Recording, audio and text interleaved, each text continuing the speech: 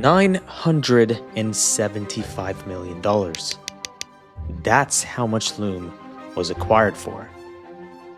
But the question here for us SaaS developers is not what they did to accomplish this, but what goes into building an application so powerful.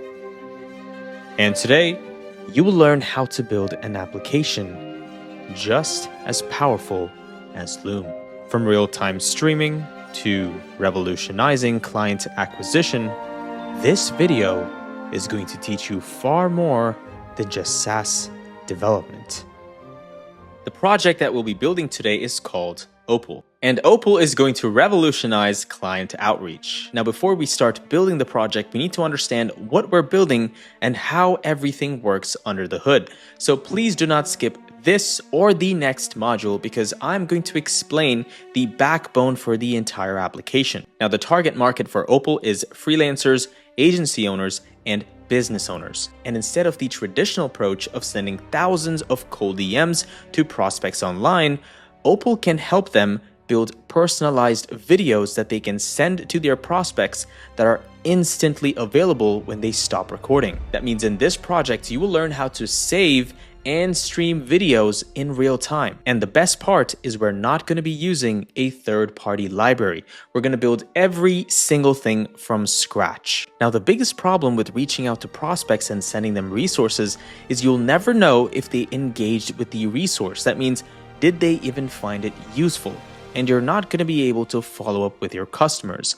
And for that reason, when a viewer clicks on an Opal video, we will send our users a notification. This way, our users can follow up with their prospects and close more deals. This strategy that I created was implemented in a student's business inside Prodigy's University, and they took their business from $0 to $15,000 in less than 2 weeks. You can also call this a Loom clone if you like, but we also implemented AI features into Opal. Users who have a paid tier are going to get access to Opal AI. They can leverage AI to create titles, descriptions, a summary for the entire video, and also extract the transcript from the video itself. Now, if you are a creative person, you could leverage this transcript itself and create an email marketing campaign using something like ChatGPT. The possibilities of Opal is unlimited. You could literally send a birthday wish to a friend in less than 5 seconds. So the application that you're building today is extremely valuable. That means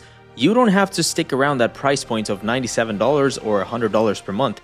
You can charge $500 per month if you have the value to offer. And before we get started, the sponsor of today's coffee is 5-Minute Podcast 940.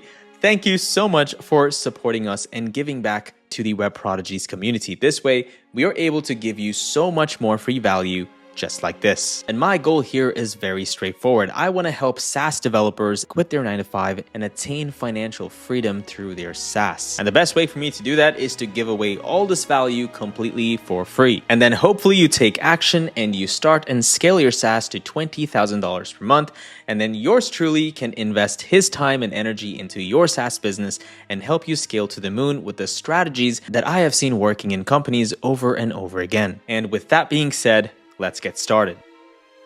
We will be using Bun or NPM, AWS and S3 buckets, ShatCN UI, Tailwind CSS, Neon for our database, the latest stable version of Next.js, Prisma, NodeMailer, Stripe, Zod and React Hook Forms, Redux, Clerk Authentication, TypeScript, React Query for server-side states and caching, Electron JS, Vite.js, and Vanilla React to build a native application for both Windows and Mac OS that allows users to connect their camera, their microphone, and their screens, Socket.io to upload video chunks in real time to AWS simultaneously, Express to build a backend, Whisper AI for video transcriptions, OpenAI for titles and descriptions, CMS feature from Wix Studio, and finally, VoiceFlow for an advanced AI agent that can understand the video context, allowing users to ask questions and get AI-powered support. Here's a quick demo of Opal. Opal has two different types of pricing plans, the free tier and the pro plan. Now, this slide is important because based on the plan that the user has, we're going to need to build the application in such a way that we can give pro plan members access to their premium features. Okay, so take a mental screenshot of this. We're going to need this in this project. Now, free tier members can only upload 25 videos per month, and each video can only be 5 minutes long, recorded in 720p only. Okay. Now, every member also gets access to a free workspace, and this workspace acts as a personal workspace, so users cannot invite other members into their personal workspace. Free tier members also have the ability to try AI features before they commit to a pay plan. Super cool pricing model. We're going to teach you how to do that, okay? The Pro plan, on the other hand, gives the user unlimited access to Opal. That's it. So all videos can also be recorded in 1080p with the Pro plan, and they can also swap between 1080p and 720p based on their preference. Users can sign into the application using Google Authentication, and once they are successfully signed up, they are redirected to the library page. This is where they can see the folders along with the videos that they have recorded. Now, the best part of Opal is not only are we going to be building a web application version, we're also going to be building a native desktop application using Electron JS. The first awesome feature of Opal is optimistic UI. When the user tries to create a folder, the data instantly reflects on the client side, even though this is done on the server.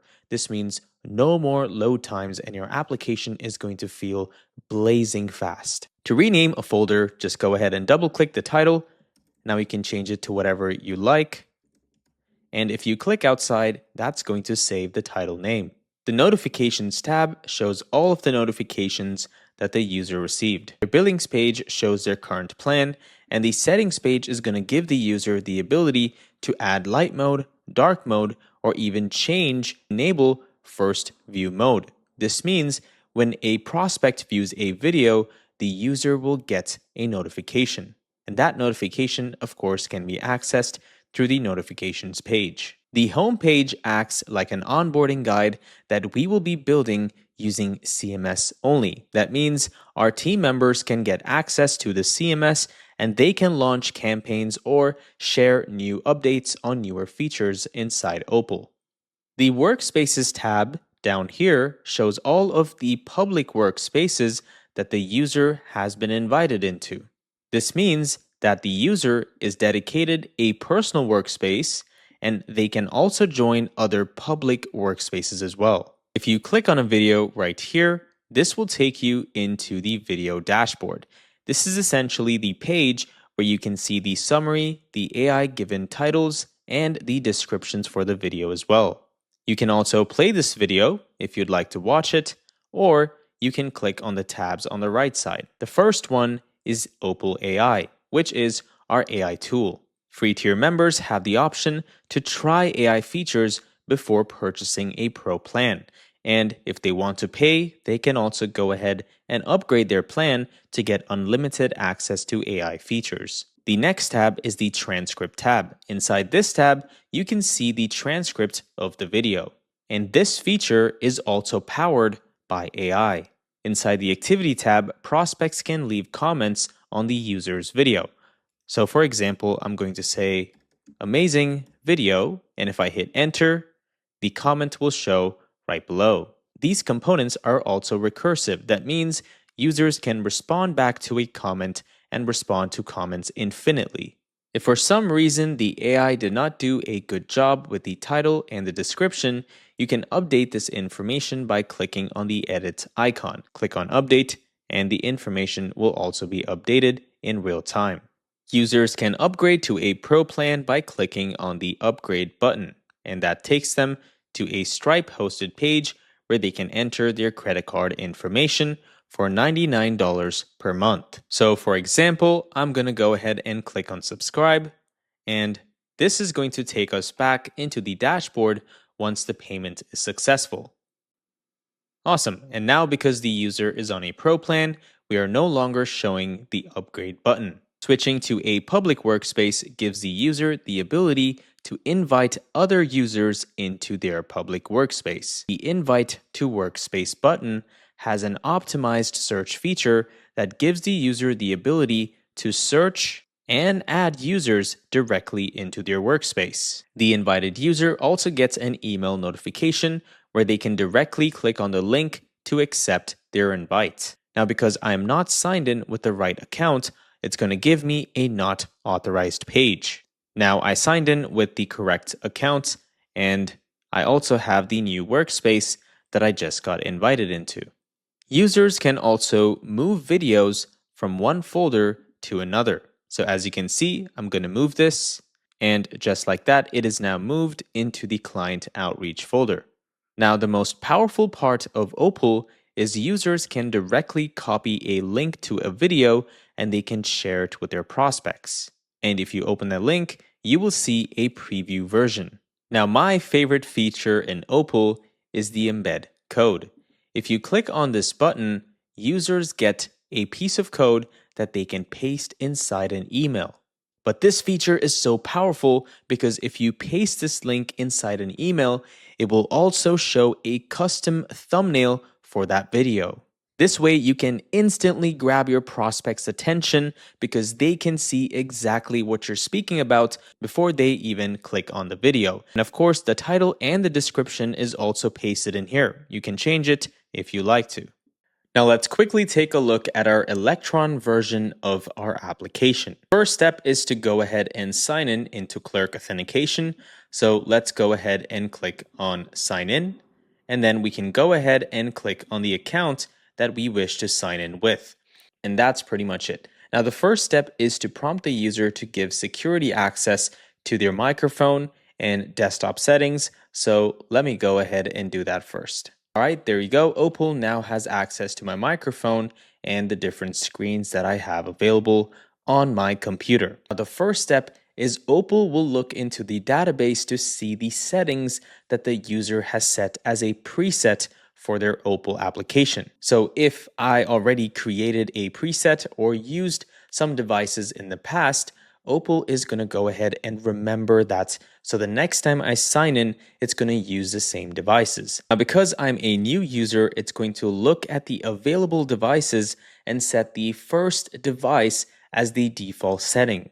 Now, the next window that you're going to see down here is called the Studio Tray. This has access to the recording feature along with a pop-up that can show the screen that I am currently recording. And you can access that widget by clicking on this icon and then setting the screen that you wish to see. And you can see a small little recording here, which I think is a really cool feature. And this will also not show when you're recording the screen itself. Another feature is when the user starts to record, the main window, which we call the studio, will also be hidden. So that's not going to be there in the video as well. Now, I hope you remember each tier has access to different features. If you're on a pro plan, you can record your screen and your video camera in 1080p. And if you want to change that to a lower resolution, you can select between the available options. Now we are saving and streaming this video from AWS. So you're going to learn how to use Amazon Web Services in this video. Now, because we are saving and streaming in real time, which means we're going to be taking buffer data and sending it across into a server and then processing all this buffer data, creating a temporary file, and then pushing that file to AWS, we're going to need WebSockets. And we will also be using Socket.io in this project. Now, to make this work, we're also going to need a separate application that's essentially our server, which is going to be made using our Express server. So let's go ahead and take a look at that. Another cool feature to point out is our Opal application is essentially a layout on top of all of other applications as well. So even if you are on full screen mode, you can still record your screen.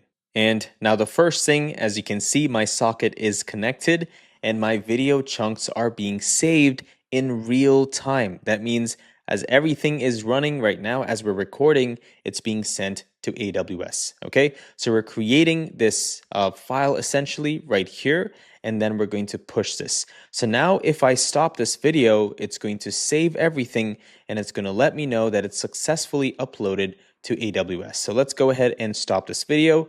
There we go. It's successfully uploaded now. So let's go to our dashboard and take a look and see what's going on.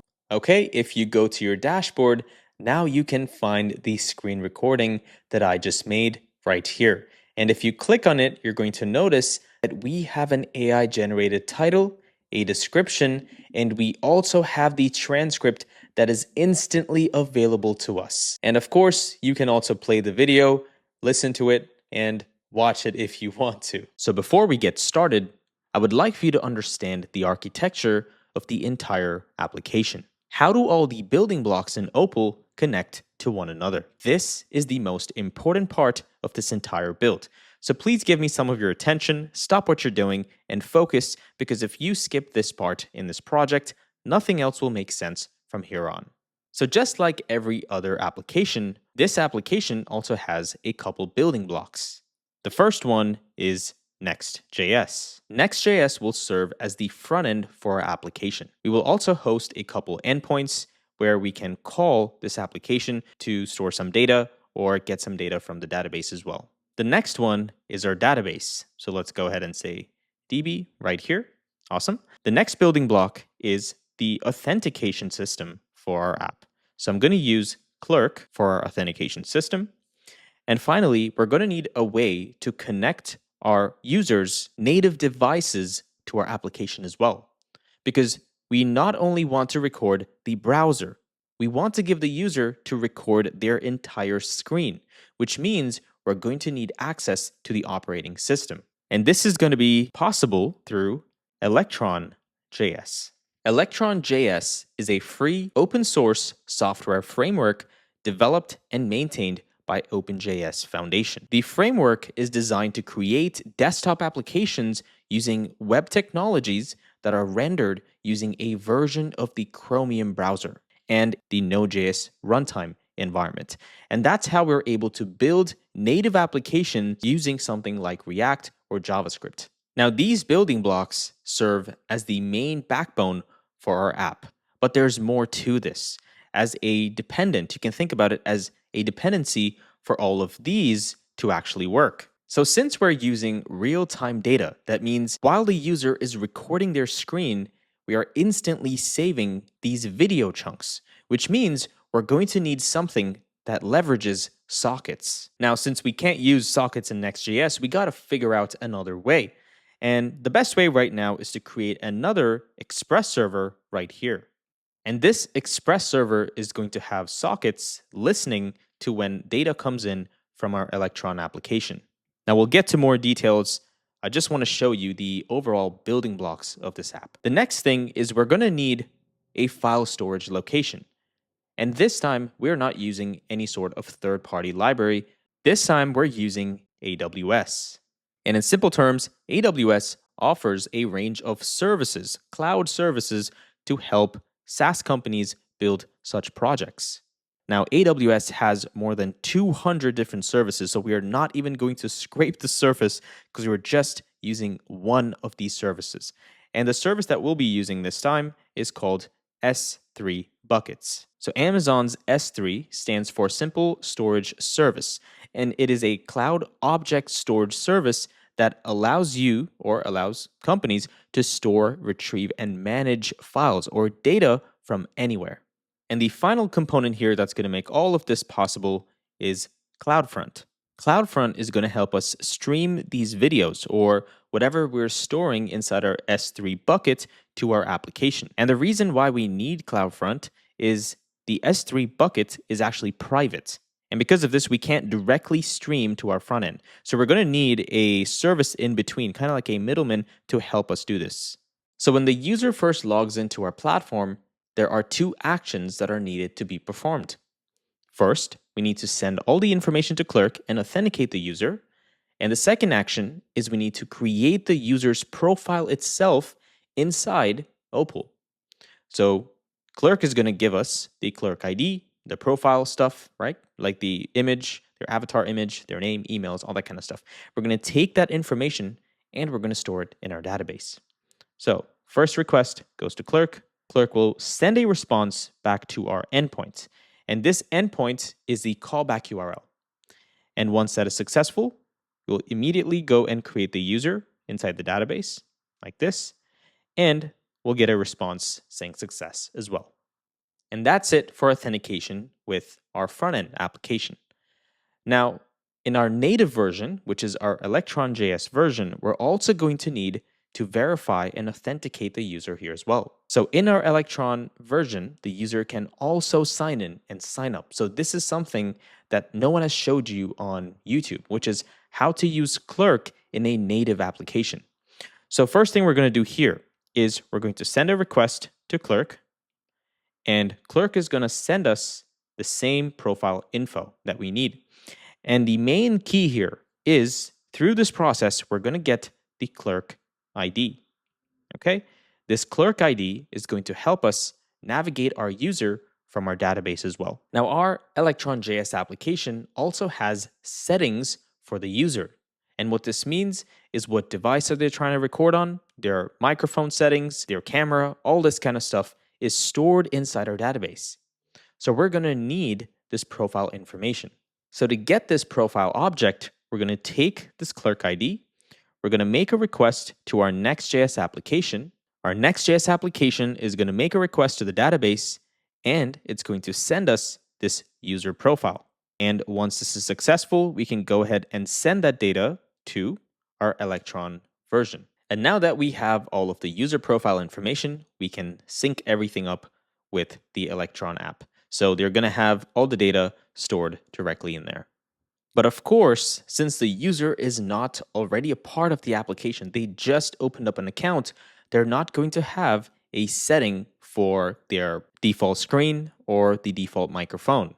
So what do we do now? Well, the first thing, let me just scroll down here, is we need to get access to their native components, right? We're going to need the available screens and the microphone. So what we're going to do in our Electron application is we're going to create some sort of an array. And inside this array, we're going to get access to all of the microphones that are available and all of the screens that are available as well. Okay? And once we get access to this, we're now going to take the first one from this and set it as the default. Okay? And the same thing for the microphone as well. At least this is how I would expect it to work. Being a user, I would want it to immediately grab the first available microphone and screen. And then, of course, since this is an array, you can swap between which screen you want to show, microphone or camera. Now, once the user is authenticated and all their information is in sync, the next thing is we need to establish a connection between our Electron application and the Express server. This way, we can broadcast anything like the streaming files or establish a connection and show the user that everything is real time. So here's what we're going to do. To establish this connection, first, once the user signs up, we're going to need to broadcast an API key. So let me change that to API key, just like this. And this API key is going to go to our Express server right here. And once the Express server receives this, it's going to send pretty much send a response back to our Electron application, letting us know that the connection is successful. Now, once this connection is established, only then can we send chunks and data, like recording files, to this Express server using the socket connection. Okay, now I'm going to break this down even more, but I just want to show you why we need to establish the first connection. So now that we have understood why we need an Electron JS version of our application, an Express server, and a socket IO connection between these servers, let's get into understanding the individual components within the Electron JS version and our Express server itself. Okay, so first let's break down our Electron application and let's understand how it truly works under the hood. So in a traditional React application, let's say this was the window right here, or maybe let's go to a new page. So let's say this was the window, right? Or the browser. If we wanted to have a component here that acts like the control panel, well, we would create a little div here, right? And if we needed a tray, again, we'll create another div for the tray. And if we're showing the user's camera or, whatever, if they have an image here, then we'd also need to create another div for this, just give it some styling. And all of this would work under one browser, right? It's one React application. But in Electron JS, it's slightly different. So assuming that this is the user's computer and they are on a Mac, I just created a little doc there. I guess you get the whole point. If we wanted to show a plugin, sort of like a control panel, right? The exact same example, but we're converting this to a native application. And then we have the tray at the bottom here, and we have the user's camera. We would need to create individual applications or individual renders for each of these. So this in itself is a window, okay? So we need to render 3 windows, and each of these windows act as an individual React application. So very different from the other approach, which is in the browser, because in the browser, we have one React application and we're just creating little elements around here and there, right? But in this one, it's essentially 3 different renders itself. So 3 different windows, which act like 3 different React applications. And our main file is going to help us create those windows when we start the application first. Okay, so we're going to create 3 windows here, 1, 2, 3, just like this, and that's the task of the main file. Now, there are more tasks in the main file. For example, since each of these are individual React applications, we also need to have individual HTML files for each of these windows, correct? So that's why we're going to have the HTML files also load into these applications in the main file as well. So the main file takes care of setting up these HTML files, right? And kind of like injecting it into the renders, the windows itself. And of course, it's also going to initiate and instantiate the windows to render on the user's computer. Okay? The other thing we're doing inside the main is we're setting up something called IPC events. Now, if the word sounds crazy, it is very simple. Think about it this way. Now, if we have 3 different windows and we want to transfer information or data between different windows, we would need to use some sort of a state provider. So IPC renders allow us to sort of share this state or share information or events between different windows. So let's say the user logged in on this window and we would need to share that state into all other windows as well.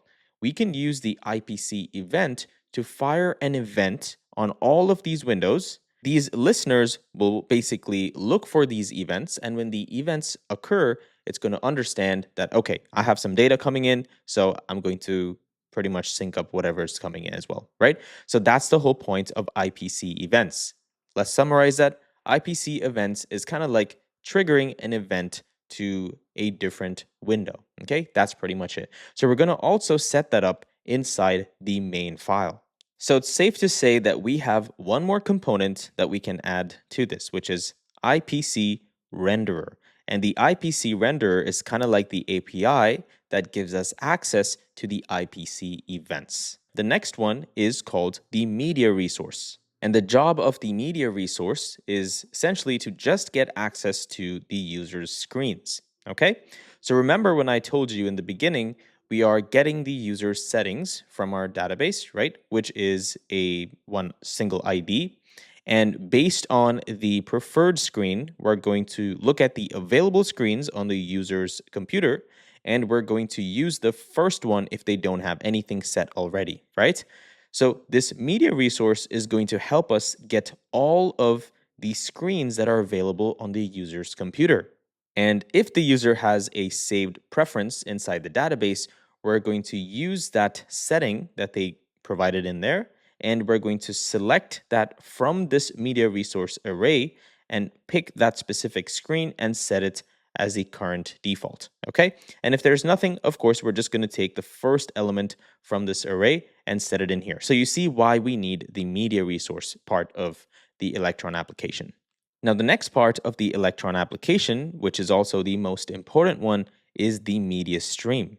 This section is going to pretty much consist of everything related to using an API to create a buffer stream so we can send it to another backend, okay? And I'll show you what we're using in here to make this work.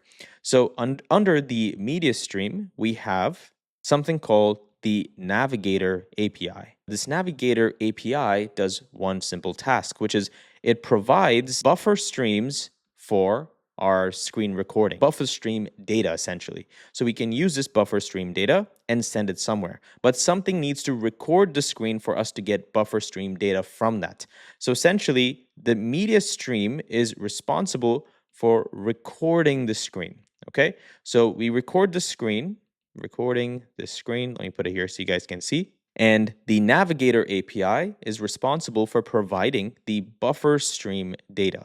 Okay, so now you see how these two kind of come together, right? So now that we have the buffer stream data and we have, which we're getting from the screen recording stuff, we also need to send this data or perform some actions on this data. How can we do that? Well, that's the next section of the Electron application, which is called the media recorder.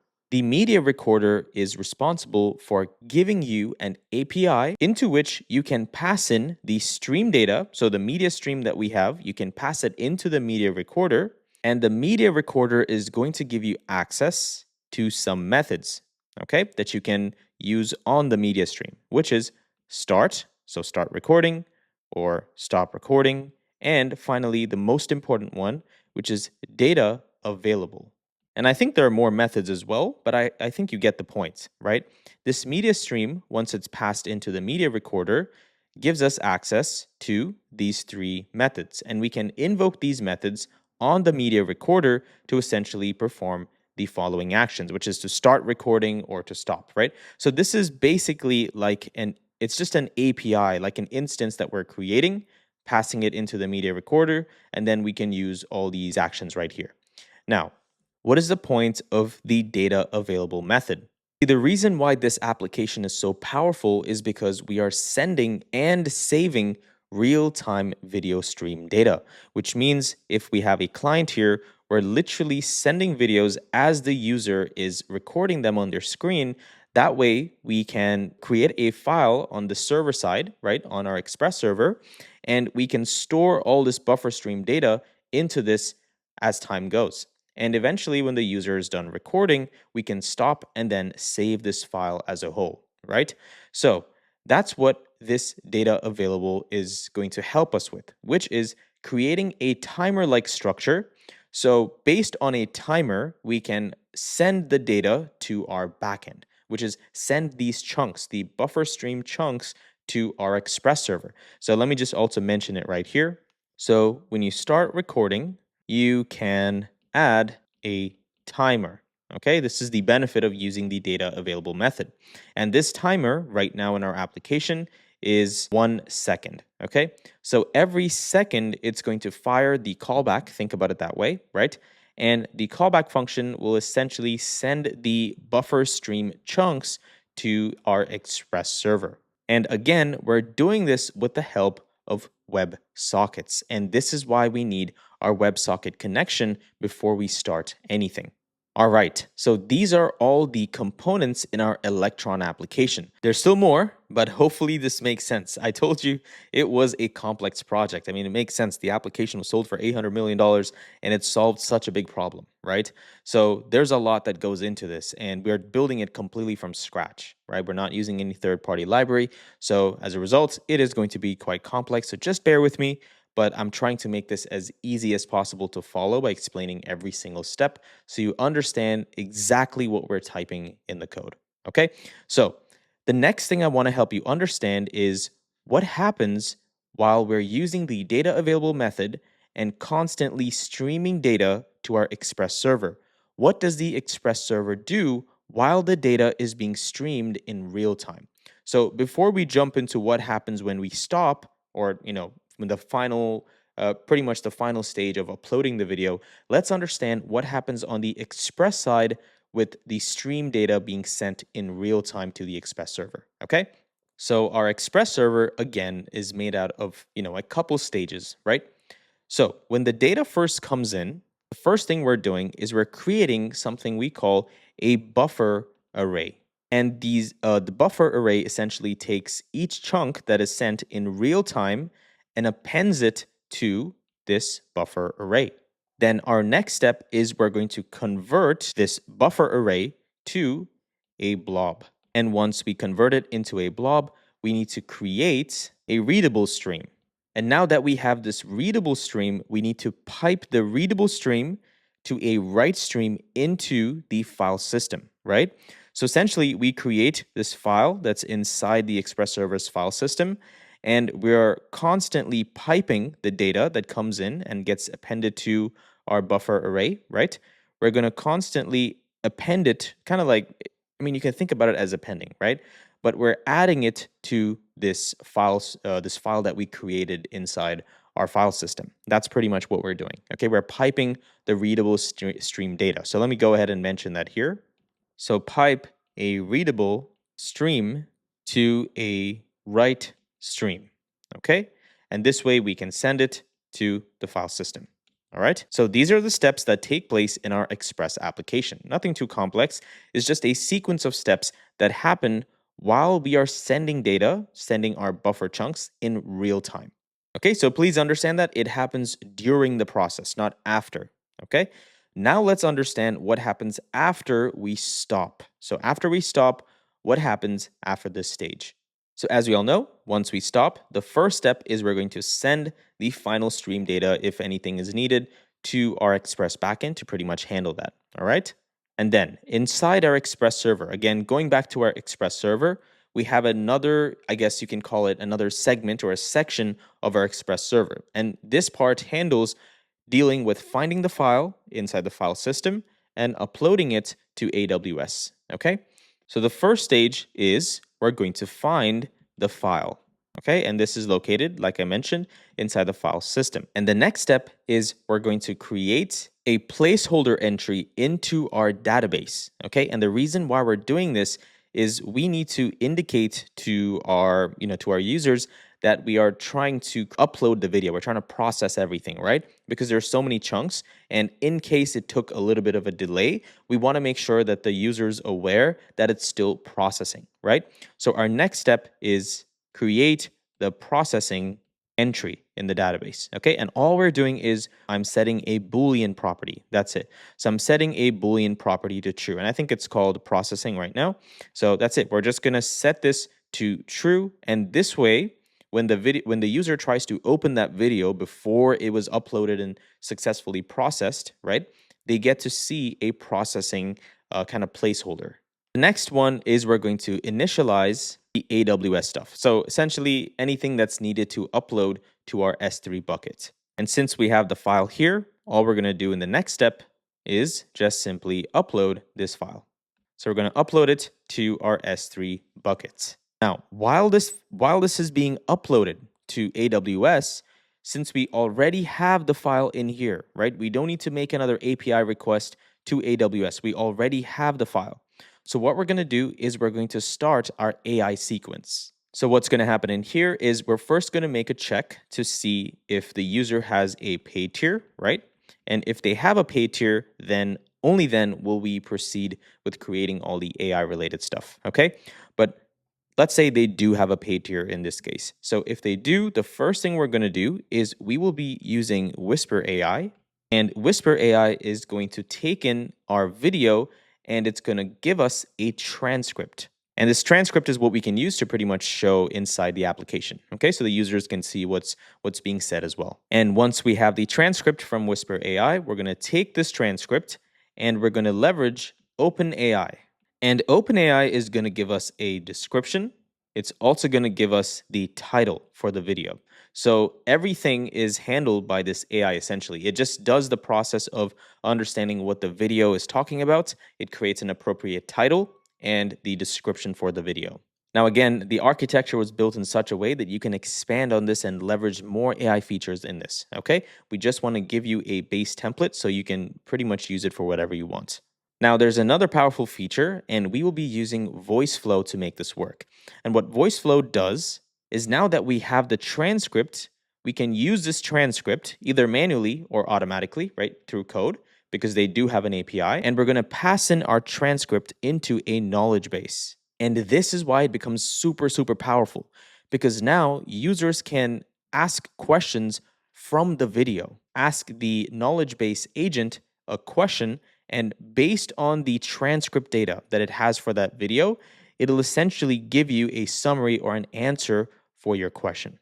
And this is a solution that I found to help students better understand course material from, course videos, right? Because the problem now is if there's a 2-hour course, you have to watch the entire 2-hour course to understand, or you're going to need to download the transcript. And now you can't really do anything with that transcript because if you put it into ChatGPT, it's going to scream at you because it's too big, right? You would have to create a data set and maybe custom kind of train the bots and then put all the data into that. It's very time consuming. So if you use something like VoiceFlow, you can upload all the data into the knowledge base, or you can use any AI you want for that reason. It's just this agent makes it super capable to give us relevant information or data from the transcripts. And when you store it in that knowledge base, when students ask questions, they can directly ask the course module.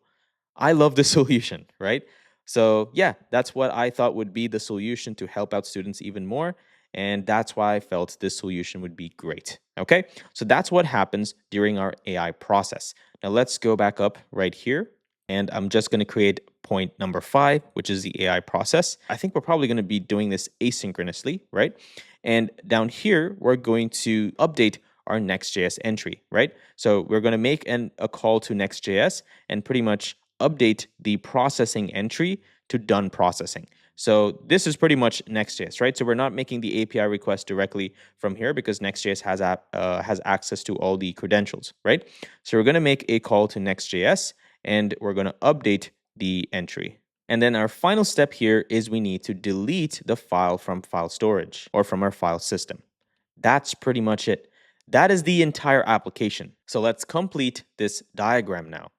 So what Express is going to do here is once we have all the data coming from Electron, it's going to create writable streams, right? And put it into the file system, okay? So it's going to constantly update this and keep that file up to date. And once we close or stop the file, we will search for the file itself and pretty much, kind of remember where it is. Then we will create a request to Next.js to create our processing entry in the database. Then we will initialize the process. I mean, we're also going to get a response back from Next.js, of course. So we'll get the response back saying successful, nice. And then after that, we're going to make a request to AWS and pretty much start our AWS process to upload our video, our file that we just got here, into our S3 buckets. And once that process is done, we're going to start the AI part of our application, right? So we're going to send this file directly into the AI or our AI process, which will leverage Whisper AI, OpenAI, and VoiceFlow. Then we're going to make another request to Next.js just to update the data inside our database from processing to completed. And then we'll quickly delete this file from here. And that's pretty much it. Now, where does CloudFront come in handy? So CloudFront is another feature inside AWS. So technically, I don't know if it's a standalone element we should mention here, but what it helps us accomplish is when our Next.js application needs to get this video from our S3 buckets, we're going to need to bypass our privacy settings. We're not really bypassing, but all we're doing is we're giving CloudFront the permissions to grab the video from AWS and stream it to our front end. So that's pretty much it. So CloudFront, all it's doing is with the help of the permissions we give it, it's going to grab the specific video by the ID from our AWS, right, from our S3 buckets. And all it's going to do is help stream that video to our Next.js application when our Next.js application requests for it. And that's pretty much it. So throughout this video, if you are ever confused or lost and you need some guidance, please reverse all the way back to this slide and watch this entire module again because you're going to understand how everything works under the hood. If you don't understand this part, nothing else will make sense. Okay, so please watch this over and over again until you understand the entire architecture, and only then will you move forward to the next stage. Okay, now I'm super excited to build this project already, so let's jump straight right into it. Hey guys, how's it going? Just real quick, enrollment for Prodigy's University to get lifetime access for a one-time fee has finally begun. Now, because we are offering lifetime access and we also have weekly coaching calls inside Prodigy's University, we can only ever offer 8 spots every 2 to 3 months. So if you missed the opportunity to join today, you would have to wait for the next 3 months to join, and this price will never be the same. We increase the price every single enrollment period. Now, I do want to let you know that the last time we did this, we ran out of spots in less than 3 minutes.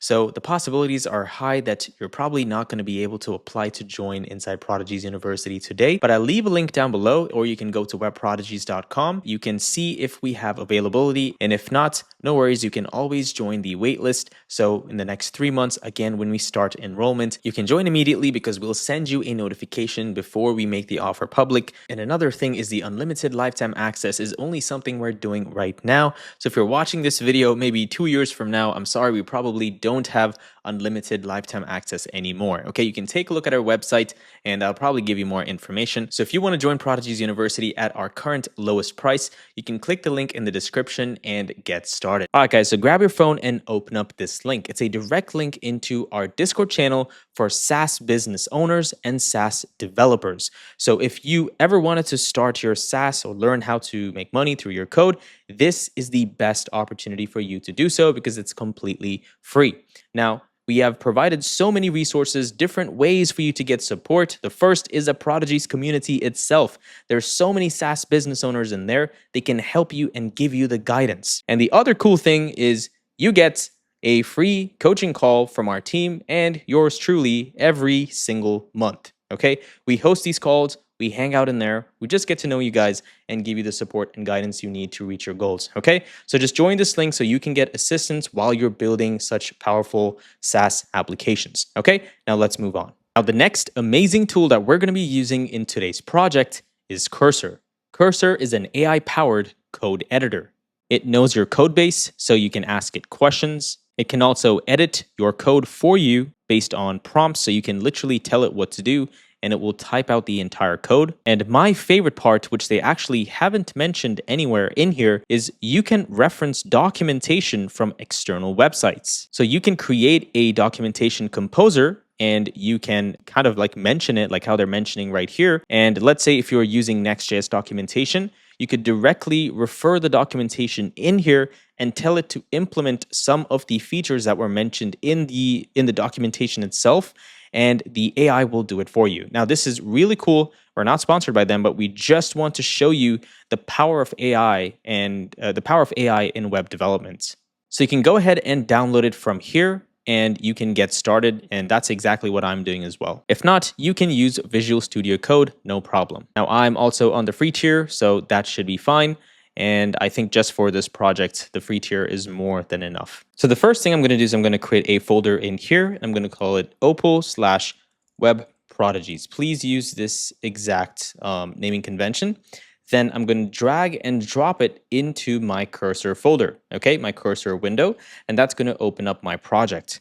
Now you can open up the terminal and we can use the following command to initiate a Next.js application. Now I'm using bun, you can use npm, you can pretty much use whatever you want, but I'll be using bun in this project, okay? So I'm going to say bunx create -next app at latest space and put a period sign and hit enter, okay? And that's going to install everything in this root directory. So first for TypeScript, yes. Yes for ESLint, yes for Tailwind, yes for source, yes for app router. And we're going to do no for this, and that should do that. Awesome. And now you should have a folder structure just like this. And the next thing we're going to need is shadcn-ui. Okay, so go ahead and say bunx --bun, and you can also copy it directly from shadcn-ui. If you go to the documentation page, you can copy it right from here. Okay, so we're going to say latest and shadcn at latest, and we're going to say init. And I think it's saying you can use -d flag for defaults. Okay, so we're just going to do this right now, and it's going to install something for us real quick. And I'm going to select New York, and let's select neutral, and yes for CSS variables. And that's pretty much it.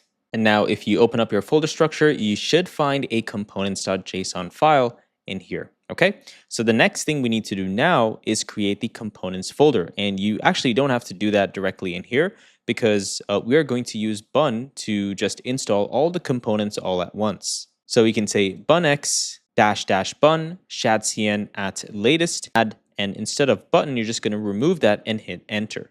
Now it's going to ask you which components would you like to add, but we're going to click on A and that's going to select everything, okay? So click on A on your keyboard and hit enter, and that will install all the components. Now this is going to take a while if you're not using Bun, but because I'm using Bun, I'm done in just a second, okay? So that's why I love Shadcn UI with Bun, or just using Bun in general for development. And now if everything was successful, inside your components folder, you'll find a UI folder, which will have all the components that we need for our application. Now, the next thing is please scroll to the description because all important links are going to be in the description, okay? That's going to take you exactly to the pages that you need to land on. So this is our GitHub repository, which of course is completely free right now.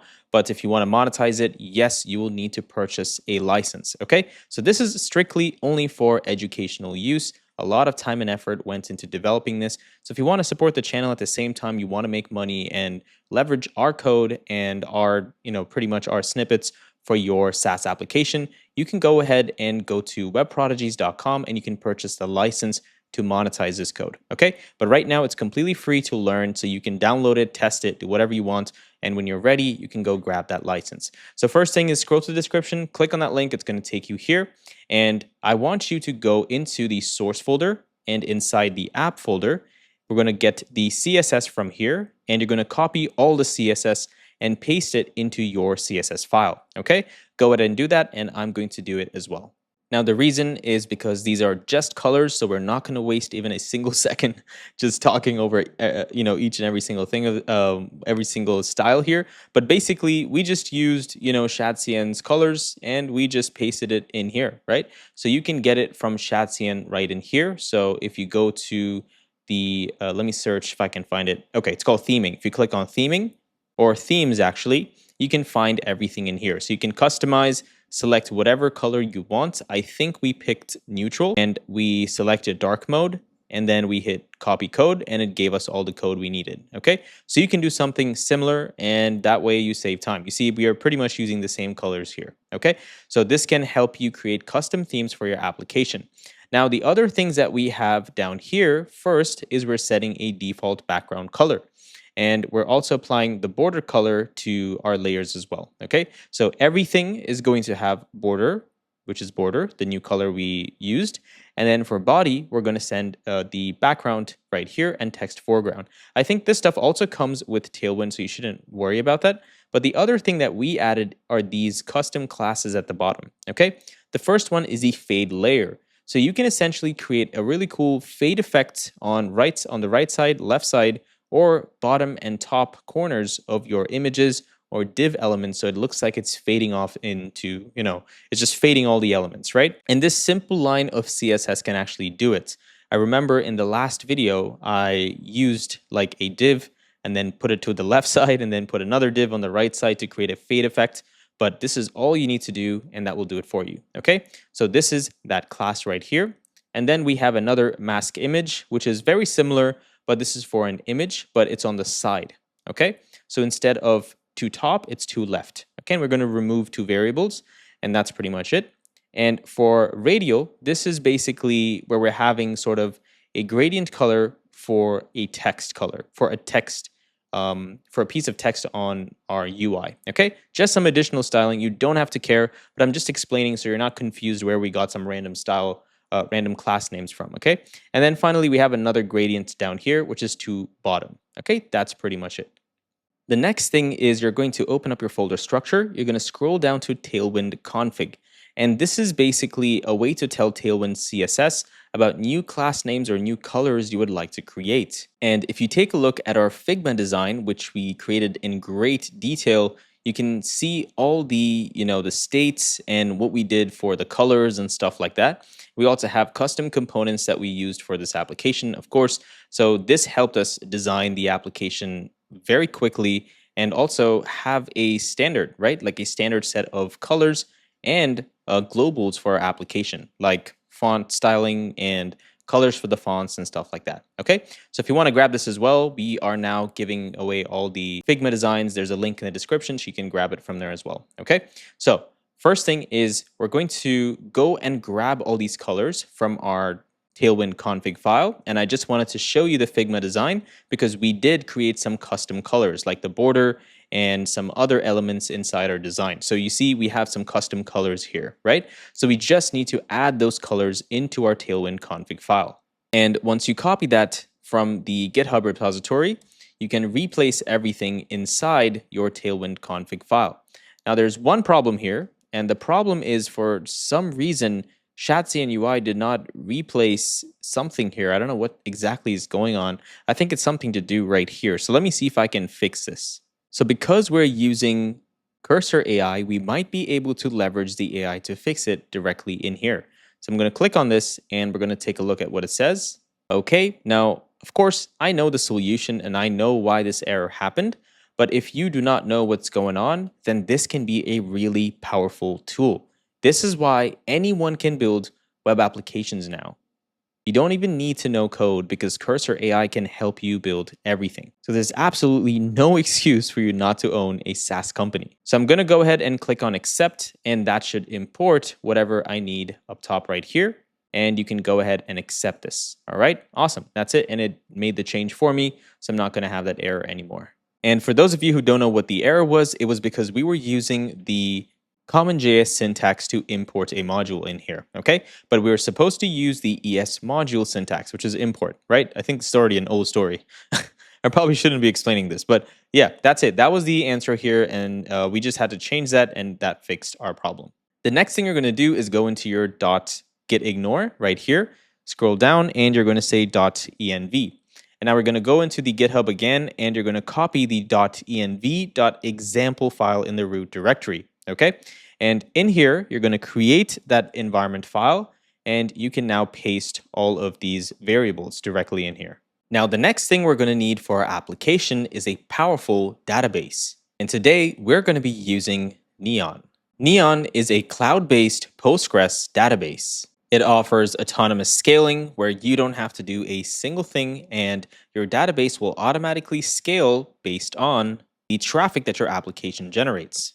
And they also have some advanced branching features, so you can create CI/CD pipelines, and you can keep track of changes that are made to the database schema. Super powerful stuff here. And we need to support this company, guys, because they are supporting us as well. And the best part is they have a completely free tier that you can use to get started with your projects. Unlike other database providers where you need to give a credit card, Neon does not require this. So if you are just getting started with your SaaS application, this is the best way to do so. So if you click on the link in the description, it's going to take you directly to this page. And if it doesn't, all you have to do is log in and then go into your root dashboard. Okay.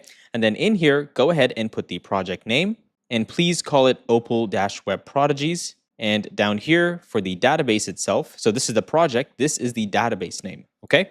Just going to call it Opal.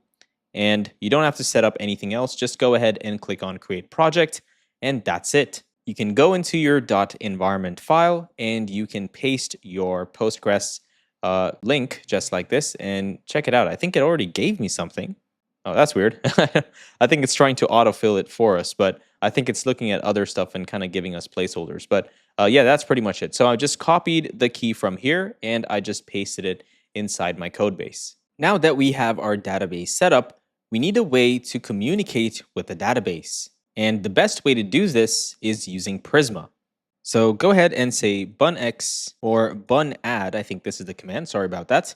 So say bunadd Prisma and go ahead and hit enter. And next, we're going to need a way to handle users in our application. So we will be using Clerk Authentication. So go ahead, scroll to the bottom and click the link in the description. That's going to take you to this exact page. And then you can go right into your dashboard. If you have already used Clerk, you can essentially click on your organization and then you can click on Create Application right here. And again, I'm just going to call this Opal-Web Prodigies, just like how we did on other platforms as well. And I'm going to turn off email because we only need Google Authentication for this project.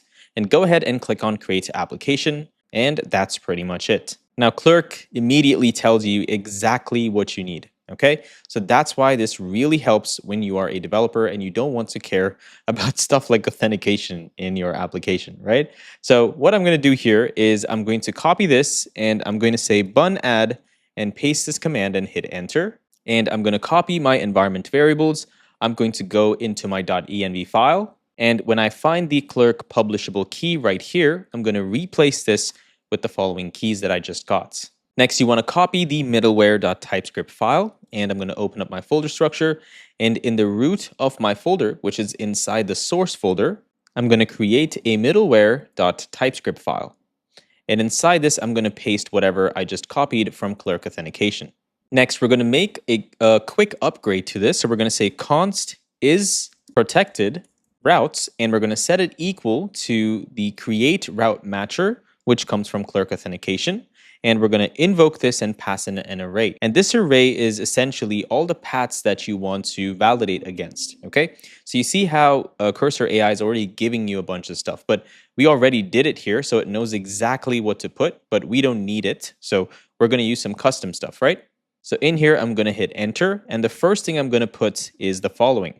So I'm going to say /dashboard, open these parentheses, say dot and star. So everything after this is technically a protected route. And then we have the API, so /API/payment. And finally, our next route is anything after payment as well, okay? And you want to move this right above the clerk middleware. And now in here, you're going to get access to a callback. So we're going to get this right here. And we're going to destructure auth and request. And this is going to be an async callback function. So let's get that as well.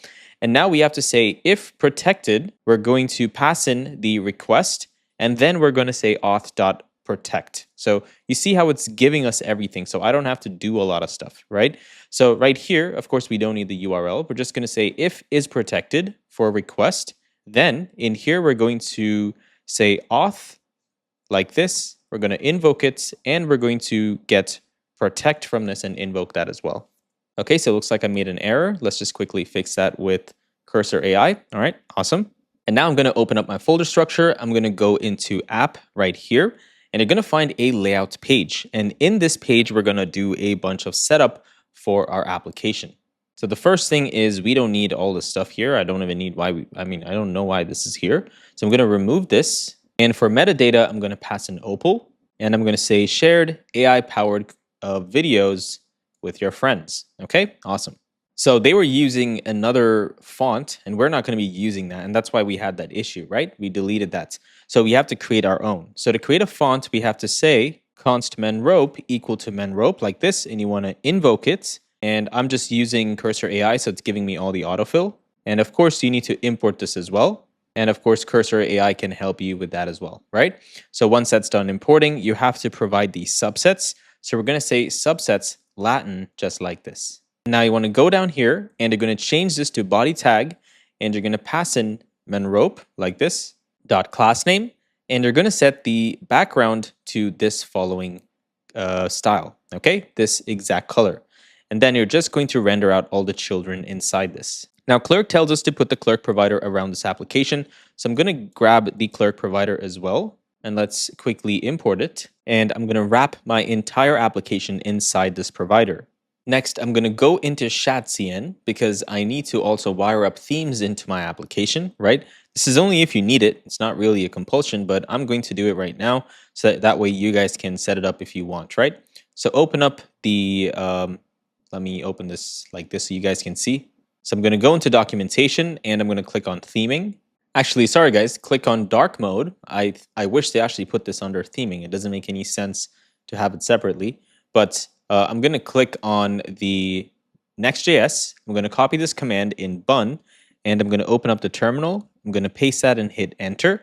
And that's going to install Next themes for us. Okay. So now you want to copy this component they're telling you to copy here. This is a provider. Okay. And this provider is used by SAAS to essentially change the themes or the class names, okay? So it's basically wired up with Tailwind. So go into your folder structure, and inside the components folder, we're just going to create theme like this, and inside that, an index.tsx. And all we're going to do is just paste whatever we just copied inside this file. So you see, it's just wrapping the theme provider, and it's passing all the children elements inside it. So that way we can control the theme of the application, okay? So let's go back to the root file, which is our root layout.tsx. And now after the body tag right here, so before the children elements, we're just gonna hit enter, and we're going to wrap this theme provider that we just created. Okay, so let me move this up top right here, and also import the component/themes component and put the children component inside the theme provider itself. Okay, so now I think it's a good time to open up our terminal and say bun run dev. And now I'm going to open up localhost. I remember someone asked me this question and I was so confused. But guys, you need to first make a request to the server to get something, correct? So you have to look up localhost in order to see what you want, okay? Which is see your application first. So by default, I remember in one of our past projects, I taught you guys how to use localhost in HTTPS. That's why it's defaulting to HTTPS. But I'm just going to use HTTP right here, and that should open up everything. Now, of course, it's going to look like this because we have hard-coded some stuff, but don't worry, we're going to fix this real quick. So now I'm going to go into the page.tsx file, which is right here, and I'm simply just going to remove everything from here except for this main, okay? So remove everything, keep the main, also remove this footer, and I don't even need the class name, so I'm going to remove that one as well. And as you can see, I'm rendering the root page.tsx, right? But now I want to create a better folder structure because right now this page.tsx does not tell other developers what it does. Of course, it's the root page, but we'd like to give more structure and meaning to our code base. So I'm going to create a route group here called website. And inside this, I'm going to create our page.tsx. You can just drag and drop it in here and say move, okay? And you can also update all the imports. So say always like this. Hey guys, how's it going? This is Perrin here from the future. So in this section of the video, we essentially skipped the landing page because I received a lot of feedback from you guys saying you want to focus on more important aspects of the project. So for that reason, I also want to show you how you can, not spend too much time and still build a website in less than 10 minutes, okay? This is a super cool way to leverage AI, and no, we're not going to be using ChatGPT, I promise you. This is something that's genuinely impressive. So let's go ahead and see how you can build a website leveraging AI, and then we'll proceed with the video. The tool that we will be using to make this work is Reloom. Now, Reloom is not a sponsor of this video. I just believe in Reloom so much because I've been using them for a very long time, including all the students inside Prodigy's University. Reloom leverages AI to essentially create sitemaps for your website, and it can also get you the wireframes for the website instantly done, okay? And their next objective is essentially to also leverage AI to create a UI style guide, okay? So I think they're also gonna pretty much get into the styling of the website as well, which is really, really cool. But so far, these two features itself is more than enough because once you have the wireframes, all you have to do is put a little bit of thinking, and in just a few minutes, you can get everything up and going. So go ahead and scroll to the description. You're going to find a link, and this is my affiliate link if you want to support me. If not, no worries. Just go ahead and look up Reloom and then go ahead and create an account. So I've already created an account, but before you do, it's going to take you to a page that looks like this. And I just want to point out that Reloom is completely free to get started. So this is really nice, and this is why I want to support them. And now you should be redirected into your dashboard. And I'm going to go ahead and click on New Project. And it's going to require me to essentially put a prompt in here. So I'm going to say a web application. So a web application that allows users to record and share videos instantly with their prospects. Okay, I think this is nice. And also, let's not forget, with the power of AI, okay? Now you can select the number of pages. I'm just gonna keep it at 1 to 5 because I just wanna show you like a demo. And then I'm gonna go ahead and click on sitemap. Now, if you don't know what a sitemap is, it's essentially the skeleton for your website. This is super important, okay? Because before you create the website, you wanna know which sections you need to create, okay? And you can also leverage AI like ChatGPT to make this work, but they do it directly in here. I think it's super nice, okay? And once this is done, again, you can click on each section, you can rename it, you can redo each individual section as well, and you can tell it to continue generating all the content for all the other websites as well, okay? And once you're done with the sitemap, once you're satisfied, you can go ahead and click on the wireframes page, and this is going to essentially instantly spin up a design for your website. Now, this is not the design itself. This is what we call wireframes, okay? Sorry about that. And what a wireframe means is essentially just what the website could look like, right? It's not the final product. It's what you can send over to your client to get an approval. So that's why you have this share button right here, and you can send this to your clients, and only once they approve should you move forward in the development process, okay? Never move forward without getting their word on the design, or without getting any approval on code or features, etc. Okay, so once this is done, guys, what you could do is you can open up Figma. So I've already opened up Figma right here, and you want to open this, click on this button right here, and look for a plugin called Reloom. Okay, and once you click on that, it's going to show a pop-up, and it's going to essentially ask you to connect your Reloom account. So go ahead and connect the account. I've already done it, and I've already built another project and dragged and dropped the wireframe in here, and I'll tell you how to do that as well. Okay, so once you do that, and once you click on the Reloom project plugin, it's going to take you into this page, and down here you see I have the project. I'm going to click on that, and I can see the sitemap and the wireframe. So if you click on add wireframe, it's going to instantly do some crazy AI stuff, and it's going to build out the full wireframe inside your Figma file. Okay, and the cool thing is it also wires it up with text styles and reusable colors, so you don't have to go crazy trying to build the entire standards file. And they also have a free kit that you can use as a starter kit, and you can, I mean, it looks decent to me. I haven't used it in the past, but essentially you can use the wireframes that they're giving you and use their starter kit, and you can essentially leverage all the styling that they create. Okay. So now once this is done, we're going to click on the plugins again, and we're going to click on builder.io, okay?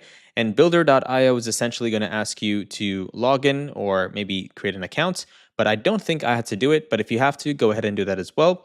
And then make sure you click on the frame. Okay, so click on this one right here, and then you're going to find a button here called Generate Code. So go ahead and click on this as well, and that's going to take you into a tab that looks like this. Okay, they're going to show you the responsive view and the regular view of your website as well. Okay, so you can take a look at whatever you want. I just want to show you, the capabilities. I'm not really going to focus on design, but once you are done designing, of course, don't do it right away, right? The wireframes are not the design. You want to finish creating your designs and colors, themes, all that kind of stuff.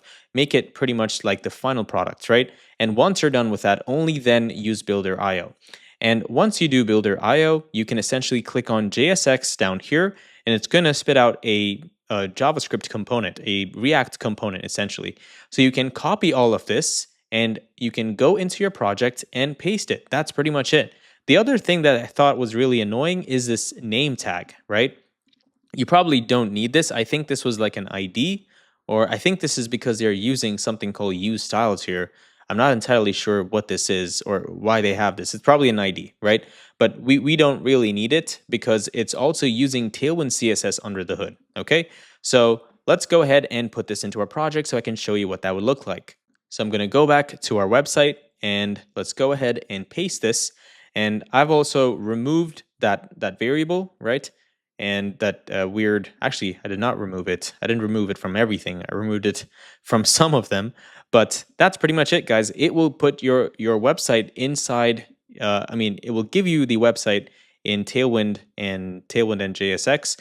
So you can just paste it into your project and you're all set. That's literally it, okay? So if you need to spin up an MVP as fast as possible, this is the fastest way to do it, okay? Now, of course, there's a lot of things that are missing here. I mean, there's literally no images in here, and the reason's because it was using a placeholder, okay? So just go ahead and fill in the placeholder, the text, or the titles, whatever you need, and you can proceed that way, or you can just proceed with the video, which is we're just gonna have a navbar on the top that's gonna allow the user to log into the application, all right? Awesome. Hopefully you loved this AI feature because I think this is really cool. And inside our website page, we're also going to create another layout.tsx, just like this. And this layout.tsx is going to wrap our page.tsx, which is the website right here. Okay, so first thing we're going to do is we're going to return a component. So I'm just going to use the snippets, and I'm going to call this layout component. And in here, I'm going to grab the children. So I'm going to say children from react.react node. And down here, I'm going to destructure and grab the children elements as well. And here you can see it says layout. This is exactly what we want. But now I'm going to create a div, say flex-column, py of 10, padding x of 10. From extra large devices, we'll set padding x to 0, and we'll add our container class in here. And now we can pass in our children components inside this. And in our page.tsx, I'm just going to call this a page so I can see what's going on. All right, awesome. There we go. Now, the first component we're going to create in here is called landing page navbar, just like this. Okay, so open up your folder structure. You're going to create another folder in here called components. And inside this, you're going to create the navbar.tsx. And you can use the snippet again to import this component, right, like a template. And we're going to say landing page navbar. We're going to change everything in here, right? So let's go back and quickly import this component. Awesome. And now we can go back in here and make the changes we need. Now, the first thing I did is I also swapped to Safari because I think I had a plugin in the old browser and it was just acting weird. So I'm switching to Safari here, but I don't think you should see this problem, right? Because clearly we mentioned the default theme is dark. I don't know why it's really doing that, but now everything should be working perfectly. Now our landing page is going to have class names for this. So we're going to say flex with dash full, justify between, like this, items dash center. And inside this, we're going to create another div. And this is going to have the following class name. So we're going to say text dash 3x font dash semi-bold, flex, items center, and gap dash x dash 3. Okay. And now in here, you can put whatever you want and it's going to show on the screen. So first thing is we need a menu bar, right? So we're going to import this menu bar icon, which comes from Lucid React. So scroll down and hopefully we can find menu icon. Let me see if I can import that. Okay, awesome. Okay, so I imported it from Lucid React and now it's going to render out this for us on the page. Okay. Next, we're going to create an image here. So I'm going to import the image tag, which comes from Next.js, so next image, and set the alt equal to logo. We're going to set the source, and the source here is going to be opal-logo.svg. And of course, we don't have this, and I'll get to that in just a second. And I'm going to change the width and height to 40. Okay. And the next thing I'm going to do here is I'm going to open up my GitHub, and I'm going to go into the public folder. And I want you to download all of these pictures and drag and drop it into your public folder right here. Okay, so we need the Opal logo here and the snippet, which we can use for the landing page. Okay, I'm not going to actually focus too much on the landing page this time because it's really a waste of time. I've done it for every single project, so you guys can make it look as pretty as you want. But I'm going to focus more on functionality. Okay, but we'll come back to the landing page later on when we have time so we can add more designs to it. Okay, but yeah, make sure you get these two images in here. Next, after this image here, I'm going to say Opal, just like this, and that's how we create the title. And you can also change this from 6 to 8 if you'd like, just to have a slightly bigger navbar. Okay, and of course you can hide it on mobile devices, but I'm just going to keep it like this for now. Next, after this, we're going to create another div, and the div is going to have hidden gap x of 10 item center and flex from large devices. Okay, and inside this div, we're going to have the link, which is the login link, or sorry, the home link. This is the navbar, right? So go ahead and say link like this and import it from next link. And as you can see, it's giving us a bunch of snippets. So all we have to do is change this. I'm just going to say home here. And for this one, I'm going to set it to pricing. And the reason why we don't see this is because we're on small devices. So if you increase the screen width, you will now see the navbar. Okay, and we have a container in here. So everything is going to be contained, but I'm just going to shrink it for now. Okay, and then for the home page, so since we're not really focusing on that, I think we can first finish this part here. So change this to contact like this. And now here, we're going to pass in the href. So, okay, href is already passed in, so we're good to go. So I think the cursor AI already handled that. We're gonna need a class name. So for some styles, we're gonna say BG.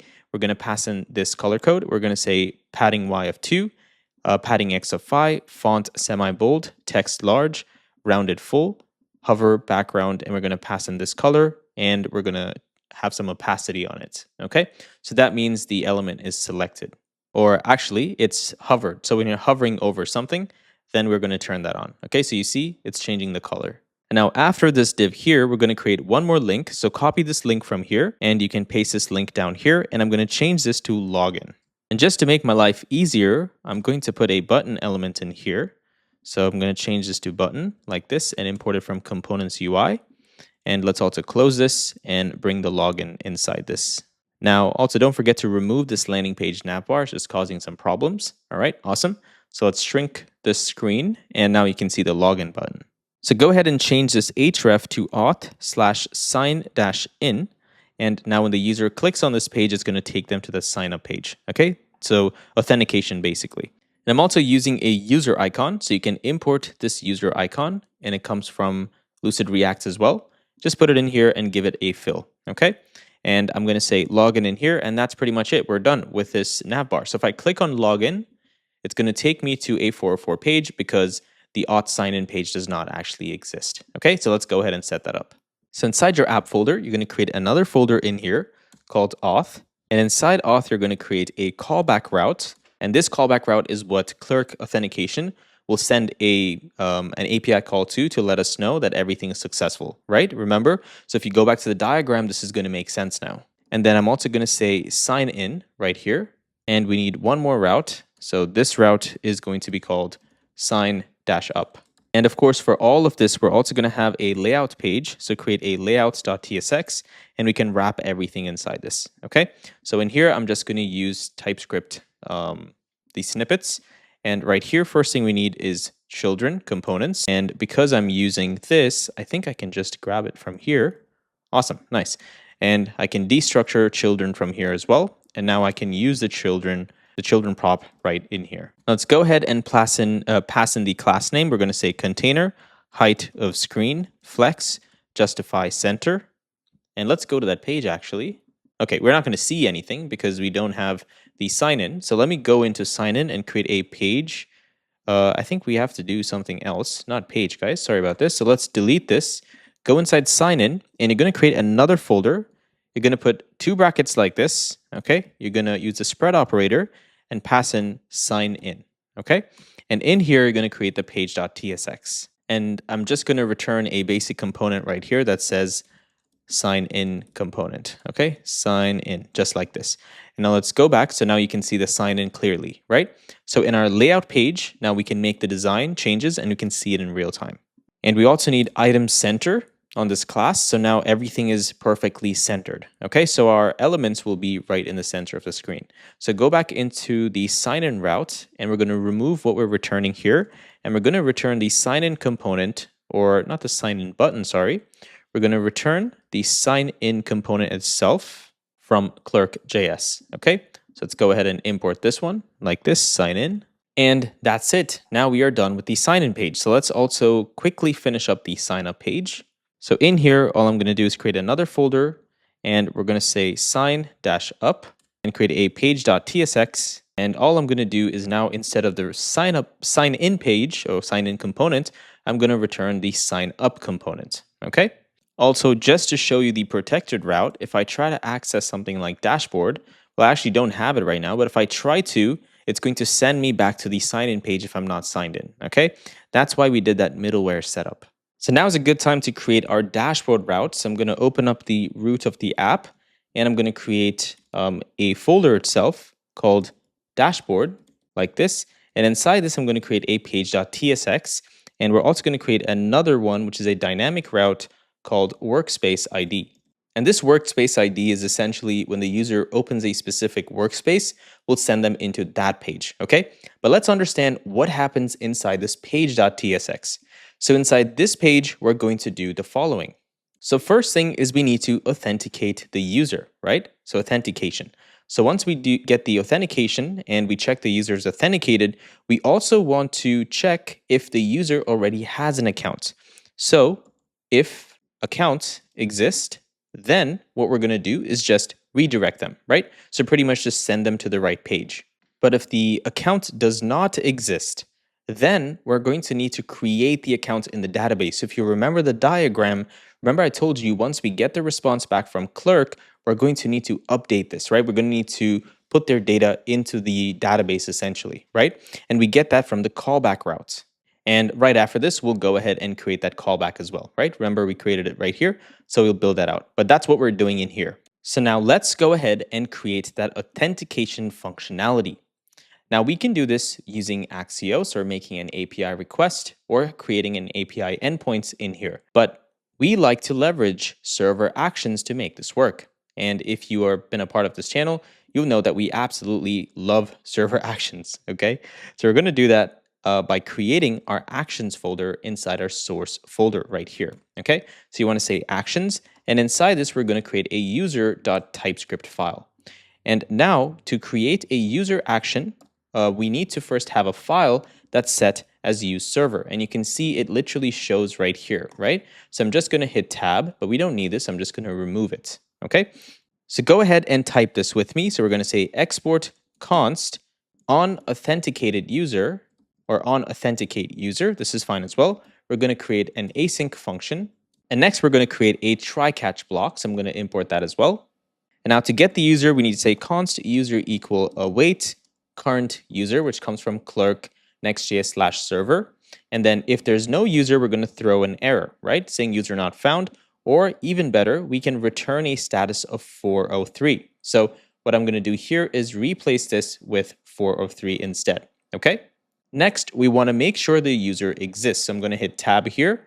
You see, this is really helping me a lot. But essentially what we're going to do is we're going to need to go into the database and find for this exact user to check if the user exists. But now we can't do this because we did not set up Prisma completely, right? We got the database, but we have to set up our Prisma schema and our Prisma client. So now is the time for us to go ahead and set that up. So I just deleted this, whatever I just created. I'm going to go into the libs folder. I'm going to create a prisma.typescript file. And in here, I'm going to import Prisma client from Prisma client like this. Next, I'm doing this because I don't want Prisma client to keep reinitiating on the hot reload. So I'm going to declare global, and I'm going to say var Prisma clients, set it to undefined. We're going to export the DB itself. This is what we need. So I'm going to call this client actually. This is better. And let's set this here as well. So we're going to say client equal global this.prisma or new Prisma client. Okay. And then we're going to check the node environment. If it is production, then we're going to set global this.prisma to that client. Okay. Now, we don't have this installed, of course. So let's go ahead and open up our terminal. And we're going to say bun add at prisma/client. And awesome. Just like that. Now we have Prisma client installed.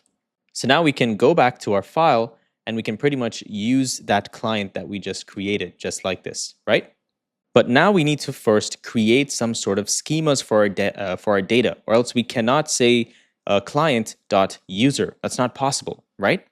So this is what you're going to do. You're going to open up your terminal again, and you're going to say bunx prisma init, and you're going to hit enter. And just like that, a Prisma file is created for us in the root directory. And we can also see, any other setup that is done for us, right? So this is good. This is pretty much saving us some time. So let's go ahead and now create our user modal, or modal. I said modal. All right, guys. So first thing is modal. We're going to set it to model. We're going to set it to user. And this is what the schema is going to look like. So I don't want to spend too much time explaining what all of this is, but just to give you an idea, because I know a lot of you guys are still beginners in SAAS and you want to understand how everything works. So I'll try my best to explain, okay? So it's very simple. This is just, think about it like a table, right? We're creating the rows in the table, the columns in the table. So we're telling this table called user is going to have the following data, right? It's going to be a type of ID. It's going to have a string. We're going to set it to a ID type. And the default for this, we're going to use db.uuid. Okay, so we'll go ahead and grab this as well. Okay, it is db generated random UUID. Okay, these are just syntax stuff, guys. You don't have to focus on this. Okay, don't focus too much. It's just syntax. Just memorize and understand what's going on in here. All right, That's pretty much it. And then the next thing is you see how cursor is giving us a bunch of stuff that we can use, right? So this is really powerful. So if I hit tab, I'm going to have some things that I might need from here. So first the clerk ID, I'm going to change this to clerk ID, just like this. We're going to set it to a string. We're going to set it to unique as well. And we also need the created and updated date time. You can put that in here if you want as well. So that's it. We're creating the columns, right? We're telling what this column is, which is it's an ID of type string with this specific type of, whether it's a number, string, or whatever that is, right? That's what we're passing in here. And that's it. Same thing for clerk ID, same thing for created at. And of course, there's more to this. So we're going to go ahead and create that as well. Okay. So the first thing is every user is going to have a type of media setting. Remember, for Electron JS, we're going to need to know which mic or camera or screen the user prefers. So we need to create another model to store that data as well. So I'm going to say model media, and this is going to have an ID, which is a string. We're going to have the screen itself, which is also a string. We need the mic. We need the camera as well. And then we're going to have something called preset. And this preset is going to give our users the ability to select between high definition or low def. Okay, so right now we're going to create an enum called preset in here so we can give it these two values. So we're kind of hard coding it. That way, when we get type IntelliSense, we know exactly which value can only be passed into the database when we're creating stuff. Okay. And again, these are controlled by different tiers. So if the user is under a paid tier, then we will have only, we can give access to high definition, right? If not, we're giving the low def one, all right? Next, we're gonna need to connect this media to this user. So I'd like for you to take up a challenge. Pause this video and try to do some research to see how to create a foreign key in one table and connect it to another table using Prisma. All right, awesome. Hopefully you got the right answer. If you didn't, no problem. I'm going to show you exactly what to do. So we're going to set this to studio because that's what we're going to call it in here. And we're going to refer this media right here, the media modal, and we're going to set it down here. Okay, so that's what we're doing. Essentially saying studio refers to this type of data. And the user is going to have these studio settings. That's pretty much it. Okay. And now down here, we also have to link this back into this user table. And the syntax for that right here is as follows. So first we have to show which field are we going to need from here to connect the user. And that field is called user ID. And this is going to be a string as well. And this string, of course, is going to be unique. And it's going to be db_uuid. Okay, that's how we're connecting this. And now we have to pass in that the connection and say which field are we trying to connect in here that refers to this ID from here. Okay.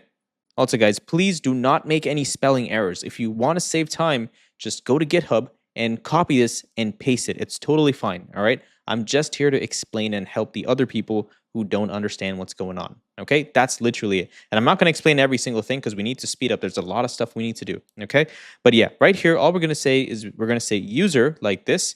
We're going to set it to this specific model type right here, user, and its relations is the fields.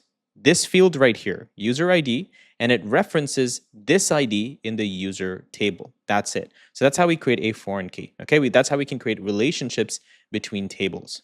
And you can also create many to one, all that kind of stuff too. You can create arrays here, right? So you can say multiple media settings in here as well, whatever you want. But I just want to show you how this works. All right, next thing is I'm going to create another model here called Workspace. And this is going to have the following type of data. So first we're going to need an ID, the name, and since each user can also have workspaces, right? We're going to say workspace and set it to an array of workspaces because one user can have multiple workspaces. Okay, so we're going to create multiple here, right? And that's how we're linking it right here. We're saying user and the relation is with this field right here, and it references this ID field right here. Now there's another enum we have to create in here, and this enum is called type. So let's go ahead and create that as well.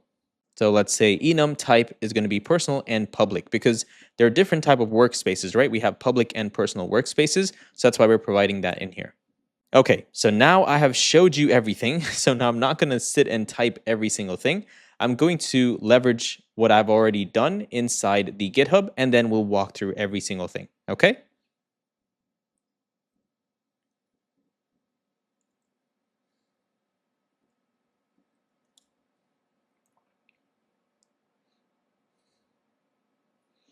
Okay, so this is the new updated schema. So please go into GitHub, copy the schema, and paste it in here and follow along with me. Okay, so we finished workspaces. Next is each user can also have multiple videos that are assigned to them. And the video model is going to look like this down here. We're going to have ID, title, description, the source, right? We're going to have created at. We're going to have the folder that it belongs under. We're going to have the folder ID as well, because that's how we're linking it. And now since this is a different type again, of course, we're going to need another model right here, right? So we created one more model called folder, and this is going to have ID, name, created at, and the workspace it belongs to, okay? And the workspace ID as well, and videos right here. And then down here, we're going to also link the user with the user ID, right? Same thing. And each video can also be processing. Remember this? So when we were explaining the architecture, I mentioned the processing part, right? This is what that does. And then this also belongs to a workspace. So we're going to create the relation here and pass in the workspace ID. Then views for each video and the summary. Okay, I made a spelling error here, but that's fine. And that's it for videos, okay? So let's go back up top, and then let's understand subscriptions. So subscriptions is going to look as follows. So we're going to have the ID, again, the user and the user ID. So we can link a subscription to a specific user, and there's only one subscription, right? So that's why it's not an array. It's just one right here. And then we're going to have the plan, and their plan is essentially a different type, right? A different enum, which is pro and free plan. And that's the only plans that our application is offering right now. You can customize it, but we're just going to say free as default, okay? And then we need the customer ID and the updated ads. So this actually comes from Stripe, all right? We're getting Stripe stuff and storing it in our database. Next, the exact same thing for members. So users and members right here are also a way to essentially show which member is assigned to this specific user account. So you see we have the member table, right? So each workspace, so let's go back to workspace, right? Each workspace is going to have a bunch of members, and a member is nothing else but a user. So when we first created the workspaces right here, we created the member, then we created these specific types. So let me scroll down, which is ID, user ID, and stuff like this, because remember, a member is a user, and that's why we have to create this relation right here as well. Okay, so don't think that, okay, the user goes into the member. I mean, yes, they do technically, but a user is a member. That's why it's a relation right here. Okay, so more specifically speaking, the member is a part of a workspace. Okay, and a member is nothing else but a user. So users are members. That's why we have that connection there. Next, we have notifications. It's pretty similar. I'm not going to explain that. Then we have invites, which is again the exact same thing. We just have another model, and we have a bunch of data stored in there. And we have the receiver, which is someone who's sending it, and the person who's receiving this invite as well. And we're passing the same type of model in here. And then we have the trial. Okay, this is just going to help us understand if the user is on a trial period or not. And the reason why we need this is I think we can leverage this when we're using AI features, right? So in our Express backend, that time. Okay, that took a very long time, but I just wanted to help you out, so I pretty much don't have to do it ever again, okay? So now you know what a Prisma schema means. It's literal English, right? You can read it and understand what it is. And because you're using cursor, you don't need my help anymore. Just double click this, click on chat, and just ask it a question, right? So what is media, or how are things connected? And it will give you an in-depth explanation of how your code base works, and it will pretty much break it down for you. So once you're done with this, open up your folder structure. You're going to say bunx Prisma generate, and you want to hit enter. And next you want to say bunx Prisma db push and hit enter. Okay, and that's going to push all of our schemas and the data to our database. Awesome. Now to confirm that everything is working, one thing is you can go into Neon Tech and take a look at any changes that were made, or you can also use bunx Prisma Studio. And as you can see right here, we have a bunch of modals that were created. Awesome. Now let's move on to our authentication part. So now we want to say const user exists, right? So user exists like that. And we're going to go into client.user.findUnique, where their email is actually, we don't need this. We can use a clerk ID itself, right? So I'm going to say where clerk ID is like the user ID. And we want to include the following data, which is the workspace itself and for this specific user. So when we when we're looking for the user, if the user exists, we're going to get this data along with that. Next, if the user exists, then we're going to send a status of 200, and we're going to also return the user data itself. Now, if that's not the case, then we need to create the user data. And just taking a look at how intelligent Cursor AI is, this is insane. Like, I don't have to even do anything. But I'm just going to say we're going to create the new data here, but we also need some extra information. So let's go ahead and pass that in as well. So we passed in the clerk ID, but then we also want to pass in the user's first name and last name, okay? So go ahead and pass that in as well. Next, the avatar image also comes back from the user data, right? So we're going to pass in the user data in here.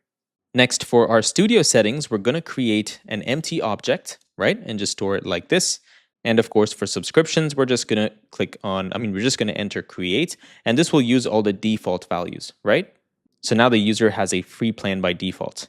And then we need to create a workspace, but by default, every workspace a user gets once they sign into the application is considered a personal workspace. So we're going to put their personal name, right? So first name, comma, apostrophe S, workspace. So for example, Web Prodigies is workspace or parents workspace, okay? And the type is personal. Next, once all of this is completed, we're going to include the following data. So we're going to get the workspace where the user, for the user, where the user's clerk ID is like this user ID. And I think you actually don't have to do this. You could just return workspace true. But since I have it in the code like this, I'm just going to type it like this for now, right? So you can technically just change this to true. I think it's the same thing. And finally, we also have to return the subscription plan, right? So we're going to return their subscription plan, and we're going to select plan and get all the information in that. All right, done. So we're going to scroll to the bottom here. And I'm actually going to remove this 200 response right here because I have to do something else. So if the new user was successful, we're going to return 200, and we're going to return the new user that we just created. And if not, we can return a response of 500 or 400, whatever you like. And down here, we're going to return 500. Okay, so I think this is better because it gives us more information on what error took place. So now let's go back to our code inside our dashboard page.tsx. And now we can continue and invoke this authentication, okay? So we're going to say const auth equal to await on authenticated user. We're going to invoke this and change this to an async function. And now if the auth.status is equal to 200 or auth.status is equal to 201, all right, so I just want to make a quick change. So I'm going to go back into the server action, and I'm going to change this one to 201 because we created an entry, right? So if this is equal to 200 or 201, then we're going to need to do something in here. We're going to return redirect to the dashboard page, but this is not the right page. We're going to send them to another page. We're going to send them to the auth.firstUser, so your first name. And after this, we're going to pass in the next variable, which is auth.lastname. And then finally, if the auth status is 404 or it's 400 or 500, or even you can put 404 in here too, right? So I'm going to say 400 and 404 as well. Then we want to redirect the user to auth/signin. Okay, awesome.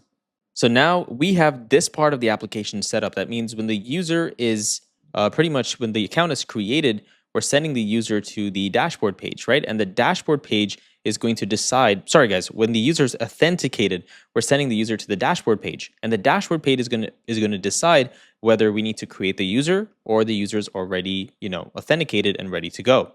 Now, our clerk authentication is going to send us a response, and that response is going to go to our callback URL. So we also have to keep track of that. So let's go to our callback page. And in here, we're going to create a loading.tsx. Oops, great spellings. All right, it's loading.tsx. And we also need a page.tsx. And this is essentially the exact same thing as the other components, okay? So all we're gonna do is I'm just gonna copy exactly what's in the other page, right? So you can go to the dashboard page, copy exactly what's in there, and paste it in here as well. So we're going to essentially create the user in here if we need to do it. And inside our loading.tsx, we're gonna return a component in here called auth loading, just like this. Now we're gonna return some class names. We're gonna say flex height dash screen with full and item center. And we can also say justify center like this. And in here, we're going to return a new component called the spinner components. So open up your folder structure. You want to go into components, create another folder in here called global. And inside this, you're going to create a folder called loader, and you want an index.tsx. Sorry, guys, this is tsx, not ts. And you also want a spinner.tsx. And this is an SVG, so I'm not going to, of course, I'm not going to type it. So please go to GitHub, click on the global spinner.tsx, and you can paste this in here, okay? It's just a SVG file, and this way we don't have to sit and type all this stuff. But yeah, so paste that in here. And the next thing is we're going to go into the index file, and I'm going to return a component, call it loader. And this is going to take in some props. I'm going to set state set to Boolean. And the class name is going to be optional, but this is going to be a string. Then we need color, which is also a string, which is optional. And we also need children, which comes from, which is React props, React.React node. And we're going to go ahead and destructure everything from here. And now we have to check if the state is true. And if the state is true, we're going to return the spinner component with the color prop passed into it. So you see how Cursor AI has already given it to me. So I'm just going to go ahead and pass this in like this. And also make sure you import the component. And we also want to return all the children components if you know this was not satisfied, right? So I have a better way to write this, guys. Let's write it this way. So we're going to say return state, and in here we're going to pass in a div. And if this is true, awesome. If not, we're just going to return the children elements, right? And inside this div, let's invoke this, and we're going to pass in the cn function, which comes from a utils file. Let's invoke that and pass in our class name as well. And in here, we're going to return that spinner component that we just imported, okay? So just import it like this. And after this, if you hit enter and just save the file, that should reformat everything, and this looks so much better. Now I can go back to the other file, the callback file, and I'm going to import my spinner components, okay? All right, looks like I mentioned justify center twice. I'm just going to remove that. Okay, so now I think I pretty much set up the authentication, so let's go ahead and give this a shot. All right, guys, so I tried it. Of course, it didn't work, right? And this is great because now I can show you the solution, and you also have an opportunity to think like a SaaS developer. So go ahead and pause this video and try to guess, what do you think happened here? Why did the user not get redirected to our callback route or the dashboard page? Okay, awesome. Hopefully you said the answer is because we did not set up our redirect URL, or we did not complete our .environment file. So that's the answer, okay? Now, there are two ways to do this. One, which is a slightly bit more complex, and the other one, which is the simpler approach. And that's exactly what I want you to do, which is the simpler approach. Now, how this works is once the user signed in, Clerk gives us the options to essentially send us a webhook response, okay? Now, what you can do is you can set up webhooks. And to set up webhooks, you need to go into your Clerk dashboard, and you'd have to go into endpoints, and you have to create an endpoint in here. But since we're on localhost, Clerk is not going to know how to send the request to our localhost, right? So as a result, you will need to use an external tool like ngrok or other webhook listening tools that can essentially host your localhost server on a published URL, and that way ngrok can fire to that new address. But of course, that's very complex. I don't have the patience to do that. So the much simpler approach is just go to your environment file, and you should probably already have this in there, but all you have to do is add the next public Clerk sign-in force redirect URL, and we're going to send the user to the callback route. And if you notice, we are doing the exact same thing even in the dashboard route, right? So you could do the same thing in there as well, okay? But now, because I already signed in, I got to sign out the user. but I don't have the sign out button. So how do I do this? Well, that's exactly what I'm going to show you now, so I'm glad this actually took place. So just give me a second, and I'll show you what you need to do. All right, so go ahead, open up Inspect Elements, and you can go into your cookies. You want to delete all the cookies right here. So if you are on Chrome, which you probably are, I'm using Safari, you would have clear cookies in there as well. So you can clear the cookies by deleting everything from here. And we also have some session storage. I'm just going to delete all this stuff. I don't even know why we need this. I think this might just be all clerk related stuff, right? So select everything and just clear all the cookies, clear all local storage and session storage variables, okay? Then you're going to go into your dashboard. You're going to scroll down to users, so right here, and you're going to find your first user, okay? So if you have the sidebar open, it's probably going to look, well, oh, maybe they changed it. I'm not sure. All right. Well, I have users right here, so I'm just going to click on this. And if you have a sidebar, guys, just click on users, okay? It's going to take you to the same page. And then you want to click on this and just delete the user, okay? So delete this user permanently from here. And now if you refresh, of course, if you try to log in, it's going to take you to the sign in page, okay? So that's how you can clear the session without having the sign up button. Okay. The other alternative is, of course, get the sign up button and put it onto the, onto the screen and then click on that. And then it's too much work. Okay. I don't want to do that. Okay. I just want to do it this way. Anyway, so I'm going to close this and now I can sign our user in. So let me make sure. Okay. So we have auth/callback and I'm going to also take a look at my callback page.tsx. Okay. We have the authenticator right here. I'm going to also keep the terminal open in case something crashes. Okay, in case something crashes. Okay, so let me go ahead and sign in, guys. Give me 1 second. All right, I see loading. There we go. Nice. So we see dashboard here, and it sent us to a specific ID as well. All right, this is exactly what we want to see. And all right, I think there's one more fix we need to make. So copy this line, guys, right here from our callback/page.tsx page right here. Just copy this, and we're going to go back into our dashboard page.tsx. And right here, we're actually redirecting the user to first name/last name. And the reason why I did this initially is because I wanted to send the user to the, if it's a personal account, it looks so much cooler, right? To have the workspace or the personal name. You can do that if you want to. There's nothing that's stopping you. But you just have to make sure that everything is unique. That's the only problem, okay? So using first name, last name might cause some problems. I'm just going to change this, and I'm going to use the workspace ID of the user, okay? Now, of course, we don't have that workspace ID, so let's go ahead and create that as well. Okay, so what I meant is we do have the workspace ID, we just don't have the page.tsx inside the workspace ID dynamic route. That's what I meant, okay? So go into this route. You're first going to create a page.tsx, a layout.tsx, and in here, we're going to have all the subroutes, right? So for example, the builder, the billing folder, or the billing route, the notifications route, the settings route, all that stuff is going to go in here, okay? So we're going to go into page.tsx, and let me just stop real quick because someone in the Discord asked, why is this showing up? Okay, so if you see this error, just read the error. The default export is not a React component in /dashboard and workspace ID.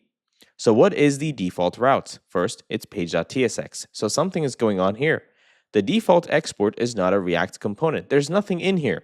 There's no React component, right? So because there's nothing being exported, default export, right? There's no default export from this file. It's going to show this error. So even if you had another type of format, let's see, export const component stuff, something like this, right? And this was an arrow function. Even if you had something like this, it's still going to show you the same error because the default export from this component is not, from this page is not a component. Okay, so read what you're typing. So if this is export default, and then we have const, something like this, we would have to create, sorry, not like this, guys. What am I typing? So at the bottom, you can essentially export this component, right? So export default component stuff. This is good to go, okay? And of course, same thing for layout.tsx as well, right? Because we didn't have anything in layout.tsx, so it was screaming, there's an error in here, all right? So that's why it was showing it, but that's pretty much what I wanted to help you understand, which is the export default. And if you don't have any component in here, it's going to show this error. So please don't ask me this error anymore inside the Discord, okay? All right, so I'm going to go ahead and return a component from here. I'm just going to call this page.tsx, and same for the layout.tsx as well, okay? Please follow with me as well. Now, this layout is going to get access to this ID, right? We want to get access to this ID, and that way we can perform some actions in here. So to get a param, you can grab it from the props, okay? It comes through something called params, and you can destructure the params itself to get the specific dynamic ID that you passed in here, okay? So this is workspace ID, so you can grab it like this. And even nested elements also get access to the params as well. So you can grab it from there using pretty much the same thing, okay? So you can destructure like this, and you can grab the other params that you need as well. So I'm going to go ahead and just grab the first params prop, and I'll also destructure this and store it under the workspace ID, okay? Just like this. And the next prop that I need from here is the children prop. So I'm going to grab this as well from here. And of course, let's put it in here as well so we don't get that error. Okay, so first thing is we need to authenticate the user. So we're going to change this to an async function. And in here, we're going to first authenticate to make sure the user is logged in, okay? Then if the user is not logged in, that means the user does not have a if the user does not have a workspace ID, of course they are logged in, because if they're not, then this is just going to immediately send them back to the sign-in page or the default route, right? But if the user does not have a workspace ID for some reason, then we're going to send them to the sign-in page, okay?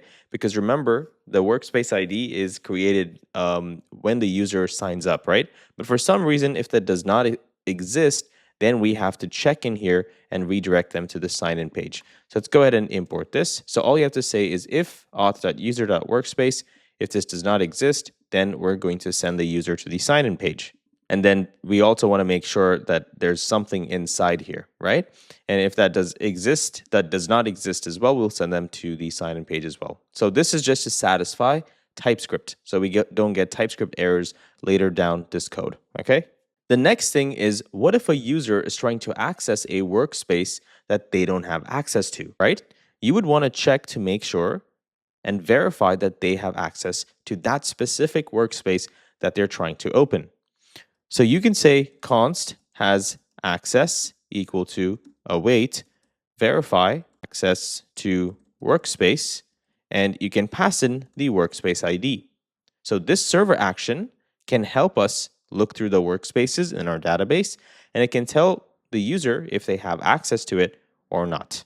Okay, so let's go ahead and create the server action. So scroll up right up top here into actions, and we're going to create workspace.typescript. First thing is change this to a use server page. Next, we're going to say export const verify access to workspace equal to an async arrow function. And as params, we're going to change this to workspace ID, because that's what we're getting in here. And this is going to be of type string. And next, we need the try-catch block. So I'm going to get the try-catch template from here.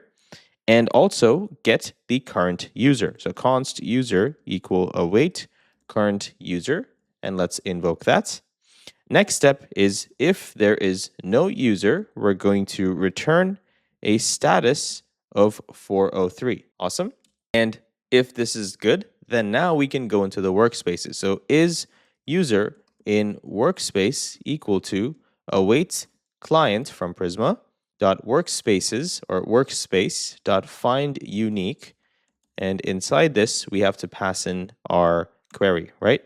So where the ID is like the workspace ID that the user just provided in the params, or where the user is a part of another workspace as well. So if they are a member of another workspace, right?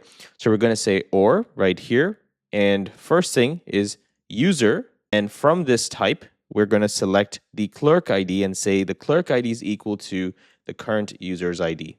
Okay, so if this is true, and the other one is members for every where the user has the following clerk ID. Okay, so if you don't know all this, guys, then I would suggest you just take some time after this course and try to learn a little bit more about Prisma. Or here's the best thing you can do. Just copy it and chat with the AI assistant. Just ask it to please explain what this means in more detail, and it will tell you, right? So that's why I really like Cursor, and I suggest you use Cursor as well, okay? So down here, now if everything is successful, just return a status of 200. And the other thing is we also need to return the data. So we're going to say data workspace equal is user inside this workspace. And if an error took place, then we also have to return the error, right? So I'm just going to copy this and I'll paste this in here, change the error message to 400 or 403, or I think this one is appropriate. So change it to 403, and for the workspace, we'll set the data to null. All right, awesome. Now, of course, we're getting this error. That's because we did not import the verify access to workspace. So let's go ahead and grab that as well. And one more thing I want to point out. So this is because of how Next.js works under the hood. So layout.tsx pages are technically cached, okay? But I think in Next 15, we are not using Next 15 because it's very unstable, but in Next 15, they're going to remove caching completely. And as a result, you would have to type it out individually if you want something to get cached, right? So because of that, first, we're going to be using a new library called React Query. And this time we are just using the basic thing, which is we're just going to get cache responses from React Query. That's pretty much it. Okay, we're not going to go above and beyond like last time and use optimistic UI principles or all that kind of stuff. You can pretty much handle that. All right.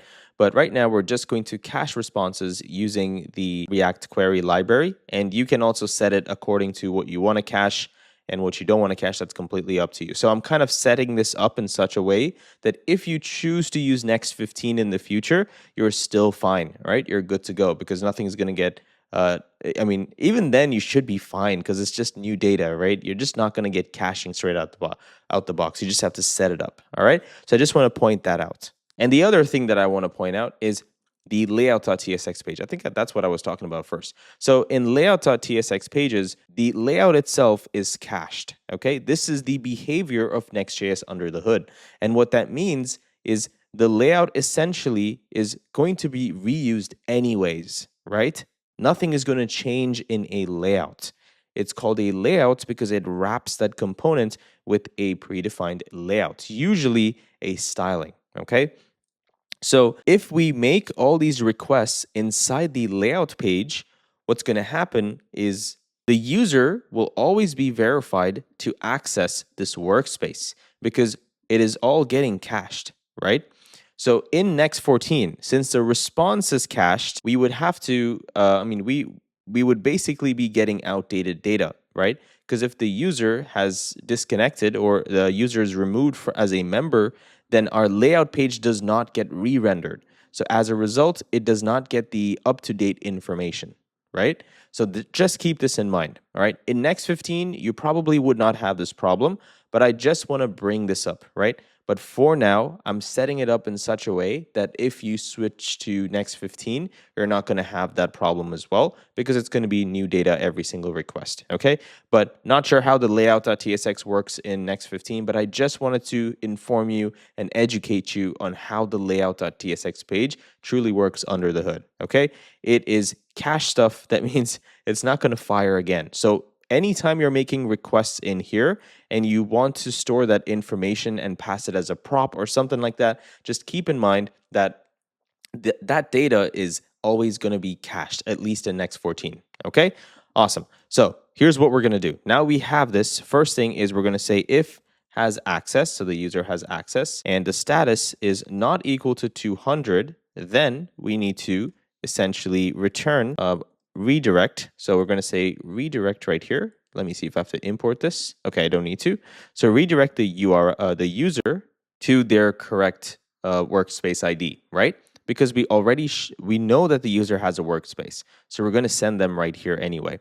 And next we're going to say if they don't have access, So has access dot data dot workspaces, right? So workspace, we're going to return null. Okay. So even after all of this, if there's something weird, then we're just going to return null. Next, we're going to say const query equal new query client. And this is when we need React query. Okay. So query client like this. So we need to go ahead and install that. So open up your terminal and let's go ahead and install React query. Okay, so I just went to the website right here, and if I clicked on installation, and I see the bun command, so I'm just going to copy that. I'm going to quit the terminal, and I'm going to paste this command in here. All right, awesome. Next, I'm going to shrink this, and now I can import this from here, which is the query client itself from TanStack React Query. Okay, so this should no longer throw that error. And now that I have the query client, and guys, you can also create the same query client in your lib file, and you can just export it, right? The same way we did for Prisma, you can do that as well. All right, I'm just going to write it here because it's just a habit for me, but you can put it in that file if you'd like. Okay, so now I'm going to say query dot prefetch query. Okay, and this way we can store this data in here, right? And we're prefetching and kind of like caching this stuff. And you can take a look at it actually. Just look through this and read all the documentation. So take a look at this, right? So prefetch query is an asynchronous method that can be used to prefetch a query before it's needed. Okay, and this use query hook, if you remember our last project, we use this a lot, right? This use query hook is essentially going to give us access to the data based on a key that we provide, known as the query key. Okay, and you can take a look at all that stuff. Let's click on this and see if it shows us the query key.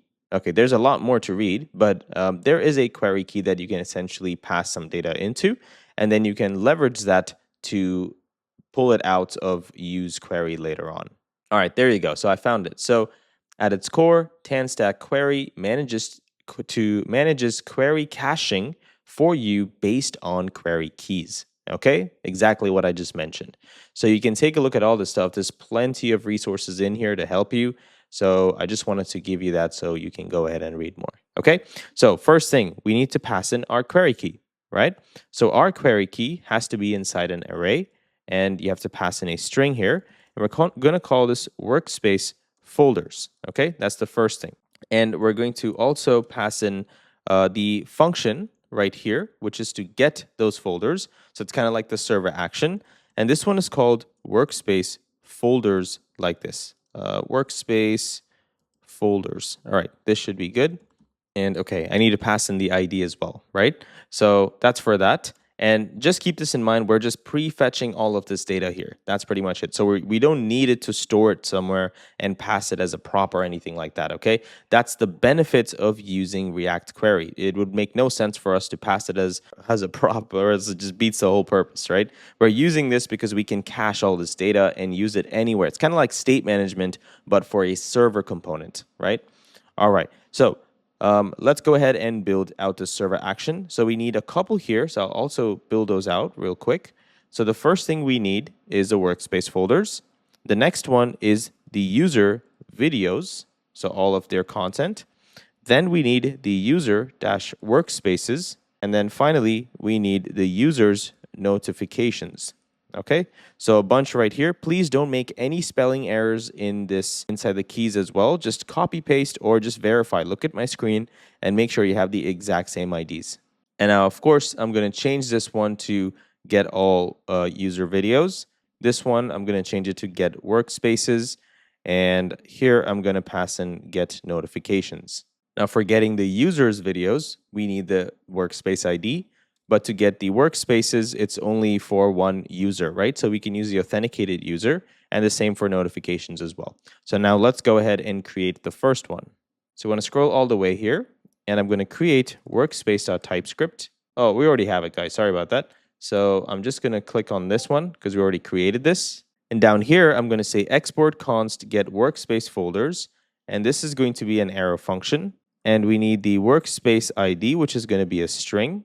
And this needs to be an async function as well. And down here, we need the try-catch block. So let's grab that. And we're going to say is folders equal to await client dot folder dot find many. And in here, we need to say where for this specific workspace ID, right? So we're going to say workspace ID is the workspace ID that was provided. So you can technically just do it like this, workspace ID. All right, let's change this. Okay, there we go. And next, we also want to include some data from this. So we want to include underscore count, okay? And select for the videos. So how many videos are inside each workspace as well, right? So we're gonna change this to videos and set it to true. And at the bottom, if is folders. So if this exists and is folders dot length, okay? If this is greater than 0, then we know it's good to go. So we'll return a status of 200, and we're gonna set the data to is folders. Next, we're gonna return a status of 404 if nothing exists. And for data, we're gonna return an empty array. Now I'm gonna copy this as well. And under the error, I'm just gonna mention 500, okay? Or you can also say 403, this is more appropriate, okay? And same thing, return an empty array. All right, so let's go back now and import our get workspace folders. Great, so we're done with that. Next is the get all user videos server action. So go back into the same file, right? The workspace.typescript. And at the bottom, I'm going to export const get all user videos, which is going to be an async function. What's going on? Async arrow function. All right. Not sure what was going on there. And in here, we also have to get the location or the workspace ID. So I'm just going to say workspace ID like this. And this is going to be a string as well. And now let's get the try catch block. And in here, we're going to say const user equal await current user. And let's invoke this. If there's no user, return status of 404. Next, we're going to say const video or videos equal to await client dot video dot find many. Okay. And we're going to find many for the following. So please follow this. Okay. We're going to say or here. Okay. We're going to, oops, I made a spelling error. So or like this, and this is going to be an array. Okay. Because there's two different types here. First one is workspace ID. So we want to pass that in. Okay. And the next one is the folder ID is also equal to this workspace ID. Okay, so I made a spelling error here. I'm just going to copy this and I'm going to replace this here so I can use the same format. Okay, so just change the case sensitivity. Okay, so workspace ID, same exact thing here. Okay, so for each of these, and we're going to select the following data. So we need the ID. We're going to set this to true. We're going to need title created at source processing. Next, we also need the folder, right? And we're going to select the ID and the name for that video. Then we can get the user information, such as the first, last, and image. And then after that, we're going to order by. Sorry, guys, it's after this. So user right here after the green bracket, you want to say order by created at ascending order. And next at the bottom, we're going to say if the videos and the videos actually exist, we'll return 200 and send all the data. Now return 404 if there's any error, and same thing for here as well. I'm just going to return a 400 error. Okay, that's pretty much it. So let's go back and I'm going to import this one. Awesome. Now here's a challenge for you. Here's the next server action. You need to create a server action that can get all the workspaces for the current logged in user. So go ahead, pause this video, and try to give this a shot. If you don't know how to do it, I'm going to show you exactly how to do it. Okay, hopefully you got the right answer. If you didn't, this is the right answer. So we're going to say the exact same thing, which is export const get workspaces. So please type with me, okay? It's an async arrow function, and now we need the try catch block. And inside the try, first we're going to get the current user. So who's logged in, right? If there's no user, the same thing, we're going to return 404. Now, for workspaces, we're going to do await clients.user.findUnique for this clerk ID. So this exact user who's logged in. Okay, now this part you might have gotten wrong, and that's totally fine because this is just additional data that we're going to need. So please follow through. So first thing is we want to select the subscription plan. So subscription, we want to select the plan and set it to true. Then we also need the workspace and the members inside the workspace as well. So for workspace, we need ID, name, and type. for members, we need the members who are part of this workspace. So select for the workspace where we want to select only those that have the ID, name, and the type. Okay, and that's it. Now we're going to go down here and we're going to return all the data if the status is 200, right? So if workspaces exist, return 200. If not, we're going to return 400. Awesome. So I showed you how to do this. Now I want you to do get notifications as well. Okay, so pause the video and try to do this. And if you don't know how to, I'll show you the answer. Okay, awesome. Hopefully you got the right answer, but if you didn't, no problem. Now this is get notifications, which is tailored to one user. So the best way is to put it, I think the best thing to do is to put it inside the user file, right? So that's the first thing I would do, which is export const get notifications equal to an async arrow function, which is going to have, we don't need any params right here, so I'm just going to remove this. And in here, we're going to have the try catch block. And first, we need the user. So const user equal await current user. Let's invoke that. And now, if there's no user, you're going to return a status of 400. Okay, 404 actually. And later, the next thing we need to do is get all the notifications. So this was the main part you had to do. Okay, notifications equal await client dot user dot find unique, or not find first, find unique. And in here, we're going to say where this client or this clerk ID is set to user dot ID. Okay, and now we need to select the notification. Oops, what's going on? Notification. And we want to set this to true. Okay, so we want all the notifications, but we're also going to count them. Okay, so select, and we're going to select notifications, set this to true. Okay, so now we get a number as to how many notifications they have as well. All right, next, if notification and notifications dot length,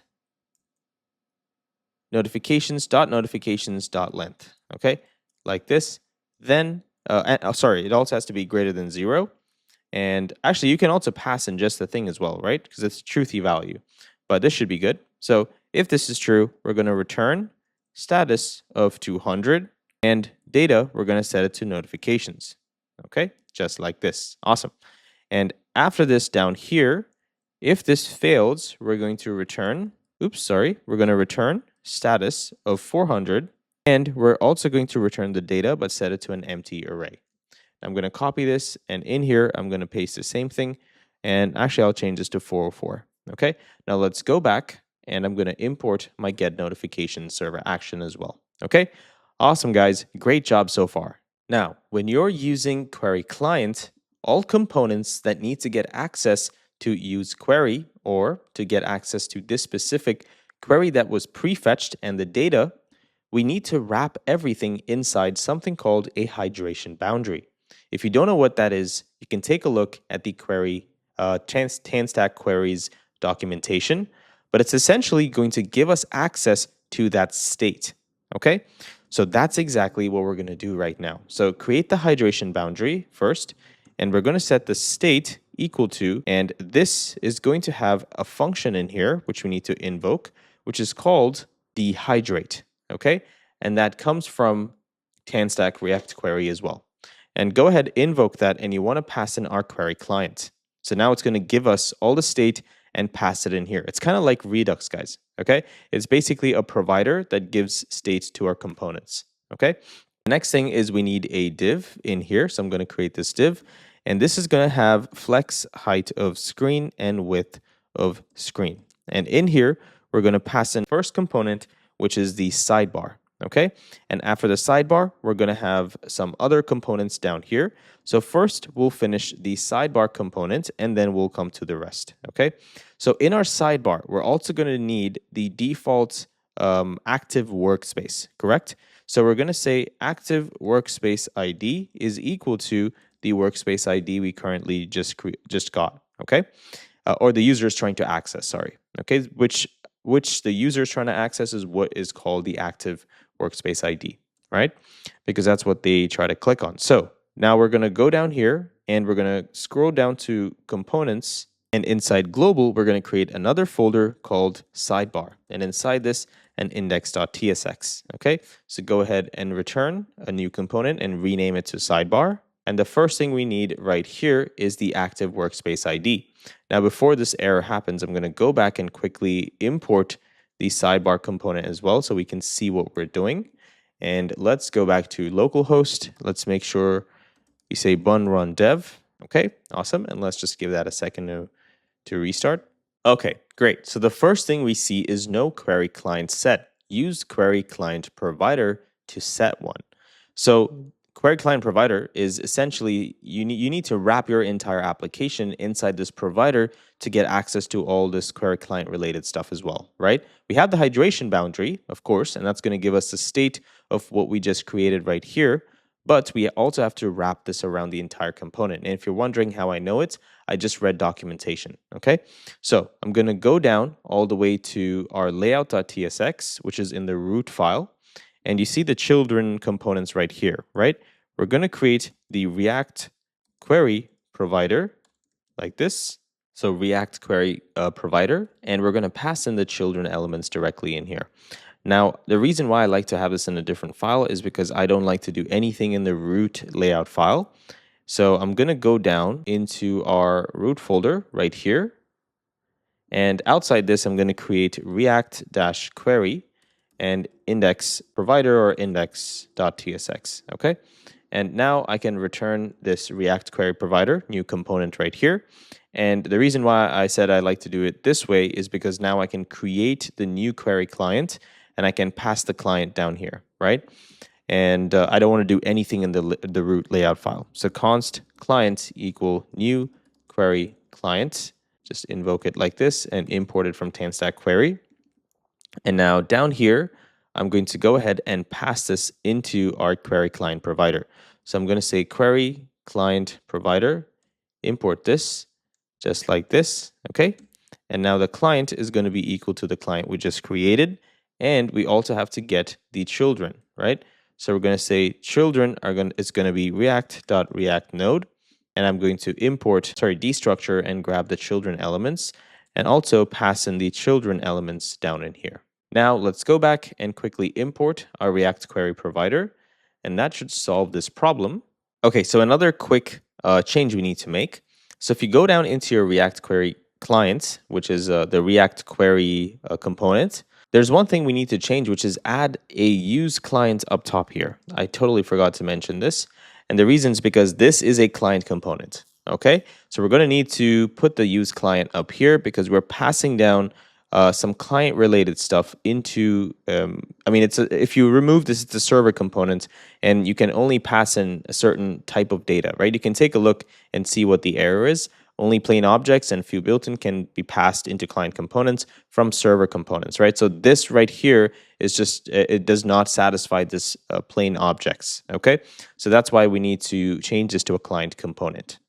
Now, next thing is I'm going to go back to my layouts.tsx, and now I can pretty much continue from here. So inside my sidebar component, I'm going to first get this and destructure it from our props, just like this. And I'm going to provide a class name with the background set to the following specific style. And then I'm going to say flex none, relative, padding of 4, height of full, width of 250 pixels, flex column, gap of 4, and items center. Okay. And let's see what that does. All right, looks great. Now I'm going to remove this right here. And I also want to add one more thing right here. I'm going to say overflow hidden. Okay. And inside this div, I'm going to create another div with the following class name. So please type this with me. So I'm going to say background, set it to the same color, right? And now I'm going to set the padding to 4, gap of 2, justify center, items center, the margin bottom of 4, like this. We want to say absolute. We're going to say top of 0, left of 0, right of 0, like this. Okay. See, I made an error here. This is why I don't like to type this out, guys. But I saw some comments and you guys wanted me to type everything. I don't really know what's the difference between me copy and pasting this and reading it out and just, typing it out. Makes absolutely no difference. But I think it's maybe for you. I mean, whatever you guys like, I'm totally fine with it. It's just going to take us a very long time. And if you're okay with that, I'm okay with it as well. Okay, so just let me know in the comments, what method do you like more? And I'm sure this time I've gone more in depth and more in detail. I've explained every single thing because I read some comments and a few of you guys are beginners, even though this channel is for more advanced, Next.js developers and SaaS developers. But at the same time, I also want to, help you guys out as well. Okay, so that's why I'm explaining. All right, just let me know what you guys think is best. So next, I'm going to have an image component right here, and I'm going to pass in the source as Opal logo. We don't need this. I'm just going to remove this. And let me make sure it's the same name. Okay, opal logo.svg. All right, perfect. And then we want to say the height, the width, and the logo right here as the alt text. And then right after that, I'm going to create a paragraph tag with the following class names, which is text-2xl. And then I'm going to call this Opal. All right. So the reason why I'm not seeing the width is because I made an error here. This is why I like to copy paste, because I don't have to deal with this. But all right, there we go. All right, so width 250 pixels. Okay, so next, after this paragraph down here, we're going to create our select component so we can have a drop down, right? So something very similar to this right here, right? This is what we're trying to do. So I'm going to go back here and I'm going to say select component, and this comes from components UI, okay? And the default value is going to be equal to the active selected value, okay? Because this is what the user was trying to access. So we're going to give them access immediately. And on value change, we're going to set this equal to an on change handler. Now, immediately when we need something that's client-based, I'm going to go ahead and change this to use client up top here. And now I can create that state. So yeah, we're not going to be using a state. It's just a callback function, right? Because it's an on value change method here. Prop, which is basically just a callback function, and it's just going to invoke it behind the scenes. So we're going to say const on change active workspace, and we're going to set this equal to an arrow function, and it's going to take in the value, which is a string. And all we're going to do is we're going to say router.push, and we're going to send them to that specific value. So if they try to change the dropdown, then we can send the user to that specific location. So since we need router here, we're also going to say const router equal use router, and use router comes from Next navigation. So go ahead and import that one as well. Now we can copy this, and I'm going to put it down here. All right, awesome. So this is just the provider. There's more stuff in this. So first thing is we need the trigger element. Okay, so I'm going to say select trigger. Why did I say it that way? Select trigger, and I'm going to pass in a class name if it can save me today. Hello, excuse me. All right, there we go. So margin top of 16, text dash neutral. We'll set this to 400, and in here background is going to be transparent. And inside this, we're going to say select value. This is the same thing coming from components UI. And inside this, we're going to pass in a placeholder. Okay, and the placeholder is going to say select a workspace. Oops, typed it out of this. Select a workspace. Okay, there you go. Looks amazing. And if you click on it, of course, nothing's going to happen right now because we need to show the select components as well, which is called the select content. So we're going to say select content like this. And if you don't know where I'm getting all this, guys, it's from Shadcn UI, right? It's literally Shadcn. You can go learn what they have, learn about their components as well. So I don't want to waste too much of your time. I'm just going to go ahead and build this right here, which is the select content. And for that, I'm going to need a different background color. So I'm going to set this to the same color that we had before. And I'm going to set the backdrop to blur, but I'll change this to XL.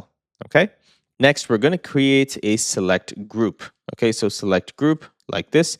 And this group is going to need to have a label inside this. So select label. And the label is going to say workspaces. So now if you click the drop down, you're going to see all the workspaces in here. Next, we're going to need a separator. So I'm going to import that one as well. And after this, I'm going to loop over the workspace, which is a variable. And we're going to get that from used query data, right? So we're going to get this from our query client that we created, which is, React query. So let's go up top here. First thing we're going to say is const data and is fetched, okay?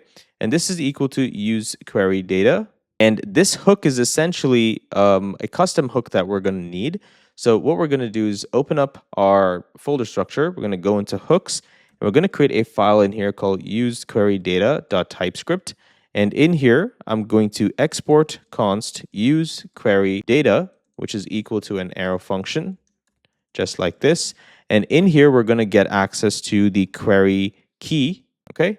And this is going to be of type query key from TanStack query. And then we're also going to need the query function. So query function, and this is going to be of type query function, of course. So I'm going to import that one as well. And finally, we also need enabled. So enabled, which is going to be optional, and this is going to be of type enabled. Nice. And now in here, we're going to say const data is pending and is fetched. Okay. And here we're going to, we also need some more. So refetch and finally is fetching. Okay. And we're going to use useQuery here so we can get access to all the data that we prefetched, right? So we're going to get useQuery, invoke this, and this is going to take in our query key. So query key first, then the query function, and then we need enabled. Okay, so it looks like we don't need this anymore because I'm just looking at the documentation and I only see two types of params right here, which is, okay, that's fine. We'll remove that, okay? Not sure why that's happening, but here it's also screaming again, saying overload 1 of 3. All right, just give me a second, guys. Let me fix this bug. So we have query used. Oh my God. All right.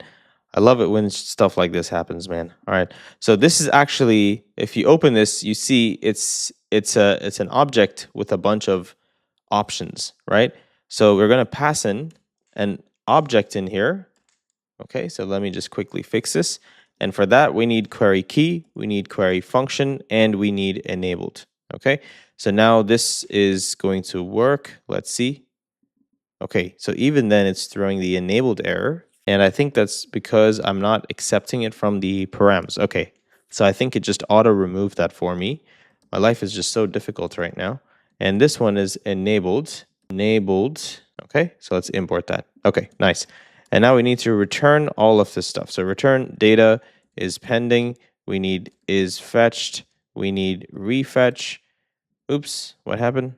Refetched like this and is fetching. Okay, so we can return all this data if anyone's using this hook. Okay, so let's go back now and we're going to import this new hook that we just created. And this hook is called useQueryData. So let's import it. I'm going to invoke, and now all we have to do is pass in the key that we want. So user workspaces, right? And we also need get workspaces, which is the callback function. So we're going to say get workspaces like this. Okay, from this action. Awesome. And we can just pass it in here.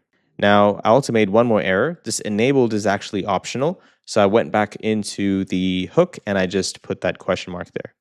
And the next thing is you want to move this outside the query keys. Okay, so 2 different parameters. All right. Phew, that was a lot of work for nothing. So I'm just going to go down here now after the separator, and now I can loop over our workspaces, or actually I still have to get the data from this, right? So where did I make this call? So we have data here. I'm going to rename this to workspace, or maybe give me 1 second, guys. I think there's a better way to write this. So right below this, I want some TypeScript, right? Type IntelliSense, because right now it's going to say type unknown. So to do this, I think this is an easier way. So I'm going to say data. I'm going to set this to rename this to type of workspace like this. And I'm going to set this to equal to this data, right? And I have to typecast it to use as workspace props. Okay, so workspace props. Why is it not giving me that? Oh, I thought Prisma had those types. All right, so I'm going to go down here and I'm going to create a folder outside the root folder. So source, create another folder. We're going to call this types. Okay. And inside that, I'm going to create index.type.typescript. And in here, first thing I'm going to do is export type workspace props equal to an object. And the data is going to be set to the following. So this is going to have subscription. We're going to set this to an object. And first prop is the first value is going to be plan. And this is either going to be of type free or we're going to have pro in here. Or of course, this can be set to null. Then we're going to have workspace, and this is going to have ID set to string, name set to string as well. And the type is going to be of type public or personal. And this is going to be an array of these workspaces. And members is again going to be an array. So an array of these. So first thing is it's for this workspace, right? So workspace, and we're going to have an object here for more types. Let me just save this so it kind of restructures everything. We're going to set the ID as string, the name as string as well, and the type is going to be public here or personal. Okay, nice. All right, so now we can export this workspace props, and I can just typecast here. All right, workspace props, and now this data is going to have all of these types.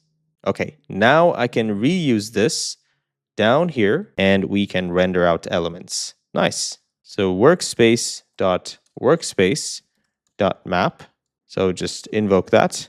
And for each of it, we're going to get access to a workspace itself, but we're going to return a select item for each of these. Okay. So return a select item, but first provide the key. Very important. So workspace.id. I feel like this should just be automated. I don't know why we have to still do that. Okay. And value, where's this? Value equal to workspace.id. All right, nice. And inside this, we're going to say workspace.name. All right, and let's see what happens.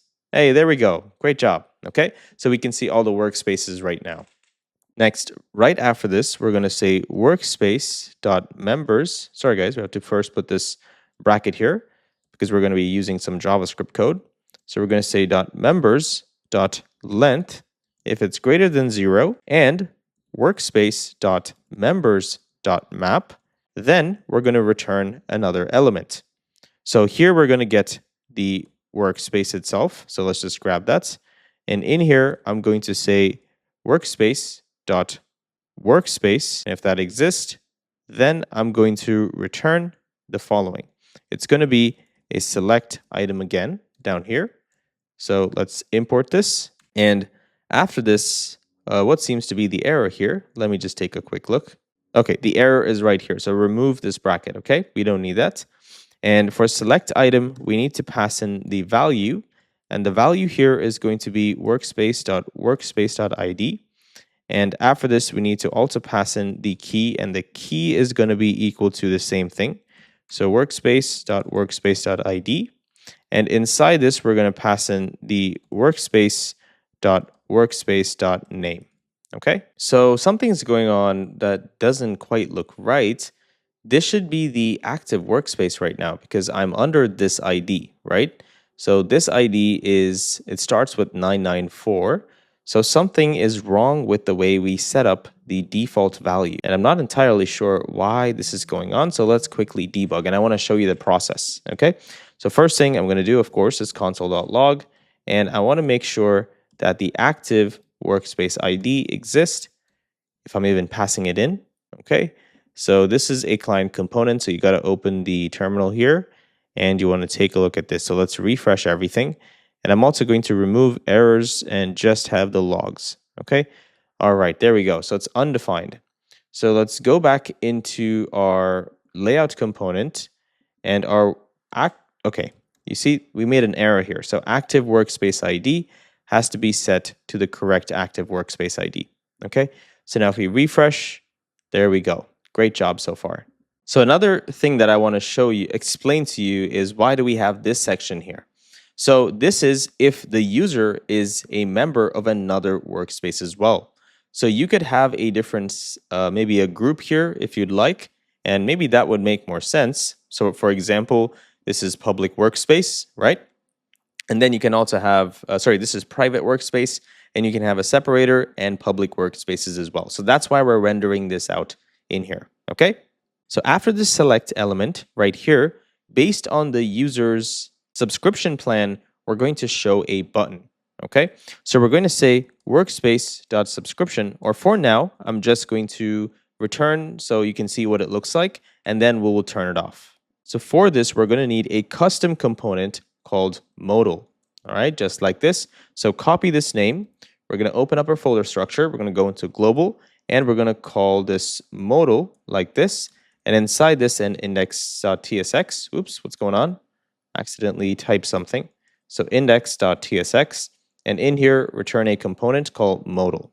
Now, the props for these are, first, we're going to have something called trigger. And these are all React components. So we're going to say trigger, React.React node, children, which is React.React node. We have title, description, and class name. Okay, and I'm also going to go ahead and put that right here. Nice. And let's go ahead and destructure these values. Okay, so let's grab these values from here. Nice. And remove whatever we have here and return a dialog component. And first thing is the dialog trigger. So we're going to return a dialog trigger like this. And inside this, we're going to give it a class name and pass in any class name that the user wanted. Okay, so pass that in right there. And this is going to be as child. And in the dialog trigger, we can pass in the trigger element that the user passed.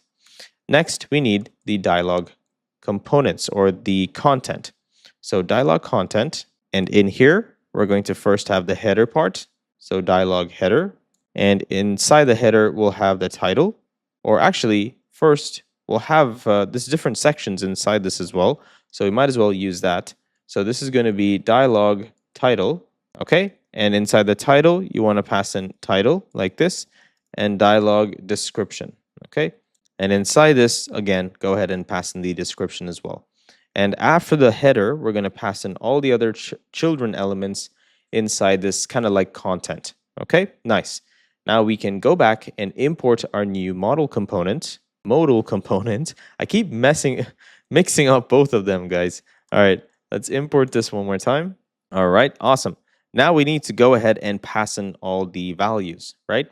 So the first thing we're going to do in here is we're going to say title equal to invite workspace, invite to workspace. I think this sounds nicer. Okay, nice. And then we also need this. Oh, what's going on here? Okay, I think it's just TypeScript. Okay, but it should technically render out the data. Let's see what's going on. Okay, we need a trigger, right? That's the problem. So for the trigger first, let's go down here. And for trigger, we're going to set this to a React component. So we're going to say span, class name, text small, cursor pointer. We need flex, items center, justify center, and BG neutral of 800. And this is going to be opacity 90. And after that, if you hover over this, so we're going to say hover and set this to BG-neutral-800, but we're going to set it to 60 opacity. And the width now is going to be full, rounded is going to be small, padding of 5 pixels, gap of 2. Okay, nice. And inside this, we're going to have the plus circle icon, which comes from Lucid React. So I'm going to import that. And we don't need it. I'm just going to make it a closed component. And for size, I'm going to set it to 15. And class name is going to be set to text-neutral. Okay, text-neutral-800. And this will also have 90% opacity. And we also need fill on this one, fill-neutral of 500. Okay, I think this should be good enough. And of course, we can't completely see it because we have to put some text in here. I mean, we can see the plus icon, but we need more here. So what I'm going to do is create a span, and inside the span, give it text-neutral of, instead of 50, we'll give it 400. And then we want font-semi-bold text-XS. Okay, and inside this, invite to workspace. All right, looks all right. Yeah, that's fine. And I actually like the hover color, guys. I don't know. What about you? Let me know what you guys think. Maybe I feel like the hover color looks nicer. So what I'll do is, where's my hover? Okay, it's right here. So I'll copy this background color, and instead of 90, I'll set it to something like 70. Let's see what this looks like. Oh, did I make an error here? Let me look. Okay, for some reason it became border. Oh, I hate spelling errors. Let me fix that. All right, there we go. That makes so much more sense. Now it looks a little more realistic, right? Invite to workspace. Now, if you click on it, it's going to show something, but nothing's in there because we need to pass in some more elements in here, such as description and the children elements, right? So let's go ahead and pass in a description. So if you click on it, invite other users to your workspace, right? So invite other users to your workspace. And the next thing is, of course, we're going to make sure that this workspace is a public workspace, right? Because they cannot invite anyone into a personal workspace. So we'll do all of that stuff later. I just want to show you what this looks like first. Next, we're going to call this workspace search, okay? SEARCH. And this is going to be a new component that we need to create. So go ahead and open up your folder structure, just like this. And you're going to go into global components, create search-workspace. And in here, you're going to say, create a new file called index.tsx. And I'm going to return a new component and rename that, okay? Now, this component is going to be a server component, so we're good to go. But we're going to change this to workspace ID so we can get it through the props. And we're also going to destructure this from here, okay? Nice. Now, down here, first thing is we're going to use a new hook. And this hook is called use search, okay? Use search is going to give us the ability to search through a database, or to essentially, search through our database.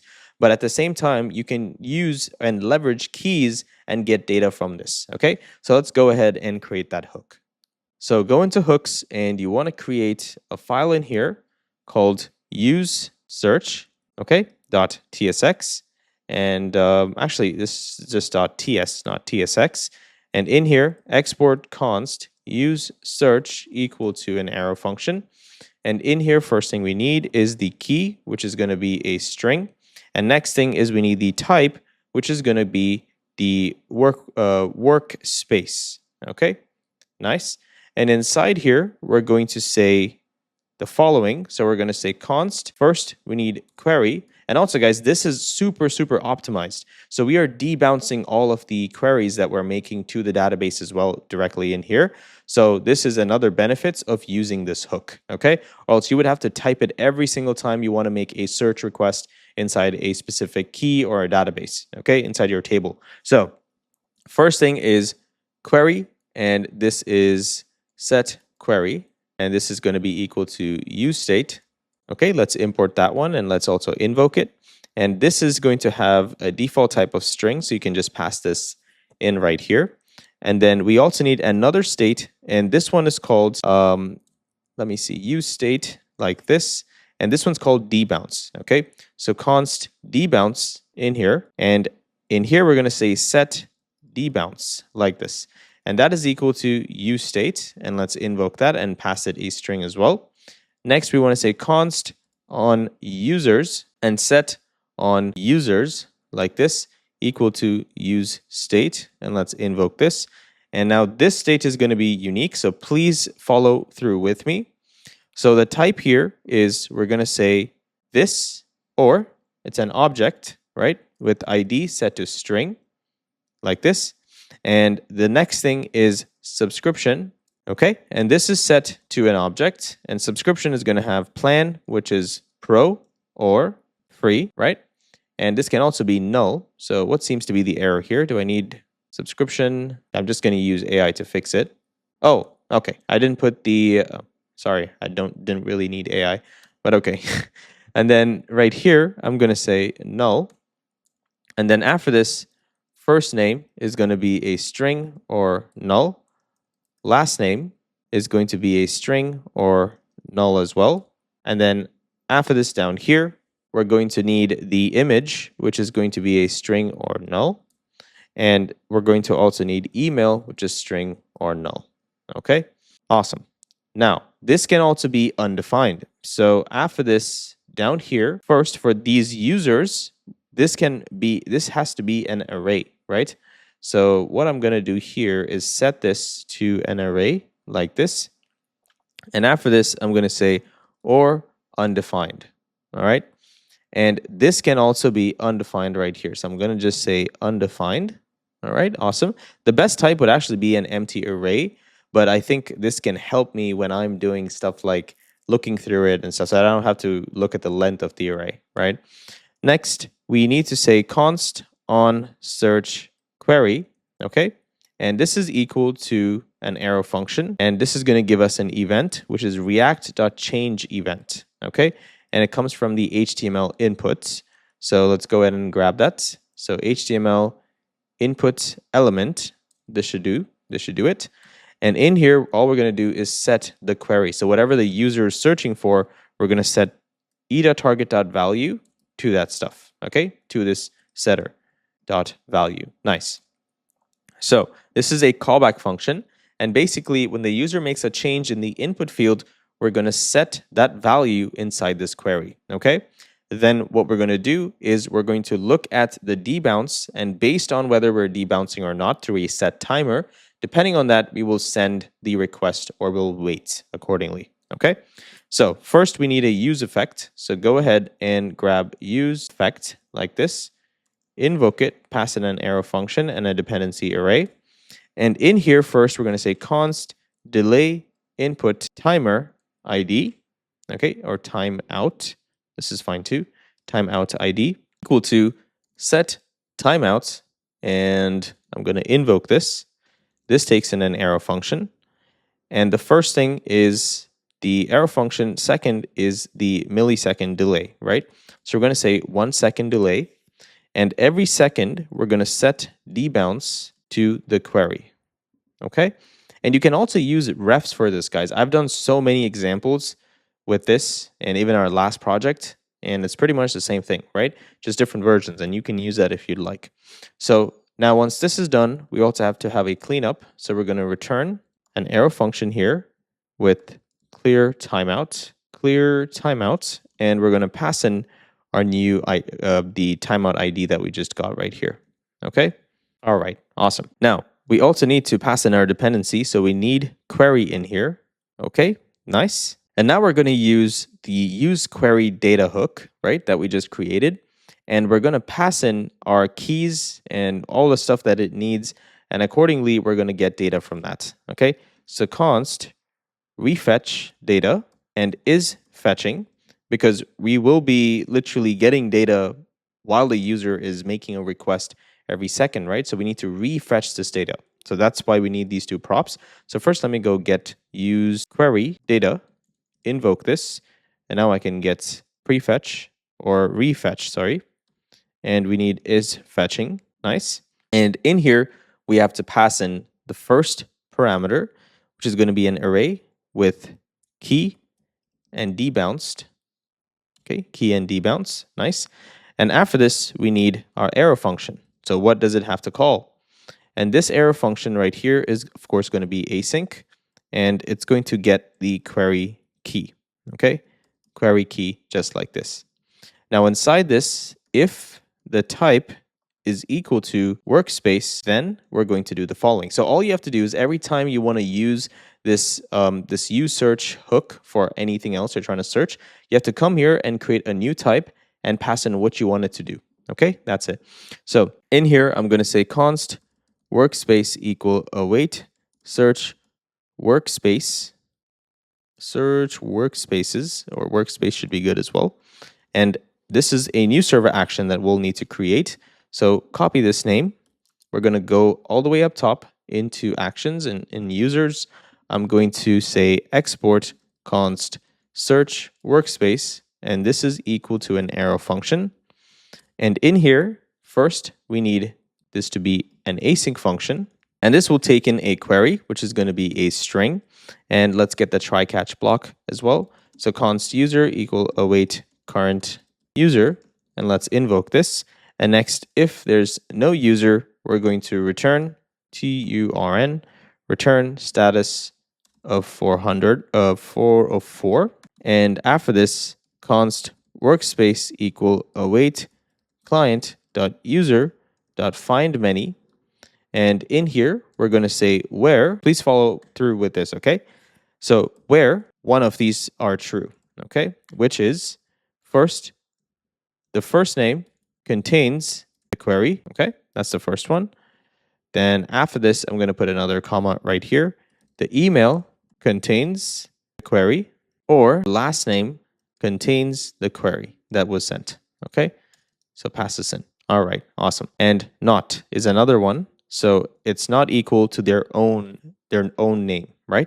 So we want to say clerk ID is not equal to the user.id. Next is after this, we're going to select some specific data from this. So we need the ID, we're going to set it to true. We need subscriptions, and for this, we're going to select specifically the plan related info, right? So we're going to say plan equal true as well. I want to put this on another line. Okay. And after subscriptions, we need first name, true. And then we need last name, true as well. And then here, image set to true and email set to true. Okay. Now at the bottom here, we're going to say if the workspace exists and workspace.length is greater than, oops, why is it not giving me IntelliSense? Okay, is greater than 0, then we're going to return status of 200, data of workspace. Okay, and then after that, we're going to return status of 404, and we want to also pass in the data in here. Okay, so we're going to send the workspace itself. And then if the error happens, we'll send 500, and the data will be set to, actually, if nothing exists here, then we're going to send null, right? Or undefined. So undefined or null, whatever, null should be fine. And in here, we can also send in null, okay? All right, so let's go back to our file. And now I'm going to import the search action. And now first thing is I need to pass in the query key. Okay, so the first one that the user provided as a string. Okay, nice. And if the workspace.status equal to 200, then we're going to set our user data. So set on users to workspace data or workspace.data like this. Okay, and let's see what's the error here. Okay, so I made a quick TypeScript error. Let me just quickly fix this, guys. Give me a second. Okay, so the data has to be null undefined because we said it can either be undefined right here, right? So I'm going to go back in here, and I think this should solve the problem. Okay, undefined. Let's go back and see what, okay. So maybe putting null would probably be better right here. Just makes more sense, right? But for now, I'm just going to keep it as undefined. And the other one here is there's one more parameter, which is enabled. So I'm going to just pass in enabled and set it to false. All right, nice. Okay, cool. Now we need to have another use effect to handle the debounce and refetching of data, right? So we're going to create a use effect in here. We're going to say if debounce, if this is true, then refetch the data, okay? Then if there's no debounce, so this is not true, debounce like this, then we're going to set on users to undefined. And then finally, we're going to return a cleanup function. Okay, so we're going to return the debouncer right here. All right, and do we need a dependency? Yes, I think we're going to need a dependency. So I'm going to pass in debounce in here, so it's going to invoke every time. And now we need to return on search query. The query itself is fetching and on users. Okay, awesome, guys. All right, guys, so it looks like I made an error here. Really sorry about this. So this is, well, the reason why I called it workspace search is because it was inside the, like right below the workspaces, right? So I got a little confused with the naming convention and I passed in something really weird. Please forgive me. This is actually to search for the user, okay? Because if you remember, when we click on the invite to workspace, we want to show sort of like a search field where we can render out different users, right? So different users inside this workspace. So that's the problem. So, I mean, I made that mistake. I'm really, really sorry. I'm just going to go ahead and fix this and I'll tell you exactly what you need to do. Okay, please follow through. So first thing is close this right here. You want to go back into your sidebar and we're going to look for the workspace. Okay, we have workspace search right here. Okay, use query data and let's see what else we have. Or actually, let's go back into our component, which is our workspace search component right here. So search workspace, and we can change this to search user or just search component, right? This should be better, I think. Let's see what we have in here. So search workspace search. I'm just going to change this to search component. Of course, change this one to search as well. I'm going to remove this thing right here so it doesn't confuse me anymore. And use search. Okay, this is good. Now we have get workspace in here, and we have the workspace type. So I'm going to go back into this, and you see the type here, right? We're going to change this type to users like this. All right. And once the users is changed, we're also going to have an error in here. So we're going to change this to users as well. And okay. And then let's just take a quick look at what we have in here. Okay. Search query. This is fine. This is fine. Debouncing. This is debounce as well. Search workspaces. Let's go into the server action, which is inside the actions user.typescript. And in here, we're actually looking for the user, right? We're also, are we returning any? Okay, we're not even returning any workspace stuff. So what we'll do is let's change this here. So we're going to change this to search users, okay? Users, like this. I'm going to copy this, go back, replace this name as well, okay? And now let's go up top. Let's re-import this so we don't have any errors. Okay, nice. And this, you can change it if you want as well. So let me change it together, users, like this. And we're going to have some more TypeScript errors here, I think. Let's see. Okay, return the data. So this is going to be, instead of workspaces, let's see if we have, okay, so users, change this to users.status 200, set on users to users.data. And this is what the data is going to look like, right? And then let's go back one step, and now we're going to see this error. So we're going to change this to users, and let's change the query key to get users, okay? I'm not sure if we also need to change this section, because I think, if I'm not wrong, we did have some, we might need to, all right, let me think, guys, give me 1 second. Or maybe okay, so we're passing this inside this one, and we're using the query key right here, and this query key, okay. All right, so that's the query key, so that's fine. Okay, we're passing that into user query data, right? So this is technically use query, and under the hood, we're doing something in here, right? So what we could do is we can just keep it as get users, and this should work the same as well, all right? So next, what we're gonna do in here is we're going to invoke use mutation data. So use mutation data like this, and let's remove this. And this, of course, is another hook we need to create, which is going to help us invite members, okay? So let's go ahead and grab that. So inside your hooks folder, you're going to create use mutation data.typescript. And I'm also going to quickly copy this. So in here, I can return export const. Oops, sorry. So this is going to be export const use mutation data, which is an arrow function. And inside this arrow function, we first need to get some parameters. So let's get the mutation key. And this is going to be of type mutation key like this. Okay. The next one is mutation function. Okay, let's change that to case sensitive. So mutation function, sorry, camel case. And then we're going to say mutation function. Let me see if I can find it. Okay. And we're going to pass in 2 types in here, any. It just requires it, oh, it's going to probably scream at you. And then we need the query key, which is another type, which is optional. And this is going to be a string. Okay, nice. Don't forget to put this comma here, okay?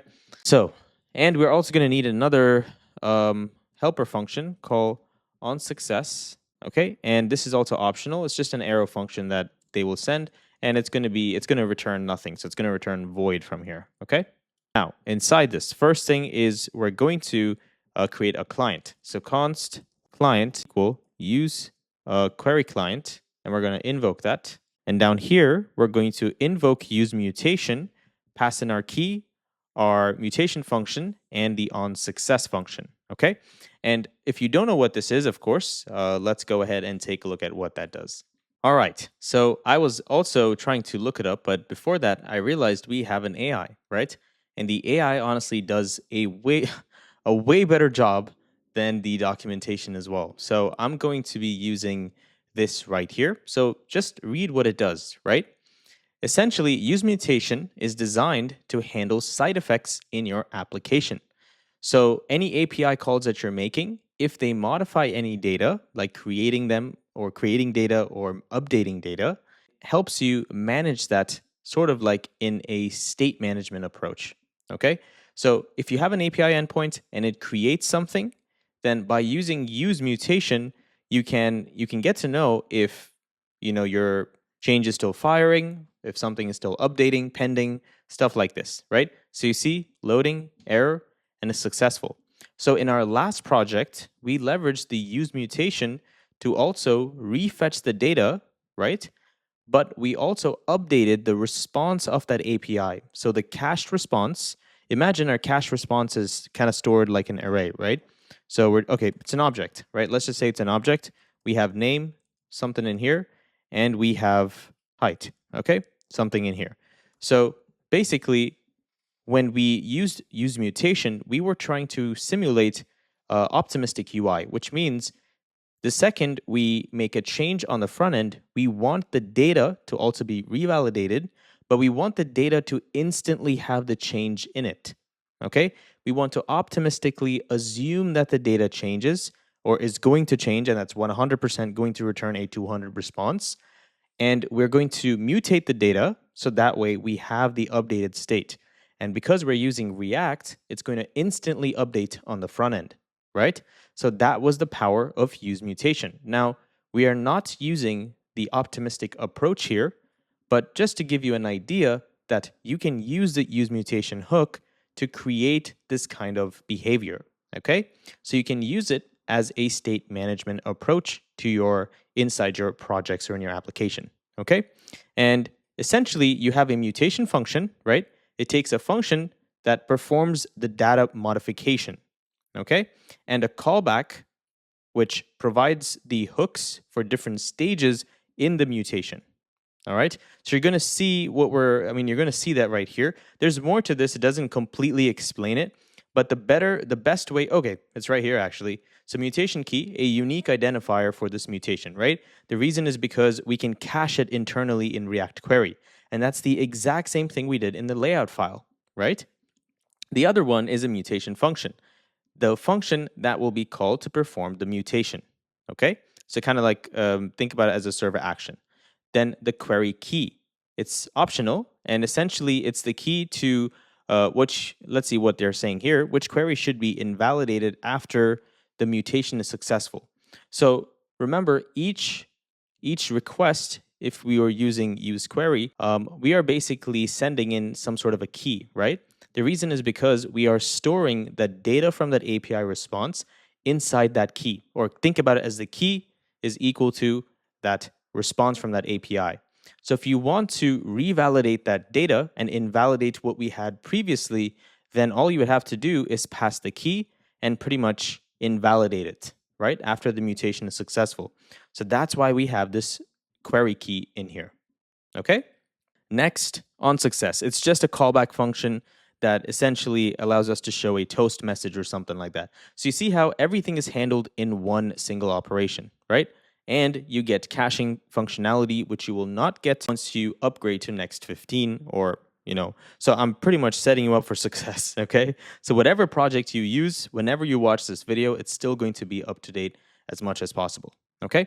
So let's go ahead and continue. So I'm going to shrink this down, and let's also shrink this a little bit more. There's too much space there. And in here, we're going to pretty much say, we're going to remove this and say const, we're going to invoke use mutation, and we're going to destructure a couple values from this. So we need first the mutate, and we need is pending, okay? So mutate is going to return some sort of data for us, okay? And down here, actually, I don't think it returns any data. Yeah, I don't think it returns anything, but it's a function you can invoke to essentially start the mutation process, okay? So in here, now we're going to pass in an object. First one is a mutation key. So let's go ahead and pass the mutation key. Next, mutation function. Let's do that as well. Then our onSuccess function is going to be an arrow function, which is going to give us access to these three variables, but we only need data, so I'm just going to remove everything else. And if on success, so we're just gonna, or give me 1 second. Oh, so if the user passed in an on success, then we also want to fire that one, right? So let's do that one first, okay? So if they provided any sort of success handler, then let's fire that. So on success. And then we're going to return a toast, which comes from Sonar. And let's invoke that and pass in data dot success. So let me see, sorry, dot status. Oops, something looks wrong here, guys. Okay, so this is going to be of type any. All right, that's fine. So we're just going to say dot status equal to 200. Okay, if this is true, we're going to return something, or we'll return something else. Okay, just like this. So what are we going to return here? Well, we're going to say success, or we'll say error.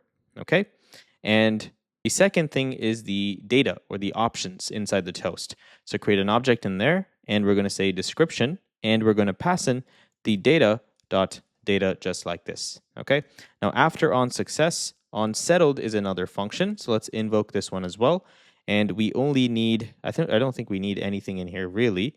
So we can remove this, and this is actually going to be an async function. So let's name it this way.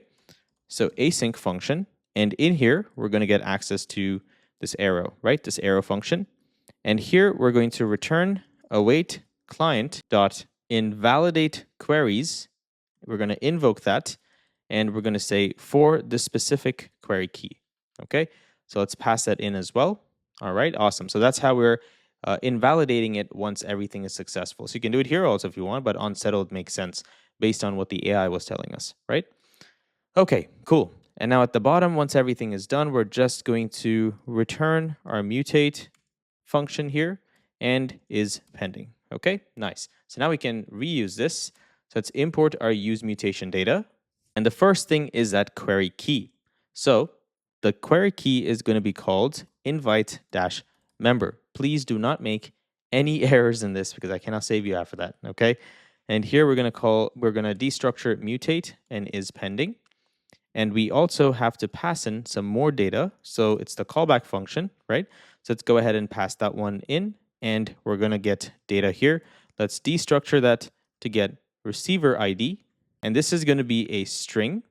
And we are also going to get the email from this. And this is also going to be a string. And in here, we have to fire a new server action called invite members. So we're going to do that in here and pass this into this. And that mutation function will fire inside this, this use mutation data. Okay, so let's go back, and I'm gonna copy the name invite members. So copy that, so it's easier to change it. And let's go up to our server actions file.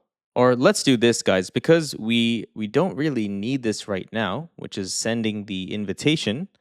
Let's hide that for now. And just like usual, I'm going to put a work in progress flag, and I'm going to say wire up sending invitations. Okay, we can come back to this when we need it. So let's go back here, and I'm going to create a div with the class name flex-column, gap-y-5. And inside this, we're going to create an input component from components UI. And first, an on change. And this on change is going to be the on search query. Okay, we're going to pass that function in here, and that's going to handle itself behind the scenes. But the next one we need is the value here. And this is going to be the query itself.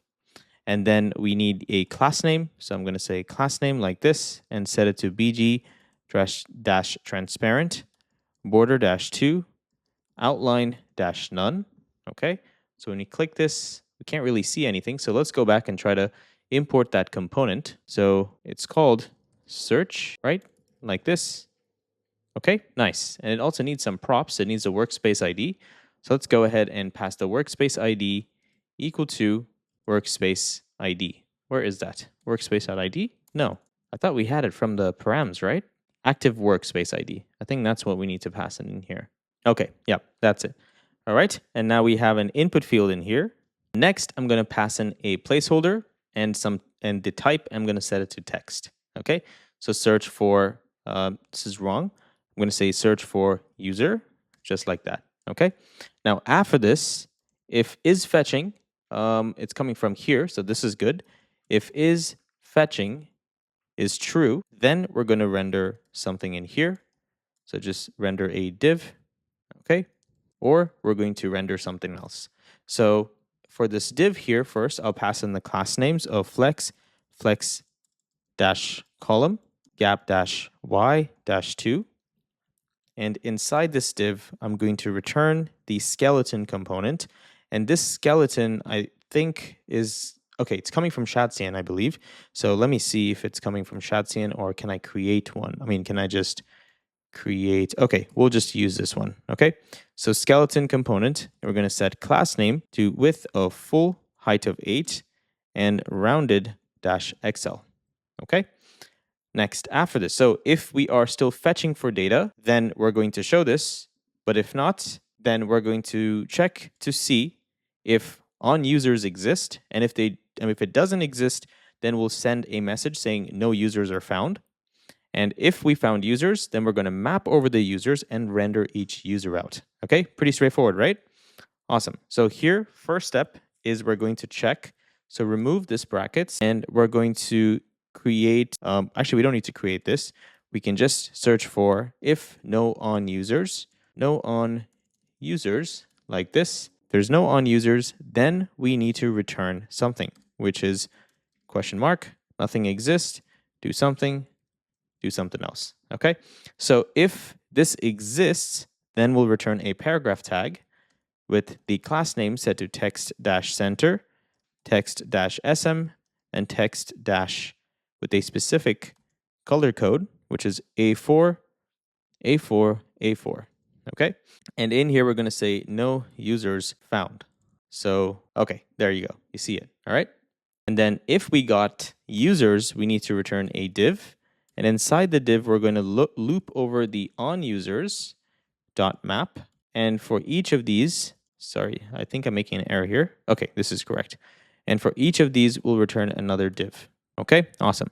First, we're going to pass in the key, so user.id, and this user is going to come from this user, right? So we're going to say user.id like this, pass it in here, and then we need some class names for some styling, which is flex, gap-x-3, items-center, border-2, with a full p-3, rounded-XL, okay? And awesome. And the other thing is inside this, we're going to create an avatar. So what I'll do right now, guys, is let me remove this section here, and I'll just add some text here for now. And above this, I'm just going to render it so we can see what that looks like. Okay, so let's see. On users, what is it saying? So if on users exist, then we'll render something out. So let's see what that looks like. Okay, it's not able to map over. Okay, so I just commented this one out. So all you have to do is copy paste it in the bottom, okay? But I want to see what I'm typing.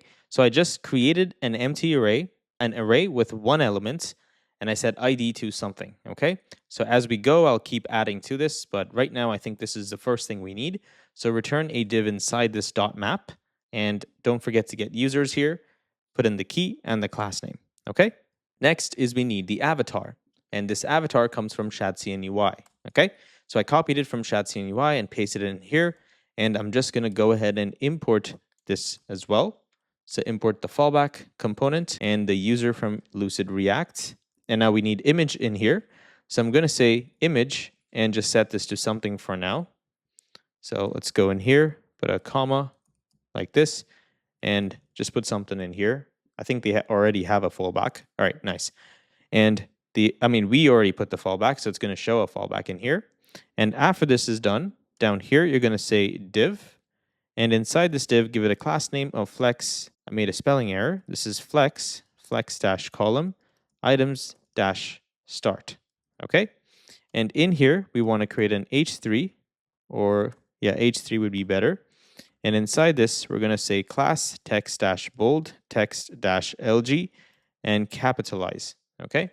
And inside the H3, we're going to say user dot, and now we need to create first name like this, or first name. This should be fine as well. And I'm just going to say parent, and let's also create the last name while we're already at it. Okay, nice. And down here, we're going to say first name, and then put a space, or yeah, okay, you can put a space if you want, and just say user.lastname. Okay, user.lastname. Awesome. Let's see what that looks like. Hey, look at that. Nice. And after this, we need a paragraph tag with the class name, lowercase text-xs, and then we need bg-white, padding x of 2, rounded-lg. Then we need text dash, and we're going to need a specific color, which is 1E, 1E, 1E. Okay? Or, okay, yeah, this is good. And after that, inside this, we're going to say user dot, now we have subscription dot plan. Okay? So in here, we're going to also add that subscription. So scroll up top, we're going to say subscription. Okay?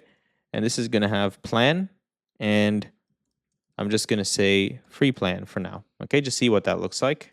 Look at that. Looks nice, right? So if you have pro plan, it'll look like this. Okay, nice.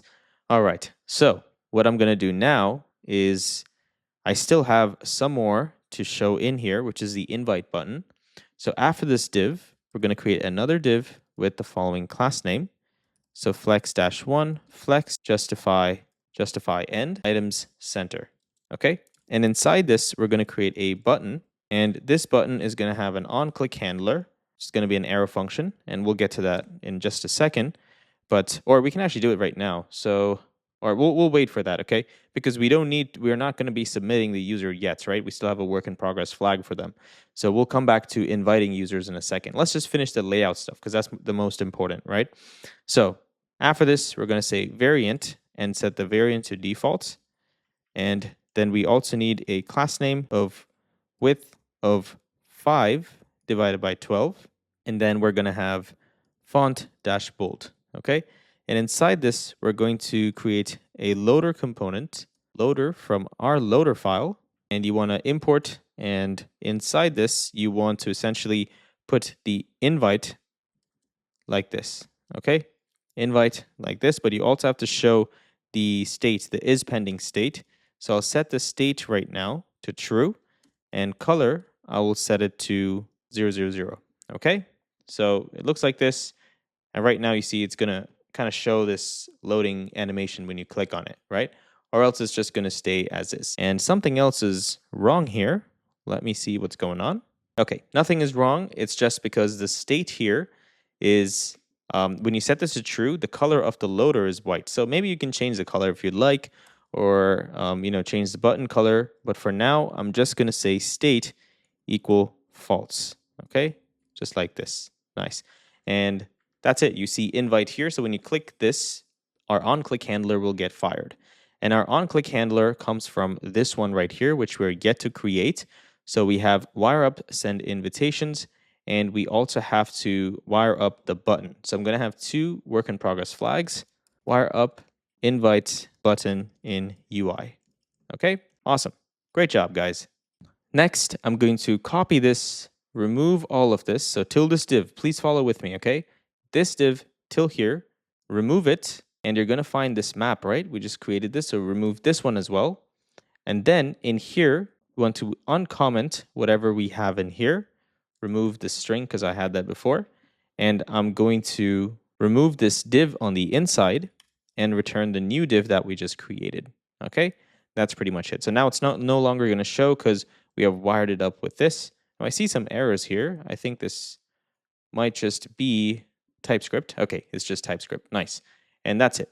So now after this modal, we want to also wrap this modal only if the user has a pro plan, right? So how can we do this? Well, one way we can do this is we can use this button to kind of show that the user has to upgrade to pro, or we can keep this modal as is and remove it for people who are on the public account. Sorry, it's not pro account. What that means is each workspace can be of type pro or public, right? So sorry, it can be personal or public. So we want the user to be on a pro plan, and it has to be a public workspace. So that's the most important part, right? So first thing we're going to do is wrap all of this in a bracket like this, and we're going to say current workspace, and if this exists and this is equal to public, okay, public, but from this, we need to actually get the type. And of course, we don't have this right now, so we're going to go grab that first. But I just want to say, if this is public workspace, then render out the modal. So let's go ahead and grab the current workspace details. So we're going to say const current workspace equal workspace.workspace.find. All right, invoke that. And in the callback function, we're going to get the workspace here. So I'm just going to say s, something like this should be good. And remove this. So s.id equal to active workspace ID. Okay. So that specific one is the only thing we're going to render out here. So boom, there you go. It disappears because this is no longer a public workspace. This is a private workspace. Okay. And the other thing is only users who are on a paid plan can do this. So I'm going to go ahead and create one more right here. So I'm going to say workspace.subscription.plan. So if this exists, oops, I'm making some errors here. Okay, plan. If this is equal to pro plan, then we're going to render the following. Okay, so it has to be public and a pro workspace. Awesome. Now scroll down here after modal. We're going to create a paragraph tag and pass in the following class name, which is with full text dash hashtag 9d9d9d. Okay. And inside this, we're going to also actually, there's one more we need to pass in here, which is font dash bold and margin top of 4. Okay. And in here, we're going to say menu like this. All right. Looks nice. And after this, we're going to create a nav element. Okay. And we're going to create a class name, say with dash full. And inside this, create a unordered list. Now, I did something a little creative here, and I want to show you how to do this instead of just copy pasting this, okay? So please follow with me so it makes sense and you understand what's going on. So if we create a constant that holds all the different type of menu items along with their icons or the title itself, and we render out those titles right here, that will work, right? We'll have all of the different menu items and the icons so users can see the menu bar right here.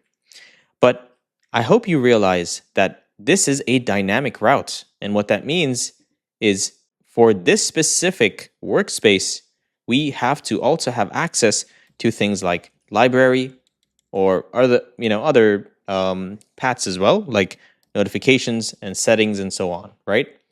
So this ID has to be dynamic. So we can't just create an object and wire it up in here, right? We can do it in here, of course. We can get the active workspace ID and we can just pass in the ID into that and create all of the, the constant variables in here. But that also means that it's not really reusable, right? And more than reusable, it's just going to look so ugly, all right?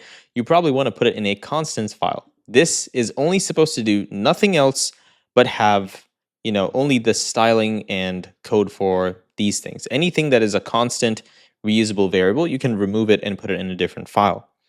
So the way I approached this was first, I created a constants folder in the root folder, right? So inside source and then index.tsx. And now instead of creating a variable like export const menu items equal to and an array with all the different objects, we're going to return an arrow function instead. Okay? And this arrow function will take in the workspace ID, which is going to be a string. And now we can use this workspace ID dynamically and pass it into the returned array. And that's pretty much it. That's all we need to do. Okay? And we can also get type IntelliSense here. So I'm going to create an object here. We're going to say title, which is going to be string.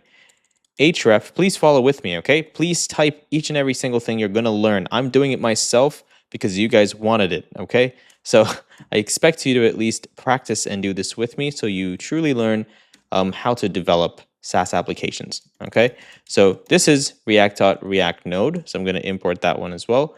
And this is going to be an array. Now I see something wrong here. Let me see what's going on.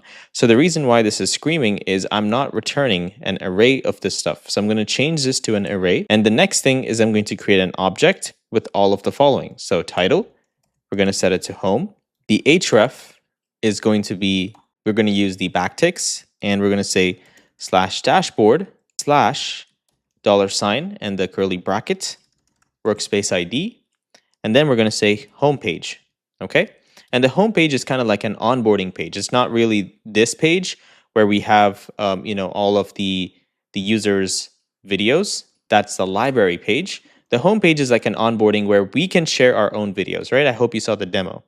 And finally, we need the icons. Now, here's what I want you to do. Go into our GitHub repository and please follow each step that I tell you, okay? So inside the source folder, inside our GitHub, you're gonna find an icons folder. Please download this entire icons folder and drag and drop it into your components folder right here, okay? So go ahead, pause this video, and please do that, and then we'll continue from there. All right, hopefully you did it as well, but you should have something that looks exactly like this, okay? A bunch of really nice components that you can use in your application, okay? So just keep one thing in mind that eventually, like, we would want you guys to type more code and learn, and as a result, we won't be having the code base open, right? Because right now it's completely free, so please download this right now and keep it with you, okay? But yeah, that's pretty much it, so let's move on now. The first thing we need is the icon here. So let's grab the icon, and this icon is going to be the home icon from our folder. So components/icon, and just import that, okay? And this is duotone icons that we have from our Figma that we directly exported as SVGs, and we stored it in here, okay? That's pretty much it. Next, we're gonna need this for multiple different paths. I'm just gonna duplicate this real quick. All right, that looks good. This one is going to be called my library. Okay. Oops, I made a spelling error here. All right, nice. Notifications. And then the next one is billing. And finally, we have settings. Okay, I'm going to remove the final one here. And now we got to change these icons and stuff as well. So I'm going to go ahead and do that. So for the library, I'm going to use the file duotone, maybe the white one. Okay, use the black one. Okay, I think it's the dark mode icon. So use that one. And we're going to change this here to just the default route because that's what the library folder is. Okay, the library route is. For notifications, you want to change this to notifications. Okay, and we're going to remove this and import the bell icon. All right, awesome. And down here, this is the billing page. So we're going to change this to billing.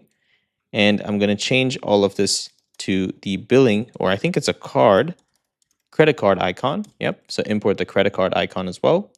And this one is the settings page, so change this to settings, and the icon is going to change to settings. Okay, nice.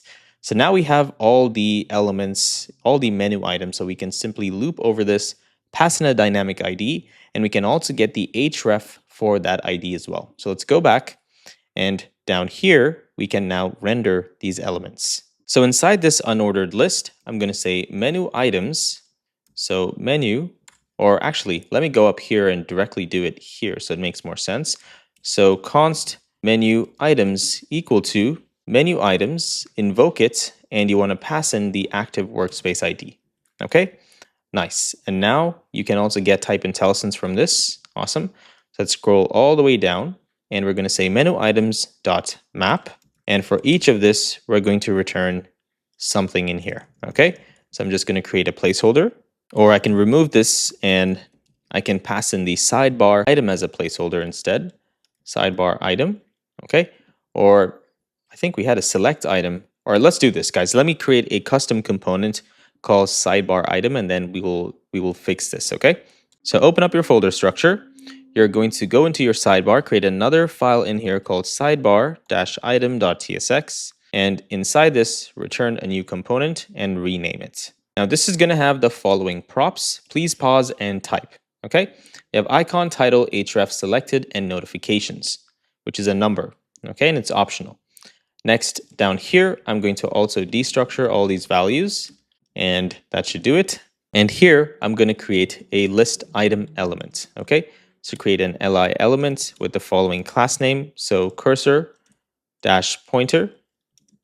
Okay, and then we need margin y of 5 pixels like this. And inside this, we need to create the link item from next link. Okay, and this is going to have a class name. We're going to invoke this and pass in the cn function, invoke that as well.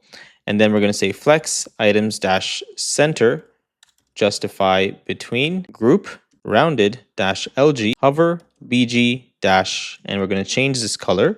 So please type this hex code with me. Okay, it's 1D, 1D, 1D. And in here, after this part, we can put a comma and we can say selected.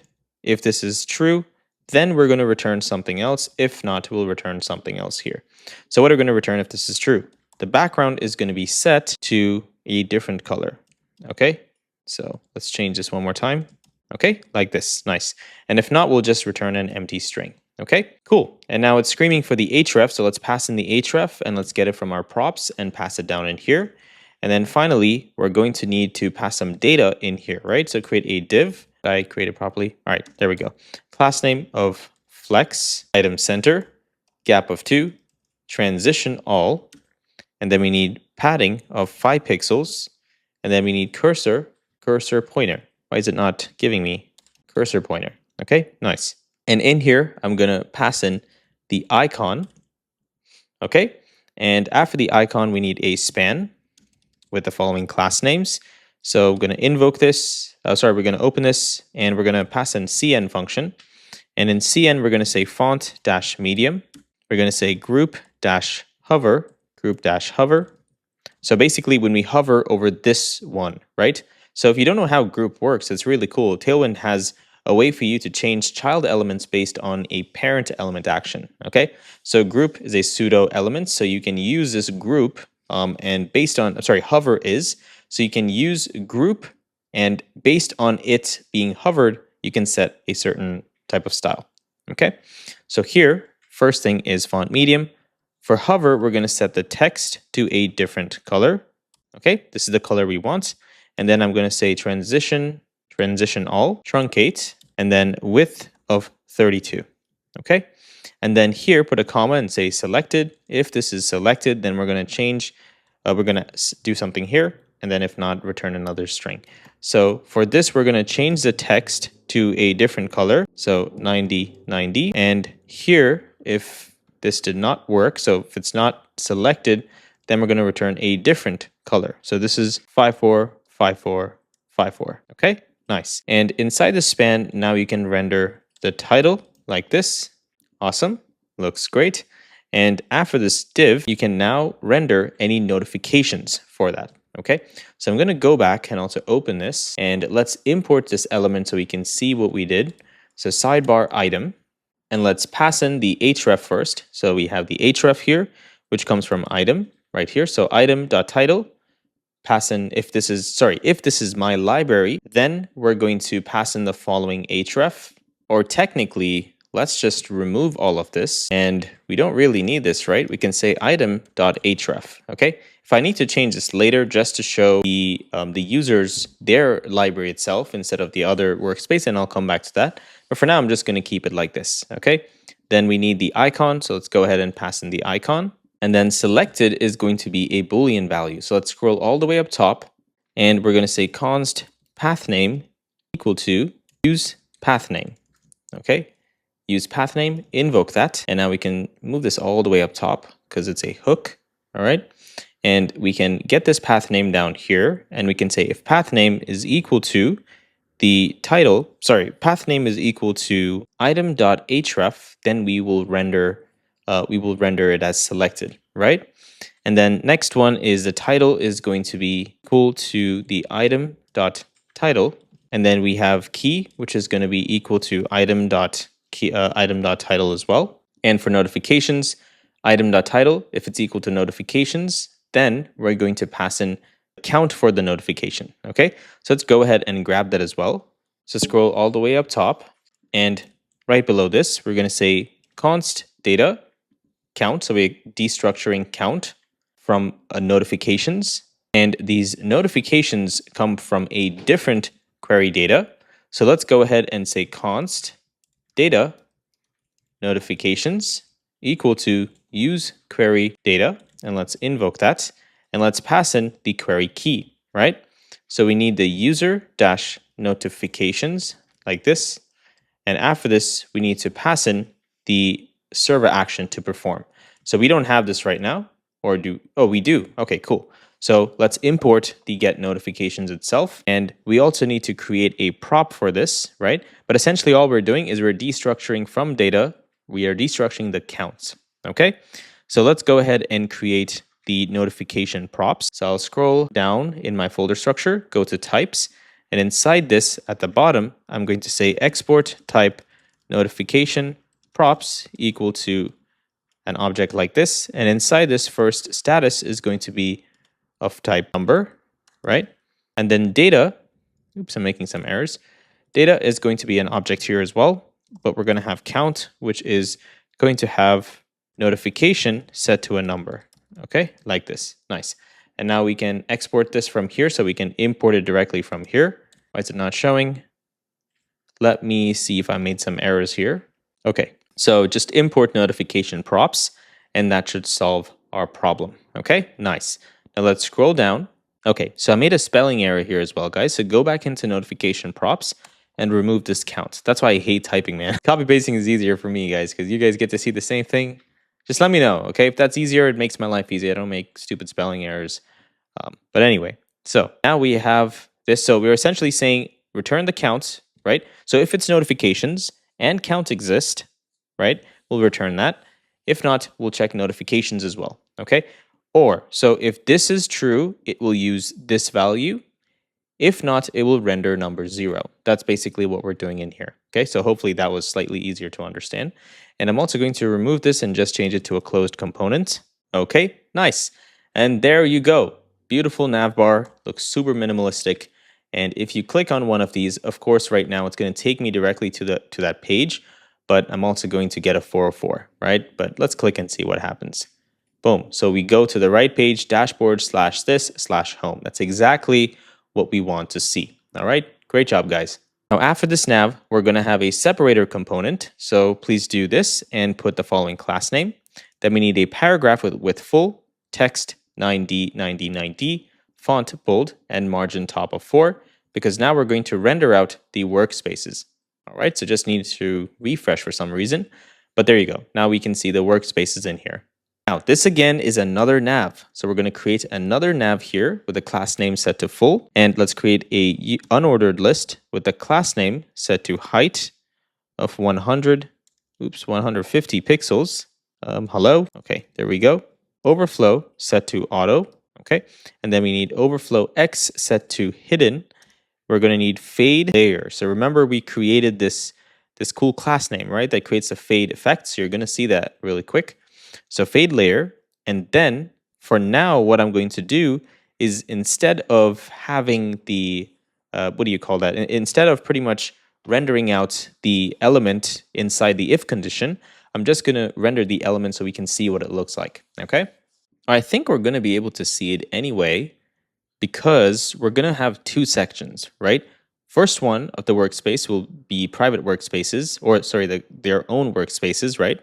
And then after that, we'll show workspaces that they are a part of. So other workspaces that they have been invited to, right? So let's go ahead and do that.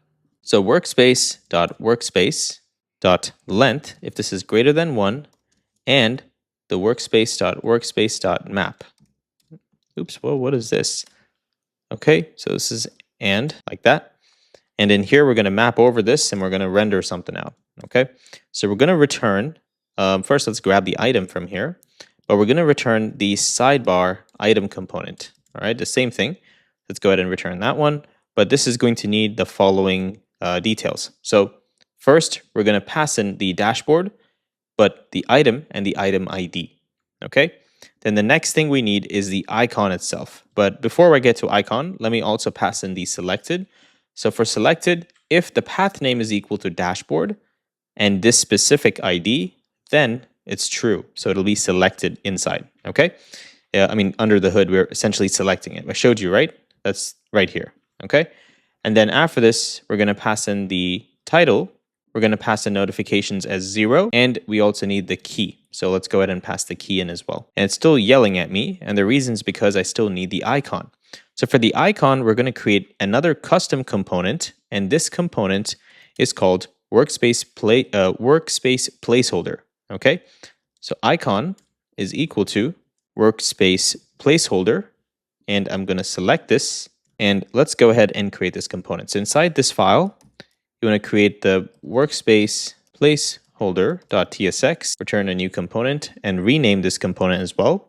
So first, we're going to get children elements from the props. I'm going to import that. And let's also destructure the children elements down here. Next, remove this, and we're going to return a span. Okay, a span element with a class name. So first, the BG, so background is set to the following color. Flex items center. We have font bold, justify center as well. We have W of 8, so width 8, padding X of 2, height of 7, rounded of small, text of the following color. So it's hashtag 1D, 1D, 1D, all right? And inside this, we're going to pass in those children elements, okay? So let's go back and quickly import this element.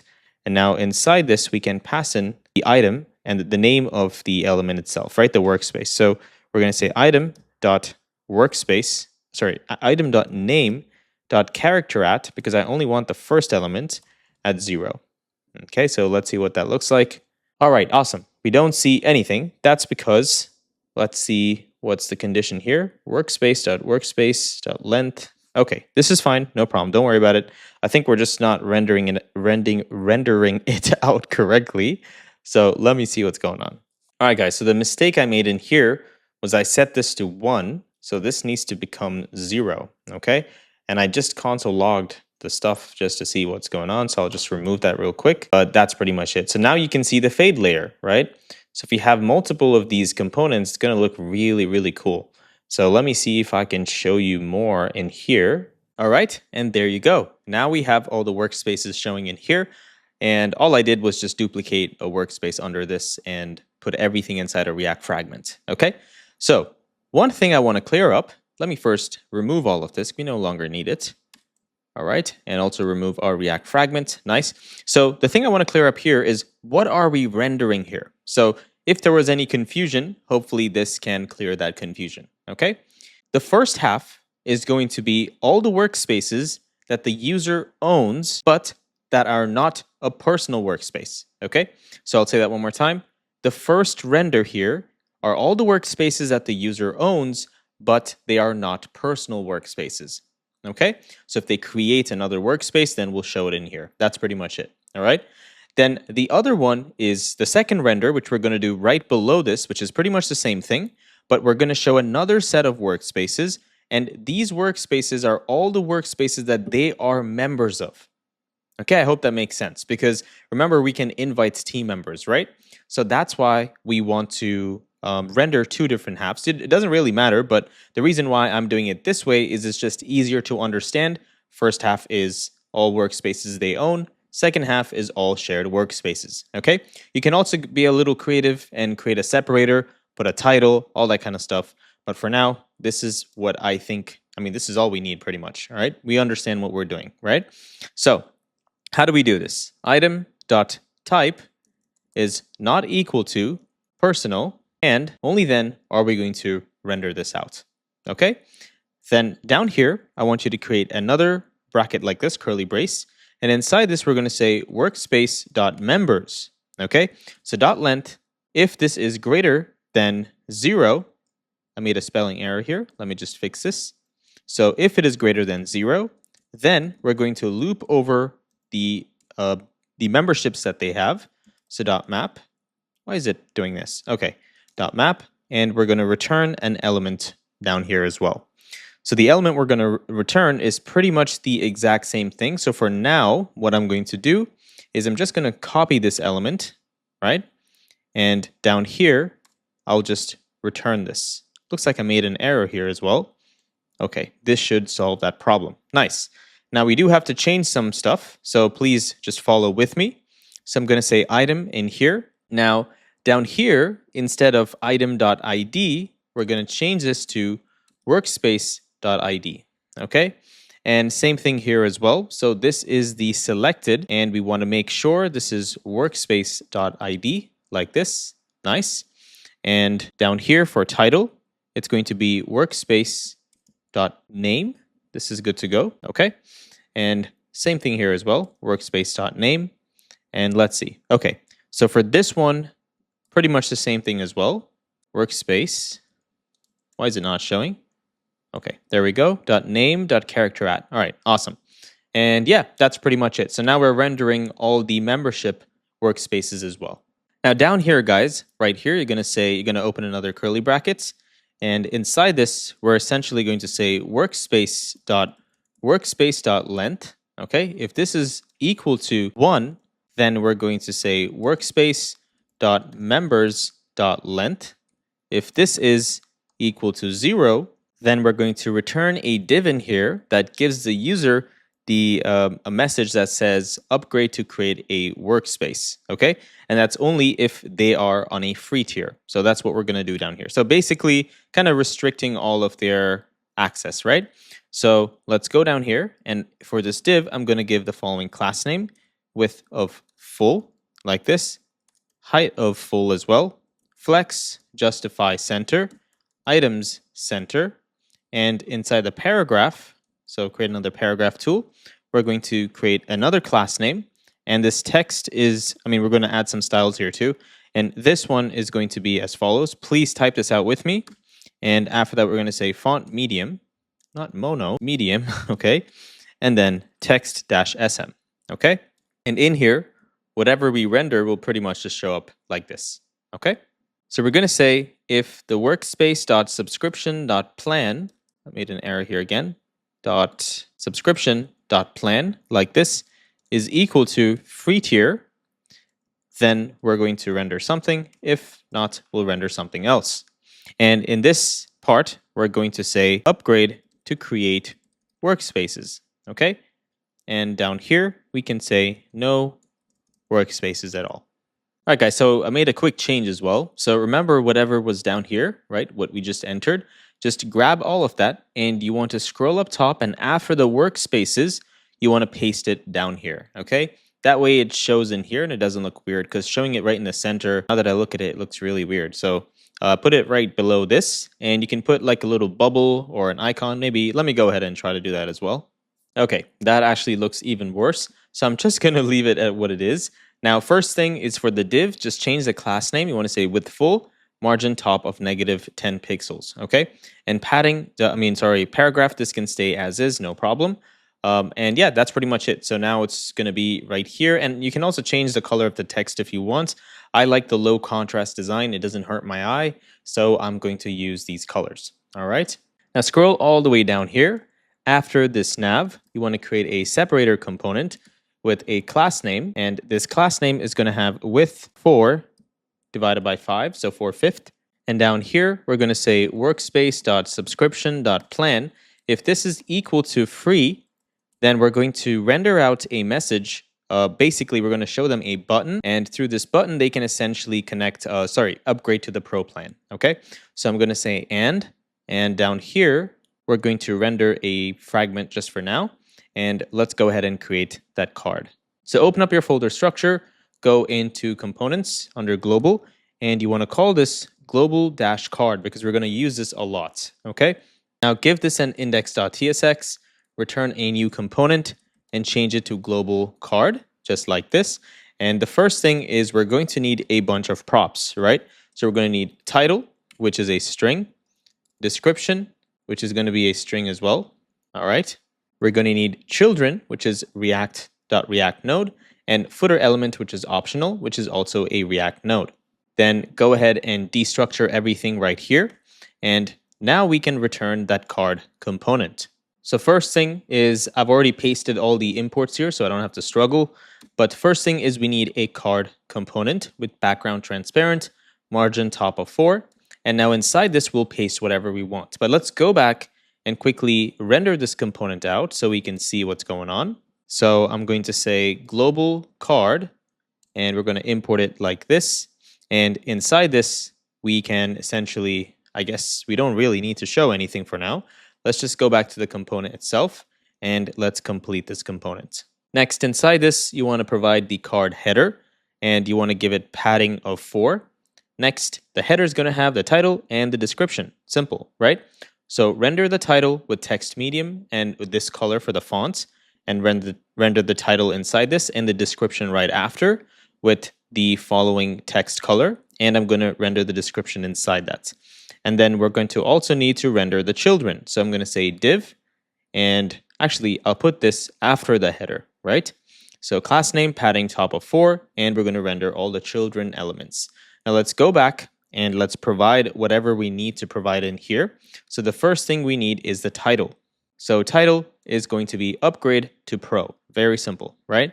And the description is going to be unlock AI features like transcription, AI summary, and more.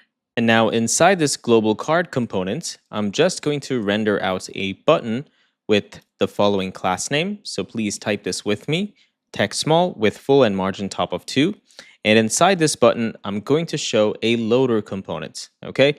And it comes from our loader file. So let me render that as well. And I'm just going to say update in here.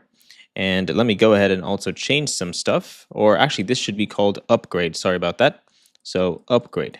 Nice. All right, now I'm going to make some more changes to this because I did not like what we did before. So go back into your global card, change children to basically be optional. And after that down here, we're going to conditionally render them. So if children are available, render the children components. If footer is available, render a card footer. And we're going to provide the following. And the next thing is for this div, for the children elements, give it padding of 4. And let's go back. And now we can provide the button as a footer. Now, in the future, we are going to, of course, change this to a payment component. So I'm going to scroll up top, right up top here, and I'm going to say work in progress, add the upgrade button, okay?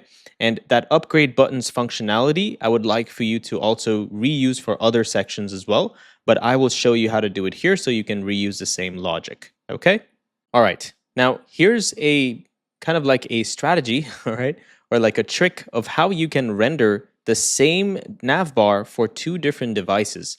So now we're on a desktop. So if I shrink the device, you see it's going to be the same width, and this navbar is kind of like in the way, right? I don't actually like that. I don't know if you like it or not, but I hate it. So it would be very redundant for us to create a whole different file with a different navbar and pretty much copy paste the entire thing here, right? Instead, what we can do is render all the elements that are inside the sidebar inside the mobile sidebar as well. So here's the trick. You want to go up top, and instead of returning this component, we're actually going to set const sidebar section, okay? And we're going to set it to this variable. Of course, everything's going to disappear. Don't worry about it. We want to scroll down to all the way to the bottom, right? So the last thing you should see here is overflow hidden, all right? If you don't see this, that means you deleted something. So please make sure it's the exact same component. Okay, so scroll all the way down. And after this, right at the bottom where you see this bracket down here, you want to return another element. So we're going to return a div. And this div is going to have a class name of full. And inside this, we can add more stuff in here. But for now, I'm going to first add the, let me actually tell you what's in here. So the first one is going to be the info bar, okay? But we don't have this right now, but we'll create that later. And the next one is going to be a sheet component that's going to help us open up this sidebar on mobile and the desktop component, okay? So let's go ahead and grab that. So first, let's do this section. So create a div here, not a directory, sorry, a div element, and we're going to create a class, say from medium devices, we want this to be hidden, right? So then you have to add this class right here, and we're going to change this to fixed and my of 4, okay? Now inside this, we're going to create that sheet component. So grab sheet from components UI, and inside this first thing we need is the sheet trigger. So let's import that one as well. And this has to be set as child. And let's give it some styling as well. So I'm going to say margin left of 2. And inside the trigger, we're going to create a button component. And I think I already imported it for the other side, right? For the other component up here. So it should be good. And we need the variant. And the variant is going to be ghost. All right. And let's give it a class name of margin top of 2 pixels. Okay. Made a spelling error here, so let's just move this. All right, so margin top of 2 pixels. And inside this button, we're going to use our menu component that we created, that we used previously, right? This is actually, sorry guys, this is not, we didn't create this. It's an icon. So go ahead and import this menu component from Lucid React. All right, nice. And now after the trigger, we have to render the sheet content. So let's go ahead and say side. We want this to be left side, right? And then class name, padding of 0 with, oops, why is it not? Okay, class name. And we're going to do padding of 0 with a width fit and height full. Okay, I think I made another spelling error here, so let's remove that. All right, nice. And now inside this, we're going to render out the sidebar section that we just created. So let's just give that a second. Okay, so now when you shrink the page, you're going to see the mobile version of our sidebar. So if you click on it, awesome, there you go. Super simple, right? We didn't have to build a whole different sidebar. But you're going to notice that after medium devices, it's going to disappear. So let's go ahead and build the element to render that one out as well. So create a div, and the class name is going to be from medium devices, set it to block, but by default, we want it to be hidden, and then we're going to set the height to full. And now we can render out the sidebar section that we created in here as well.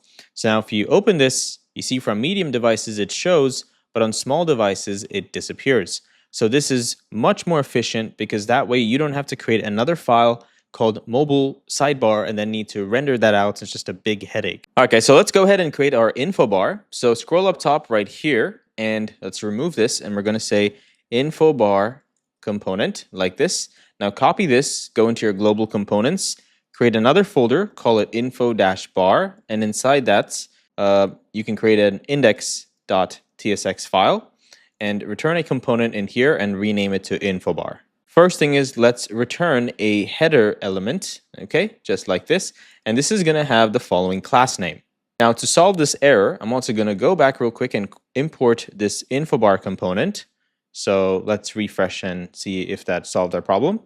All right, awesome. And now inside this, we need to create a div. So create it like this and give it the following class name as well. And inside this one, we're going to use an icon, okay? And the first one is the search icon. So right here, we're essentially creating that search field, right? So I'm going to say search like this, and I'm going to import it from Lucid React. Please pause and type with me, okay? And we're going to give the size and the following class name for it as well. And next, we have to create that input component. So I'm going to say input, and let's import this component as well. The first thing it needs is class name. So bg-transparent, border-none. We need important placeholder-neutral 50, or actually, let's make this 500. And as you can see, it's also forming right up top here, right? You can see this? Awesome. And after the, actually one more, we need the placeholder as well. And the placeholder is going to be set to search for people, projects, tags, and folders. All right, something like this. So does it pop? All right, awesome. There we go. So just keep this in mind. This is just for UI sake, okay? Just for things to look nicer. I have already created a way to search using a hook, right? The use search hook. So I'd like for you to take that up as a challenge and try to implement the search functionality to look for, people, members, projects, or anything else within that. Okay, even including folders. Tags, I don't think we're going to be using these. I think it was pretty much pointless because that's just CRUD, right? But you get the point. So I've already showed you how to do it. So once this project is done, when we need to get to that, or when at the end of the project, please finish that challenge. Okay, so next I'm going to create a div here with the following class names: flex, items, center, and gap of 4. And inside this, I want a button. Okay, and this button is also going to have the following class names. So please add this specific style in here. So it's going to be 90, 90, 90. Okay, and then after that, flex, items, center. Okay, and we need gap of 2. So this is essentially just buttons on the right side. If you have the Figma file with you, you can actually take a look at it and just kind of build with us, right? But now I need to have an upload icon. Where is this coming from? Lucid React, okay? And we're going to give it a size, and this size is going to be 30, okay? And I'm going to create a space in here for our span. And now I can say flex, items, center, gap of 4, gap of 2. Okay, So now we have that upload icon right here. Let me increase this. Okay, so let me shorten this actually. All right, that's so much better. And in here, we're going to say upload. Okay, again, this is not a requirement. We're not actually going to be doing the upload functionality, but it's just to make it look so much better. Okay, this is too huge, guys. I'm going to reduce this to 20. All right, that's so much better. Nice. Now, after the span, after this button here, we want to create another button. So instead of sitting and typing, I'm just going to duplicate this. Okay, and for this one, we're going to remove this icon and we're going to use a video recorder icon. It's the duotone icon, I guess. Okay, this one right here. Okay, not the duotone icon. It's the video recorder icon. Okay, so make sure you import that. And after this, for the span here, we're going to change this and say record. Okay, again, this will be a challenge because we are using the Electron JS application instead to record the screen, right? Because if you are using the browser version to record the screen, you're going to have a lot of restrictions. You cannot access the the system, the hardware system, and kind of look at what screen they want to share and stuff like that. So that's why you would want to use the Electron JS version. Okay, so this part would just be a challenge. I'm just creating it right here so it looks nicer for our application. And if you are also looking to become a full stack developer, having these things, at least some things on your page that don't do everything, that don't do its intended functionality is totally fine, right? We just want to show the UI skills. At the end of the day, UI developers get paid way more than backend and full stack. So sometimes if you need to create features like this that just have a UI but don't actually do anything, that's totally fine. Okay, I've done that as well. All right. So yeah. Now after this, we need the user button. Okay, and this is why Clerk is amazing because we can just say user button like this and import the circle, which is the user avatar. Okay, so let me refresh real quick. Just give me a second. Hey, look at that. Awesome. And now I can also sign out, pretty much do whatever I want to do. Okay, great. Good job, guys. So now that this is done, I'm going to go back into my dashboard route. So let's shrink all of this dashboard right here. And I'm going to go into my into this layout.tsx. And this is where we created the sidebar, right? Now, let's quickly take a look at our Figma design. Now, again, if you want to know how our amazing Figma design was built using reusable components, Flexbox, and all this kind of cool stuff, including this entire library that is wired up with Shatsy and UI components, right? If you want to take a look at it, there's a link in the description. You can grab it from there, okay? But just to show you what we're building before we start, you see this section right here? This is going to be the same thing for every single page, right? We have so many pages here, and we are using the same type of section there, all right? So we can make this a reusable component. So let's go back in here, and inside this div, we're going to create another div for that. We're going to give it the class name of width of full, padding top of 28, padding of 6 around, overflow. I think I made a spelling error. So overflow, instead of clip, I'm going to set it to Y scroll, okay? And next, overflow hidden, okay? But this is overflow X hidden. Sorry about that, all right? And inside this, now I can add the global header. So I'm going to say global header component, which we're going to create, of course, but just say global header like this. And after that, we're going to have another div where you can render out all the children elements, right? So we're going to pass in the class name like this, set this to margin top of 4, and inside this, you can render out all the children elements in here, okay? Now, this global header, of course, is a new component. So you want to go into your components folder in global, and we're going to say global-header. And inside this, create an index.tsx, okay? And I'm going to return a component here, and I'm going to rename this component to global header. Now, this is a relatively simple component. First thing we need is the workspace, okay? This is going to be of type workspace. So let's import it from Prisma client, okay? And now let's go back to our component. Also, I see an error here inside the sidebar. Okay, I think I know why. I think we need to provide some sort of, okay, we'll provide the props in just a second, but let me go back to our workspace layout.tsx and let's import our global header. Okay, so I'm going to go into the sidebar index.tsx and we have two props that we need to provide. The first one is the color, just provide whatever you want, and it's actually optional. But this, for the state, I'm just going to say false for now, okay? And I already have a work in progress flag, so I can come back to this when I need to.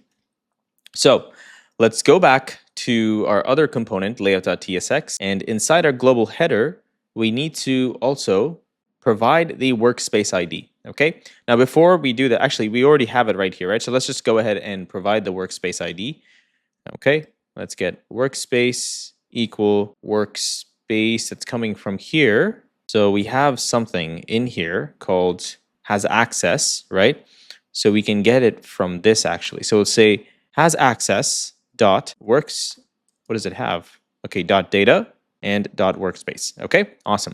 So let's go back into global header. So let me just quickly explain what we're doing in here, right? So the first thing is we're going to need access to the path name that the user is on. And the reason is because we want to dynamically create this global header component.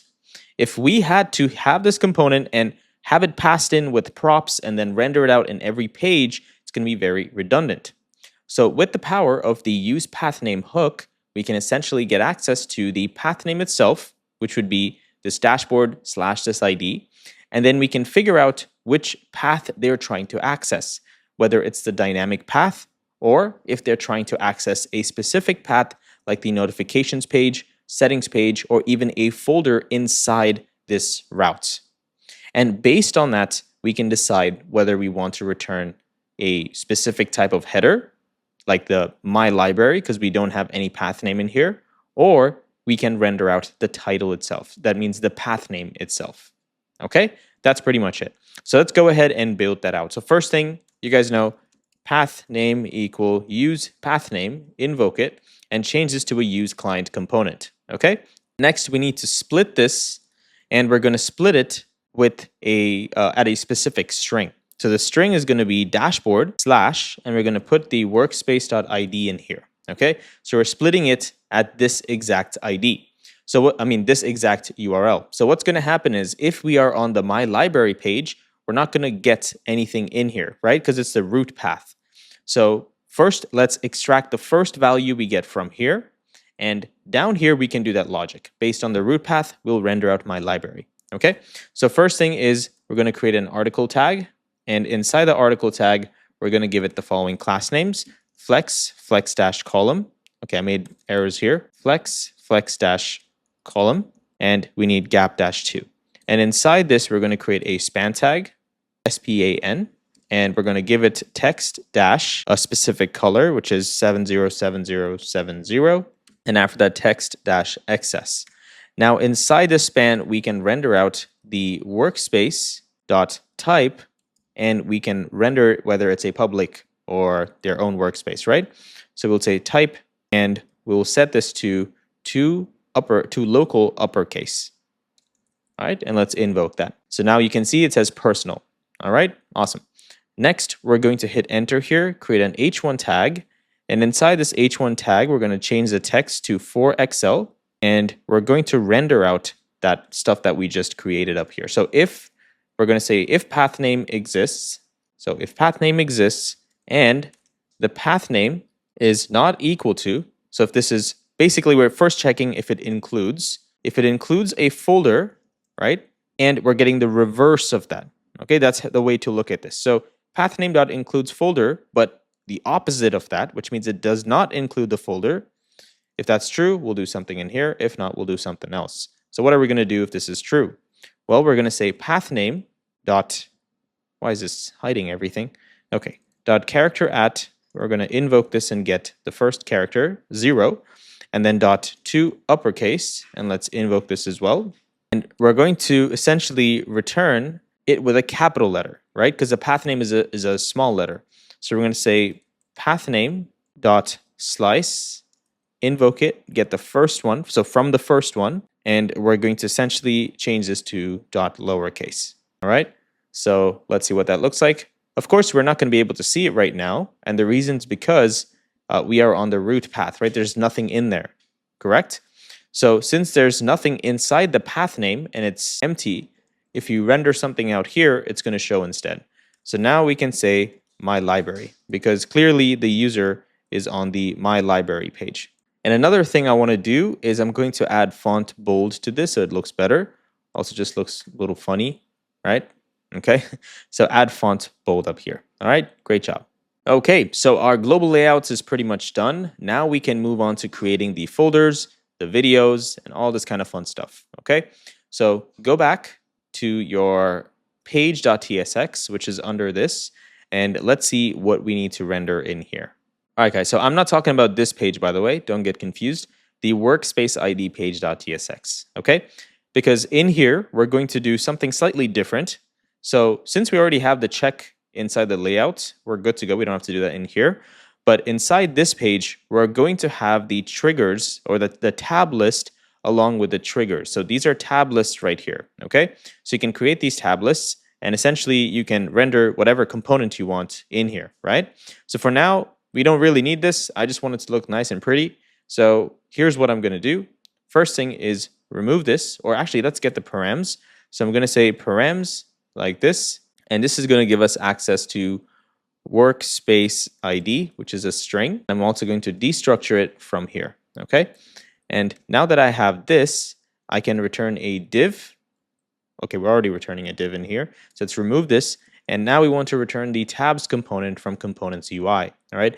Please do not import this from Radix UI and then come to the Discord and say, I'm confused, okay? See what you're importing and accordingly ask questions. Okay, we're always here to help you, but I want you to also think, right? Don't just use support because it exists, but use support because you're absolutely lost and you have no idea what's going on, okay? Do some research first. So first thing is the default value. So I'm gonna say default value. This is equal to videos, and the class name in here is gonna be margin top of 6. Okay, now inside this we first need the tabs list, right?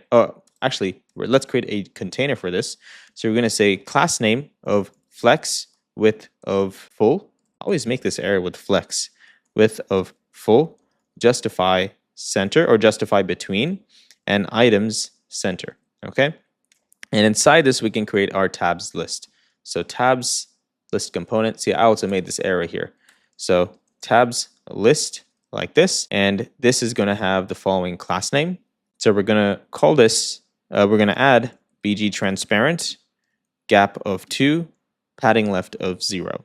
Okay, and now we need the tabs trigger. So create the tabs trigger component, and the first one is going to be videos like this.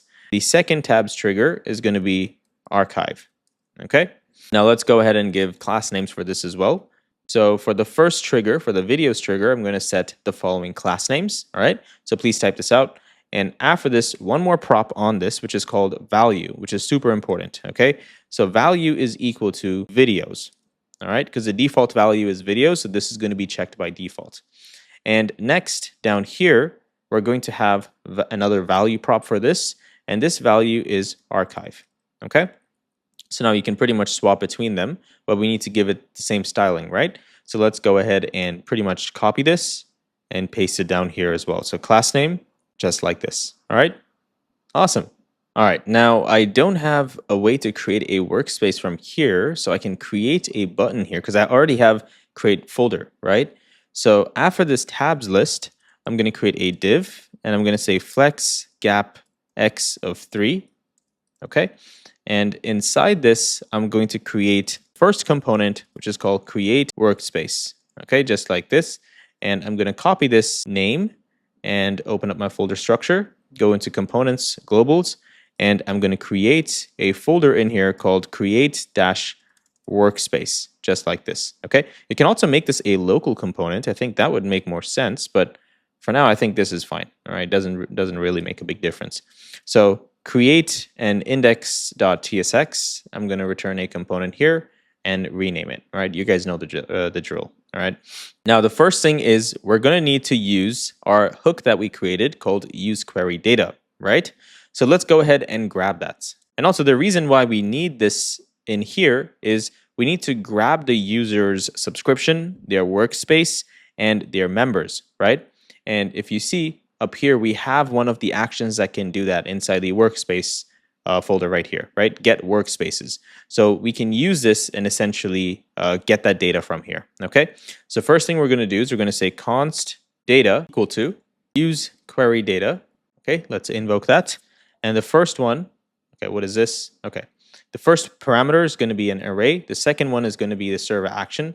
So get workspaces, I'm going to pass it in here. And now the key for this is going to be user dash workspaces. Okay, and if I'm not wrong, I think we already made this call somewhere in the file.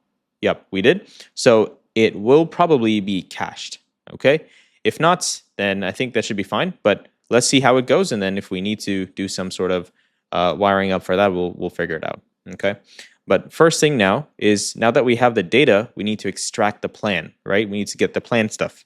So what we're going to do is we're going to typecast this, not typecast actually. Actually, let's typecast. So we'll say data. We're going to rename it to plan. We're going to set it to data as status, and this is going to be a number. And then we also need, what's going on here? Data is unknown. Did I make some sort of error here? All right, so first thing is I made a huge mistake. See, this is, I hate typing, man. I make so many errors. Change this to use query data. And let me show you a cool way to do this. You can do Command-Shift-F if you are on Mac, and you can hit this little drop down here, and you can replace this name with use query data across the entire project, okay? And if you click on this, it's going to replace all occurrences of that specific thing, okay? And now, let's see what error we see here. I can remove this, and use query data can now be imported with the right spelling, all right? So now, the other thing I was doing is just typecasting and also extracting some data from here. So let me go ahead and do that. So I'm going to say const data plan equal to data as, we're going to create an object here, all right? And in here, we're going to set the status to be number, and then we need the data itself, and the data is going to have subscription, okay, subscription, and this subscription is going to have our plan, which is either going to be pro plan or it's going to be the free plan, right? And finally, down here, we can set if they don't have anything, it's just going to be null, right? Okay, cool. Now that we have this data, we can say if the plan subscription is free, then we're not going to return anything because they cannot create a workspace, right?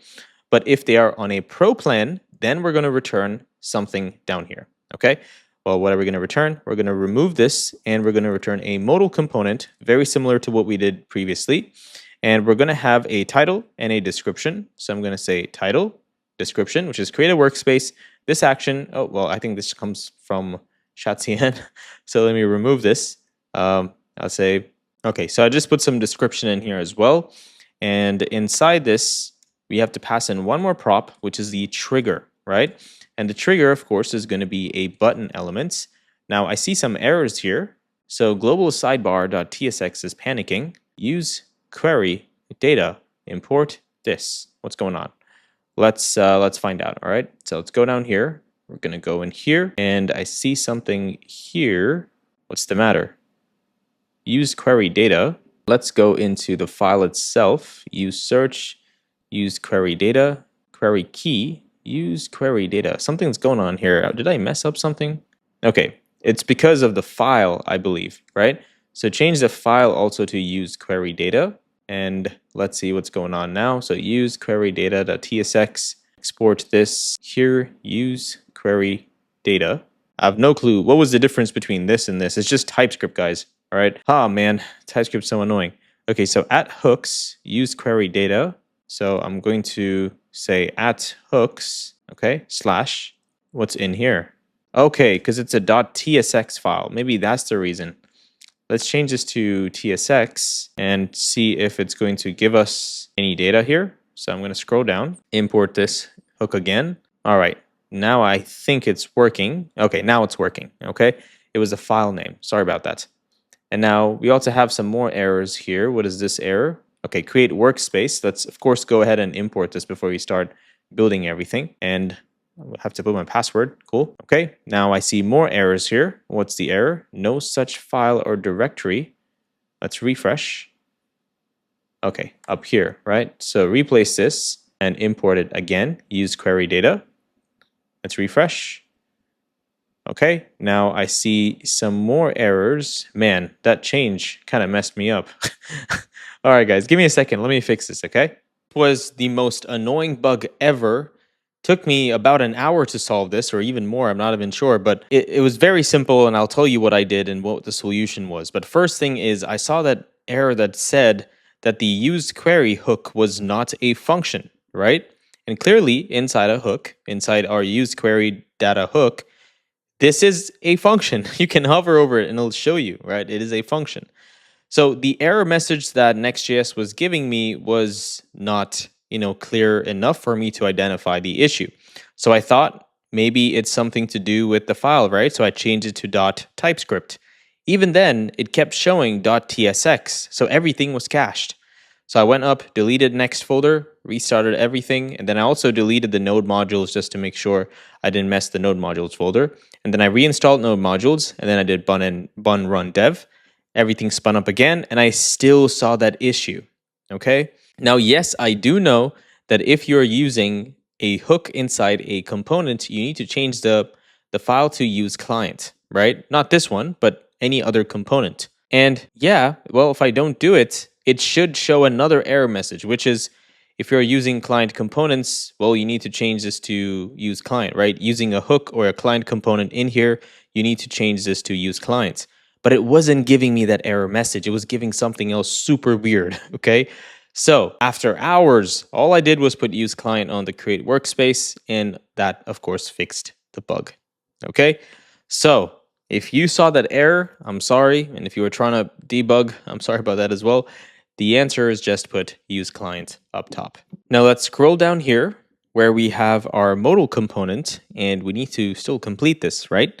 So inside the trigger, first thing is I'm gonna add some class names, some styling to this. I'm gonna say class name, and I'm going to add the following styles. And let me just put something in here so I can see something render. Okay, well, nothing is going to render because it doesn't, this doesn't satisfy, right? It's not a free, it's a free account. And as a result, we're not returning this modal. So you could just return an upgrade button here if you'd like. And of course, we have already done, I'm going to show you how to do it, but right now I just put the loader component in here. But eventually when we're wiring up everything, I'll show you how you can do it. And you can reuse the same logic in every area in your application, okay? So for now, down here, we're going to import the folder plus icon, okay? And you want to get the duotone icon. Made a spelling error here, anyways. And I'm also going to just remove this if condition for now. So remove if here and save. Okay, nice. You can see that right there. So we're going to show this and say create a workspace. And down in here, we want to have a form element where the user can give the workspace folder, the workspace name, okay, to create that workspace. So I'm going to create a component in here called workspace form, just like this. I'm going to copy it, and I'm going to go into my folder structure under global, and I'm going to create a new component in here called workspace-form. Actually, maybe we can create a forms folder. Let me take a look. All right, that makes more sense. So let me shrink the global folder, and I'm going to create a forms folder in here. And I'm going to move my, this is fine. Let me grab the workspace form and move this somewhere up top here inside this forms component. Okay, nice. And now inside this, I can essentially return that, what's going on here? Okay, forms, workspace form, inside that an index.tsx, and I'm going to return a new component like this, and also go back and import the workspace form component. Okay, now inside this component, like I said, it's going to be inside that modal, right? So when they click this, a modal is going to show up. We want that form to be in here. So for that form, all we're going to do in here is first we're going to get a hook called use create workspace. Okay, so I'm going to copy this, and now I'm going to scroll down into my hooks folder, and I'm going to create the use create workspace hook.typescript. And let's just quickly say export const use create workspace is equal to an arrow function. And inside this, we're going to need use mutation data. So first thing is we're going to say const. We're going to destructure some values. We need mutate and is pending, right? So we're going to get use mutation data. We're going to invoke this. And first one is the key, right? So the key right here is going to be create-workspace. And after that, we're going to need another arrow function. And this arrow function is going to give us data, which we're going to destructure, and we're going to get name, which is going to be a string. And this is going to return another server action called create workspace. Okay, create workspace like this. And this will, of course, need data.name inside it. So whatever the user wanted, right? And there's one more thing we need to pass in here. So let me go ahead and pass that in as well. So the first value is the mutation key. Second one is mutation function, and then some other stuff as well, right? Like another key, query key that we can pass in.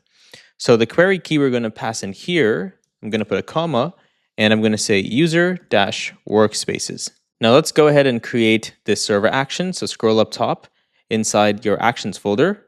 You're going to scroll to the bottom, and you're going to say export const create workspace, which is going to be an arrow function.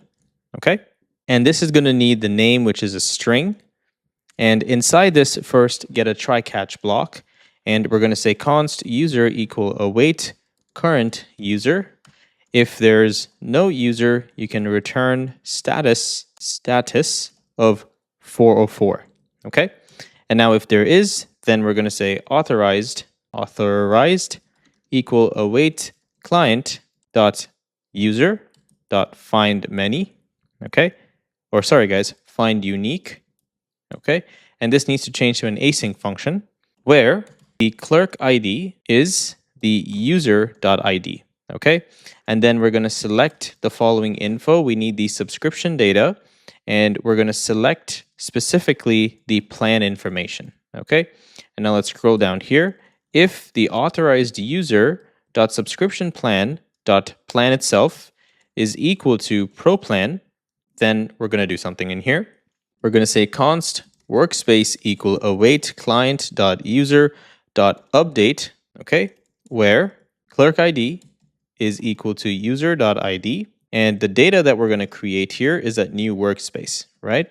So we're going to say workspace create, okay, the name, and the type here is going to be public. All right. So essentially, if they're authorized and they have the pro plan, then we're going to create their workspace. Okay, straightforward. And then if everything was successful, we're going to get the workspace object, right? Then we're going to return a status of 201. Okay. And then we're going to return the data, and you can return the workspace itself if you'd like. Okay. Or what's the error here? Workspace. So this has to be inside this. So if workspace exists, then you can return this.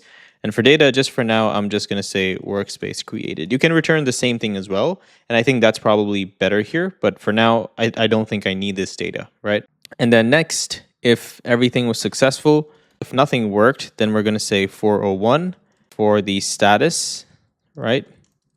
And the data is going to be set to something else in here. And the data is going to be, you are not authorized to create a workspace. Okay. And then down here, we're going to return status 400. Okay. This is if some error took place apart from all of these errors. And let's go back in here, and I'm going to import create workspace in here. And now I can proceed. Okay. So this hook is going to essentially use the use mutation data. It's going to get the query keys. This is the query key and also the mutation key. And next down here. So essentially what this is doing, guys, is we're creating the data, and we're also revalidating the data as well.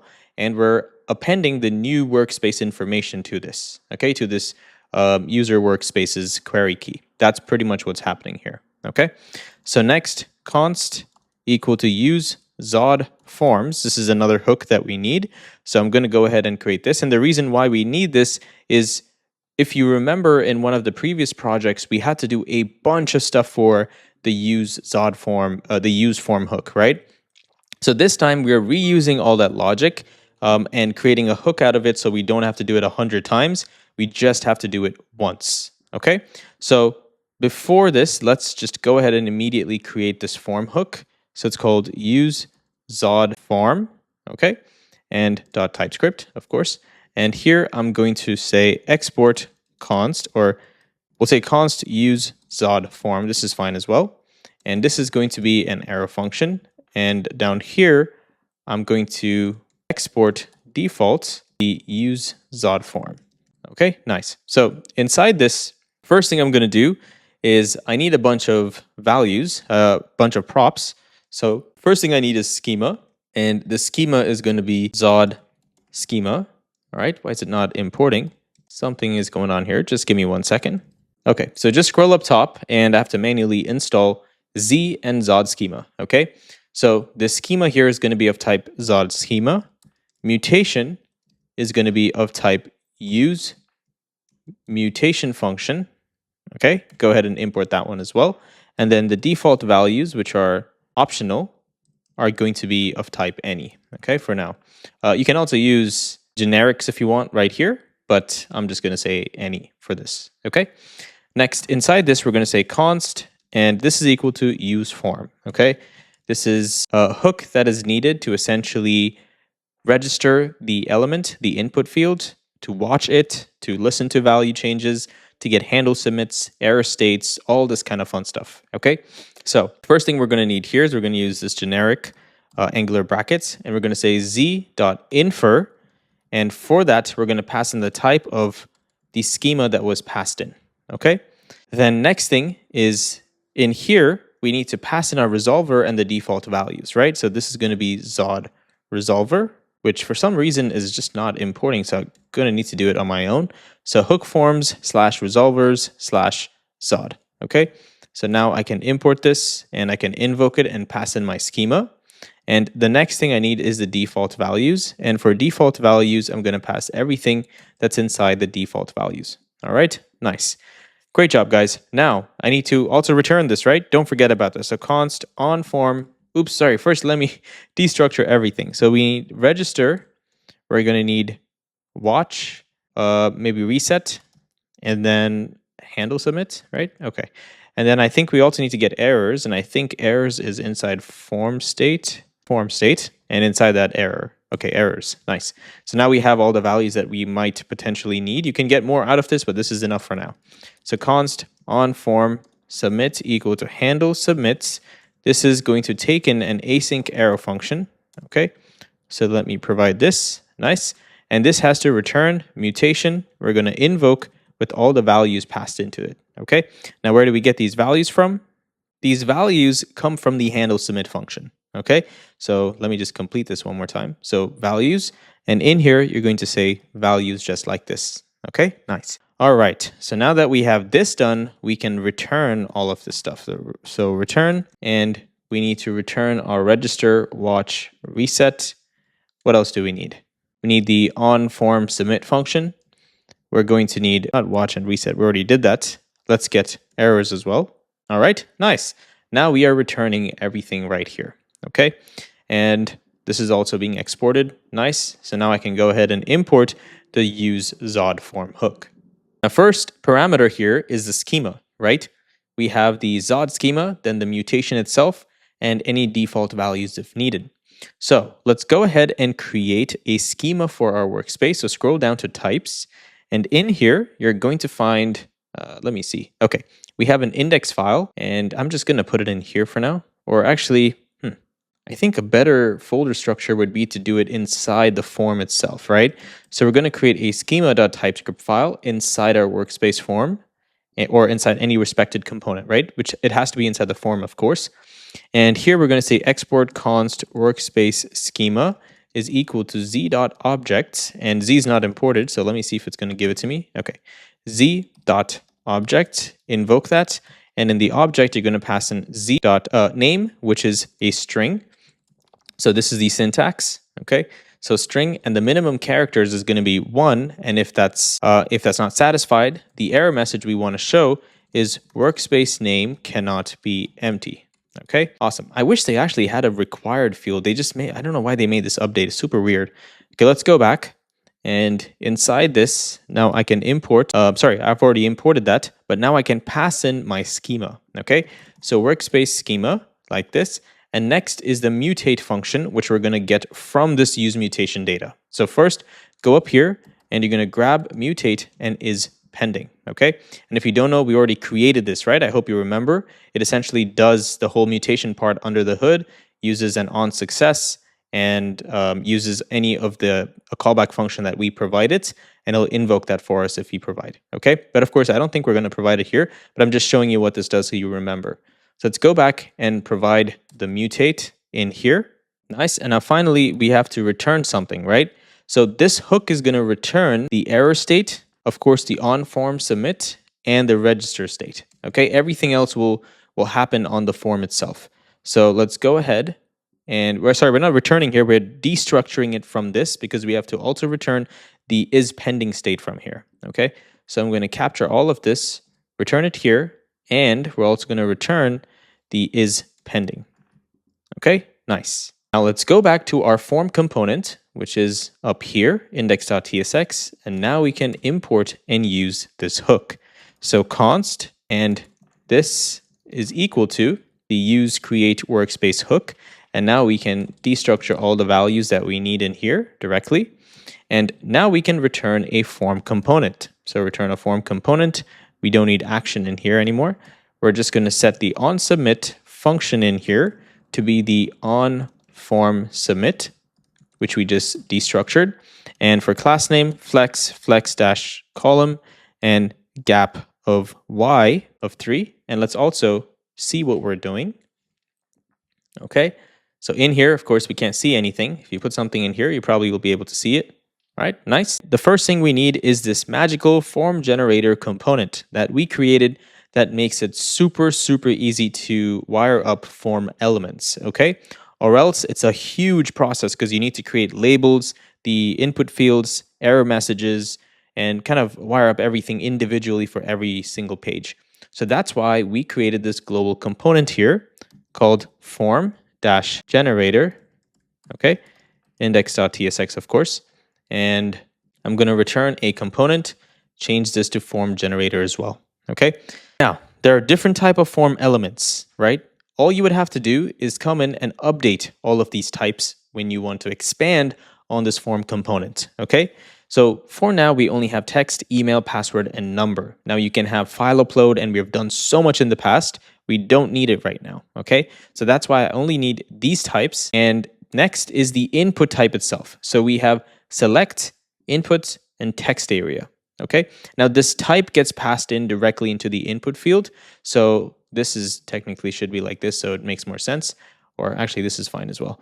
But yeah, you get the point, right? The input types is all you would have to expand on, guys. Sorry, not this one. This goes into the input field, telling it whether it's a text, email, or password field, okay? But input type is all you would have to come in here and pretty much put your own custom input type if you have anything, okay? Next are the options for this form element, which is the value, the label, and any ID field. So I'm going to bring that in. And this is optional. And the reason why we need options here is not options for the input field, but it's options for a select item. Okay, keep that in mind. So for each option, we have all of these props. Okay, but now for the input field, itself, we also need label. Then of course we need the placeholder. Then next, we need to register the element, right? So the register is coming from useFormHook. So it's of type useFormRegister, all right? So capture this as well. And then we need name, which is going to be string. Errors as well, which comes from useFormHook. So I'm going to bring that in. We're going to say field errors. And which one is this? This one. Or, okay, there's error. Okay, errors. Okay, not error. And this one is going to take in the field values. Okay, field, not value, but values, okay? And next is, we're gonna have something here called lines. And this is, if we're using a text area, then we're gonna need to pass in how many lines it can have, like, basically the rows, correct? So that's what lines means right here, okay? So this is, of course, gonna be a number. Nice. Now, I'm gonna go down here, and we're gonna destructure all of these values. Cool. Now, remove this, because we are going to use a switch case, okay? A switch statement that looks at the input type, and for the case, we're going to check if it is of type input, and if it is, then we're going to do the following right here. So the first thing we're going to return is a label with the input and all of the elements it needs for the input version, input type, okay? This one, where is that? Input type. So I'm going to return a label. What seems to be the problem here? Okay, I know what the problem is. So let me just undo this. So we have to return something, okay? So return, first we're gonna have label, input, error message. That's it, very simple, okay? So I'm gonna import the label component. We're gonna have the following class name. So please pause and type this, okay? We're gonna have the HTML4, which is going to have input dash and the label itself. That way we can combine these two, right? And if label exists, we're gonna return the label. Then we need, of course, the input component. So bring that in as well. This is the ID. And for type, we're going to have the type the user wanted. Okay, it's optional, of course, but we're going to pass that in. Placeholder, class, and finally, the React hook forms related stuff. So register. All right. And of course, you have to pass in the name as well. That's how it's going to keep track. Okay. Now, next one is the error message. Very simple stuff. So I'm going to import this error message component. Just give me 1 second. And this comes from React hook forms, I believe. Hook forms error message. So something seems to be off. Let me fix this real quick, guys. Give me just a second. It looks like you have to install the hook forms error message separately, okay? I thought it would install it when we installed all components in ShadCN, but that's fine. So all you have to do is open up your terminal and you want to say bun add and paste this at hook form / error message. Or if you are on Windows, please use npm. You're going to say npm I, and you're going to add this, all right? And once that is done, it should install that library. Now you have to manually put this here, and that will install the component itself. Okay, so now as you can see, I can see that component in here. So you're going to say error message, pass in the errors, pass in the name, and for the render prop, you're going to show what it should render when a error message occurs. Okay, so this will give us access to the message itself, which comes from our schema file, and it just happens under the hood. Okay, don't worry about it. It's just syntax to use React hook forms. And if there is a message, we'll show the message. If not, we'll show required. Okay, nice. Now I'm not going to go crazy, sit and type this for each and every single input type, but I'm going to explain over it. Please open up the GitHub or pause the screen and type. That's the best way for you to learn. Okay, so I'm going to paste this here. This is for type of select. And all we're going to do in here is we're going to return a label component. Same exact thing. Okay, copy this label, paste the label down below here. If the label exists, we'll return a label. Next, we need the select component. So create a select component. And for that, pass in the ID as well. Same thing as the HTML4. And the class name is going to be like this. So with full, BG transparent, border 1 pixel, padding 3, and rounded of large. Okay. Pass in the register as well. So now this register is our select element.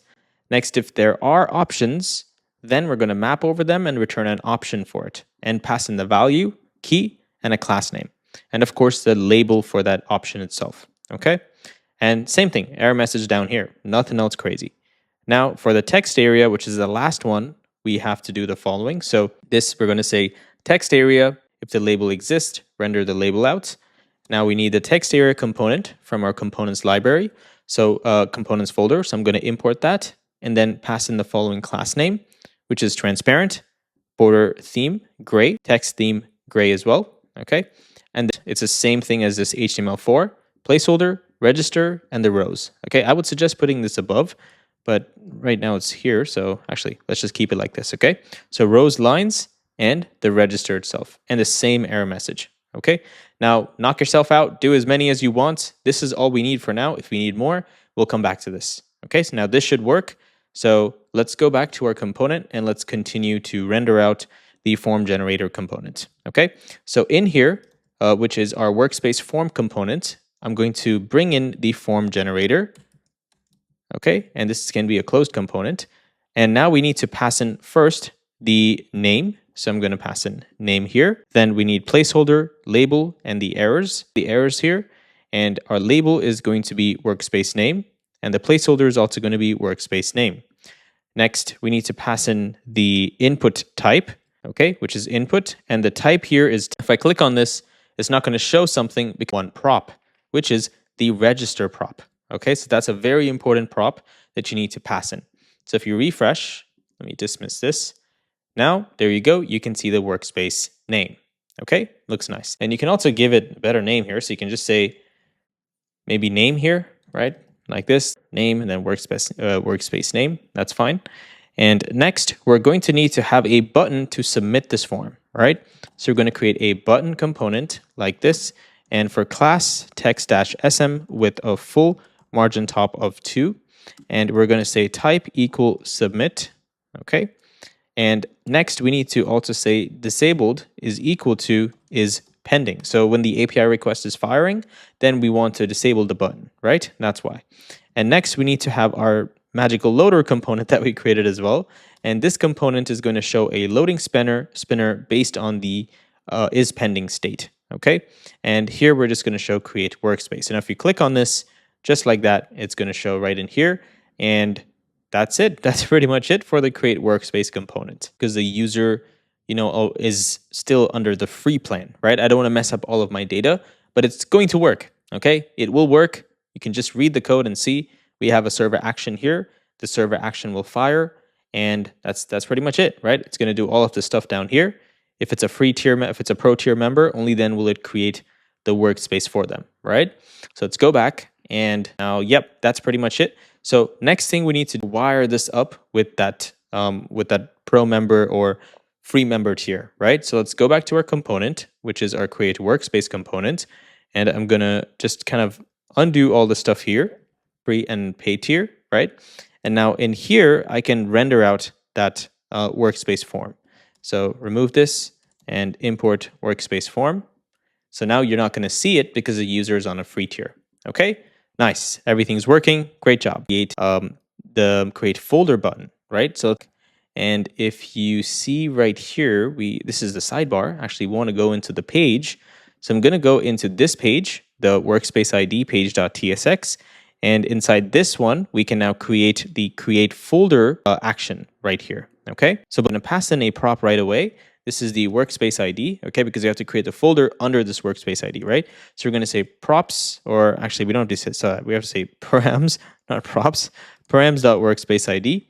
And now we're going to have to create this component. So open up your folder structure, go down to globals. We're going to say create dash folders. What am I typing? Folders and index.tsx. And inside this component, I'm going to render out the create folder component. Okay. Now quickly go back and import so we can also see what we're building. All right. And it's pretty much the exact same thing. The only difference is the server action that's being performed, right? Okay. Now inside the create folders, I'm going to add a work in progress flag called add create folders. The reason is because I first want to see some folders before I create them, right? So let's go back here and let's create our folders section, and then we can get back to this because we already know what this is going to look like, right? I already showed you right here with the workspace. It's pretty much the same thing. We're just going to have to first render out folders to see the UI and make sure our layout looks great. And then we can move on to creating this little button here. Okay, and the button literally doesn't do anything. And I would like to use optimistic UI for this as well. I'll see if it works. I'll see if I can figure out a way to do it in this short span of time. And if it does, great. I'll show you how to do that. Okay, it's a really, really cool feature. Anyway, so right down here, first thing is create a section tag. And for this section tag, give it padding Y of 9. Okay, and inside this, we're going to say tabs content and import this from our UI folder. For the values, we're going to say if this is videos, then we're going to render something in here. We're going to essentially render the videos itself, right? Because archive, we're not really building that. I'm going to leave that up to you as a bonus, okay? But I want to show you how to do this section alone, right? So we're going to create the video section in here. And inside this, we want to show the folders, okay? So these folders are going to be another component, it's a new component, so don't import the folders from the icon, okay? So folders like this, and I'm going to instantly pass in the workspace ID because inside this, we're going to need to pull all the folders itself, right? So I'm going to say params.workspace ID like this, so then I can pull in all the folders for this component, okay? So now open up your folder structure, scroll down to global. I'm going to shrink all of this as well. And now I'm going to create another folder in here called folders. And inside that, I'm going to create the index.tsx. Okay. And in here, of course, you guys know the drill. Just return a component and change it to folders. First, we already have this workspace ID being passed in. So I'm going to capture that. Okay. And then I'm going to go back and import our folders component from the components folder, not from Lucid React. And now that should no longer scream at me. Nice. Okay. And now the first thing I want to do in here is I'm going to use a hook here called useQueryData to get all the workspace folders, right? So that's essentially our first step. So first thing that I need to do in here is get folders, okay? Then I want to also maybe, give a way to add this to some sort of a optimistic UI data, right? So if we have an optimistic variable, let me change this, optimistic variable, I want to add the new data that was created to that, right? So I want to pick it up from here as well. So not just the response that's coming from the API, but also this optimistic UI variable, right? So that might be another step to perform here. And then I'll see what else we need, right? But for now, let's go ahead and try to render out all of these folders. So first thing is we're going to create a class name for the container, flex-column, and gap of 4. And inside this, another div with flex items center. What is this? Okay, flex items center and justify center, justify between. And the next thing we need here is a div inside this. And this div is going to have the following class name. So flex items center and gap of 4. Okay. So just to show you what we're building as well, inside our Figma file, we're building this beautiful design right here. Okay. So first thing is we're building this, and then we'll build this section. So inside this div right here, we're going to have the folder duotone icon, and we're going to have an h2 tag with the following class name, not children. Class name is going to be text with a special class. So, special color code. So we're going to put BDBD. All right. This is the text color. And then the text is going to be XL. Okay. Next, here I'm going to set this to folders. And all right, there you go. So now we can see the folder title. And now after this, we want to create another div with the class name, flex items center, and gap of 2. Okay. And after this, in here, I'm going to have a paragraph tag with the class name set to text. And I'm going to provide the same color that I had in here. So put the hashtag. So please pause and type this. And after that, I'm going to say more. Okay. Now here, the user can essentially pretty much see everything. So you can also change to see all, but or see, scroll, whatever you want, right? More sounds better to me. And arrow right. This one should be good to go here. And we have to also give it a color because I don't like this color. It's too bright. So I'm going to say color like this. And maybe we can also change. Let's change this to see all. I like what we have in here, right? See all. This might be better. Okay, see all, scroll for more, whatever. Okay. Next, after this div, right down here, right? The second div, not the first div, we're going to create our section. So we're going to say section like this. And this section is going to have a class name. But this class name is going to need our cn function because we're going to pass in some dynamic variables. And if data exists, then we will return that data. Okay. And for that, we're going to need to maybe pass in a class name to hide these elements, right? And the other thing is, if it's not a 200 response, then we want to show no folders exist, right? Stuff like that. So that's why we're going to need this cn function right here. But for now, just for the sake of this section, to show you what it looks like, I'm going to skip over this and just render out a folder inside this section. Okay, so let's go ahead and first create the class name in here. So I'm going to skip over the first part again, like I'm saying, skipping over that and just putting the default class names. Okay, so it's going to be flex item center, gap of 4, overflow x auto, and width of full. All right, now if we have no 200 response, then we're going to show something else in here. We're going to essentially, what is this? Get all? I think I pasted something by mistake. See all. Okay. If we have a 200 response from this API call, then if we don't have a 200 response, then we'll essentially render out justify center. Okay. I know it's not going to make sense right now, but just hang on. Okay. For now, just build out this one single folder. So I'm going to say folder in here like this. And now we can go ahead and create that folder. So inside this, you want to create another file called folder.tsx, and I'm going to return a folder just like this. Now, this is going to need a couple props, right?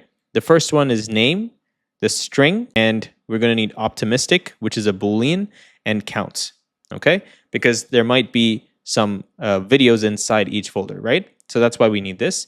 So let's go ahead and grab string ID name, which is string ID string, optimistic, which is Boolean, count, which is a number, okay? And finally, we need to also destructure it from here. So I'm going to destructure everything. Nice. And now we're going to need the path name. So let's go ahead and say const path name equal to use path name. And let's invoke that. And also change this to a use client component. Now go back and also import our folder. Okay. So now, oh, I imported it from the wrong folder, in the wrong section. So this one, all right, guys, in this directory. And this is going to need all these props. It's going to scream at me, but for now it's fine. Okay. So why do I need the use path name? Well, it doesn't really matter. Okay. First of all, just want to give you a heads up because you can change this to a link element. And when the user clicks on that link, it can take them to that folder. That's fine as well. But I want to show you how to programmatically send a user to a different page. This is very important in development, especially in Next.js, because you're going to need to leverage the router API. You want to use router.push, okay? So I just want to show you a different way of doing the exact same thing. So don't worry if you wondered why didn't I use the link element, that's literally the only reason, okay? So first thing is I need path name here, and then I'm also going to get router, okay? And then next we can go on to building the styles and stuff, but for now I'm going to say use router and I'm going to import this. So first thing is this div is going to have the following class name. So you want to remove this and you want to use the cn function, invoke it, and inside this, for now, I'm going to pass in the default styles, okay? And the default styles are going to look as follows. All right, so we're going to say flex, hover, BG neutral 800. So when I hover over this, it shows this really nice color. And the transition is going to help me create this fade effect, okay? The subtle transition effect. And then cursor pointer, duration 150. So it happens over 150 milliseconds. Item center, gap 2, justify between, minimum width of 250, padding Y of 6, padding X of 4, rounded large, and border 1 pixel. Okay, so you can already see the folder structure form, right? That's pretty much it. So now we have this in here. The next thing is when the user is trying to maybe update the state or create new elements, we also want to have the loader state, right? So before that, since I'm only trying to render out the element in here, I'm going to say work in progress, add loading states. Okay, just like this. Nice. Now in here, I'm going to create the loading component, loader ADER. Why is it not showing the right loader component? Okay, it wanted to import it for me from Lucid React. So I'm going to try to do it one more time. Okay, nice. This really hates me, man. Okay, loader. And for the state, I'm going to show false. Okay, just to hard code it for now. And inside this, we need a div first, and the class name is flex dash column, gap of 1 pixel. Okay, and now inside this div, we can essentially show a paragraph tag. And this paragraph tag is going to have text dash neutral dash 300, or let me see, 300, like this. All right, nice. And in here, we can render out the name. So name, just like this. Okay, nice. Now we're not going to see anything in here because we haven't provided a name. So I'm going to go back and I'm going to say name equal folder title, just as an example. Okay, and I see some unexpected end of JSON. What is this error? Okay, never mind. It was just magic. And that's it. Now you can see the folder title is rendering, right? And the next thing we need down here, after the paragraph, inside the div itself, right here, is a span tag. And the class name is going to be text small, text dash neutral, NEU neutral, and this one can be 500. And this is going to be the count, okay? So the number of videos. So count, actually we did not create that yet, right? Oh, we were passing it in right here. Sorry guys. So count or 0. So if nothing is there, just show 0 folders. And I'm going to say videos like this, okay? 0 videos, guys, sorry, not folders, okay? Nice. And that's it. Now we also need to render out the folder duotone. So I'm going to import that just like this. And now we should have the folder icon right here. Okay, nice. You can also reduce the height of this. Let me see if I have any padding. What if I change this to 4? Maybe that looks slightly better, I guess, right? All right, that looks so much better. And that's it. So now if I go back and if I duplicate folders in here, let's see what that looks like. Okay, it's gonna sort of append side to side, and you can also scroll past it. Okay, that's the whole point of this. And of course, if you click on one, we want to have the functionality to send the user to that page and also have it as the active state, right? So there's so much stuff we need to do in here. And also, what if the user wants to update this title, right? That's another feature we want to add. And I think I want to do that optimistically. I'll see if I can. Let me remove this. And let's go into the folder itself so we can make those new changes, okay? So now we have the router here. All right, guys, so just give me 2 minutes. I want to help you understand a small web development concept, okay? I'm sure I don't need to explain this because you guys are SaaS developers, right? You're business owners who are only here to make money, I know, but I want to also help the few other students who are learning web development as well. I know there's a bunch of you guys who are here trying to learn web development too, so I'll just show you, okay? So in web development, when you have a DOM structure that looks like this, you're going to have elements that are, of course, nested within them, right? A click event fires from the nested most event element. That event will fire up the tree, okay? It'll literally go up the tree from here and then go to the outermost layer. This is called event bubbling, okay? I don't want to get into too much detail, but I'm just saying this will happen if you have 2 click handlers that are nested. Okay, so to show you an example, right now I have a click handler right here called on double click that is on the paragraph tag, and I have one that is on the entire element itself, the div. Okay, now if I double click the div, of course it's going to show running, right? But if I double click the paragraph tag, it's going to show fired and running as well. So that shows that the event is bubbling up the tree. Okay, now what is the purpose of me explaining this? I want to create a feature when I click on the element. This is basically right here. If I single click on this tab, I want the user to get navigated to that page. And when the user double clicks on the text, not on this, because if you double click and have a click handler, then the first click handler is going to get registered and it's going to immediately redirect the user. So we can't do that, right? So single click on the tab and double click on the folder title.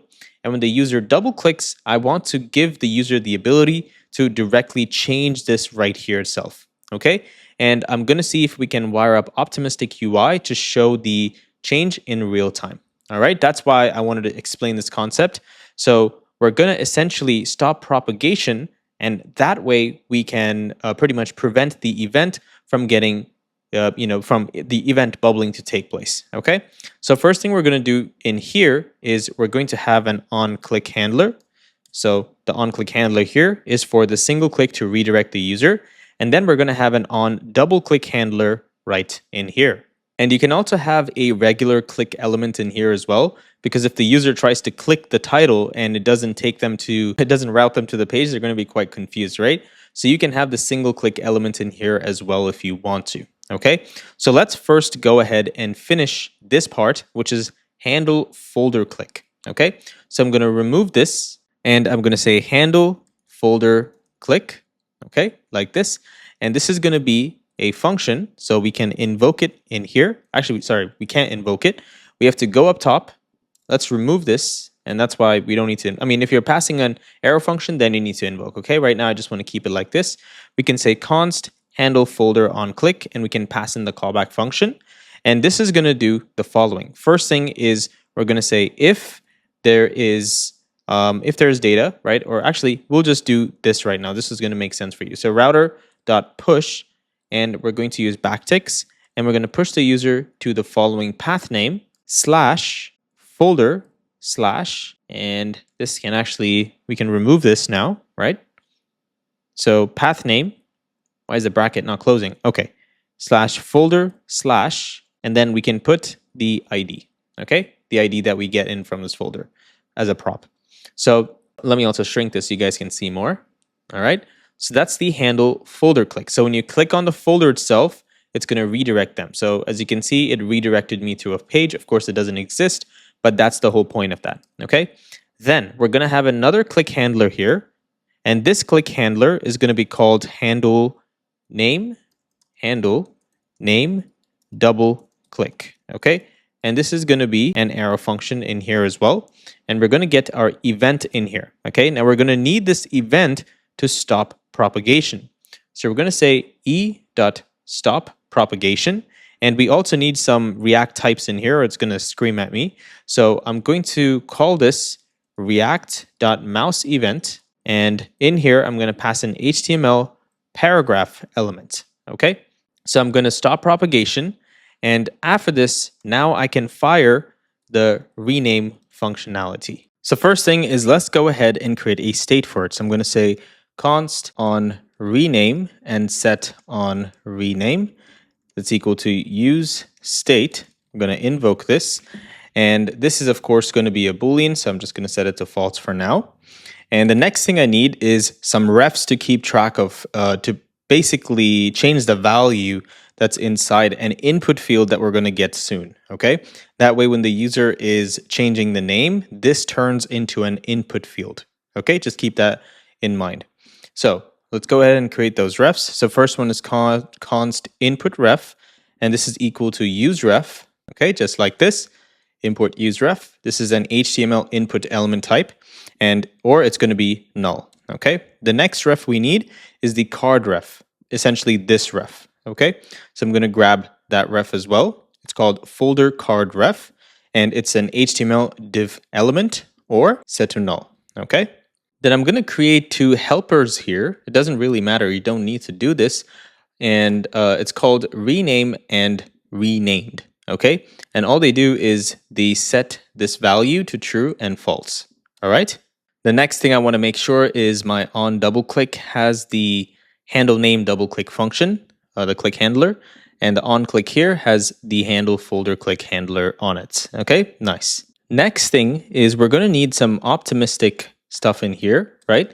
And for this, first we're going to need the use mutation data. So I'm going to say const equal to use mutation data, and I'm going to invoke that. And from this, of course, we're always going to get our mutate and is pending. So I'm going to get those right away. And now the first thing is the keys that we need to pass in here, mutation keys. And the mutation keys for this one is going to be called rename folders. Okay. And the second one is the callback function that is going to help us make this change here. So I'm going to pass in a callback function. And next we need the, let's see what we have in here. Okay, we have the query key, and the query key here is going to be called Workspace folders. Okay, so let me put this in a string. And finally, we have one more, which is a callback function, I believe, on success, right? So when this API request is successful, what do you want to do? Well, we want to essentially change this rename function, this rename value, to false. That's what we want, right? Because when the user is editing it, we want to show the input field, and we'll do that when this on rename is equal to true, and when it's false, we're going to remove it. So that's why we need to pass in that callback function. So on success, it will be fired in here. Okay, so renamed, not rename. All right, and this needs a comma here. Okay, awesome. Now, what is this callback function? It looks like there's some error here. Okay, it has to be a mutation function, right? So first thing we need to do is we're going to get the data from here, right? And this folder is going to need the name, which is the string. So let's go ahead and destructure these values. And the next thing here is we need to return a server action, okay? So that server action is called rename folders. And of course, for now, we can just invoke it. And I'm just going to copy this name of the folder. And now I can go into my workspace file right here under actions. And I'm going to say export const rename folders is equal to an async function. Okay, because it's a server action. And this is going to need first the folder ID, which is a string. And we also need the name that the user was trying to change it to, right? So first, again, you guys know the drill, get a try catch block. The folder is equal to await client dot folder dot update. Okay, and for this, what are we going to update? Well, we want to update for this specific folder ID. So where the ID is like the folder ID that the user passed in here, And the data that we want to update is the name. Okay? Hope this makes sense. And next, if the response was successful, then we're going to return an object here with status set to 200. And we also need data, and we're going to set data to folder renamed. Okay? But if everything else failed, something happened wrong, we're going to return a 400 response and say folder does not exist. Okay? And now down here, we're going to return a 400 saying, or 500 saying something went wrong. Okay? So, oops, this should have an E, I think, right? Not really sure, but oops, probably. So, something went wrong. All right? Let's go back and quickly grab the server action. All right? And now we need to pass in those values. So the folder ID is essentially going to be what the user is working on, right? So let me search for this right here, this ID. So go ahead and pass in the ID. And the next thing we need is the name, right? So let me remove this. And for name, we're going to say name like this. And okay, looks like our query key is also passed in, the success handler. All right, nice. Now, we need a handler to invoke this mutate, right? What is that handler? Well, that handler, it's just the update folder name, and that's going to happen when the user clicks on the onBlur for an input field. Okay, if you don't know what onBlur is, then that's fine. I'll pretty much explain it to you while we're developing. But we're going to say update const update folder name equal to an arrow function. And this arrow function is going to give us access to the event. So I'm just going to call this event like this. And in here, first, we're going to make sure that we have values that are stored inside the input ref and this folder ref, right? Because if nothing is in here, that means those values aren't appended, correct? And the next thing is we want to make sure that the input ref's current value does not contain the event target, okay? Because when we're trying to make the change, we want to make sure that we don't have those elements itself, right? Because if the input field is still existing on the page, then that doesn't really make any sense, right? That's why. So in here, we're going to say if the input ref dot current, if there's something that we stored initially in here, right? If that exists, and folder card ref dot current, if these two exist, then in here, we're going to check for the opposite, right? Remember I just mentioned. So we're going to say input ref dot current dot contains, and we don't want it to contain the event dot target as the event dot target, okay? Not as node. We're just typecasting it as a node, right? And this event is E down here. And if, or null, okay? So essentially, we need to also typecast this. So I'm going to say as node. And essentially, we're checking if the current contains this target and if it is null. And we're trying to get the opposite of this. Okay. And then the next one is and pretty much the same thing, but for the folder current ref. Okay. And in here, I'm going to change this to folder card ref like this. Let me put this on 2 different lines if it'll allow me to. Okay, nice. And what are we going to do in here? Well, we're going to invoke mutate and pass in the optimistic UI update for the name. Okay, so down here, first, we're going to make sure the input ref dot current dot value exists. Okay, because it's an input field, right? And if there is a value, then we're going to invoke mutate like this.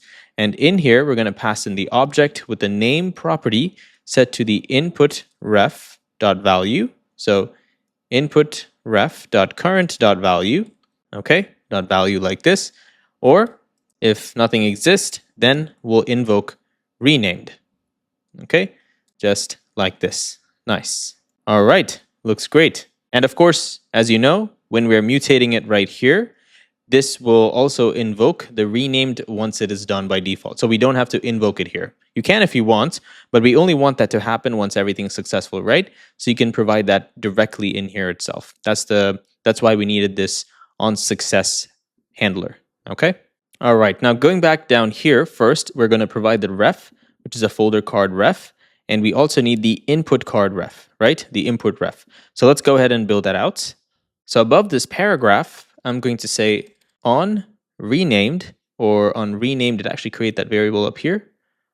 On rename, okay? So this means if we are actively trying to change the name, if this is true, then we want to do something in here, or we want to do something else in here, okay? So what do we do if this is true? Well, if this is true, we're going to be returning an input component, okay, just like this. And again, guys, you can do error checking if you want.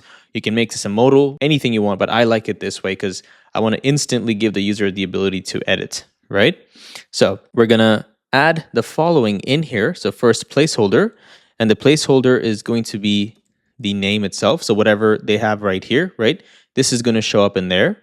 And then after that, we want to pass in a class name, and the class name is going to be border-none underline, and we want text-base width of full, outline none, text of neutral of 300, bg-transparent, and padding of 0. Okay, so p0, nice. And then we have to provide the ref itself. So ref equal to input ref. All right, nice. Now this paragraph, we're just going to remove it and paste it as the else block. Okay, so let's try and see what happens.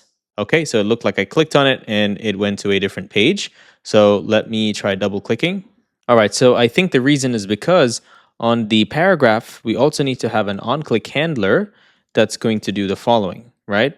We need to get the event here, and we need to stop propagation here as well, or else the single click is going to go right back up, right?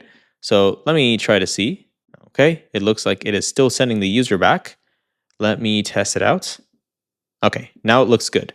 All right, so you see we're editing, but something seems to be off. Let me take a look as to what's going on. So let's go into console. Let's get the errors. And I'm also going to clear everything in here. Okay. All right. So, okay, there we go. So we need to set the rename to true, right? So handle name double click. Well, after stop propagation, what do you want to do? We want to set rename right here and invoke this. Okay. So now when we click this, there you go. Now it's pretty much editable. Oops, I went to a different page. So if you click, let me go back one more step. Okay, so if I double click this, I can essentially change it, but it requires me to click once more, which is really weird. Let me see if there are some autofocus options that I can add on this element. So autofocus. Let's see what this does. Let's refresh. Okay, nice. So now I can change it to testing, click out, but it's not going to save, right? The reason is because I don't have my on blur handler set up. So we're going to go in here and we're going to invoke on blur. We're going to add this prop, and this prop is going to hold the update folder name. Okay, and let's see what seems to be the issue here. Okay, so on blur, let me do it this way and get E in here and pass an E. I mean, it's going to get E anyway, but okay, so okay, it's just the event that we're getting from here, right? That's pretty much it. So let me go ahead and add this event. So let me see if I can ask the AI to do it. To resolve this error, you need to specify the correct type of the event. Okay, let's apply that and let's accept. All right, so this is focus event HTML input. I'll go up top and I might be able to do the same thing here as well. Or maybe not, because this is not a focus event. What is this? Is not generic. It's not generic. Then how was I able to do it in here? Oh, React dot. Sorry, guys. React dot focus event. Okay, I think that solved the problem. Let me try. So I have this. If I click out, not sure what happened, but I may not be able to see it right now because the folder technically does not even exist, right? So did I get an error here? No, I didn't get an error either.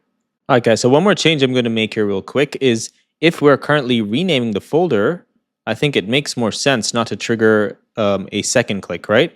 Because you're currently editing this folder, right? So that's something you might want to add. And I also hate the fact that I added underline in here. So I'm going to remove underline.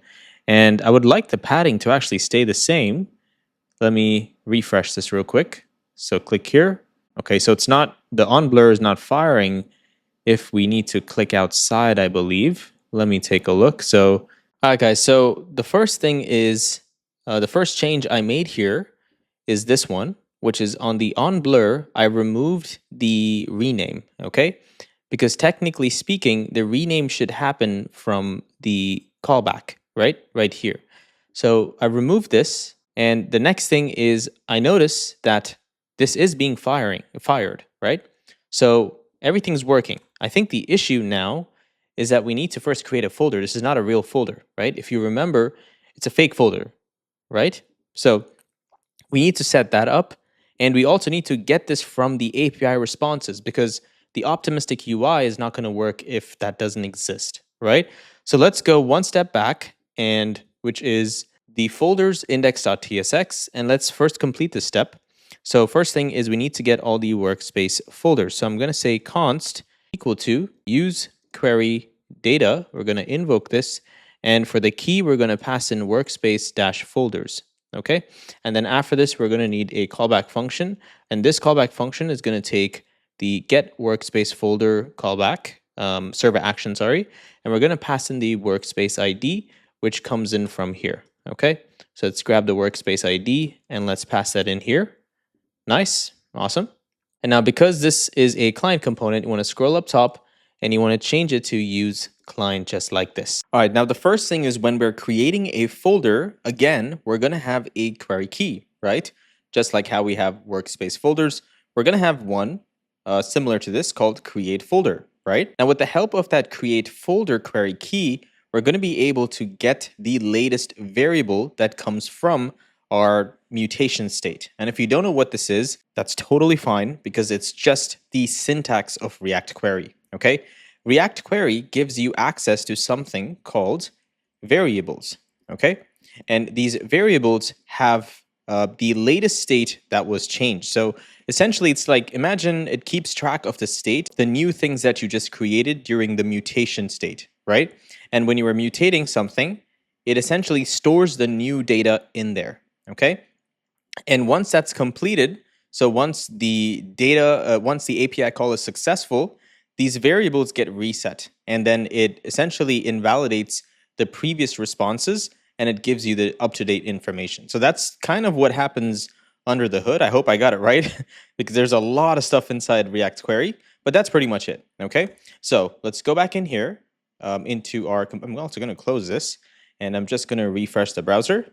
Okay, nice. So that's the optimistic variable that we need to create down here. Okay, so first thing I'm going to say const equal to use mutation, but this is called not data, it's data state. Okay, it's a new hook that we need to create that's essentially going to give us access to that to the mutation data that I just spoke about, right? The optimistic variable. So open up your hooks folder and you want to click on the use mutation data. And at the bottom here, we're going to export const used mutation data state. And this is going to need our mutation key that I just spoke about, right? And this is going to be of type mutation key, just like this. Sorry. And in here, we're going to say const data equal to use mutation state. And this comes from React Query, okay? And essentially, this will return that data that we need, okay? And we're going to get the latest variables. That means the newest data from this updated workspaces data, and then we're going to return it to the front end. Okay, that's basically it. So once we get this, we need to invoke it and we need to pass in some options. The first one is filters. So what are we filtering for? Well, we're only filtering for the mutation key. Next, what do we want to select? So select like this, and we're selecting, and this actually takes an arrow function. And in here, we're selecting the variables and the status, right? But we're going to get the mutation from here, so that way we can get access to the variables and status from this mutation. And down here, we're going to return a new object with variables, and this variable is going to be set to the mutated state variable. So we're going to say mutation.state.variables like this, and we're going to rename this as any for now. And next thing we need is the status. This is going to be mutation.state.status. Okay, awesome. And now at the bottom here, which is right after this data object, we're going to say const latest variable equal to data at data.length minus 1. Okay, just like this. And finally, let's return an object here with the latest variable. And I'm going to go back and quickly import the new state, the new use mutation data state that we just created. Okay. Now, first thing, this is going to give us the latest variable, so I'm going to grab that, and I need to provide the query keys, right? This one is called create folder, because when we create the folder, like I said, that is also going to be optimistic, right? We're using the mutate function. So through this latest variables, we can get the latest folders. Okay. Next, we also need to destructure the status and the data from this latest variable, right? So actually, sorry guys, from this latest data right here, this data up top. So first, we're going to say status, or actually, first let me say data as folders. Actually, let me create a prop type here. So I'm just going to scroll up top, and I'm going to say type or export type folders props equal to an object. And the first thing I'm going to need is the status itself, and then we're going to need the data, right? So I'm going to say data like this, and let me also complete this. So data, we're going to get count, and that count is going to be an object with videos, and videos is going to be a number, right? The number of videos itself. And we're going to expand on top of this. So right after this purple bracket, we're going to say and the following, which is ID, name, created at, and the workspace it belongs to, okay? And their types as well. And this, of course, is going to be an array. And now we have these types that we can use for this data. So we're going to say data as folder types, and now we can folder props, and now we can get the data and the status, okay? And this data, of course, this data here is actually the folders, sorry guys, and this is going to be the status. So essentially just renaming this, okay? All right, nice, cool. And now the next thing is we need to check if the data is fetched, so everything is successful, right? So if is fetched and the folders exist, then we're going to dispatch something to a Redux store so we can essentially store that data and we can render it on the client, okay? All right, guys, now please just pause what you're doing and just focus for a few minutes because I want to help you understand how React Query works in our application. So I'm going to essentially explain the use mutation data state, the prefetch queries, how the query keys work, how the mutation keys work, what is a mutation function, all of that stuff. Because I realized that you guys are going to need this eventually. I don't want to give you all the research work because I feel like this is an important topic, right? So I'll kind of break it down for you so you understand every single thing in the simplest manner, okay? In the simplest possible way so everybody can understand. And there's also a Redux store that we're adding in here, right? Like I mentioned. And I want to help you understand why we need the Redux store in the first place and if it's, if there was a bypass for it and all that kind of stuff, okay? So please just stop what you're doing. I'm going to also put a timestamp for this section in the video.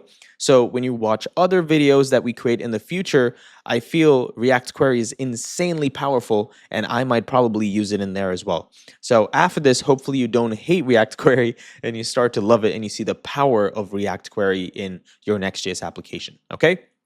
So the first thing is, why are we even using React Query? The main part is to fetch data and to cache this data, all right? Basically, it boils down to this thing. Now, sure, we can use something like Axios. Axios is great to fetch information as well. Now, the most important part to keep in mind is in Next.js 14, caching still happens, right? You can still cache data. But once Next.js 14 goes to 15, once the update comes out, you are no longer going to have this by default. So there's no more caching available to you. So what does this mean? This means if you have data that is the same thing that over and over again in your application, your app is going to refetch data every single time. So you're going to need to wire it up in the first place. You have to wire it up, do some, I think maybe provide some variables at the top of the file to essentially let Next.js know that that file has to cache all the responses. I'm not entirely sure how we are going to be doing it in Next 15, but that I know that in Next 14, there's something that you can force dynamic and all that kind of stuff on the top of the file, right? So it might be something like that. So these are two of the main reasons why we need this. Now, there's one more amazing reason why we need React Query. It is state management in a server component. Does this even make sense? Probably not, right? So let me help you understand even more. So let's say you made an API request. So you made an API request right here. Let me just zoom in. So an API request was made inside your server component. Okay, so you made a request to get workspaces. Okay, this is the server action. It's not really an API request. Just think about it as a server action. So you did this in the server page. Now what's going to happen is this server action is going to return some data, right? You're going to get a bunch of data in here. So let's say, for example, it's an array of workspaces, right? So ID, and we'll have an ID in here. And then we'll also have something like name, okay? And we'll have name for now. I'm just going to say parents workspace. All right, so we'll get some data from this API. Now, we know for a fact that this data is going to be exactly the same in multiple pages, at least until the user changes it, correct? So if I wanted to get the same data in another component, let's say I had another server component in here. So this is server component number 1, okay? And then we're going to have server component. Oh, why did this shrink? Server component number 2. All right. Let's say we want to get the same workspace data inside server component number 2. And maybe this is like a page that renders out all the information of the workspace itself, right? Like let's say in this page, we're going to show the ID and the name of the workspace. Now, what I'm going to need to do in here is make an API request again. So I've already made this API request twice, right? Now, first benefit is if the data was cached, right? If this data was cached, then this API request is not going to go through. Essentially, it's going to just return cached data, which is great. And we can set that up to do it accordingly. But what if I don't want to even make the API request? All I want to do is keep note of the ID that was used to make this API request. So there's a specific ID, okay? And this ID is what we call the query key. Okay, so let's say the query key for this was equal to workspaces. Okay, I think it's different in here, but you get the idea. So let's say the query key was workspaces. Instead of just making the API request and then having the server to do everything, we can use our own brains, right? And we can decide when we want to get the cached data or not. And now that we're saying in here, instead of making the API request, why don't you just give me the data for this specific key, query key? So instantly it's going to go in and it's going to grab this data and give it to me. Okay, so this is the first benefit of using this. So I can control when I want to get the cached values or not, right? And then there's another benefit to this. What if now I know, okay, I no longer want the old data, I want to get the new data. Well, all we would have to do is pass in an invalidate argument, right? And based on the invalidate argument, it will just invalidate this query key and it will refetch the data and store the new data. Okay? And we don't, the cool thing is we don't have to do too much work to make this possible. It's very simple, right? All we have to do is have a argument that's being passed into that function, and we just have to invalidate the response there. And I'll also show you code now so you understand which piece of code does this. Okay, so this is a premium Opal code base that we give out for Prodigy University students. So it's going to look different, but I just want to show you what's going on, right? So take a look at this right here. We have something called use query data. And this is essentially taking in a key, which is the query key. And you can take a look at this as well. You see query key. And all it's doing is it's going to return the data that we need. All right. And in here, you can also pass in the API function, or we call it the server action, right? So you can pass in the server action and it will invoke the server action. And it will get you the data for this thing. Okay. So that's what the use query does under the hood. The use query helps us make that API request right here. So this, to get data, we use query. Okay. So use query equal get data with a query key. Okay, so hope this is clear in here. Let me also redo this. I made a spelling error. Okay, so use query helps us get data with a query key.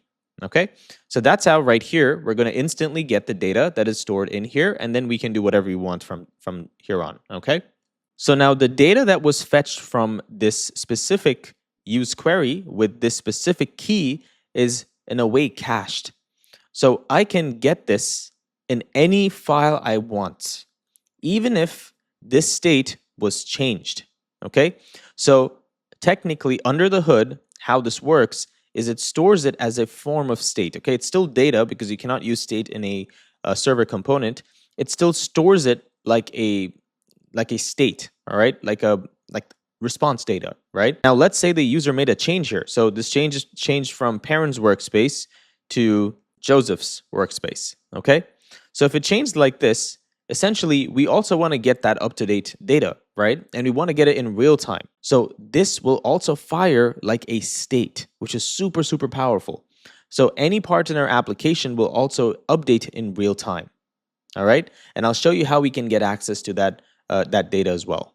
So now that we understood how to use query, which is to get any data with the query key and the data gets cached so we can use it in any file to fetch the same data at any time, let's understand what the use mutation data does instead. Okay, the use mutation data right here is basically use mutation. We just called it use mutation data, and essentially what use mutation does is it gives you access to a mutate function. Okay, this mutate function, when you invoke it and you pass in some data, which is the, let me see if I can show you an example right here. You see we're invoking mutate and we're adding the new data that we need to add to this specific workspace folder query key, right? So right now, if we had a query key called workspace folders, if we want to add new data to it, we would just say workspace folders, please, basically revalidate this key, right? Revalidate this API endpoint with this key. And what I want you to do is pass in this new data into this mutate function right here. And that way, in another component, in a whole different file, I can access this in real time. I can access this mutate data.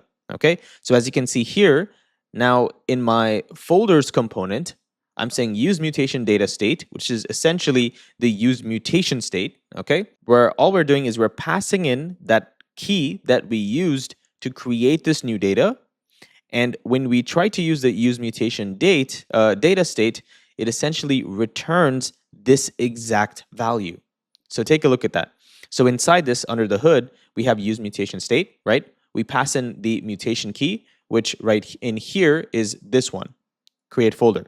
So for create folder only, we are filtering only for create folder. I want you to select the data that I need and return it to me. Well, what is that?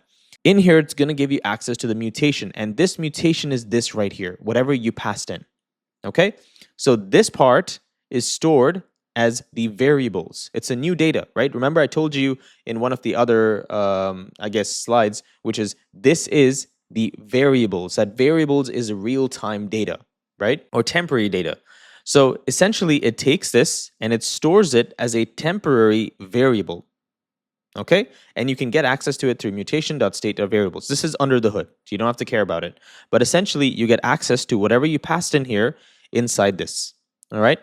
Next, we have something called status, and the status is again under the hood as well. The essentially React query keeps track of the status of this API response and request. Okay, so it knows if it is still pending, if it was just made, if it was successful, and based on that, it will return this data. We're just returning a piece of data right here, so we can take a look at the status and accordingly render out the variables, because this is temporary real-time optimistic UI. Okay, so that's the whole point of using the use mutation state. So let me write it in here. So use mutation state is basically going to help us get the latest optimistic data. Okay, data that was sent into the mutate function when it was called using use mutation. Okay, I hope that makes sense. So this one right here. Now, another question you might have is how does it invalidate the request when we are creating a new folder? So right in here for use mutation, we passed in the key, right, for this specific mutation. Then we passed in a callback function, and this is a server action, okay? And the server action will essentially go in, behind the scenes, and it will add the data, and it's also going to revalidate this endpoint. And the reason why we pass this endpoint in here is because all folders come through the workspace folders. So if we revalidate the endpoint, then we're going to get the new data, which is the one we just created, plus the old data. Okay, so let's go into use mutation and take a look at that as well. So in here we have use mutation, which gives us mutate and is pending. This is that state, the status. Sorry, not status, guys. Sorry, it tells us if it's pending or not. All right, that's pretty much it. Don't get confused with status. All right, but this is basically what it does. Then in here, we're just passing the mutation key and the mutation function that we wanted, right? So in here, this is the mutation key. This is the mutation function, which is a server action. And then we have on success and on settled. On success, all we're doing is returning a toast, and we're showing like success, everything is completed, and we're passing a description in there as well. And if the user has a specific type of on success they want to perform, we will invoke that one as well. But in here, we did not pass in any on success, so it's good to go. But if you wanted to show an alert message, again, you can do that in here as well. All right. But that's pretty much it for on success. Now on settled, what we're doing here is we're saying await client.invalidate queries, okay? And this is essentially invalidating based on the query key that was passed in, so this workspace folders. So that's how we invalidate, all right? So now you know use mutation state, then you know use mutation in itself, right? Let me do this real quick, all right? Nice. And then we finally have one more, which is a pre-fetch queries, okay? That is actually very straightforward. Just think about it this way. You cannot use query in a server component, can you? No, because it's only allowed to be used in a client component. It's a hook. So React Query has a different way where you can pre-fetch data on the server and render it on the server side. And that data is also cached. Okay, so you can instantly get access to it through the use query hook if you're using it in a different file. So now you know what is the pre-fetch queries as well. All right, nice. That's pretty much it. So let's go back to our code right here, and let's once more have a final summary of all of this so you truly understand what's going on. And yes, this is a newer library for us as well. I tried to use something completely different, and just because it's so much more powerful than just using Axios, and it's time we move to something more advanced and not just be beginner SaaS developers, right? So the first thing here is we need use query data. Okay, we have a use query data hook, which is essentially use query under the hood. It helps us fetch or get data with a query key. That's it. Okay, that's the purpose of the use query data. So we pass in the query key, and we can also pass in the server action, and it'll essentially just return that data to us. Okay, next we have something called use mutation. The use mutation is used when you need optimistic updates to the data, and you also want to get data from not get data. You want to fire functions on settling and on completion, right? Just think about it like this, right? So, and you also want to revalidate the data. Okay, this is why you would want this. So use mutation is a way to create an optimistic entry into the data that we've already fetched. That way you can render it out like a state on the component. Then we have the use mutation state, and this helps us get whatever we added optimistically to this data response, right? So in here, if you added an object with new data, you can access that data from the use mutation state, okay? And you can do that with the help of a query key again, all right? Nice. Then prefetch queries help us make an API request and kind of store it and kind of render it on the server side. That's pretty much it. All right, so I hope this makes sense. Rewatch this and come back to it when you need to. So it makes a lot more sense as you go on, as time moves on. But I just wanted to point this out, right? Because how this works is we would be, the reason why this could be confusing for a lot of people, and it is confusing for me as well, is because in here we have something called mutation state data, create folder, but no one's going to know where this is coming from, right? There's no way, there's no single source of truth as to where to look for this. So the way this works, and I know this library could really be improved, but the way this works is it gets entangled in code, right? But it helps you save like hundreds of lines of code, and it's much more efficient. And again, it gives you a lot more power over just an Axios response and request, okay? So that's the problem, because it intervenes, it kind of interleaves all of the code files, because here you have create folder, and in a different file you have the create folder. That's the reason why you're getting this in here, right? Because if you're getting used mutation data state, that means you need to have created the state using use mutation somewhere else, right? So that's the confusion. Where is that file coming from? That's the problem. So all you need to understand right now is when we're storing some optimistic data in one location, we can access that optimistic data in another location in real time, of course, using the use mutation data state. All right. And use query can help us fetch data with the query key, and the prefetch queries help us pretty much pre-render data on the server side. That's pretty much it. Okay. Now let's skip over this and let's go to the next part down here, which is the Redux store. So the Redux store technically is not needed. We don't even need Redux in here, because the power of this, React query is super powerful. It pretty much like replaces Redux. And if you've watched my videos in the past, you will know that I have pretty much created a Redux-like library completely from scratch and showed you how to use React Context API under the hood, right? You can watch Plura. That's one of my biggest videos. And that video went absolutely viral because of the capabilities of a software like that, right? And in that application, we used Redux. We did not use Redux. We used React Context API under the hood. Okay, so I showed you in detail how we can build something exactly like Redux. But in this project, I also wanted to introduce you to Redux concepts. That way you remember, how Redux works and not just React Context API. And the reason is because in a production environment, you will never want to use React Context API if you want to keep track and you want to get the benefits of bug tracking, the Redux dev tools and all this kind of fun stuff, right? So if you're using React Context API, you're not going to get all these features. So eventually you're going to need to move to Redux. So it's better to introduce everything to you, okay? So let me first show you what we're going to, we're not really using Redux that much in here, but I'll just show you what we're doing, right? So every time we add a folder, let's say if this is our folders array, right? Every time we add a folder in here, we're going to put a folder like right here, right? So a folder is going to be added in here. And then we're going to add one more inside our Redux store. And as we keep adding, we're going to constantly keep updating this, right? Now, the question here is, what if I want to move a video inside one of the folders, right? The way I would do this, if I was using Mutation, I could just use Mutation and update the data, right? But we don't want to do that. I want to show you how to do this through Redux, so you understand Redux as well.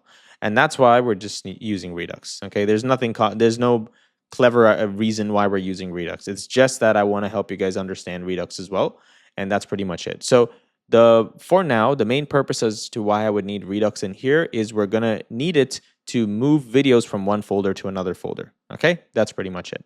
Okay, so now that we know what the latest variables is right here, this is essentially those variables that we passed into the mutate function. Hopefully now you have more context as to why we need to render this out at the bottom.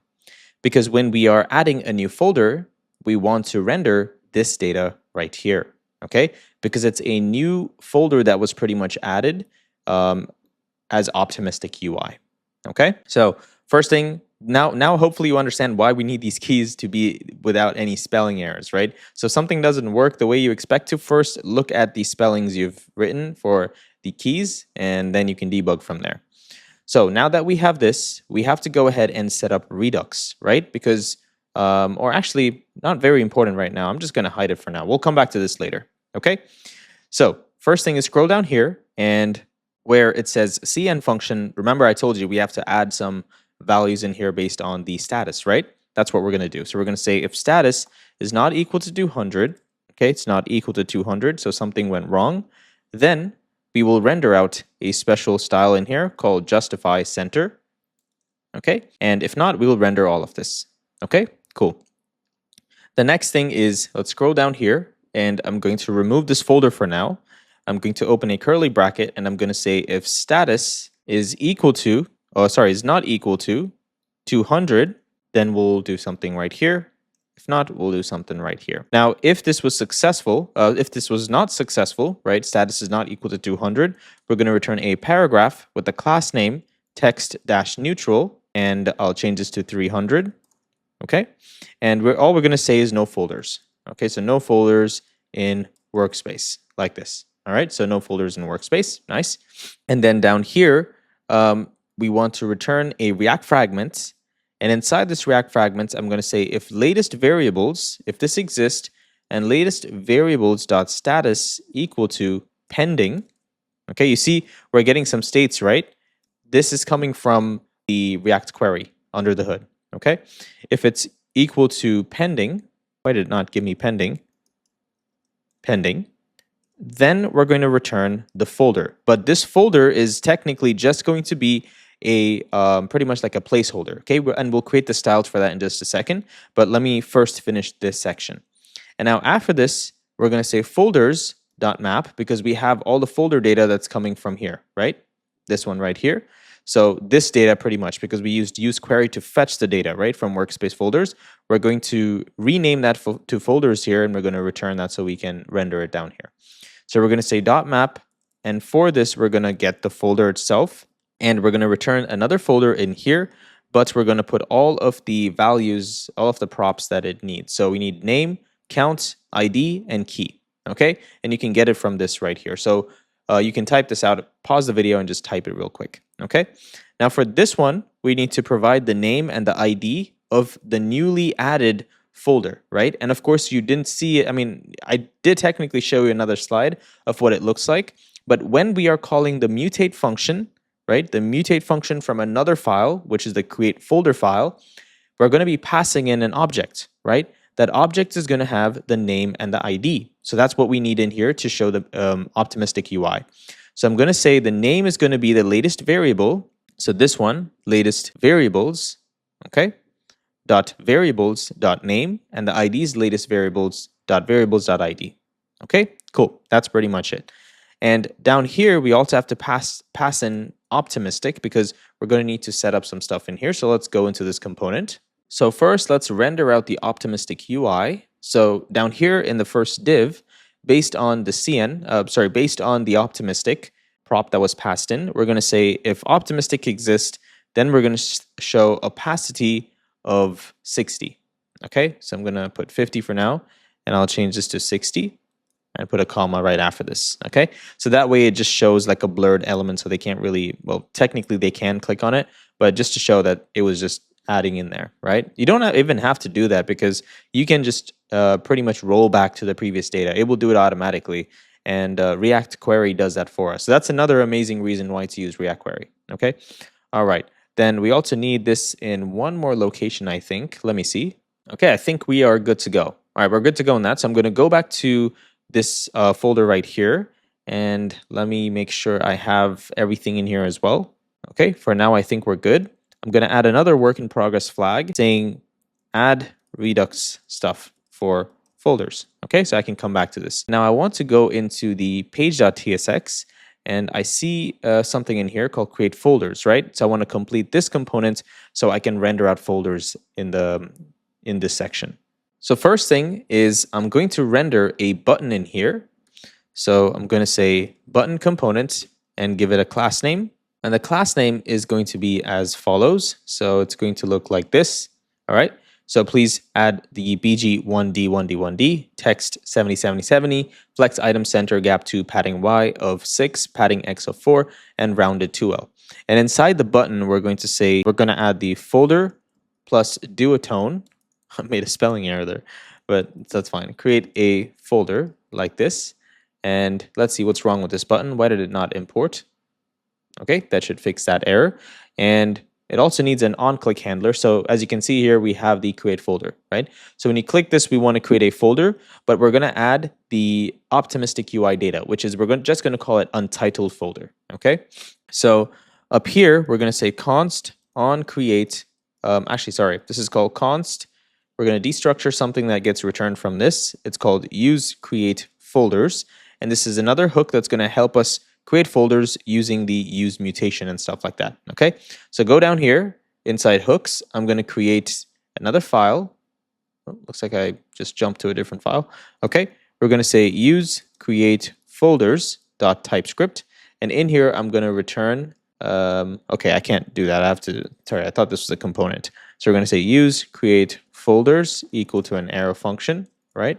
And this arrow function is going to take in the workspace ID, which is going to be a string. And in here, first, we're going to say equal to use mutation data, right? Because we're making a change to our data that was previously returned back from the workspace folder key, right? That's the API request we made to fetch all the data for the workspace folders. So since we're making a change on that, we need to use the use mutation data. And this is optimistic stuff. That's pretty much it. So now this is going to give us access to mutate. So let's grab that. And the first one is going to be our key. So this is going to be called create folder. This is the mutation key, okay? Not the query key. And next we have to pass in a callback function. This is actually the server action. So the server action for this is going to be create folder. And of course, we don't have this right now. So I'm just going to say create folder, and I'm going to invoke. Why is it importing that? Create folder. All right. And we'll invoke this for now, and then we'll get to that in a second.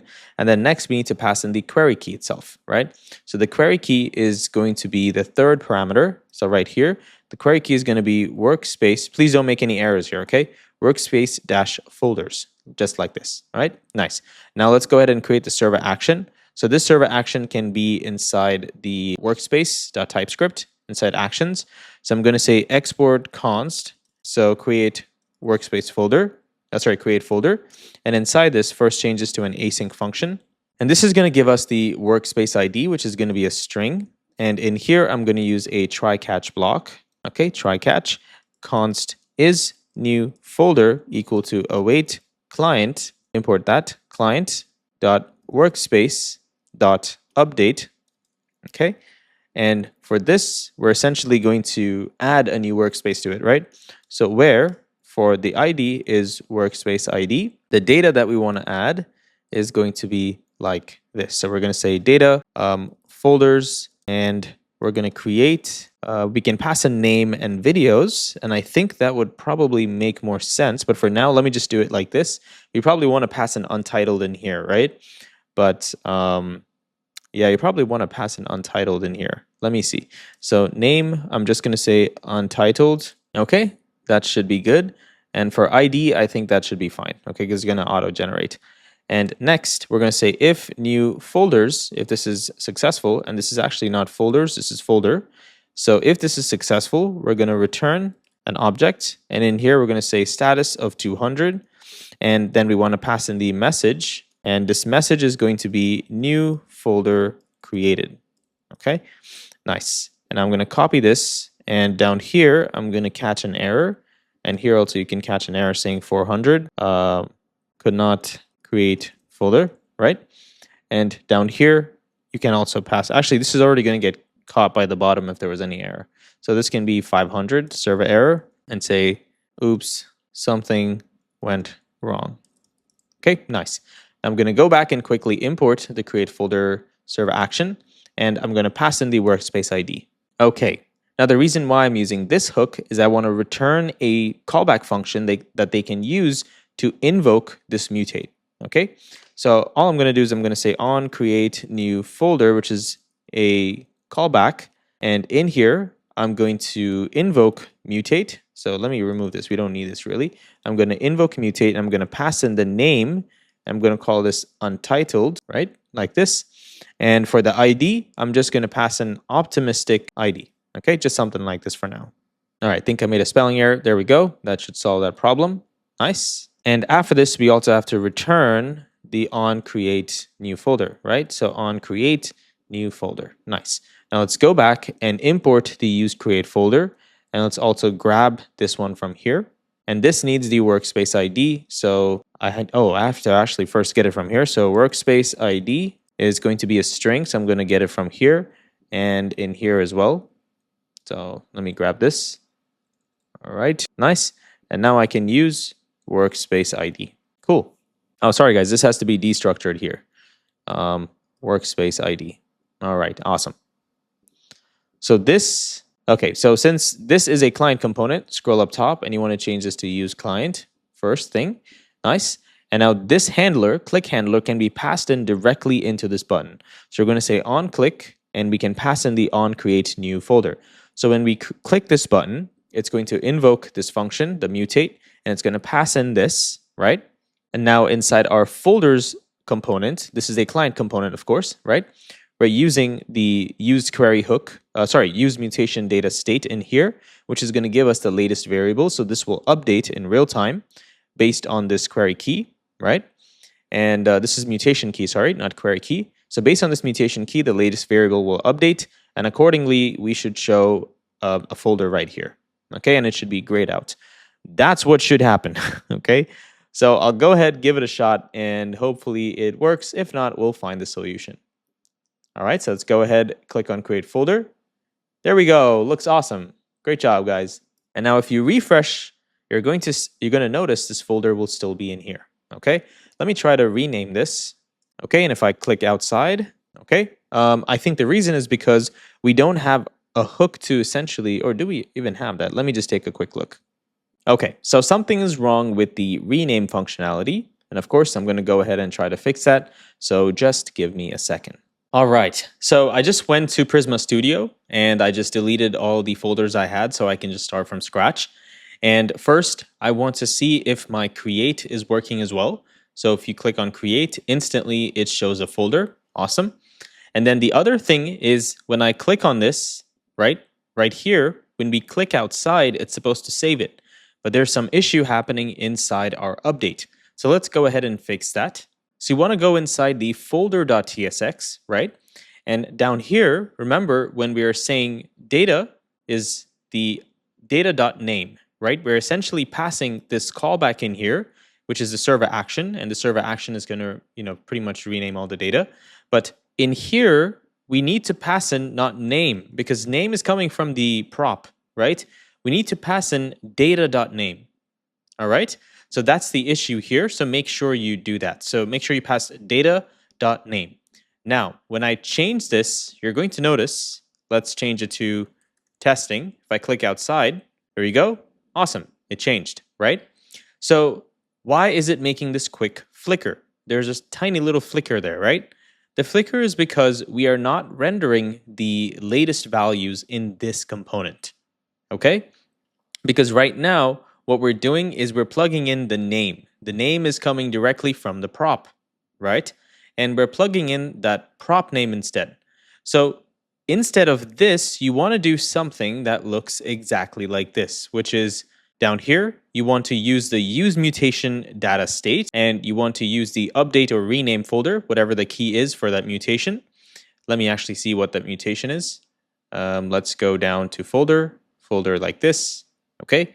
So that mutation key is called rename folders, and then you're going to get the newly mutated data, right? With the help of this mutate. Remember, whatever is being passed into this mutate value is essentially what we're sending. Then, using the use mutation data state, this hook right here, where is this? Okay, right here, you can get the latest variables. And then based on the latest variables, you can render out probably like a placeholder, and you can change it to the original text. That's pretty much it, okay? So there's nothing wrong here because if I refresh, you see it shows testing. Everything looks good, okay? And another thing I would like to talk about is if you are noticing a sort of a hydration error, that's totally fine. I think that's just a caching bug. There is something known as a stale state, and when pretty much the data becomes stale, that means it's already been fetched, and based on a certain timeline, I think maybe 1 second, or I don't know if it's 0 seconds or 1 second, but based on the stale number that you provide, the stale timer, it will consider the data as stale and only then will it refetch, okay? So it's fine, you're good to go because users are not going to create folders and then immediately refresh because we are using this feature right here to show the power of optimistic UI, right? So they're not going to refresh the data, so you should be good to go. All right, now go ahead and pause this video, and I would like for you to take this up as a challenge. Your goal is to solve this flicker bug. I just gave you the solution.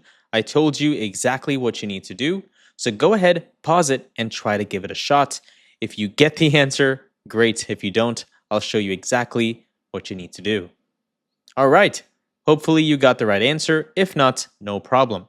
So first thing is you want to scroll down here and you want to say const latest variables equal to use mutation data state, and you're going to get rename folders in here. Okay, then you don't have to do console. But now that we have the latest variables, this is the mutated data, right? The optimistic mutated data.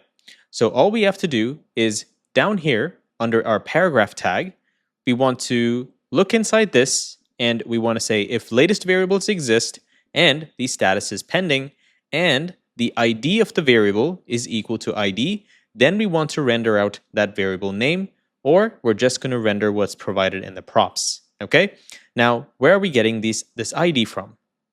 I added an extra property in here called ID. Okay, that way we can help distinguish which folder is being rendered. So now if I click on this and if I change it to something else, and if I click outside, there is no flicker. Okay, awesome. So our next step is when the user clicks on this card, it's going to take them into that specific folder, right? So we want to accommodate a route that can essentially help this no longer throw a 404 error. So you want to go into your workspace ID right in here, and you're going to create another folder called folder, okay? And inside this, you're going to put the folder ID. So inside it, first create a dynamic route, call it folder ID. And inside this, you want to create an index. All right, guys, looks like I made a small error here. So I'm just going to quickly delete this and do this one more time. So let's go back up top. And inside my folder, I'm going to create another folder, which is a dynamic ID called folder ID. Okay. And inside that, I need a page.tsx.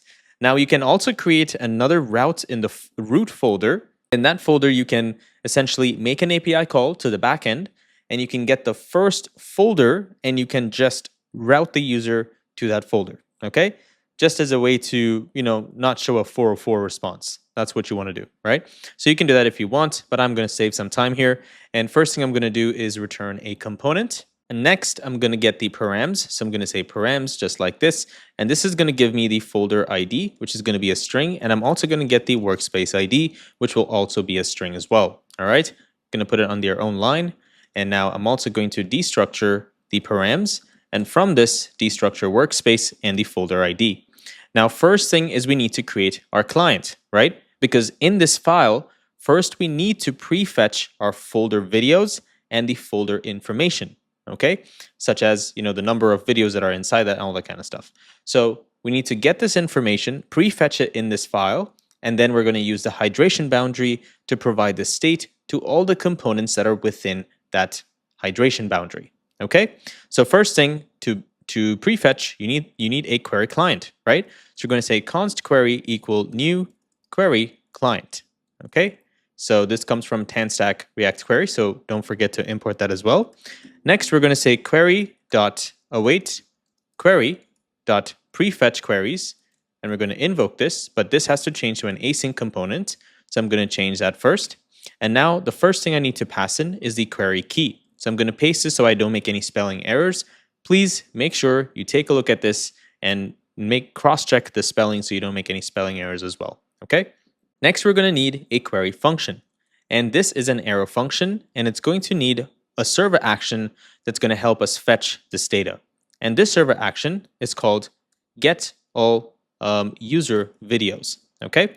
So I'm going to invoke this. So now we can get the videos that are respective for this folder. And I need to pass in the folder ID as well, okay? And we've already created this, right? I hope you remember. So all we're going to do is just call this and pass in the folder ID. So now we have this prefetched on the server side, okay?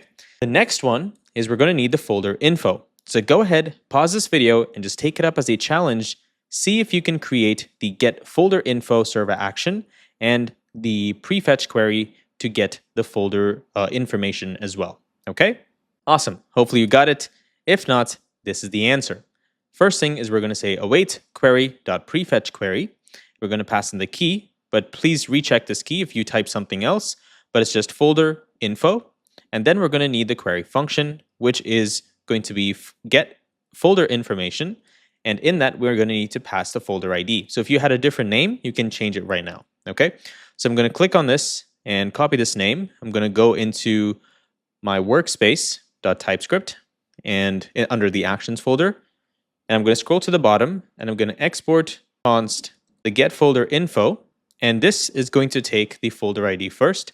So folder ID, which is going to be a string.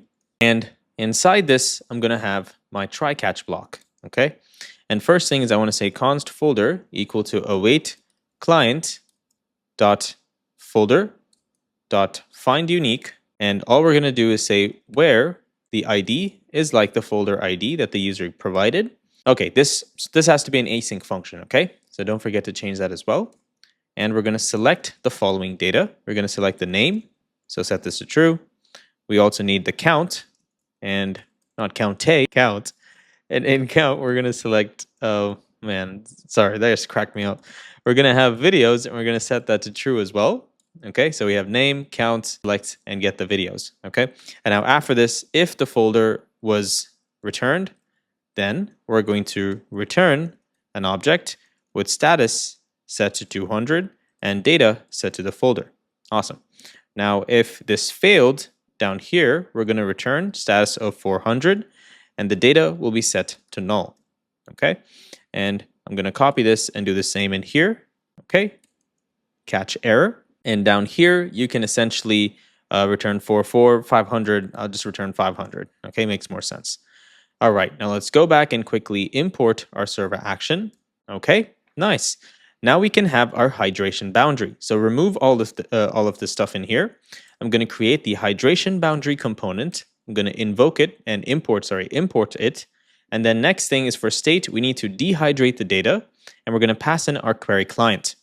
And now inside this, we can essentially create the components. So the first thing we need is a component called the folder info. All right, so I'm going to copy this name.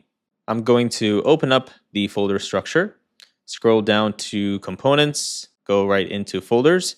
And in here, I'm going to create info.tsx or folder-info.tsx, right? And inside this, return a component and rename it. Now, first prop we need in here is a folder ID, which is a string. So I'm going to go ahead and grab this right away. And I can also go back and quickly import this component so I can pass in the prop, okay? So now we already have the folder ID. So I'm going to say folder ID equal to the folder ID just like this. And if I go into this component now, in here, I can basically proceed, okay?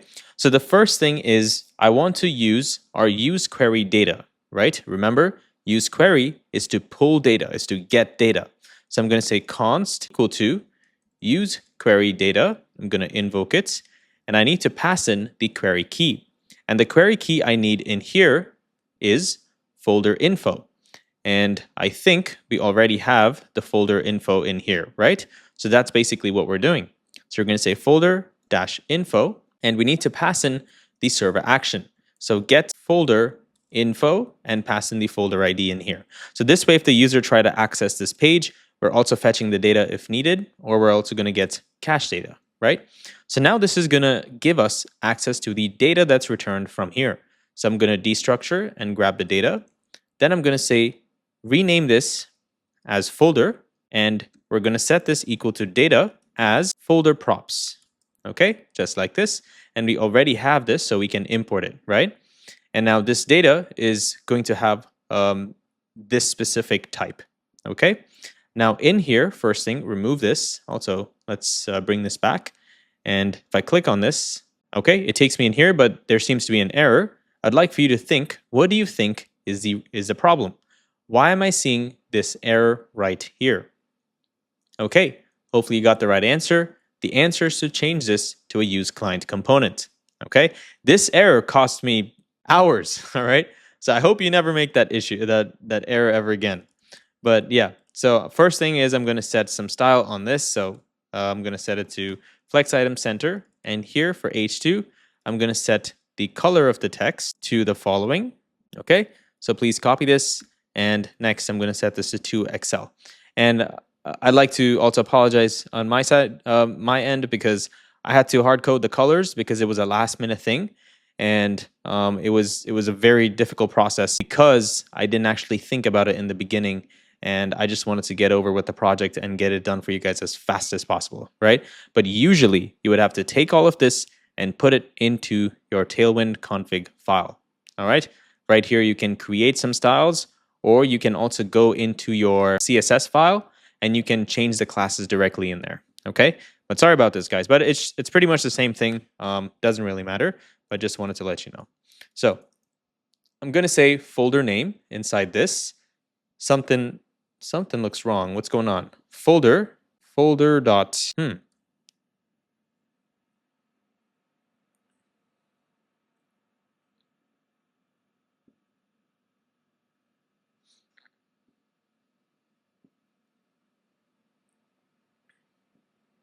Okay, so I made a small error. So this is folders props, right? We actually need one folder. So what you can do is, I think, can you do this? Is this possible? No, you can't. I mean, there is a way, but I just want to go create it right away. So I'm going to go into the type folder down here, okay? And I'm going to create this type just like this. So folder prop, not folders, but folder prop. And in this, I'm going to say status of, why is this? Okay, status number, data, name, count, and videos, okay?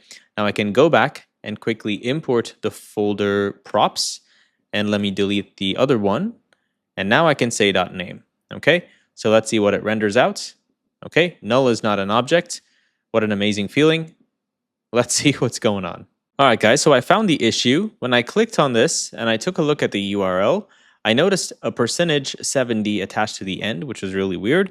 And then I checked my file to see where I'm doing that, and I'm not doing it anyway, right?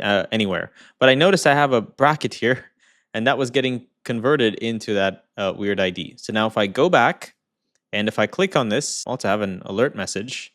Don't know why it's still showing that. I thought I already removed it, didn't I? Yeah, I already did. Let me refresh this one more time. And let's click on this. And now that should solve our problem. Oops, sorry. What am I doing? All right. So click, and there you go. Now it takes me there. Okay. So let's go back, click once more. Awesome. All right. So that was the error. Hopefully you found it. If not, no problem. That's all you have to do. Now the next component we need to show is the videos component. All right. That's pretty much it. I mean, our application isn't that complex, but I mean, that's all it takes, right? You don't always have to solve a complex problem. Just find a problem that the market is facing and solve it through a simple solution. That's pretty much it. So first thing is we're going to show this video element here, and then we're going to show cards down in here. Okay. So I just wanted to show you this design so you know what we're building next. So let's go in here first. And right after the folder's info, we're going to create a videos component, okay? So copy this videos component, and you're going to open up your folder structure. You're going to scroll down to components right here. And inside the global components, you're going to create another folder in here. And you're going to call it preview, or sorry, you're going to call it videos. And inside that, you're going to create an index.tsx. And I'm going to render out this videos component right in here. So first thing is this needs a couple props. We need the location ID, we need the videos key, and the workspace ID as well. And this location ID is just the folder ID, okay? Don't get confused. I'll actually change it right away, okay? It's folder ID. Next, let's quickly go ahead and destructure all these values as well. All right, nice. And now we're gonna use, again, the use query data to fetch all these videos. Okay, so we're going to say const. Actually, am I passing in this data? All right, so let's go in here first and pass in all the props that we need to, right? So the first one is the workspace ID, and that is going to be not params.workspace ID, but it's just going to be workspace ID. Then we need the folder ID. What is this? Folder ID. Let me see if I'm even accepting. Oh, I didn't even import the component. So first go ahead and import this component, okay? And now you should get folder ID. And this folder ID is equal to just folder ID from the props, right? And the next one is a videos key. This is important. It's called folder-videos, okay? All right, I already made a spelling error. So yeah, please make sure it's the same spelling, okay? Now let's go back in here. And first thing, like I said, we need to make that call, right? That API call to essentially get all our query data, right? So get the information first, right? And we're getting it from our cache data. So first thing is we're going to say use query data, invoke this, and this is going to take in first the videos key, right? Next, we need a callback function, And this callback function is get all users videos. You want to invoke that and you want to pass in the folder ID as well. Okay. Now this is going to give us the data. So I'm going to get it and I'm going to instantly rename it to video data. Okay. Just like this. Nice. And now that I have this, I can essentially use this name instead of the data itself. Now I also want to typecast this. And so to do that, I'm just going to first also destructure some more values. So I'm going to say status is going to be videos status and data is going to be the videos itself. And this is equal to video data. And we're going to typecast this as videos props. Okay, so let's go ahead and create this. So open up your folder structure. You want to scroll all the way to the bottom under types. And you're going to say video props equal to status number data, which is an object. That's going to have user, which is going to have first name, last name, image, which is string null, or string null. And or this user itself can also be null. Then ID is string, processing Boolean. Folder is going to be this essential data, right? So ID and name, or it can be null, created at date, title, string and null. Source is string as well. And if you now remember the processing, that's essentially what this is, okay? So let's go back and I'm going to import our video props. Okay, nice, awesome. And now at the bottom right here, I'm going to remove whatever we're rendering right here, and I'm going to render out a div. And in here, first thing is I'm going to provide a class name. I'm going to say flex dash column, gap of 4, and margin top of 4. And inside this, I'm going to create another div, flex items dash center, justify between. And inside this, we're going to create another div, which is flex items center and gap of 4. Okay, nice. And now inside this, we can create, we can essentially show the video's header, right? This section right here. So the first thing is we're going to say videos recorder duotone. Okay, and then we need an h2 element with the class name text, and I'm going to put this color. Okay, and then I'm going to set text to XL.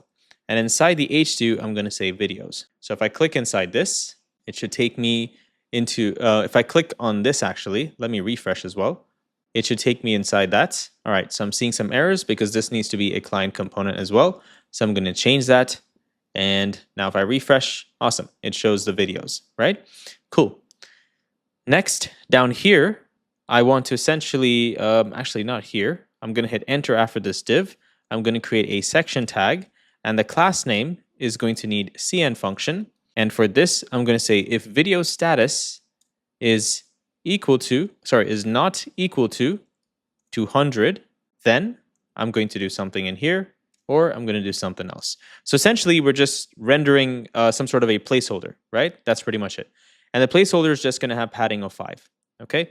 And if not, if everything is successful, then we're going to pretty much render out a grid for all of our cards. And it's going to be like this. So grid column 1, gap 10.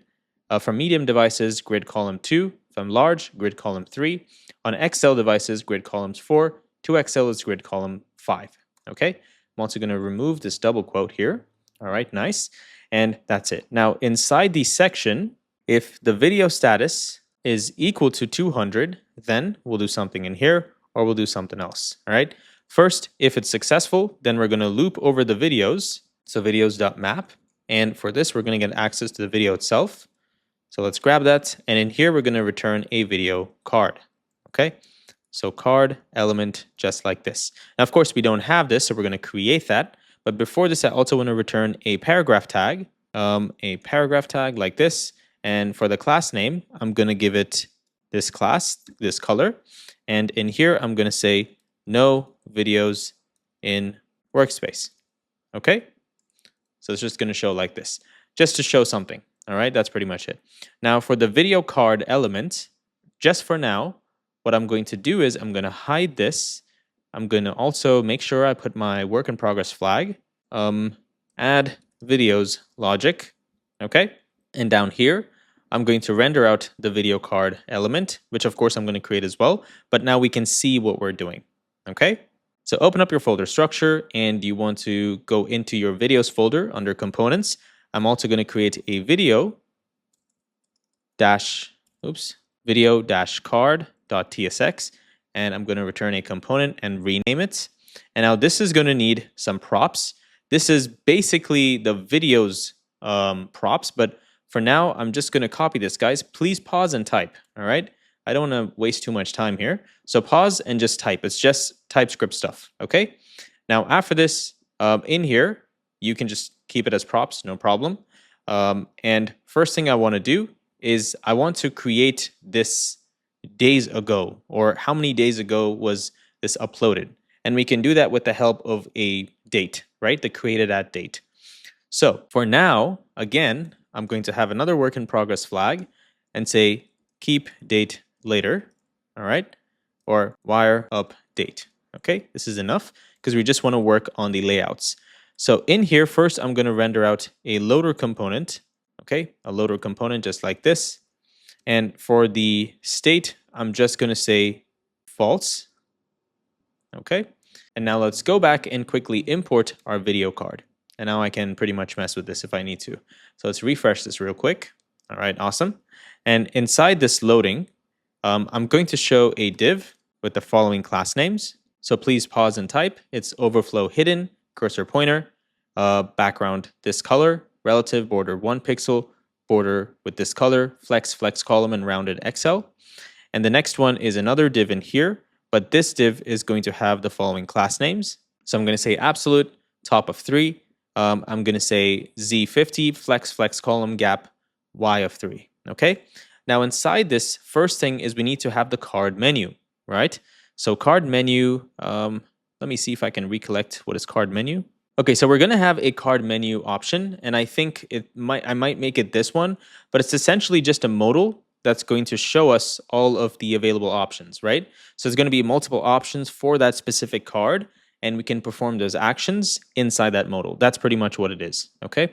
So in here, first thing I'm going to do is say card menu, okay? And of course, I got to create this now. So I'm going to open up my folder structure. I'm going to say menu.tsx or card menu, video-card-menu, and I'm going to import this new component, and I'm just going to use this real quick. Next, this one is going to need some props, right? So I'm going to get the video ID. I'm going to need the workspace ID as well. I'm going to need the current folder, right? And the folder name, okay? Now, these two are optional, so we may not be, it's not really needed, but I'm just going to provide this as well. And down here, I'm going to destructure all these values. Nice. And now the first thing is I'm going to remove this and render out a modal component. So our modal, right? So our modal component from our folder. And this is going to need the first class name. So for the class name, please pause and type. And I'm going to need a description title. So I'm just going to provide something for now. It doesn't matter what it is, guys. Just provide something for now, okay? And the trigger is going to be an icon that looks like a move icon, okay? So I think I can show you as well. So for trigger, I'm gonna bring in this move icon just like this, and then give it size 20, fill with this color, and the text name I'm gonna set this color, okay? And now inside this, we gotta provide the component that this modal should render. So before this, I'm also going to go back and import my card menu. Okay, nice. Let's refresh the browser. Okay, cool. And now one more thing, guys. I don't think we're going to be able to preview this yet because we have a bunch of styling stuff to set. So if you don't know what's going on, don't worry about it. It's just a modal, okay? So nothing too confusing. So just follow through. It's a very simple component, nothing too confusing, okay? So first, let's go back to our video component, which is under our videos index.tsx, and we have to provide the workspace ID. And this is going to be the workspace ID. Next, we need to use the spread operator and pass in everything we got from video, which is, let me see where that is. Okay, so for now, of course, we don't have this. So let me see if I can get some mock data, okay? So let me see if I can copy this, and I'm going to chat, and I'm going to say, please give me mock data for one video. Here is the schema, okay? I'm going to paste the schema and just give it a second, and it's going to give me some amazing data. All right. Now I can copy this and I can shrink this, and up top here, I'm just going to paste this. So now I can call this video. I don't want videos. I just want one video. I'm going to copy this video in here, scroll to the bottom, and I'm just going to use the spread operator. Okay. Now going back into our video card, in our card menu, we also need to provide these props, right? So this one needs video ID, the current workspace ID, the folder and the folder name. So I'm going to go back here, and inside this, all I'm going to do is provide those props. Okay. So current folder name is props.folder.name. Video ID is props.id. Same thing. Okay. And yeah, that's it. So current folder is going to be the folder.id. Probably should have changed this name here, this prop name, but it's fine. And then current workspace is props.workspace ID. Okay. All right, now let's go into this card component and let's just completely finish this completely. So here we're going to need a change video location component. So I'm going to bring this in, and this is going to need all of these props as well. So I'm going to drill these in here. I know it's really bad, but essentially we're passing in the current folder, the workspace, the video ID, and the current folder name. So copy this name, open up your folder structure, and you're going to go into forms right here. You're going to create one inside, let me see, give me 1 second. So in here, I'm going to create one called change video location. And it's going to have an index.tsx. And of course, we're going to need a schema.typescript, right? Now inside the index.tsx file, first thing is we're going to render out a template in here. And we're going to need those props, right? So the props here are video ID, current folder, the workspace, and the folder name. And now let's go ahead and also destructure all these values. Okay, nice. And now in here, first thing is we're going to use another hook. This is called the use move videos.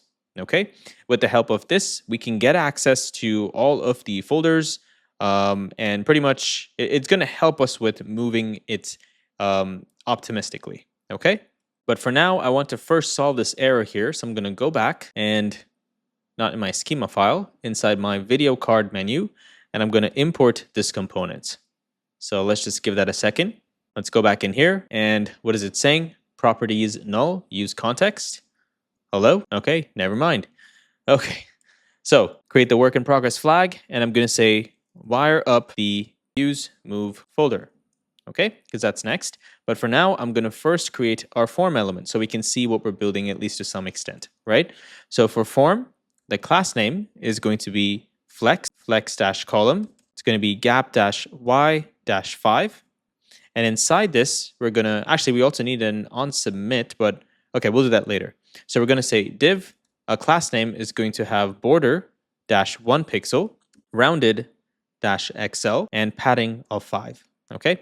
And now inside this, we're going to create our h2 element. And this h2 is going to have a class name of text-xs, margin bottom of 5, text of a specific color, and I'm just going to set, okay, one of these, and then inside this, I'm going to say current. All right. Now, after this, if we have a workspace, we'll render out that workspace name. Okay. So in here, we're going to say workspace. If this exists, then we're going to create a paragraph tag. Hello, please give me a paragraph. Thank you. And in here, we're going to set text to the same color. So let me remove this. Sucks, man. I should have fixed this, guys. Really, really sorry. Okay, I'm really sorry. Don't be mad at me. But this workspace is going to come from our API call, by the way. Sorry, not API call. It's going to come from the current workspace, which is right here. Oh, okay. I thought we were going to get this from one of the hooks. So what I'll do is down here, I'm going to say const workspace equal to workspaces. Where is this? Okay, yeah, I don't think we can get it from here exactly. Yeah, all right, guys, it's fine. For now, it's fine. I'm just going to remove this if condition. Okay, we're just going to return a paragraph tag. And in here, we're just going to return something called workspace in here. Okay. And next, down here, I'm going to just say this video has no folder for now, because we're going to need to look and see if we found the right folder ID based on the current folder. And that's going to come in from a hook. Okay. But this is all we need to just get started. And then we're going to bring in the separator component in here. And the separator component is going to have orientation set to horizontal. And after this, we're going to need a div with the following class name. So this class name is going to be flex-column, okay, gap-y-5, and padding of 5, okay.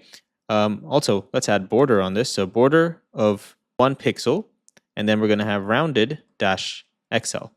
Okay. All right. Nice. Cool. Now inside this div, we're going to need to create an h2 element in here as well. And essentially what we're doing in here is we're showing where we can move this folder to. All right.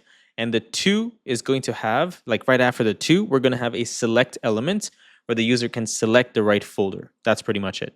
So create the h2 tag in here, say to, and after this, we need to create a label element. Okay. So I'm going to import label from components UI label, and I'm going to add the following class names on this label as well. And inside this label, I'm going to essentially say P workspace. Oops, sorry, I don't want to click on this workspace. And after this, we need to bring in our select element. So I'm going to say select element, right, like this. And now we're going to need the register and all this kind of stuff, right? So for now, I'm just going to remove this, and we'll get to that in just a second. But in here, first thing is I want to loop over a bunch of stuff, and I want to show options. But right now, of course, we don't have that, so I'm just going to render an option. And this option is essentially just going to have a value set to something like this, okay? And we're also going to need the workspace name itself. So I'll put that in here as well. All right, so quick one. Here's what I'm going to do. So I'm going to go back into my video card file right here, okay? And what I'm going to do is, first thing is I'm going to remove this overflow hidden, or we don't even need to do that. I'm just going to comment out everything in here, right? So comment this stuff. And after that, I'm going to place my change video location, so at least we can see what's going on. All right, nice.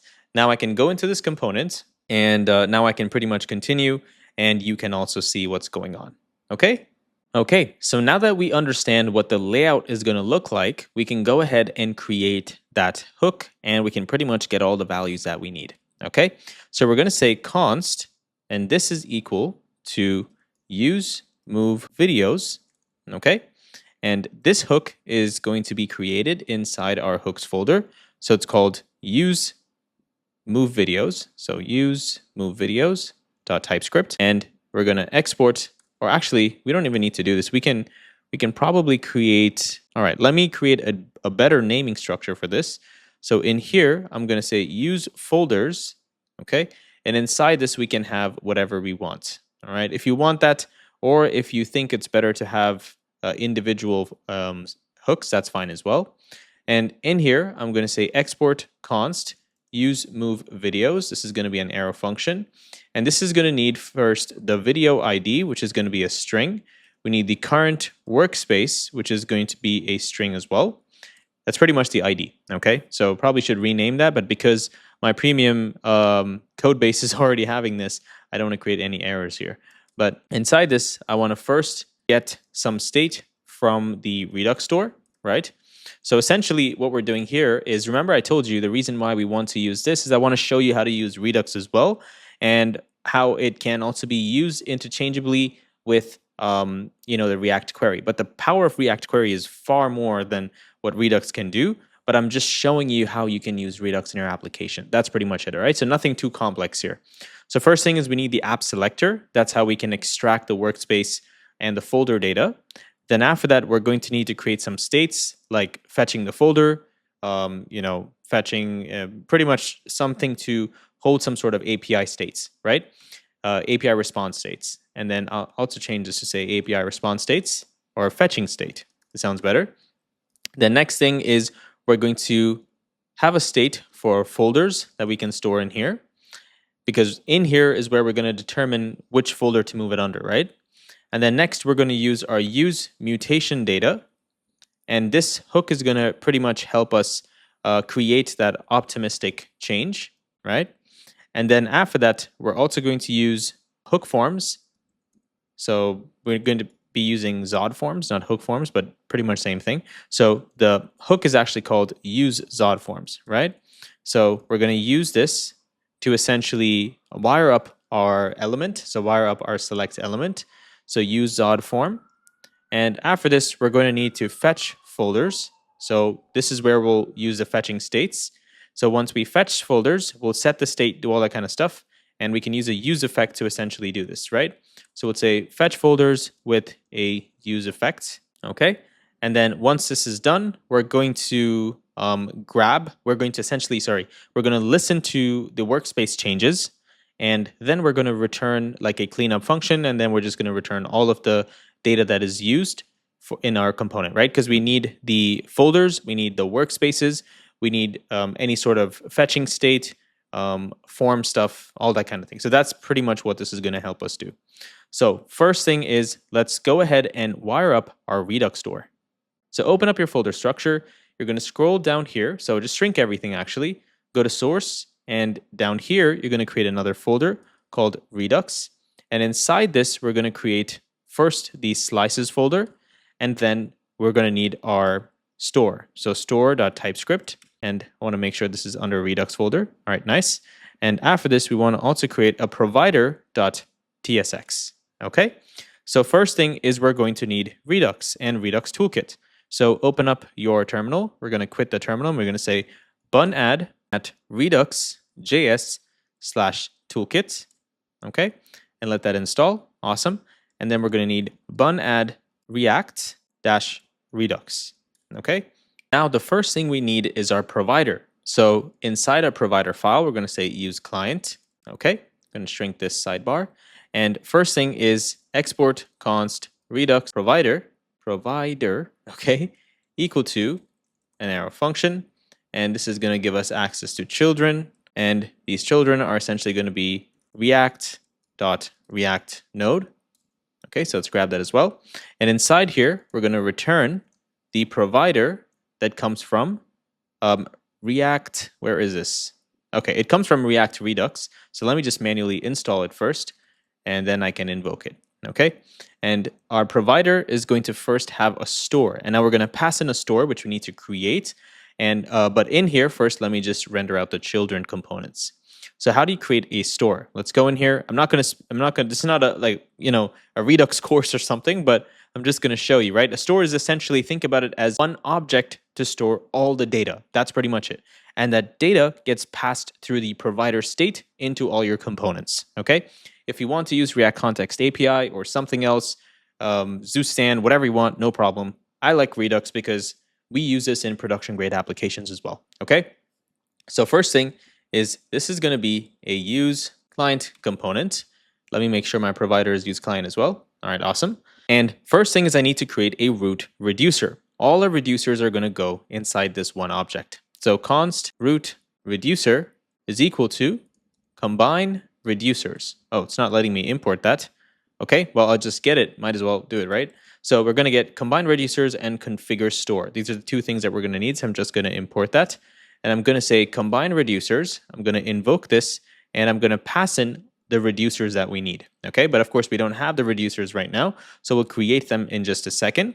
But the next thing we want to do in here is I'm going to create the store itself. So export const store equal configure store. We're going to invoke this, and our reducer is going to be our root reducer. So reducer is going to be root reducer, and we're going to need to pass in a middleware file. Okay, and the middleware that we're going to do in here is, let me go ahead and also rename this. Okay, middleware, nice. And this is going to actually give us access to something called get default middleware. Okay, so we're going to get this, and we're going to invoke it here. And inside this, we're going to pass in an object called serializable check and pass it a false. All right. Now, after this, we want to export our root app state, the dispatch function, and our app selector, so we can get access to all of this. Okay. So first thing is export type. So these are also types as well, right? We will create the use app selector after these types. So first one is root state equal to return type of store.getState, right? And then we need to export type app state. App dispatch, and this is equal to type of store.dispatch. Okay, so we can use these types whenever we need. And now the app selector, the use app selector, is essentially going to have type definitions already added to it. Okay, we're going to show you how to do that, but this app selector is going to give us access to the Redux store data. Okay, so export const use app selector, and in here we're going to say type use selector hook, and this is going to be root state. Why is it not giving it to me? Root state like this. And this is equal to useSelector. Okay. Use select. Okay. Thank God it gave it to me. Nice. All right. Don't invoke it. Sorry about that. Do not invoke. Okay. So we're just wiring this up with the new root state that we have. So it knows the data that we get from this, and we can basically get type intelligence for our Redux store. Now let's go ahead and create reducers for our store. Okay, so inside slices, you're going to create two for now. First one is folders, right? Because we're working with folders.typescript, and then also workspaces.typescript. And inside the folders, we're essentially going to do the following. So the first thing is we need a type for the initial state of our folders. So I'm just going to create a type here. We're going to have the folders itself, which is an array, right? And it's going to also extend and have count on top of that. So folders is going to have count with videos, and which is a number, and the name of the folder, the ID created at workspace ID as well. And this is going to be an array, right? And then we have to create the initial state itself. So initial state is going to be initial state props, and this is equal to an object. And in here, we need to give it the values, or it's going to scream at us, right? So we're going to say this is going to be a folder. Then we need the folder slice. So we're going to say const export const folders equal create slice. We're going to invoke this, and we're going to pass in the slice name. So it's going to be folders, okay? And then next we need the initial state, which is going to be our initial state that we just grabbed from above. So we don't even need to do anything. Don't need to provide two. Just have to provide the key, right? Next, reducers. And for now, we only have one reducer, which is folders. Now, this naming convention is not the best, but I just want to show you how things work, right? That's pretty much it. So you can have different type of reducer names. So for example, get folders, add folders, delete folders, all these kind of actions. And this is how it's done in production grade code, okay? So in here, first thing is we need state and then action, which is payload action. Let's invoke that. And we want to pass in our initial state props. Okay, nice. And now what is this going to return? Well, it's going to return everything that's inside action.payload. Okay. And now down here, so essentially it's like a way to get the folders that are inside. Okay, inside our Redux store. And now down here, we need to export, sorry guys. We need to export const the folders. We're going to destructure this from folders.action. Why is this not showing? Okay, first, let's rename this to folders. Folders.actions. Okay, so let's grab the folder action in here. And down here, we're going to also export default, and we're going to export the folders.reducer. Okay, nice. Now, let's go and also create the workspace reducer or slice. Might as well do it. And again, we're going to need the initial state props, which is workspaces. It's an array. We're going to have type, name, and ID, personal or public, right? Then we need to create the initial state. So this is the initial state right here, which is workspaces set to an empty array. Then we need the workspaces, the slice itself. So workspaces equal to create slice, and the name is workspaces. Initial state is this one, and the reducers is workspaces right here. And this is going to give us everything that's inside action.payload. Okay, so we're going to return all of that. And down here, we need to extract our actions so we can dispatch it from somewhere else. And then we also need to get our reducer itself. So now let's go back to our provider. Sorry, not provider. Okay, actually, we also have to go back to our provider because we need to pass in our store, right? So let's pass in the store. And then inside the store itself, we need to bring in these two reducers that we just created. So in here, I'm going to say folder reducer. Okay, it's not giving the type intelligence. Folder. Okay, let me just manually install it. Okay, so folder reducer like this from slices folders. And then we also need the workspace reducers from slices workspace. So let's grab that as well. And also put the name in here, folder reducer and workspace reducer. Done. I know that was a lot of setup, but the reason why this is done is, well, there is a reason why Redux it's very opinionated, right? So the first thing is you get a lot of benefit when it's used in production grade applications. For example, you can test, you can debug, You can use it to mock data. You can do the same thing. I mean, part of it, you can do it with React Context API, but with Redux, it's better because you can combine stuff like middleware. You can use stunks. You can do a bunch of cool stuff with Redux, okay? And my favorite part of Redux is Redux DevTools, because you can see each and every action, what the state was before the action was performed and after. You can also change the state in the, inside the DevTools, so you can see what it does to the browser. You can see what it does to your application, and pretty much whatever you want, right? You can also mock and fire actions using the DevTools, okay? Now, we're not going to do all of that in this video, or we'll be here till the end of 2030, and I will grow old. So I just want to give you a heads up as to why we had to do so much setup for Redux, okay? Zoostand is much simpler, and if you like that, you can go for it, but you will probably never find a production-grade project using Zoostand just because it's a little newer, and I don't know why people don't like it. I honestly love it, right? But I see most of my projects use Redux, all right? Cool. Let's move on now. All right, so now that we have our Redux store set up, let's go back to our hook, which is the use folders. And I'm going to also first just change this name to usefolders.typescript. And inside this, we can essentially initiate the process, all the processes that we just spoke about, okay? So first, let's get our app state, which is our app selector. So const data equal to use app selector. We're going to invoke this. And now we're going to get a callback function that's going to give us access to the state. And we're going to return state.thefolder reducer. So in here, we're going to get the folders, all right? Next, we're going to do the same thing for workspaces. So I'm going to go in here and I'm going to get the workspaces reducer from this.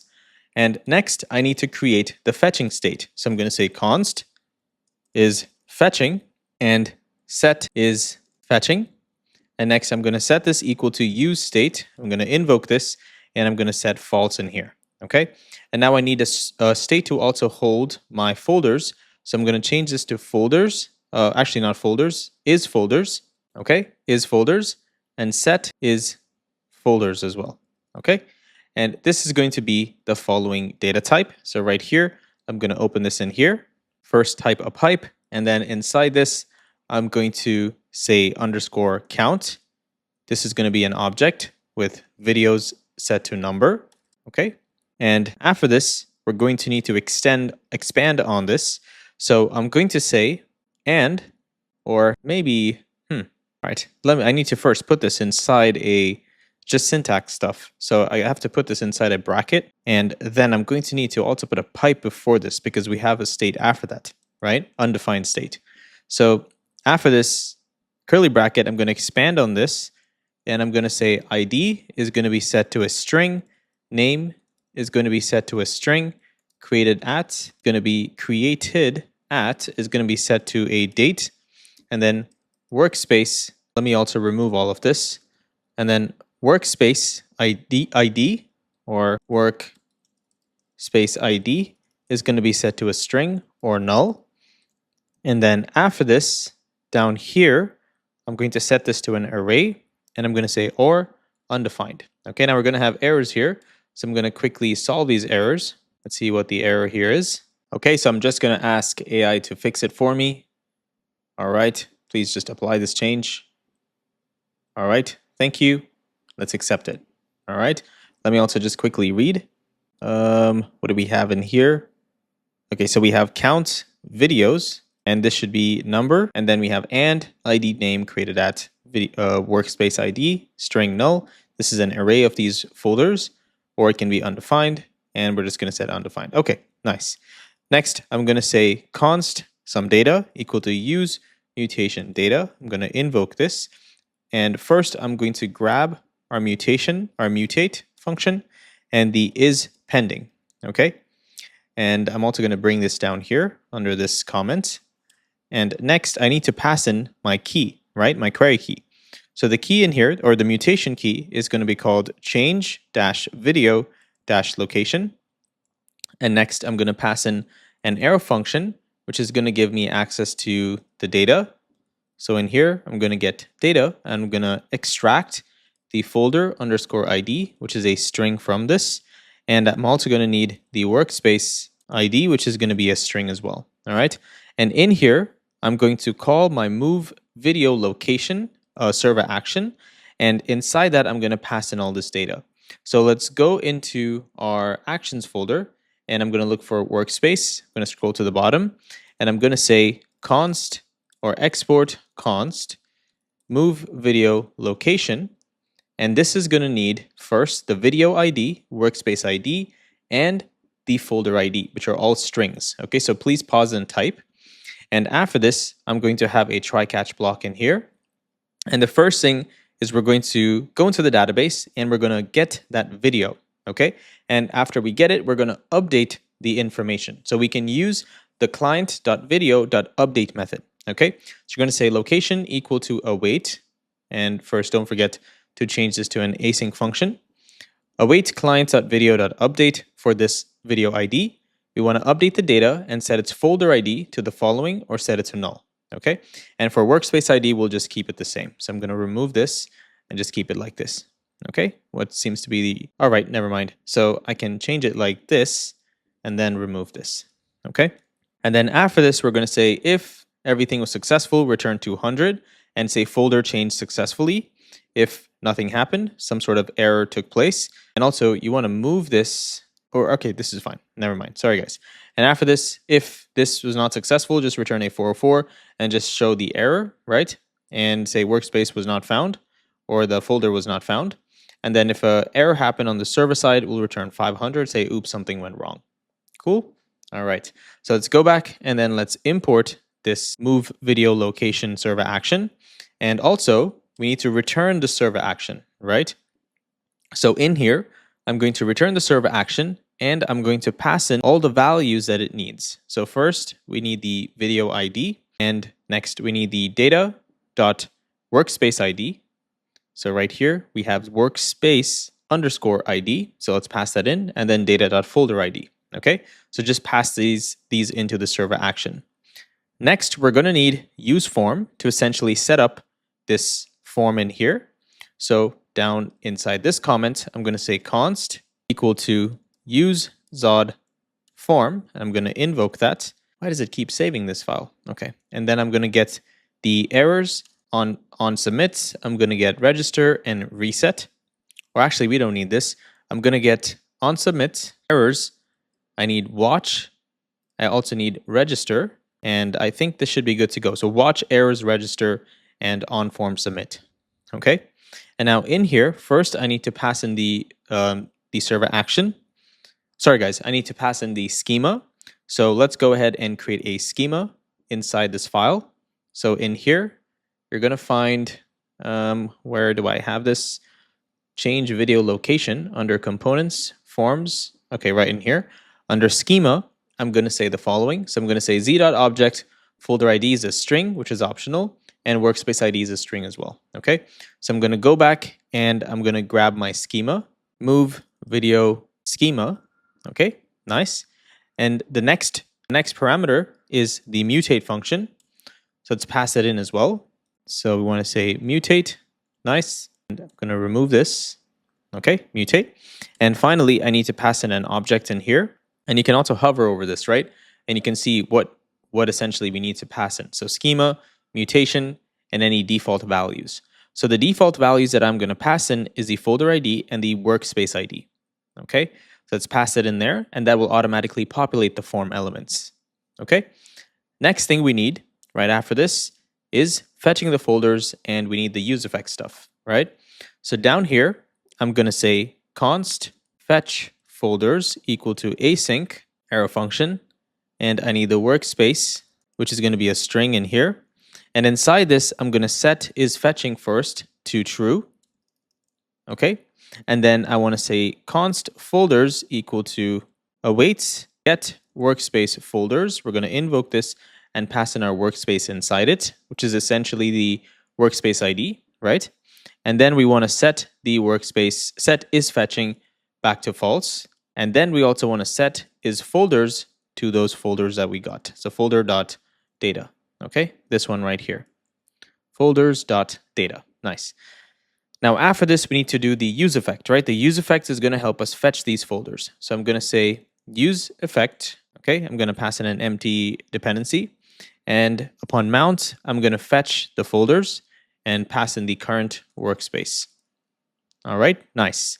Then I'm going to have another use effect. And this use effect is essentially going to watch for the changes. And every time a change occurred, we want to also fetch the folders one more time, right?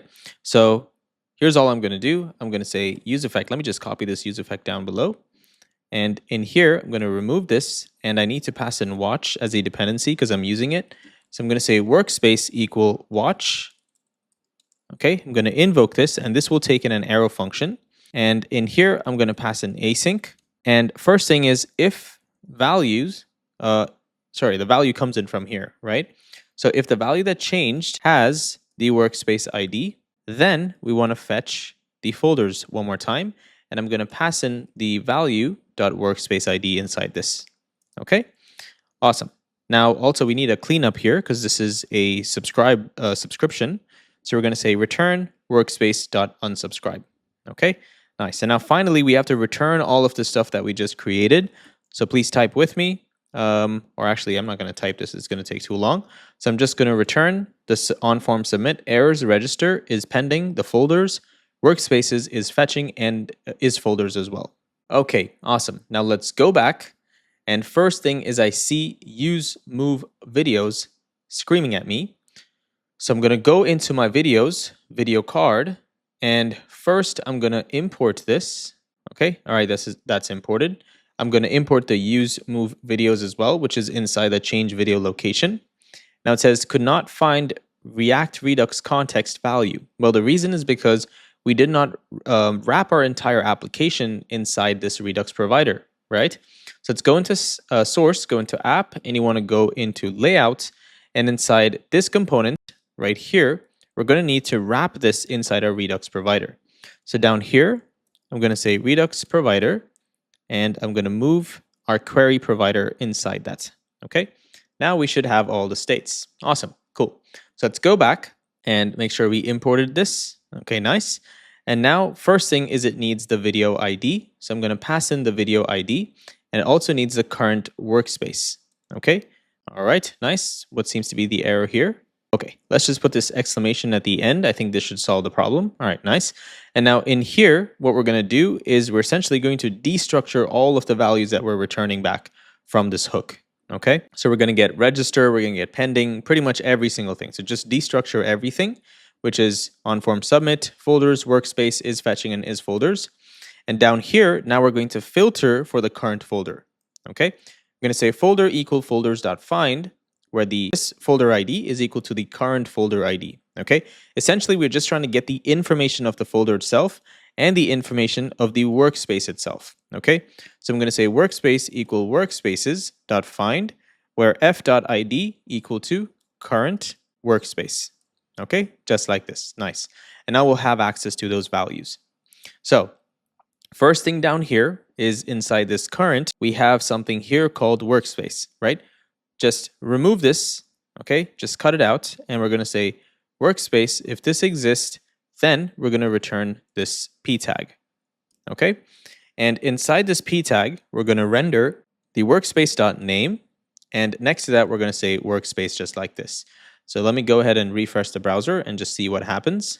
Okay, so nothing is being provided, and the reason is because we're not passing any props into this component. So I'm going to go back here, and if I uncomment this, let's see what happens.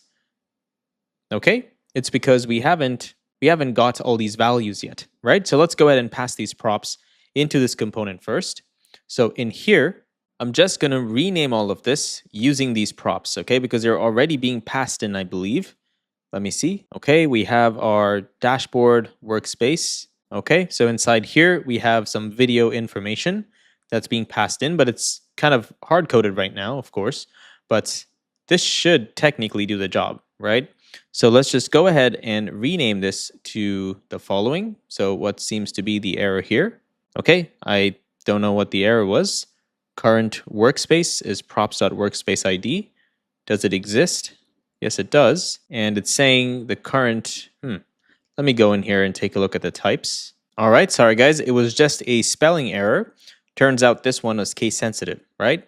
So I just had to change that real quick. So hopefully you found it and you fixed it as well, but that was the only mistake.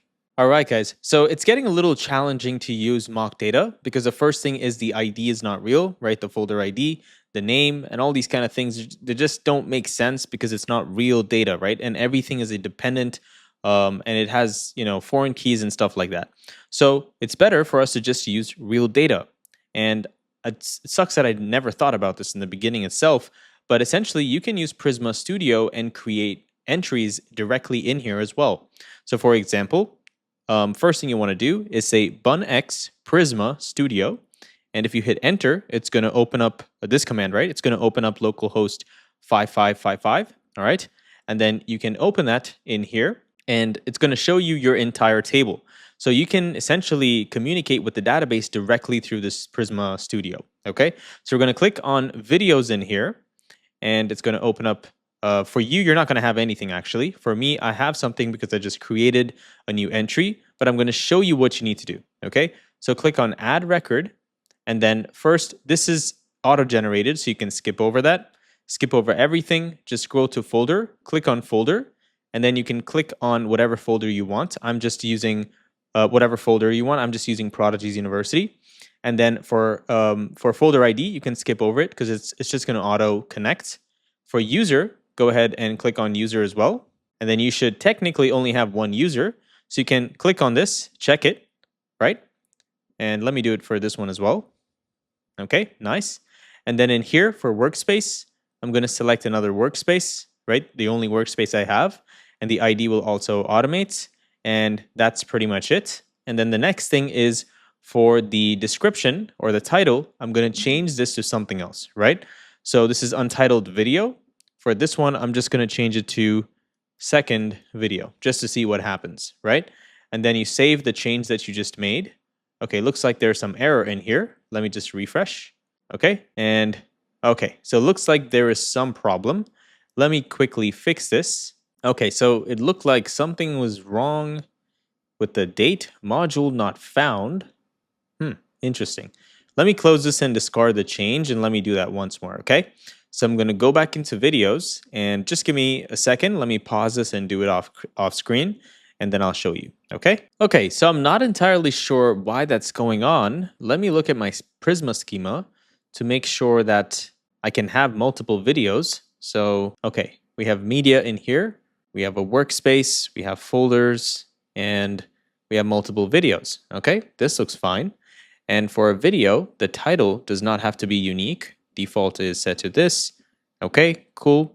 And then what's the other problem here? Okay, so I'm not sure why it's not creating it for me, but I already created one entry, so I'm just going to use this, okay? So you should be able to create one entry in here, and you can now connect it, pretty much fetch data directly from here, okay? So that's going to save us a ton of time. So let me go back real quick to our component. And now I'm going to remove this so it causes errors in my application, and then I can fix it where I need to. So first thing is down here, I'm going to remove this, right? And let's also remove the video itself. And I'm going to push the video card into this .map function. And in here, all I'm going to do first is up top, just make sure the success status is the video status is not 200. And if so, I'm going to return p of 5 and return the same class name. And down here, if video is equal to 200, we're going to map over them and return a video card. Okay, so let's go back to localhost and let's refresh.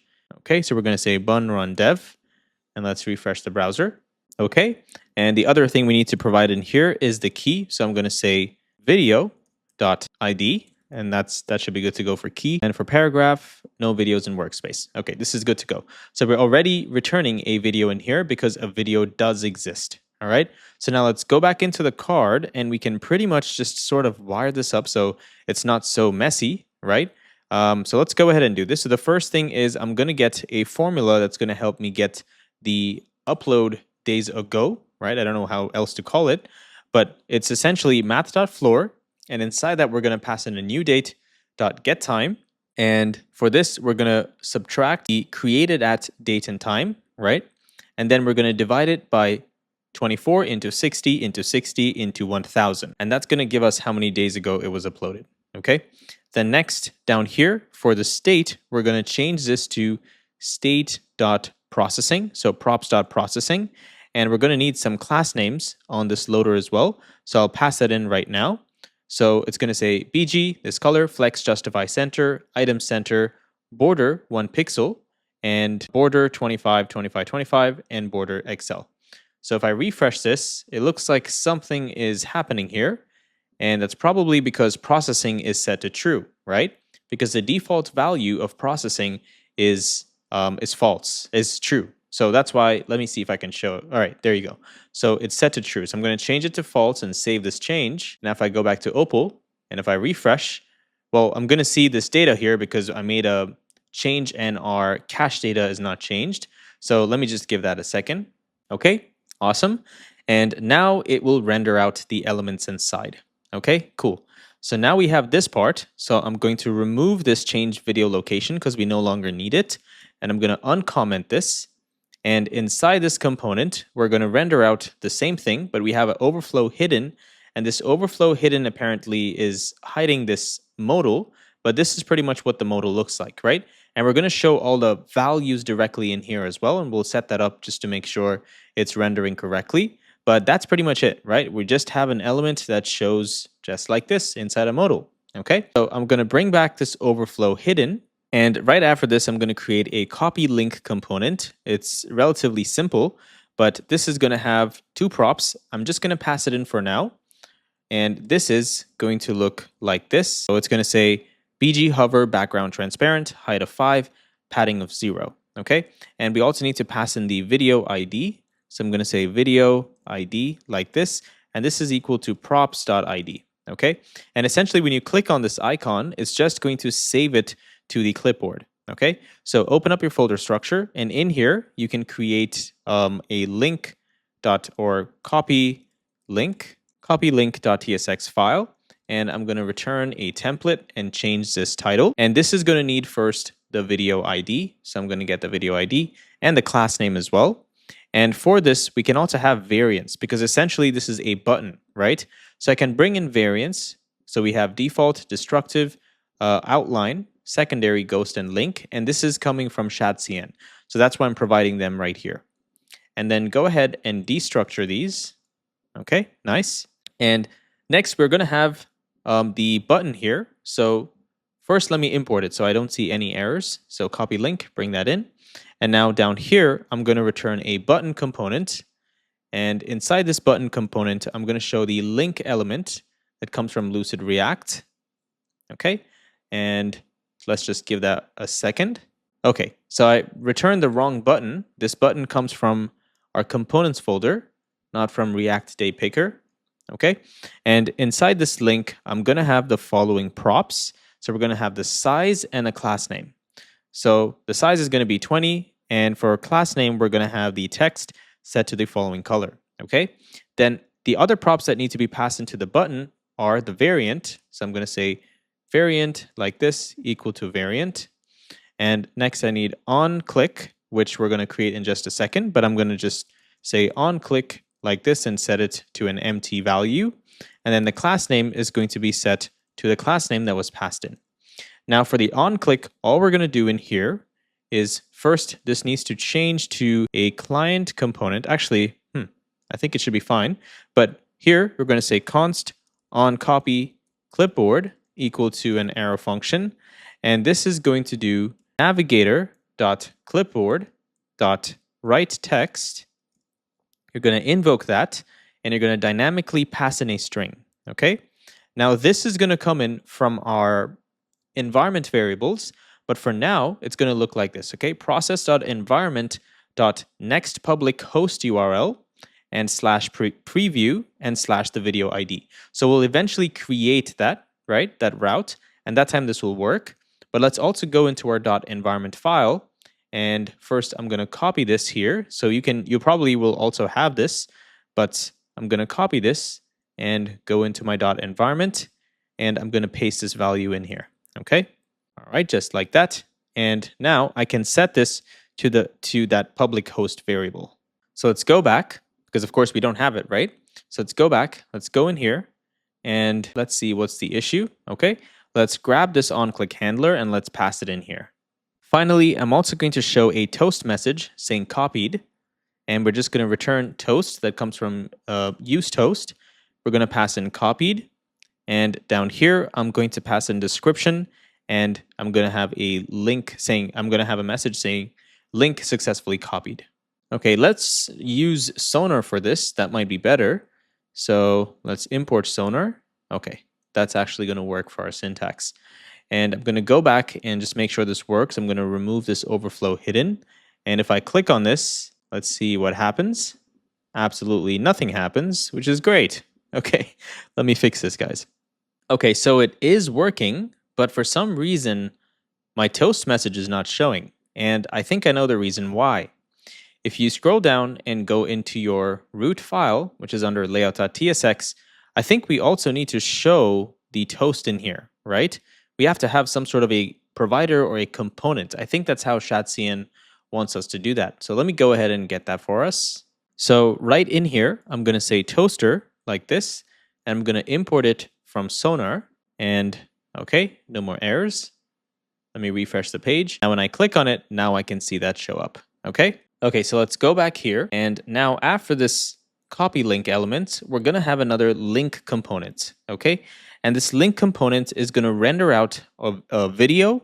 And it's also going to have like pretty much the source, which is like a thumbnail, right? We're going to render a thumbnail in there. We're going to have an H2 just like this, right? We'll have title, we'll have avatar image and all this kind of info. So let's go ahead and build that out. So right after the first div, I'm going to say link, and I'm going to import this link from the next link. We're going to have the href, which is going to be a preview, of course, and we're going to pass in the props.id, and then we're going to have a class name. Please pause and type this class name. And inside this link, we're going to have the video element. So let's go ahead and say video like this, okay, video elements, and this is going to have a closing tag as well. And in here, we have to say controls false, so we have nothing inside, right? Preload is going to be set to metadata. Class name is going to be with full aspect video, opacity 50, Z of 20, okay? And now for source, we're not going to have all this right now. We're just going to put it for now, all right? But if you don't see anything, it's fine. Don't worry about it. It's just for, just to have a layout. And now when you hover over this, you're going to notice the borders change to sharp borders, right? The reason is because this entire container does not have overflow hidden. That's why. So now we can bring back that overflow hidden so it makes more sense. Okay, there we go. Next, after this video, I'm going to create a div tag. So I'm going to say div and give it the following class names. So padding x of 5, padding y of 3, flex, flex column, and then we need gap of y of 2, z of 20. And inside this, we're going to create an h2 tag. And the class name is going to be text small, font bold, so semi-bold, text dash, and I'm going to add the following style. And after this, inside the h2, I'm going to say props.title. Okay, so we can render that out in here. And I also think there's something wrong with this. Let me go into the click link, the copy link, and let me see what problem we have in here. Okay. So for variant, maybe we could pass in, let me see. So for variant, what if we pass in ghost? Okay, that looks so much better. Okay, so the first thing is the variant removes the background, but I also want to change the icon itself. So I'm using the links icon that comes from our components folder, okay? Not the Lucid React one, because I just feel this looks so much better. It's a little too light, and I might want to get this color instead. So let me see if I can grab this one. So what do we have in here? Foundation gray. Let me grab this. Okay. And let me go into this component and see if I can change it. Okay. So we have, it's the same color. Why does it feel so light? Okay. Let me grab this one, the foundation 600, and I'll change the background and see if that changes. So we'll set this to, let me go back real quick. And in here, the BG is going to be a color, and I'm going to just put this color in here. Let's just see what that does. Okay, of course, it just completely transformed. I don't really know what the hell is going on here. Let me fix this, guys. Give me a second. Okay, so for some reason, the colors that are in Figma and the colors that are in here don't really match up, even though they're the exact same thing. Sometimes this can happen. So I'm just going to go down here and I'm going to change these colors, okay? So if you hover over the fill, or if you add a class name, I think we can see G and set this to a custom color. Okay, so we can see it from here itself. So I'm just going to increase this color, remove this, and add it in here. Okay, and let's see what this does. Okay, that's so much better. So I'll change this in here as well. And if you're noticing your inspect element, sorry, your console is blowing up with the fill rule and the clip rule, that's because this needs to be changed to clip rule. Okay, but I'm just going to keep it like this for now because I'm not really bothered about it. But that's pretty much it. And the other thing is this move icon, right? Might want to have a slightly better icon for that one as well. So let me go ahead and fix that. All right, so I just made a couple changes and I just want to walk you through what I did. So the first thing is I added group out here, right? I'm sorry, on this element. That way, inside this one, I can say group hover flex, but by default be hidden. So having this shown by default just looks really weird and odd. So that's why I'm hiding it when we're not essentially hovering over them. And that's how the Figma mockups are also made, right? So that's why I'm going to keep them pretty much hidden. And then once I hover, I'll show them, okay? Then the next thing is inside the copy link, I changed the color for the button, and that's right here. So I changed the color to BG, and I set it to this one. Then inside the card menu, I changed the move color to the following fill and the text. So that way it has a slightly different lighter color, right? Because we're going for that low contrast design, right? So you can add that one as well if you like this, and I think this one looks so much better. And for the variant, I also changed the variant of the copy link. I removed it, completely because I did not like the other design as well, okay? Okay, now after this, you're going to create another div and you're going to give it the following class name. And it looks like I'm making too many spelling errors, guys, when I type. And I really hate it because it gets me like, going crazy because I don't know where stuff is coming from. So I'm going to copy paste the class names from now on, okay? That way you can just pause and type, saves me time, and the video is going to be hours shorter, okay? So flex gap x2 items of center. And inside this, we're going to use the avatar icon, okay? And if you have seen Chatcn in the past, it's very simple. It's just the avatar image, and a fallback. Okay, so let's go ahead and bring in the avatar image component. We need the avatar itself. Make sure you import everything from the right folder, okay, which is components UI. And for user, I'm also going to import the Lucid React icon. All right, nice. Look at that. Looks awesome. Now on the avatar, you can add a class name, and we're going to give it margin top of 4. Okay, so it has a little more space, or even 2 is fine. You don't need too much. Okay, not too bad. And maybe we can set some width and height on this. So width and height, I'm going to set it to 8, and that should be good to go. Now after the avatar, down here, we're going to create another div. And inside this, we're going to create a paragraph tag. And this is going to have the following class names. So I'm going to say class name capitalize, text small. And inside this, we're going to put the user's first name and their last name as well. So I'm going to say props.user.firstname and props.user.lastname. Okay, just like this. And maybe you can change this to XS. You don't need such a huge name, right? And you can also change the font color, make it a little bit darker, if it will change today. Okay, awesome. All right. Then after that, we're going to also need to show the days, right? When this video was created. So below this paragraph, create another paragraph with the following text. And we're going to say text XS. And if the days is 0, we're going to say today.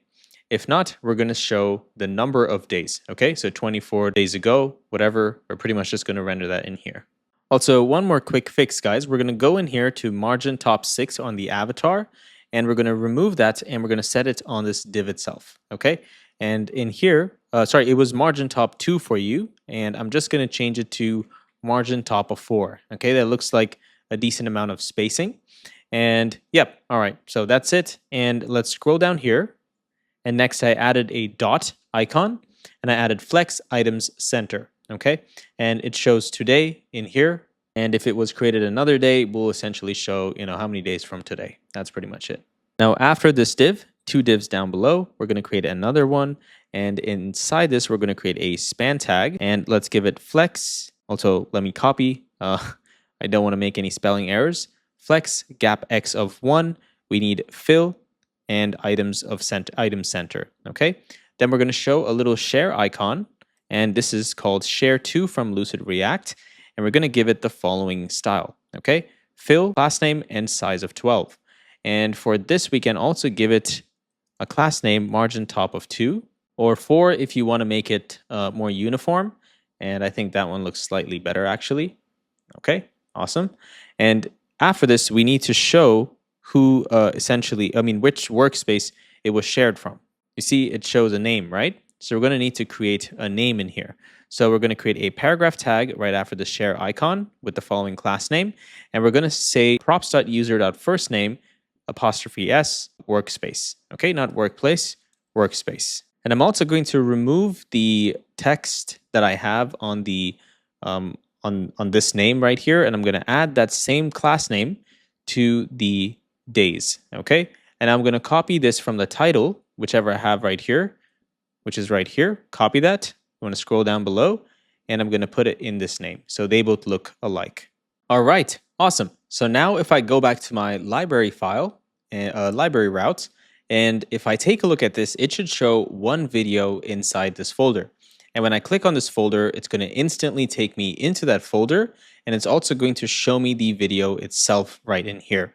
And also went ahead and changed the title to see what it looks like if the title was longer, and it looks great. Okay, awesome guys. Now let's quickly go back to our My Library route, which is in here. So My Library, where are you? Hello? Okay, page.tsx.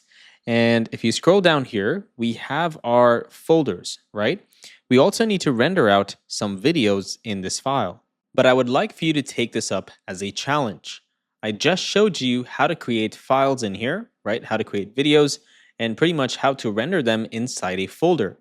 Right? Now, the challenge here is that you're going to need to render out videos inside the library itself. So you can loop over, all the videos that you get, or you can just pick the first couple videos that the user created and you can render them out in here. Okay? So I'd like for you to take that up as a challenge and complete that section, but I'm going to move on into the next stages, which is to get this video stuff up and running. Did a quick search like this to check for any work in progress flags, and we have a bunch of stuff to do.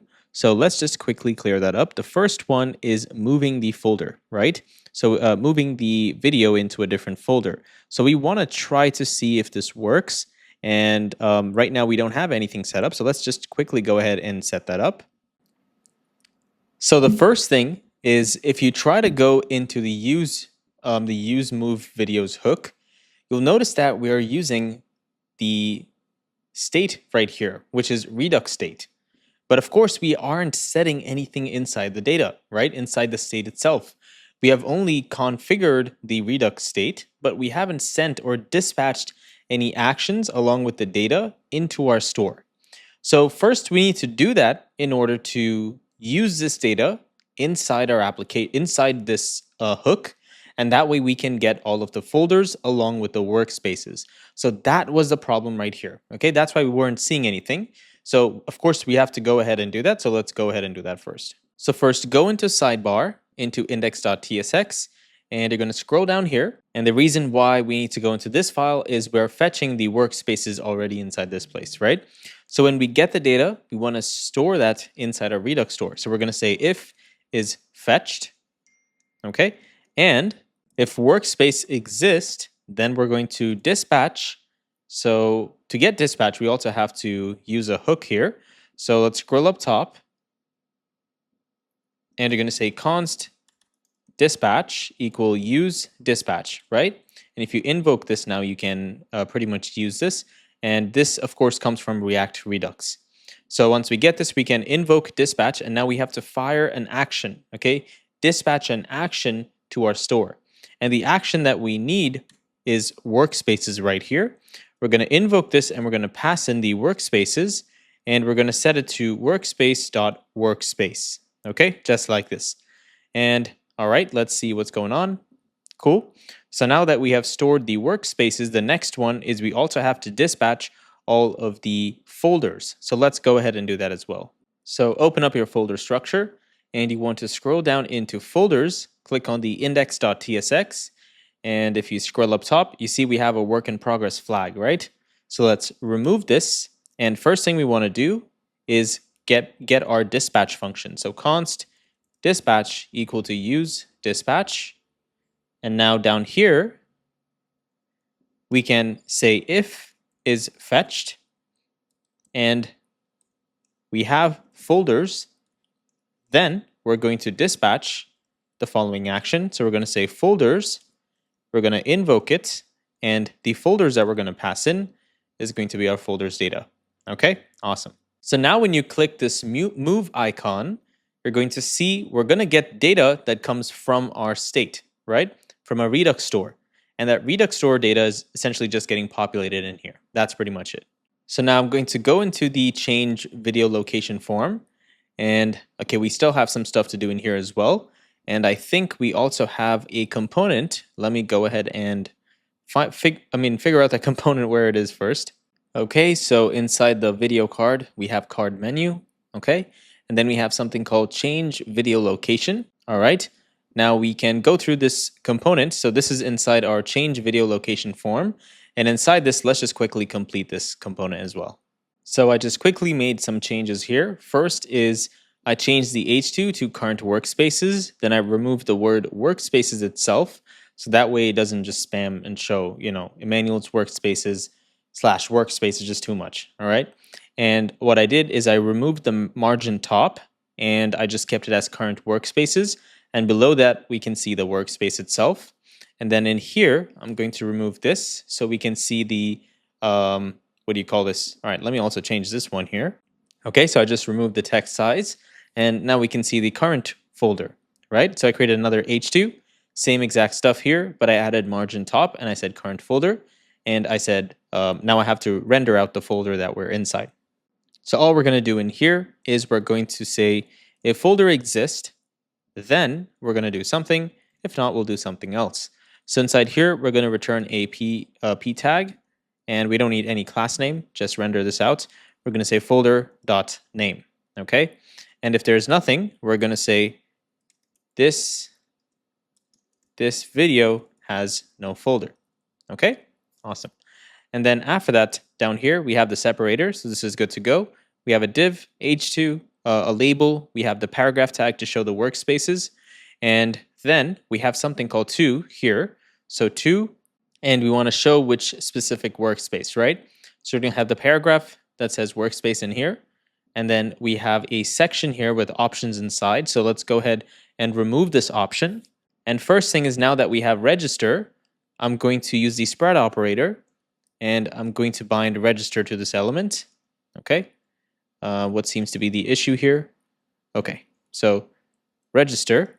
Sorry guys, I'm using the wrong notation. So it's register like this. Okay. All right, nice. So we're using that in here. And the next one is we can also provide a class name. Let me make sure we have everything correct. Okay, background transparent. Nice. Let me open this. And the next thing we want to do inside this is we want to loop over all the workspaces and render out an option for them. So workspaces.map, we're going to get one space in here. And for each of these, we're going to render out an option element. This is going to have a key, and the key is equal to the space.id. And for class name, I'm just going to pass this in. And for the value, I'm going to remove this and say space.id as well. Okay, there you go. Now it shows something called workspace because that's the text. We're going to remove this and we're going to say space.name. Next, I also have this onFormSubmit function. So I'm going to go up here and say onFormSubmit or onSubmit, and I'm going to pass in our new callback function. Okay, now let's go down here, and after our separator, or after the label, sorry, we're going to create a bracket here, and we're going to say if we are still fetching, then we're going to do something here conditionally. So first, we're going to return a skeleton component. So just bring in skeleton from Chatcn UI, and we're just going to provide some class names on top of this. So we're going to say class names with full, height 40, and rounded XL. And then if this is false, then we're going to render a label component. So essentially, we can also change the workspace and the folder. So in here, we're going to create the other options for all the folders that are available as well. Okay. So first thing is we're going to use a p tag. So I'm going to say paragraph folders in this workspace, right? Like this. And I'm going to add some class name here. Okay. And for this, I'm going to add the following flex dash column. And I want to add gap y of 2. And now inside this, after the paragraph, I'm going to say is folders. So if something exists in here, and is folders.length, right? So if this is true, if this is greater than 0, then we're going to conditionally render something in here as well. So if we have elements, we're going to again return a select component. Okay, and we're going to give it a class name, rounded-xl, bg-transparent, and text-base. Okay, and now we also have to use register to register this element. So I'm going to use register like this, okay, with the spread operator. And you want to invoke it, and inside that you want to pass in the ID. So one more thing in here is because these are different elements, we have to provide it for the workspace as well. So workspace underscore ID, okay, nice. And I just want to make sure there's no spelling errors. And here, I'm going to use the other one, which is folder underscore ID, okay? Now inside the select element, now I can render out the options for these, for the folders. So is folders.map. And for each of these, we're going to get access to a folder and the key, right? So I'm going to loop over the folders, and I'm going to render based on if the key is equal to 0. So if key is equal to, why is this not letting me type? Okay. So if this key is equal to 0, then we're optionally going to return something else. So I'm just going to do this for now. And first thing we're going to return here is an option. So just to save some time, guys, I'm just going to copy paste just a little bit, and I'll also read it if that helps you, okay? So we have an option. It's going to have class name, key, and value, and we're going to have the name of the option as well inside this, okay? And if this is not true, if this is false, then we're going to render this for all other elements other than this key 0, okay? So here we're rendering out the same thing, nothing different. And let me also go ahead and open this. Okay, now after this, so if we don't have folders, then we have to return a message, right? So we're just going to say there are no folders in here inside a paragraph. So if you open this, you can see now we have all the different type of folders in here, right? And I'd actually encourage you to use the Chatcn UI components. I just did not have time, and just for the sake of getting this video done with, I had to just put this in here, okay? It was just easier for me. So if you want, please go ahead, use Chatcn UI. That should definitely make it look so much better. Now after this, I'm going to hit enter here, and I'm going to create a button component. And inside this button, I'm going to use our loader component. And inside this, I'm going to say state equal to is pending. And the color is going to be hashtag 000, okay? Not $. Definitely don't want to have that much.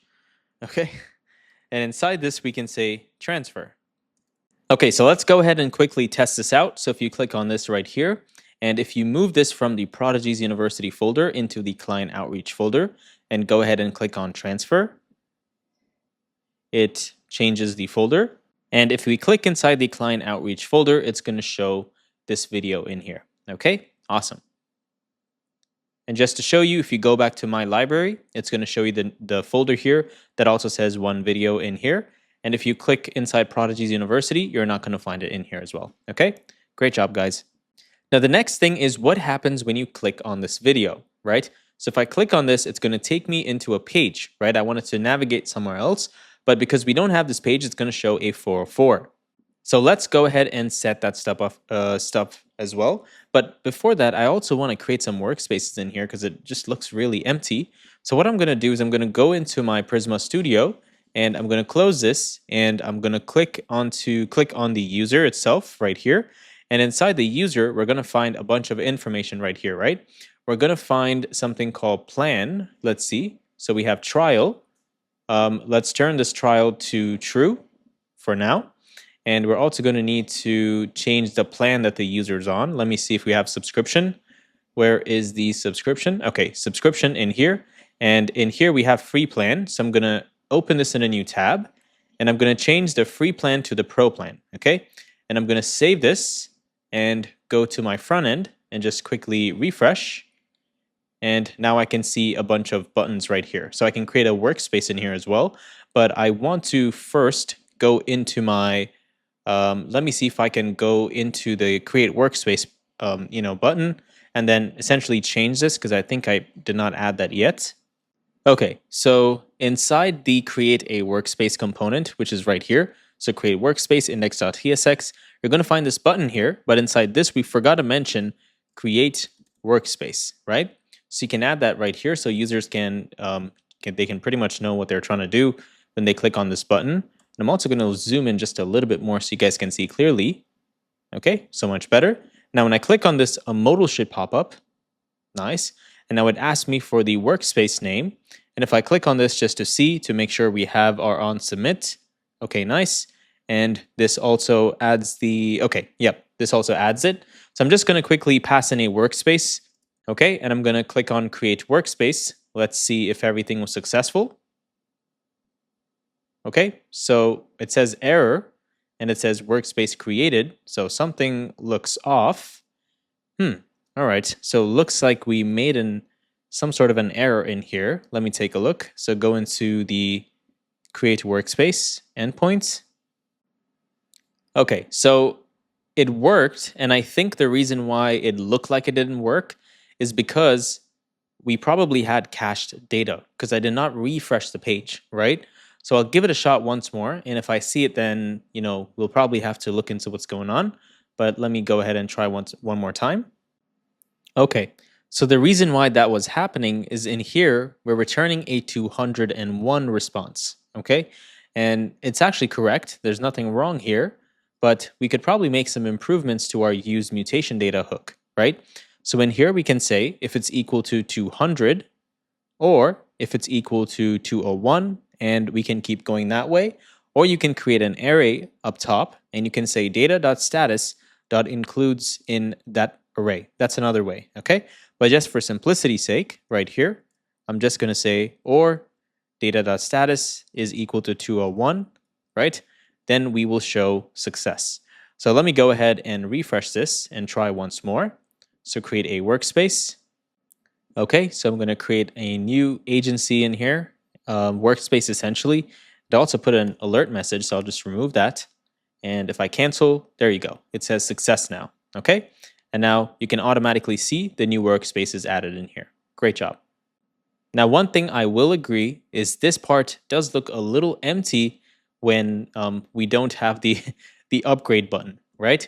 So what you could do, guys, and I would really suggest you do this for your SaaS as well, which is you need to have a plan to help people at a higher level. And what that means is just because you are a SaaS doesn't mean you can't sell one-on-one services.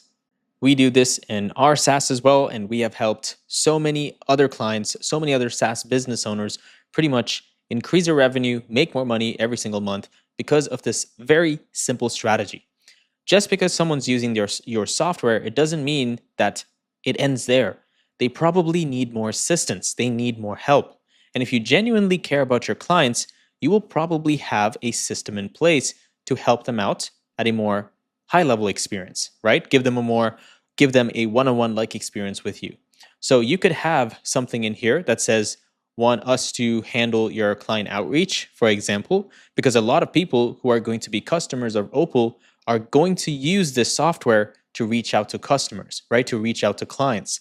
So in that case, you can essentially maybe have like an upsell in here, or what we'd like to call more help. Okay, that's a better word. So if you want to provide more help to your customers, you can have a third tier that is kind of like hidden. It's not really out there because not everybody should have the ability to work with you, right? Only qualified individuals can work with you. So you can have a, some sort of an onboarding, a pre-vet process, all that kind of stuff. Okay? Honestly speaking, I really like the UI. This is so nice. If you've noticed, I always have dark mode themed websites and applications. And the reason is simply because I hate light mode. And I saw someone in the comments the other day saying, "Can you please use light mode?" I am sorry. I don't care.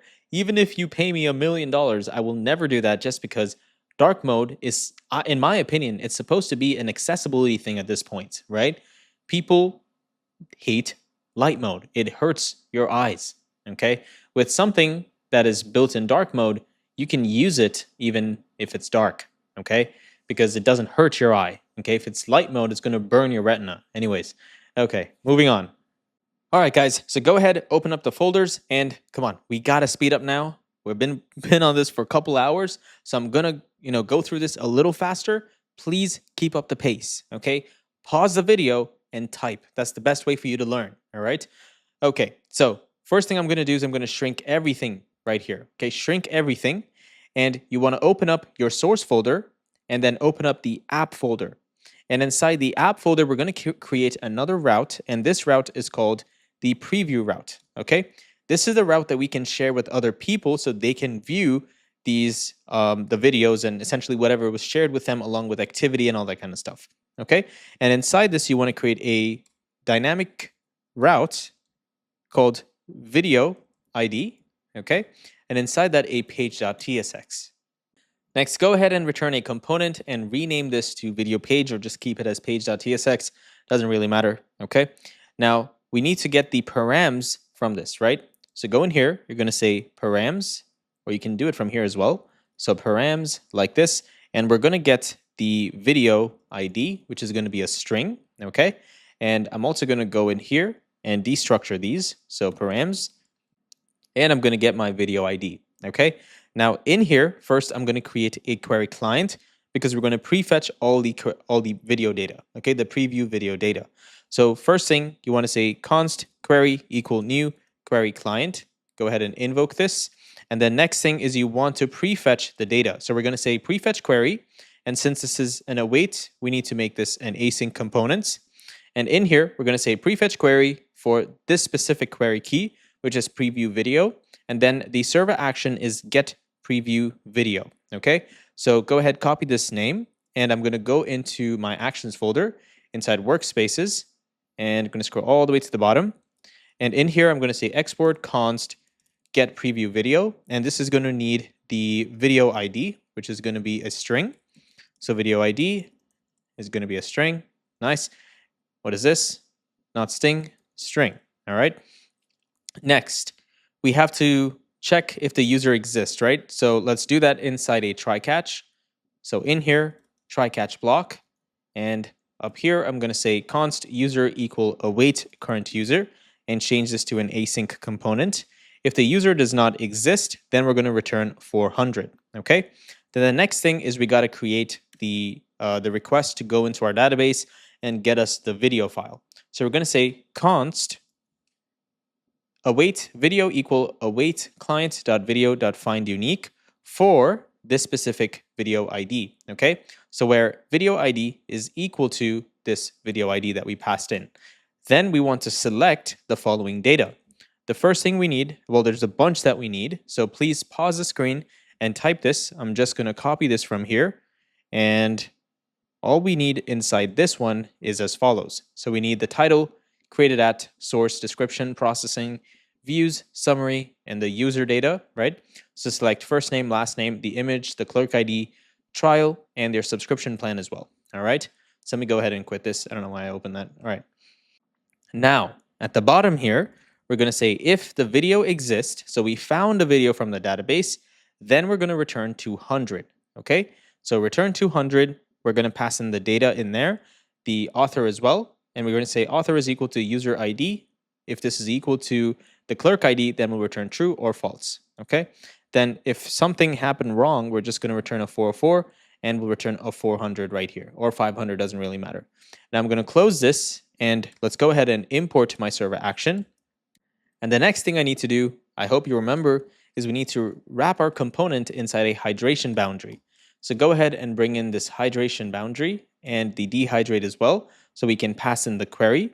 And in here, we don't need to destructure this. We just need to pass in the video ID. Okay. And now inside this component, we're going to create two things. First, we need the video preview. And then actually, I think that's about it, because I also want to reuse this video preview component in another file as well, right? So that's why. So inside this, what we're going to do is I'm going to go ahead and create the video preview component like this, okay? And I'm going to copy this name and let's open up the folder structure, go into globals, so components, global, and I'm going to create the video dash preview. I think we already have a video file, right? Okay, we already have something in here. So inside this, we can create preview, and inside this, index.tsx, and let's return a component and change this to video preview. Okay. The first prop this component is going to take is the video ID. So I'm going to grab the video ID in here. And then we're going to need to fetch the data. So what do I need to use if I want to get data using query, React query? Great. Hopefully you said use query data. That's exactly what we need. So I'm going to say const data equal use query data. And then we also need the get preview video server action, so we can fetch all the video details using this specific video ID. Okay, now let's go back, quickly import this component as well. And now we can pass in that video ID. So let's go up here, video ID equal to video ID. All right, so now I already have this page set up. So if I click on it, let's see what happens. Okay, we see an error. That's because inside the video preview component, we are using a hook. So this has to change to a use client component. Okay, there we go. Nice. Now, the next thing is we're going to get router here, because if the user does not have, or maybe if we're trying to fetch some data and we're not getting it back, something is not true or not authorized, then we can reroute the user, right? So I'm going to say const router equal to use router. This one comes from Next Navigation, not Next Router. And then down here, I'm going to say from this data, if I received a status that's not equal to 200, then I want to return the user, right? But before that, I also want to typecast some values. I'm going to say const data, reset it as videos, status, and the author. And I need something here called video props, okay? Not videos, video prop. So we have to go ahead and create that. So go down into your types file inside here. And at the bottom, you're going to do the following. So you're going to say status number data. And for this is user, first name, last name, image, clerk ID, child, subscription. And you can also just, if you have the GitHub, you can just copy paste it from there as well, right? But pause this video if you don't, and you can pretty much just type it out. And I'm going to go back in here and quickly import my video props. Okay, nice. And once I have this data, I want to make sure that the status is 200, okay? But if it's not, I want to route the user back to the root domain, okay? To the root page. Next thing here is I want to get the days ago number as well. So I'm going to do the same thing in here, which is days ago equal math.floor, new date.getTime, minus when it was created, and divided by 26 into 60 into 60 into 1000, okay? So once I get this, now I can essentially render some data out here. Now there's one more thing I want to do on this page. When a user gets access to this page, if the person who viewed the page is not the owner, or essentially they're not the one who owns this video, then we need to basically update the view counts. And we also need to notify the user that someone viewed your video. This is super powerful, right? I have used this strategy and made so much money, I can't even explain, okay? So this strategy is great, and this feature itself is the reason why people might want to use our software, okay? So what I'm going to do is I'm going to put a work in progress flag, and I'm going to say setup notify first view. Okay, so for now, I'm just going to call it like that. And down here, we're going to need to do the following. So first, this div is totally fine. I'm just going to add a class name. So please pause and type this class name because we're running out of time. And then after that, inside this, we're going to have another div. And this div is going to have this class name right here. And if you want to know what we are building, let me quickly show you. We're essentially building this side of the page, only this part, okay? This section is not there because we're using the preview page. So the preview page is going to look something like this. Guys, I would really suggest you get the Figma file, okay? You're going to learn so much from this. If you have not built or designed, SaaS applications, you're going to learn a lot from this, okay? So I really suggest you get it. But if not, I'm just showing you right now so you can see what it looks like. So we're just building this basically, okay? So I'm going to go back to the code. And in here, the first thing we need is the video title. So the video title is going to be inside this, right? So create another div, and inside that we want one more div with the class name, flex gap x of 5, item start, and justify between, okay? And inside this, we're going to have our h2, so our h2 element like this, and that's going to show the video title. So let me expand this so you can see video title, all right? Looks awesome. And after the video title, we want to get the author. So who created the video itself. So we're going to say author, if the author exists, then we're going to give the edit video right here, or we're going to show an empty fragment. And if you don't know what this is, it's totally fine. Don't worry about it. But you will come to know as we build, all right? But that's pretty much what we're going to show in here. So I'm just going to comment it out for now. And then after this div, guys, right here, hit enter, and you want to create a span with 2 paragraphs inside that span, okay? So span, 2 paragraphs inside it. And we're going to essentially show the date of when it was created, and we also want to show the user who created the file, okay? Next, up here, I'm going to also give this margin top of 4, so we can give some spacing up top there, or 2 also might be better. Okay, 2 is so much better, okay? And let me shrink this so you guys can see more. And after this, we want to render out a video element. So after this div, right here, you want to say video. We're going to put preload the metadata. For class name, we're going to put width full, aspect video, opacity 50, rounded XL, and we're going to show the controls, okay?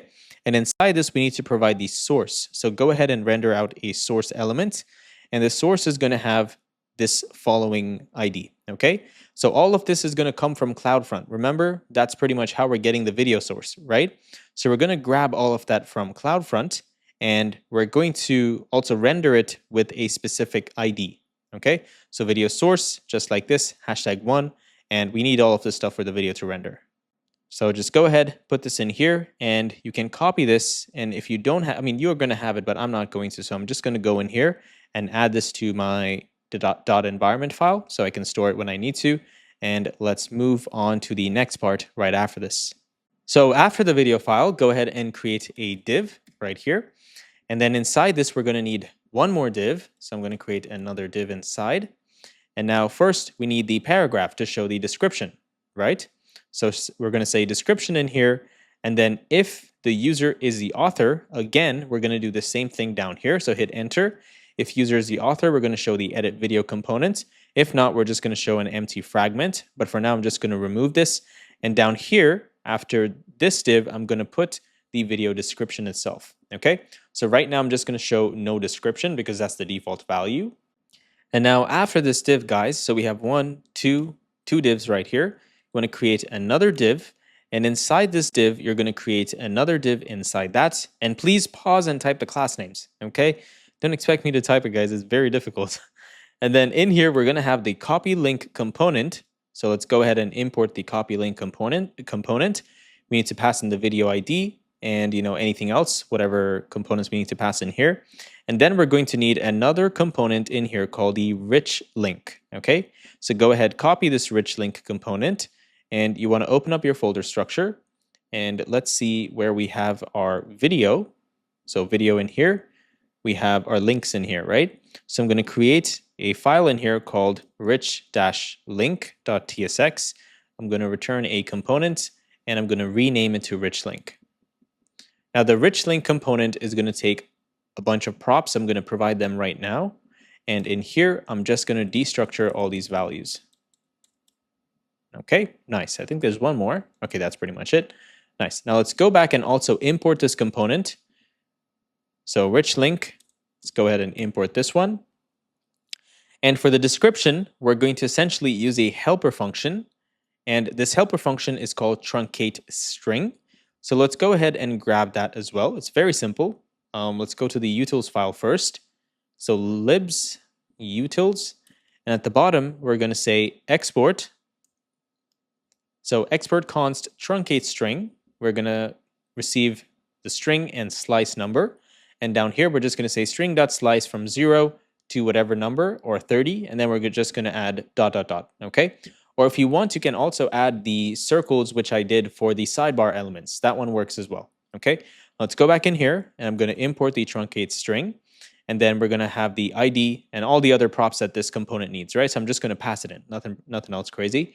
And inside this component, the first thing we need to do is we need to create a component in here called copy rich text.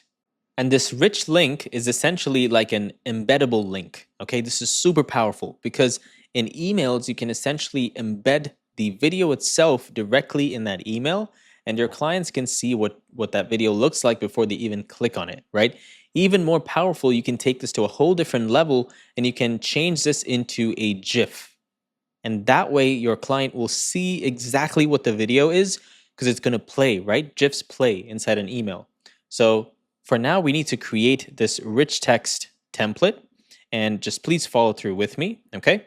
So first thing is I'm going to say const rich text like this, copy rich text, and this is actually a callback, right? It's essentially a handler.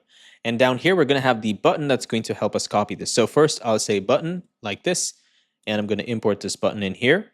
And inside this, I'm going to say get embed code, okay?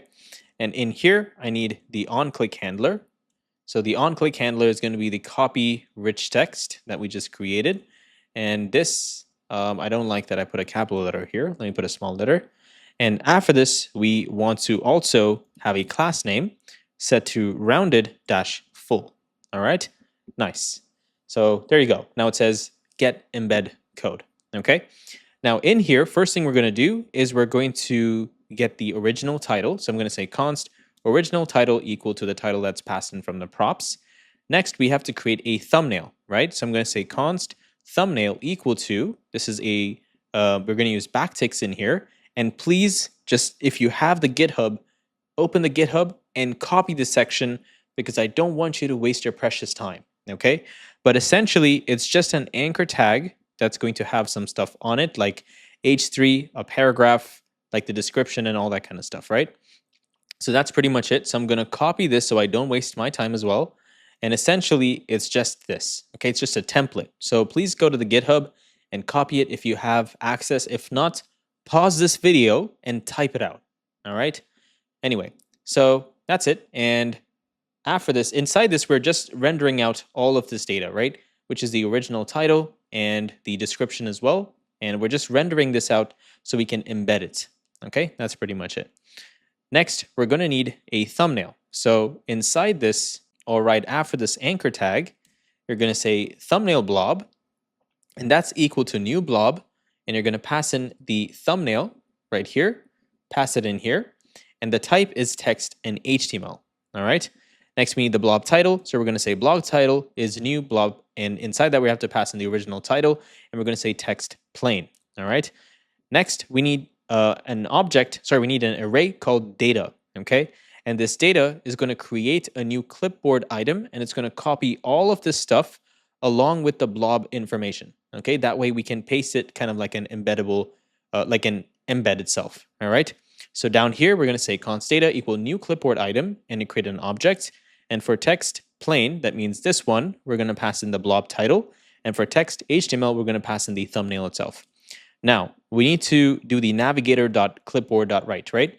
So navigator.clipboard.write this data dot then we're going to show a toast from Sonar, and we're going to say embed link copied. So if I get this, I'm going to get all of this data, and right now it's just going to show like this. Let's see what happened. something happened here. Oh, that was just because I pasted it in here. Sorry about that.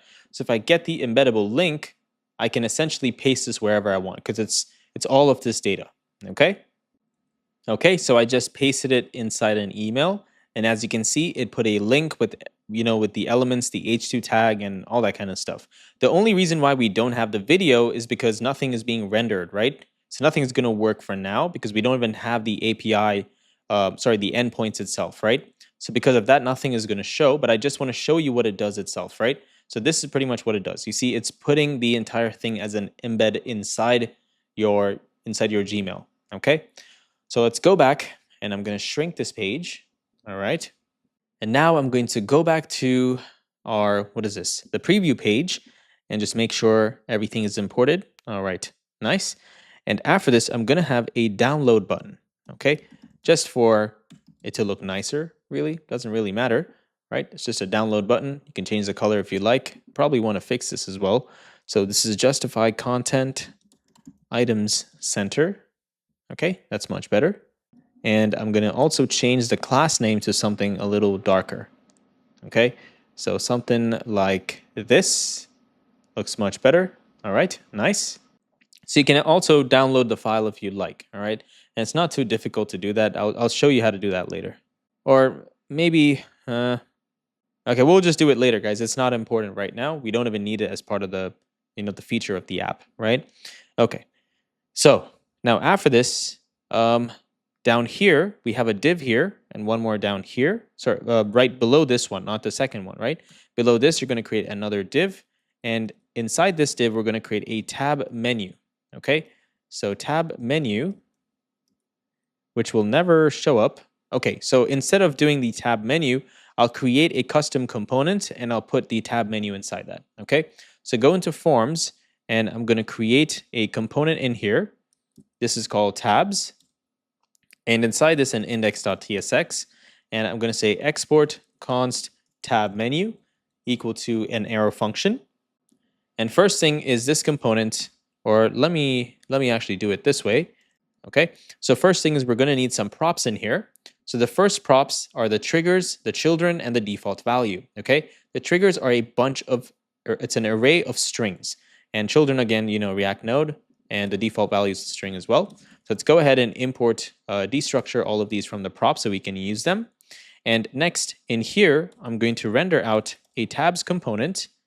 And this tabs component is going to have the default value, not default check, sorry, default value. And this default value is going to be set to the default value we just got in. And the class name is going to be set to width of full. All right, let's go do that one more time. Okay, nice. And inside this, we now need to have our tabs list. So tabs list component is going to have the following class name. So flex, justify, start, bg of transparent. And what seems to be the issue, we need to import this component. So I'm going to go in here and I'm going to import the tabs menu component. And I'm also going to pass in the three different triggers that I need. So first one is default value. I'm just going to call this all. And triggers are going to have a bunch in here. So first one is all, of course. Second one is summary. And the third one is activity. Okay, so I'm going to pass in 3. And if I expand this, okay, let's also refresh. All right, let's move back here. Cool. And this is going to need some children components inside this. So for now, I'm just going to create something in here. Okay, so let's go back to the tabs menu. And for the tabs list, we have to return a tab trigger, right? So inside this trigger, inside the list itself, we're going to say triggers.map. For each of these, we want to return a tabs trigger component. Okay, if it will allow me, then I can do it, but I don't think it wants to. All right, there we go. Man, Nextjs really hates me, man. All right, so the first thing is in here, we're going to get the trigger. So let's grab that value, and we're also going to get the key itself. So first, pass in the key. You guys know the drill. So the key is going to be the, actually, you should never do this, guys. You should probably pass in the trigger. This is much better. Let's not use the key, okay? Next, we need the value, and the value is going to be set to trigger like this. And the next thing we need is the class name. And for class name, I'm just going to capitalize everything, say text base, data state active, we're going to change the background color, okay? And now inside the tabs trigger, we're going to pass in the trigger itself. So let's see what this looks like. Hey, look at that. Really nice, right? So you can switch between these, and any tab content that you have rendering for that specific trigger is going to show up down below, okay? So first, let's also return the children components, and let's go back into this right here. And for this, we need to have the, first, we need to have the values for the content, right? So let's go ahead and render that out. So first thing is I want to change this, the titles, guys. I'm going to call this AI tools, okay?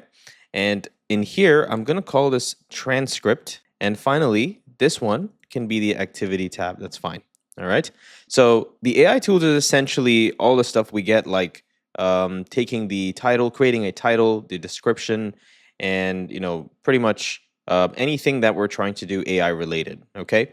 But one of the AI features is going to be inside transcript, which is essentially getting the transcript of the video, so users can also take that and pretty much do whatever they want with it, right? I think having a transcript is insanely powerful, and the reason is because you can leverage that transcript to create content, right? So, and I have other ideas as to how to use a transcript. Like, for example, imagine you had a chatbot that could speak to your entire video, right? They can ask it questions and stuff. We would need a transcript for that, because we can take the transcript, we can feed it directly into a knowledge base, and the knowledge base will have the answers to any questions that the users ask on that video. Super, super powerful, right? Anyway, okay, so the first thing that I will build right here is the AI tools.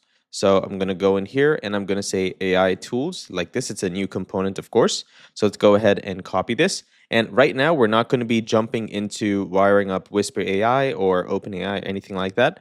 We just want to create a like a mockup, right? Just the layouts, and then we'll come back to it to wire up the backend or anything else we need to do. All right. So once we have these the AI tools component, go down into your global folder. I'm going to say AI tools.ts, sorry, not .tsx. It's just this, and inside that we'll create an index.tsx, and this component is going to, again, I'm just going to render something in here, and I'm going to call it AI tools. So this needs the plan first, and the plan has to be pro plan or free plan, right? And after this, we're going to have the trial, which is a Boolean property. And then we're going to have video ID, which is a string. So what is trial? So we want to also give the user the ability to essentially use one of the AI features just once, okay, to kind of get a glimpse of what it can do. That's the main reason. And for that reason, the best way to do it is just using something called trial. All right. So this is not trial for their subscription. Okay. There's no trial really. They only have free tier and pro tier, but there's no trial. Okay. The only trial here is for using the AI tools. Okay. So I just went ahead and I'm destructuring all these values as well. Just give me 1 second. Okay. All right. And after destructuring here, down here, we're going to render out the tab's content, okay? And I think default value all means it's not going to work, right? We want to select the AI tools as the default value, and then it should select that one as the first one. Okay, nice. Now it's selecting, right? Great. Why is this not shrinking? Let me refresh. Okay, it's because the video was taking the whole screen. All right, so going back into our AI tools component, I'm going to remove this and I'm going to return a tabs content component like this. And inside this, I'm going to give it the value, and this value is going to be the AI tools. Okay. Next, inside this, we're going to give it the following class name. So I'm going to hit enter here and I'm going to say padding 5. Just pause and type this class name. Okay. And if you want to know what we're building here, let me see if I can show you. So we're building something similar to this. Okay. It's not going to be exactly like this, but something similar, so we can, at least have options where we can pretty much click, and generate summary and titles and things like that. Okay, so it's going to look somewhat like this, not exactly like this. Okay, so let's go back to our component, and in here, first thing is we're going to have a div, and we're going to need a div inside this as well. And this div is going to have with set class name. What is this? Okay, class name, and in here it's going to be width 8 by 12, and inside this create an h2 tag with the class name text of 3XL font dash bold, and in here we're going to say AI tools. Okay, just like that. Nice. And after this h2, we're going to have a paragraph tag in here called take your video to the next level or the next step with the power of AI. Okay, power of AI sounds better. All right, nice. Then after this, we want to essentially look at the tier that they have, and then depending on that, we want to return a button. Okay, so please follow through with me. So after this div down here, we're going to say plan. If it's equal to free, then we're going to do something here like this, or we'll do something else right here. So if it is equal to free, then we want to make sure they're not on the trial. Okay, and if they're not on the trial, again, we're going to return something here, or we'll return another condition. So if they are not on the trial, then we're going to return a button component, okay, from components. And in here, we're going to say class name and set this to width of 4 by 12, okay, margin top of 2, text dash sm, okay. And inside this button, we're going to essentially render out a loader that says try now, okay. It's a loader, and inside that we are going to have try now, right? So let's import our loader component. And for state is pending, we're not going to have this right now. So I'm just going to set it to false. And let's go up top, and I'm going to say work in progress. And we need to set up the AI. Why did A not show up? Okay, the AI hook. Okay, so we're going to set it just like that. And just for now, I'll also maybe just remove this so we can see what it looks like. Okay, cool. So we have a button that says try now like this. And after this button, I'm also going to, I might also want to render out a button for users to pay, right? So let me see what I can do for that. Or maybe I'll just create another button down below for now. And I'll call this pay, and I'll just hide this comment if it'll allow me to. Okay, pay button. So work in progress, pay button, okay? And we're just going to have a pay now or something like this. Okay, we'll figure out what to put in there. All right, looks great. And I also noticed there's no gap between these elements, which looks really bad. So I'll go up here and I'll create another, maybe like a div. And I'll move all these buttons into this div. Okay, and I'm going to set it to class name, flex, items, center, justify between, gap of 4 if we need. Okay, we don't need a gap really. Let's just say justify between and see what happens. Okay, for width, we'll remove the width. Okay, that looks decent. Okay, nice. Now if we grow and shrink that tab, looks so much better. And we can give this a gap of 4. Okay, nice. Now maybe for the pay button, we can give it some different styles. Maybe we can call the variant, and maybe I'll just give it secondary, something like this, right? Looks great. Awesome. Now after this button down here, we're also going to have another button called generate now. So I'm going to copy this same button here. Where is this? Copy this button. And after this div, so right here we have a div. Right after this, I'm going to show another button that says generate now. Okay, something like this. And this is essentially going to help us generate the AI transcripts or whatever tool we're essentially clicking on, right? Or maybe we can just put this button inside this, guys. Why do we need it here, right? So let me drag this and put it in here. So generate now. Okay, looks nice. And this is, so let me just tell you why we need the button. So first we needed to generate AI features, but we're using this button only if they're not on the free tier. Okay, so if they have a paid tier, then this button will apply. All right. Okay, cool. So next, I'm going to scroll down here. After this div, I'm going to create another div and give it the class name of flex justify between.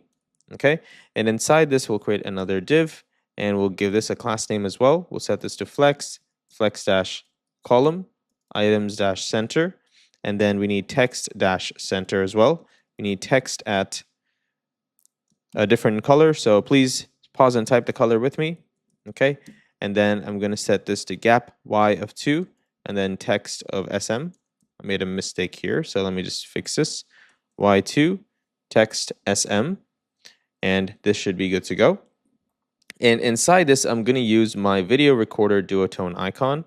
So I'm going to import the duotone icon like this, and I'm going to set the width and set this one equal to 36, and the height will be equal to 36 as well. Okay, so let's just take a look and see what that looks like.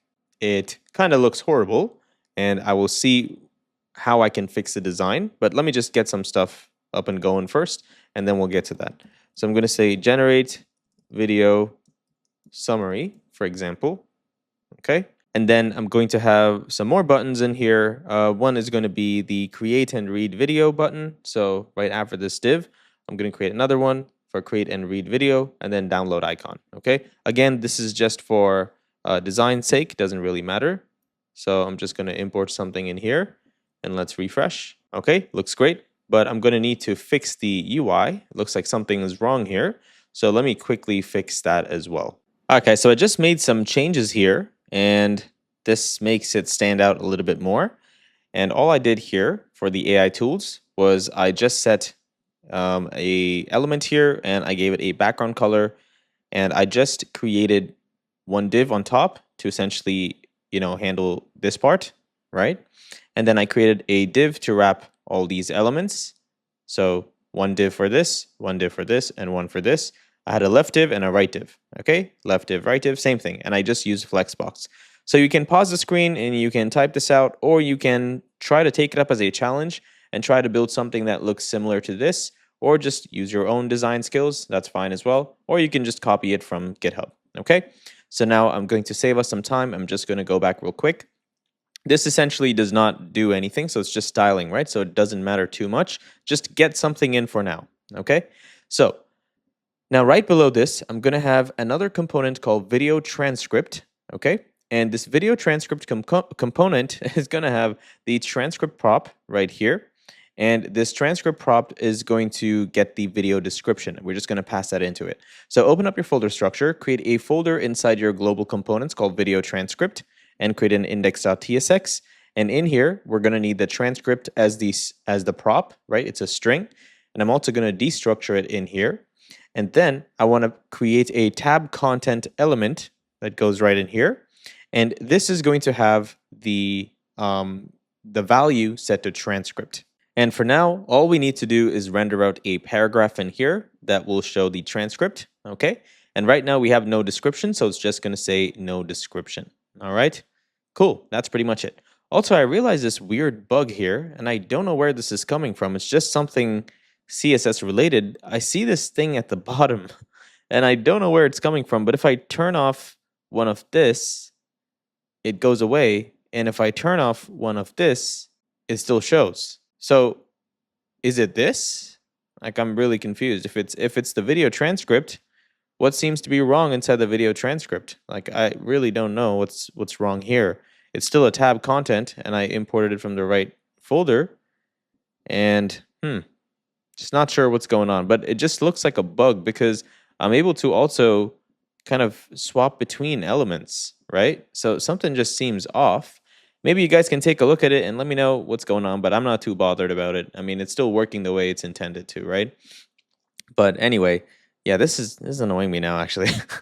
Whatever, guys. All right, so I just take a look at it, see what's going on there, all right? So let's go back now. And after this, we're going to need an activity panel. And this is where users can essentially comment on the video, okay? So for now, I'm just going to create something in here with the value activity, okay? And I'm going to get back to this later. because I need to set up some stuff before that. So I'm going to say activity, setup activity. Okay, like this. Nice. We have a lot of work in progress flags. So I'll also take a look at that and just keep an eye on it to make sure we're not crossing too many. But I think so far this should be good to go. So I'm going to take a moment to quickly solve all our work in progress flags because we have a bunch, right? The first one, and the way to actually do this is hit Command-Shift-F on Mac. I'm sorry, I can't really help Windows people, okay? And in here, you're going to look for work in progress like this, and I'm just going to select these two, all right? Or you don't even need to, it's fine. It's going to give you all different options. And the first one is AI hook. This is okay. Add loading states. I see this inside folder. And if you scroll down inside the loader, we have to pass in the is pending, right? So you can do that, and then you can remove this. Nice. Then we have wire up invitations. This is fine. The invite button, that's okay as well. And then we have the upgrade button. This is going to need Stripe. We're not in Stripe yet. Videos logic. Of course, we haven't, or have we actually done the videos logic? Let me just take a quick look. I think we're good to go on this one. So I can just remove this work in progress flag right here. Okay. And then we have wire up date. This one is done as well because we already completed that. Upgrade button, notify first view. We'll get to this in a second. And set up activity. We'll also have to get to this. So I think everything else looks good. Let me just make sure one more time. All right. Good job, guys. All right, guys. Now, before we move forward, I just want to give a big shout out to Stream, who's also the sponsor of today's video. Now, Stream gives you access to a bunch of really cool APIs that can allow you to pretty much speed up your web development process or your SaaS development process. Now, Stream is essentially the foundation for real-time in-app experiences. So whether you're building chats or activity feeds or even video calling features inside your application, Stream's APIs and SDKs are built for this. So they're built for developers who pretty much need reliable, high-performance tools that can scale. So Stream now powers over 1 billion users across apps that are developed by SaaS developers just like yourself. At the moment, they offer 3 different types of APIs that you can leverage, and you can use this inside Opal, guys. You could literally offer more value to your clients, or even if you have another SaaS application, you can leverage Stream's features and go live much faster than if you needed to build all of these applications from start to finish, right? So these features will definitely take a very long time. I mean, you guys can see how long it took us just to wire up authentication. This is going to take you even longer than that because it's real-time support and everything scales. So first, you can leverage the chat API if you want something that's fast, customizable, and scalable, right? And Stream's chat API supports messaging for social apps, collaboration tools, live streams, and so much more. Now, they also offer SDKs for different type of programming languages. So if you're using Swift, Kotlin, or React Native, and there's more, of course, but if you're using different languages, you can use the same API. So what you get is essentially a pre-built component that is fully flexible, so you can customize it, and it's also scalable, and on top of that, it's tested. That means you don't have to spend time building and then testing everything, and I'm sure you want to spend more time towards just building the application in general and getting your product out there as fast as possible. So they can handle all of the workload for you. That way you don't have to focus on building something that scales. Now, their chat API also handles one-on-one conversations, group, and community chats. But the coolest thing is it also has a built-in moderation for safety. Now, the next awesome feature is the Videos API. So if you're looking to build real-time video and audio experiences, they have a solution for you, okay? Because their solution, their API is optimized for low latency and high quality calls. So everything is going to feel premium. So you can use this feature inside Opal as well. Let's say if the prospect wants to also communicate with the business owner, you could have something like this in here. Or let's say if you wanted to host probably webinars. I think that's a really cool idea. What if business owners can host webinars inside Opal? And you can also use the chat feature where users can text in real time, ask questions. And I think this is a great opportunity for marketers to also leverage in their SaaS as well. With the videos API, whether you're building one-on-one chats or one-on-one video calls or even large group conferences, Stream offers flexible solutions with advanced features so you can leverage them inside your application for pretty much any, given situation, right? They also have picture-in-picture and custom reactions, which you can literally build whatever you like, right? So I think their videos API and their video streaming capabilities is going to be very helpful for your SaaS application if you want to get things out as fast as possible and you don't want to care for, building a scalable backend or building the front end and testing everything and all that kind of stuff. Now, the next feature is the Feeds API. And I hope you remember, we're also building an activity tab inside our application. Now, if you want this activity tab to scale, you're going to need to have a backend system that can handle real-time data. So for example, let's go back to our webinar experience. So if you have 50 or 60,000 people who are watching a webinar all at once, chatting at the same time, you're going to need to build a backend that can scale with this component. So the Feeds API essentially gives you the ability to not only do this, but they also give you real-time features so everyone can see what's happening inside that webinar.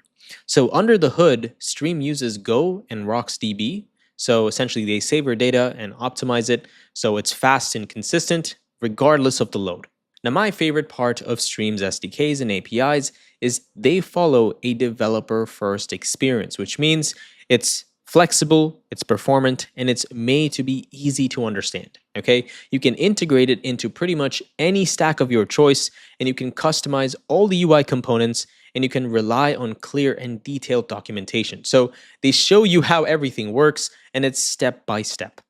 Now, Stream supports any tech stack, so you can use it in this project as well. You can use it in Opal, in Drupal, in Plura, or any of the applications that we have created on Web Prodigies, and it's going to work because Stream supports any tech stack of your choice.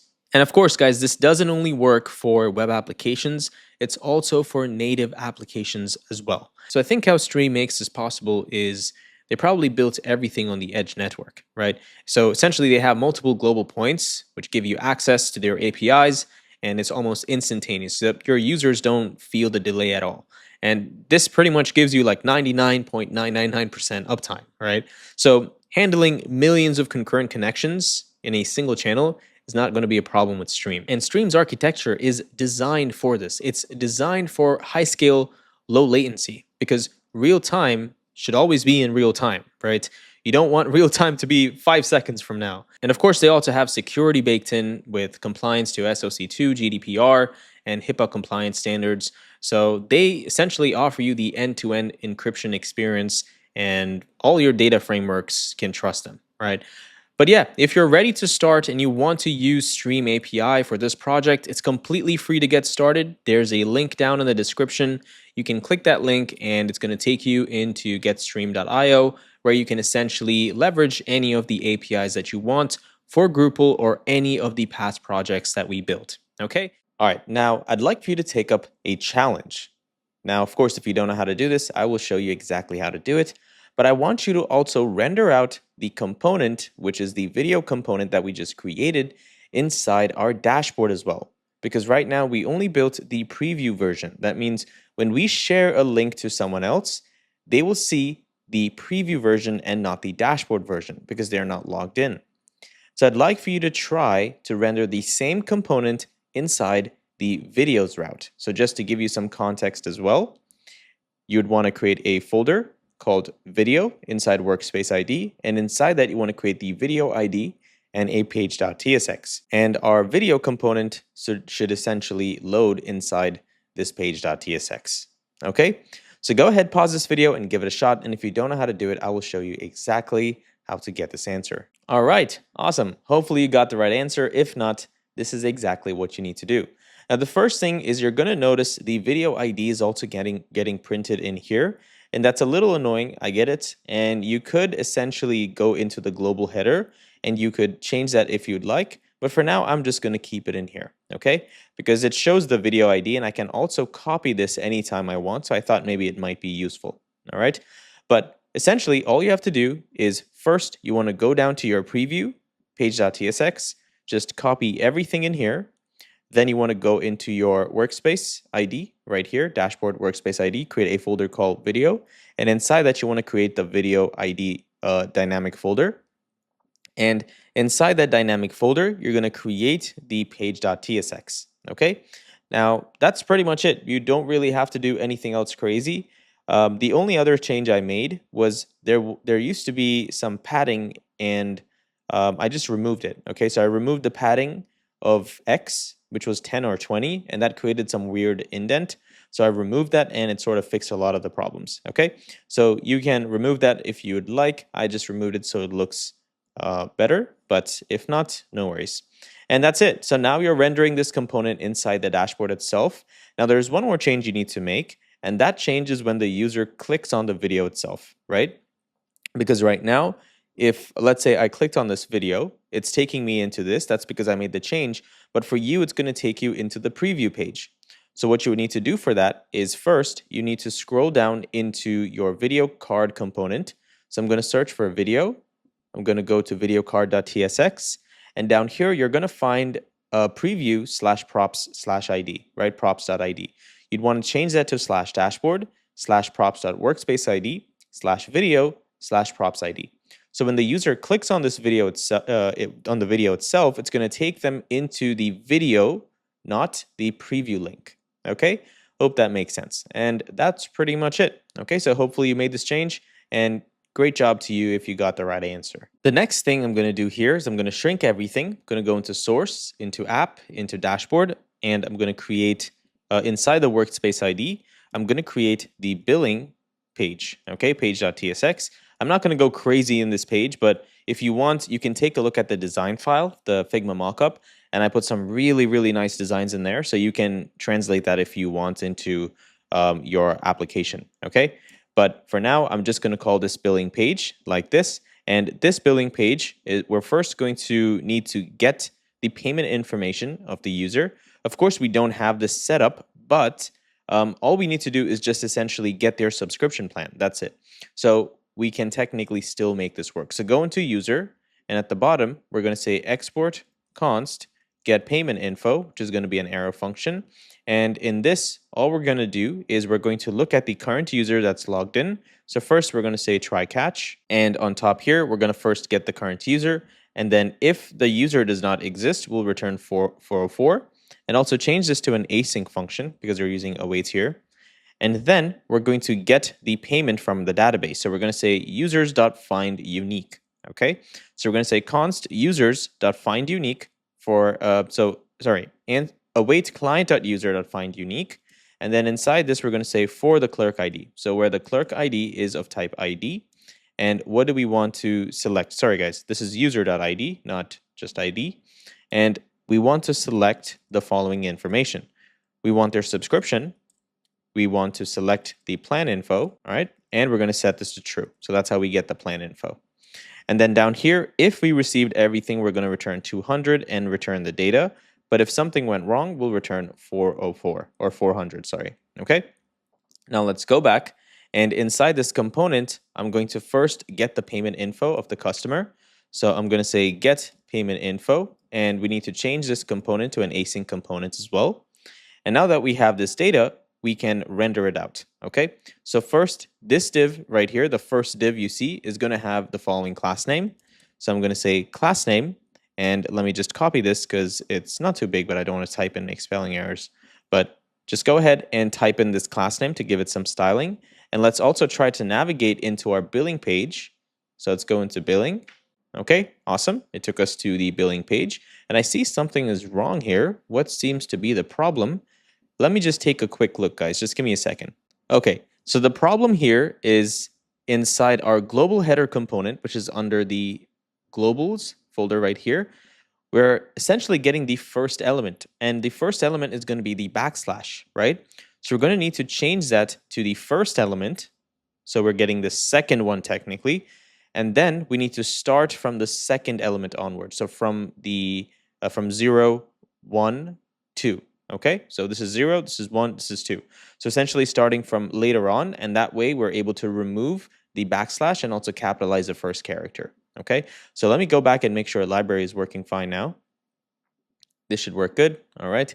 And if I go to the home page, I'm not going to have anything, I think. It's just going to throw an error. Okay, it's going to throw an error. That's fine. But what other? Okay, we don't really have any other pages other than the folder. So let me try to click on folder. Okay, it says my library. This is fine. And it shows a folder name. Okay, cool. Awesome. All right, so now let's go back to our billing page. And I'm going to close this here. And now we can essentially continue from this section. Okay, so inside the billings page, first thing is I'm going to have a div with an h2 and a paragraph. So div h2 paragraph. It's going to be text to Excel. It's going to say current plan. And in here, we're going to say your payment billing. Okay, what seems to be the issue here? Why is it still showing? Okay, it was just taking some time to reload. And next, we need to have another div that shows a subscription plan along with the name of the plan. Okay, so down here, I'm just going to say div, h2, and paragraph again. So in here, I'm just going to show the plan that they're on. And right now, this user is on a pro plan, right? Because I already upgraded them through the schema, right? Sorry, not through the schema, but through Prisma. So because of that, they're just automatically upgraded. That way we're able to see all these features. But right here, I'm just going to say $99 or $0 per month. And down here, I say standard subscription. Of course, please feel free to change this if you'd like. You can also, render out exactly what their plan is. So free plan or pro plan, that might probably be better, right? So let's go ahead, copy this information, and I'm going to render payment dot the plan itself. Okay, so pro plan like this. Okay, nice. This probably looks good. Or you can just keep it like this. I think the plan just makes it look weird. All right, nice. That's it. Very simple. You don't have to go crazy and overboard. But if you take a look at the Figma mockups, which you can grab from the description, I gave some really nice designs so you can reuse that and you can pretty much make that production ready, right? All right. So now that the billing page is done, let me see if I can create any more pages here. Okay, let's create the notifications page. So I'm going to say notifications like this. And inside that, I'm going to create our page.tsx. And in here, let's return something and call this notifications. All right, awesome. And inside this, first, we're going to need to get some data, right? So we're going to need to use query data. And of course, this is going to become a client component. So I'm going to say use query data, and I'm going to get all this data from here. Or maybe I can try to just use the query client and try to prefetch the queries here. So here's what I'm going to do, guys. So first thing is I'm going to import the server action get notifications. Then in here, I'm going to say query equal new query client. That way we don't have to make this a client component. And then I'm going to say await query.prefetch queries user notifications. Okay. And down here, we're going to say query function get notifications, and we don't even have to invoke this. We can just remove this because it's a function, right? We can just pass the function itself. And now I think we might be able to, will prefetch query actually return anything? Let me just take a look. All right, so I think inside our code, we're actually prefetching, let me take a look. So user notifications, okay. We're actually prefetching that, guys. We don't need to prefetch again. So it does make more sense to just use query data, okay? I hope you understood why we're doing this. And if you don't know, the reason is because we already prefetched the data, right? So if we do make this call, we're going to instantly get the data. It's not going to take time to load anything. So we're okay with changing this to a client component, okay? So I'm going to say use client, all right? And essentially use query data, and this one's user notifications, and we're just going to pass in the same callback function in here, okay? Now, the next thing is I want to do the same typecasting, and I also want to rename some stuff. So down here, I'm going to say const data as notifications, okay? And I'm going to provide the status like this, and this is going to be equal to notifications, and this is going to be typecasted as the following. So please type this with me. So first, we're going to say status is number, and the data is an object, and it's going to be inside this, we're going to have notifications, and that's going to be an array of this object, which is ID, user ID, and content. Okay, that's pretty much it. So it looks like we have some something Okay, just remove this S here, and this is the notification, and this is notifications. Okay, cool. Now, if status is not equal to 200, so something happened with this. So if status is not equal to 200, then we're going to return a div, okay? And this div is going to have the class name flex. Also, let's go to the notifications page so we can see what's going on. All right, let's just give that a second to spin up. Okay, so of course we can't make this a client component, right? So, I mean, we can't do async here. So let's remove that and let's refresh. All right, nice. So let's go back. I don't know why it sent me back to billing. All right, so down here, this is going to be flex, justify, center, items, center, and then height of full, and then width of full as well, okay? And inside this, we're going to create a p tag, and we're going to say no notifications, okay? All right, awesome. There we go. Now, if there were notifications, then we have to show something, right? So what are we going to show? Well, first, we're going to create a div here. We're going to set it to flex and flex of column. Then we're going to loop over all of our notifications. So over this one right here, notification, we're going to loop over that, and we're going to grab notification from there, and we're going to say .map, and for each of them, return a div, and for that div, we're going to return an avatar, okay? So I'm going to say avatar fallback, the user icon if nothing exists. And then down here, I'm just going to say the content. So what is the message of the notification? And if you want to see what this looks like, it's going to look something very similar to this one right here. Where is that? There we go. Okay, so we're going to have notifications just like this. All right, you can do much more advanced stuff like have the date, time, all that kind of stuff, no problem. But this is the basic. This is pretty much the basic of what you need. All right, the base of what you need. Okay, nice. So the next page that we're going to be building is the settings page. So open up your folder structure, create a folder called settings, and inside that create a page.tsx. Now using tsrafce, I'm just going to return settings page like this, and I'm going to rename it to settings page. Okay, don't worry what you see right here. I'll explain in a second, but just do as I say for now. Okay, now once this is done, go into your Prisma schema and just make sure, cross-check that you have first view, Boolean, and it's set to false, okay? Because initially I had it set to true, so just make sure it's set to false. So what is this feature? If you are sending videos to your clients, wouldn't you like it if you had a notification being sent to you saying someone just viewed your video, right? That would be great. So this feature essentially allows us to keep track of the first person who views the video. And all the user has to do is go in here and turn on this switch component, and that essentially will turn on this feature for every video in their dashboard. Okay?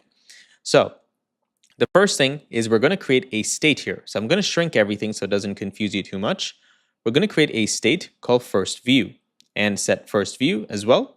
And this is use state in here, and the default types are undefined or Boolean. So I'm going to pass an undefined right in here. And the reason is because the way Shatsian UI has switches set up is horrible. I hate it, all right? I wish they get to change this hopefully sometime in the future. But that's the first thing, okay? You want to create a state. Now, don't worry about this theme. It's just a bonus stuff, just some bonus stuff that I put in here in case you want to add it into your application. And I'll give you some instructions on how you can use this as well. So the first thing is when we load this component, I want to create a use effect that will fetch the data, that will fetch information whether this component has to be on or off, okay? Whether the user turned this feature on or off by default. So we're going to have a function here called fetch data. It's going to be an async function, and we're going to invoke this function down here immediately inside the use effects. Now, next thing we want to do is we're going to pass in the first view in here, okay? And if the first view is not equal to undefined, we also want to return, right? Because we don't want to always keep fetching information. What seems to be the issue here? Let me just take a look. Sorry, guys. It's not equal to undefined. Then we'll return. So what this means is if the user has already fetched the information, then we don't want to refetch again, okay? So if I refetch, let's say if I refresh like this, it's going to make one call in the beginning, and it's going to populate this value because we're fetching data. And after that, if I'm changing it here, based on what's inside this dependency array, it's not going to refetch every single time. So that's why I'm returning it right here. And that's why this undefined is going to help me. Okay, hope that makes sense. So what are we doing in here? Very simple. We have a server action called getFirstView. So let's go ahead and create that. So inside your users.typescript, inside actions, you want to create this function called export const getFirstView. It's an async function. And this function has a try-catch block. And inside the try, first we're going to get the current user. Once we get the current user, if the user doesn't exist, send a status of 404 saying error, an error took place, right? Then if the user does exist, we're going to go into our users table where the user's clerk ID is the same as the user that's logged in. And then we want to select the first view and return it back. So that way we can tell whether the user had this option turned on or off. Now, if we got data, we'll return 200 along with that data. Okay, that's it. And then here, return 400 if everything's wrong. You guys know this. I'm not going to explain that stuff. Okay, so going back in here, that's all we're doing. We're making the call. Then if the response is 200, we're going to set first view to response.data. So if it's true, it'll immediately set it. So if I refresh, because it's false right now, it's turning it to the false option. If it was true, and if I refresh, it's going to turn it to the true option. Okay, awesome. So let me quickly just undo this. Nice. And let me refresh. Cool. So I hope that makes sense. That's pretty much all we're doing in there. Okay. Now, when we first load, we want to turn this off. Okay. We want to turn this off because it's going to take some time to render that out, right? So first thing we're going to return is an h2 tag for the title here. I'm just going to call it video sharing settings, and a paragraph tag for this detail. And then we're going to have the label and the switch. Okay. This switch component is going to need to have that option in there, which is disabled if first view is equal to undefined. So when we're first spinning this up, first spinning this up, if you look at it, it's going to be grayed out. Let me see if I can zoom in a little bit more. Okay, you see when I refresh, it's grayed out, right? And I can see the disabled cursor, right? That's basically what you want. Now, once the user changes this, so if they click on this, then we want to only use this value, nothing else. So this state that was used in here. So this one, okay? So how do we do that? On check change has to be set to switch state, okay? And switch state is a callback function. So when the user changes something, we want to essentially get some value, right? We want to fetch information. And then when the user clicks on this, you can set first view to the opposite of what we have stored. Or you can do the same thing inside set on check change, right? But the reason why, actually, we can't do that, guys. Sorry about that. So when we first load, right? When we first load, if we are fetching information right here, if we first load, this gets invoked once. So that's why I'm not going to do this on-click stuff inside this as well. Because if it gets fetched once, it's going to immediately reverse what I have stored. Okay? So on-check change is going to be a callback function. Let's leave that for now. I'll get to that in a second. Disabled is going to say first view equal undefined, and checked is going to be first view. Okay? So based on the state, we're going to have this on or off. That's pretty much it. Now, on-click here is essentially when the user clicks on this, we're going to turn this off. That's it. Okay? Now let's go all the way up here. Now let's look at the switch state. All we're doing is we're making another server action called enable first view, and we're passing in the value, the checked value that is stored inside the switch state switch component. And if we got a response, we'll just show a toast message. That's literally it. Okay. So let's go into enable first view. All we're doing is we have a try catch. We're getting the user info. If user doesn't exist, return 404. Then we're going to go into user and we're going to update for the specific user, where the clerk ID is like the user ID. And then we're going to change first view to the state that we just passed in. And that's it. Just return 200 back. Okay, that's literally it. And now this works. Amazing. So if you refresh, you see it takes a second to load, but it has the data. So here's a challenge for you. You don't have to do it right now, but something you can maybe keep for later. I want you to improve the user experience. Right now, when we get data, we're doing it client side, which means it's going to take some time. You can either have a loading state that looks slightly better, or what you could do is you could pre-render all of this data, pull that data, and then load it immediately in here. So because this is a client component, and this component down here, the switch component, is a client component, I need to change this to a use client component, right? So because of that, we have to also fetch data client side. So see if you can figure out a way to improve the performance and maybe improve the user experience just a little bit more. But that's not the focus, right? The focus is to get maximum value out of this feature. Now, I also added a bonus feature in here called use themes.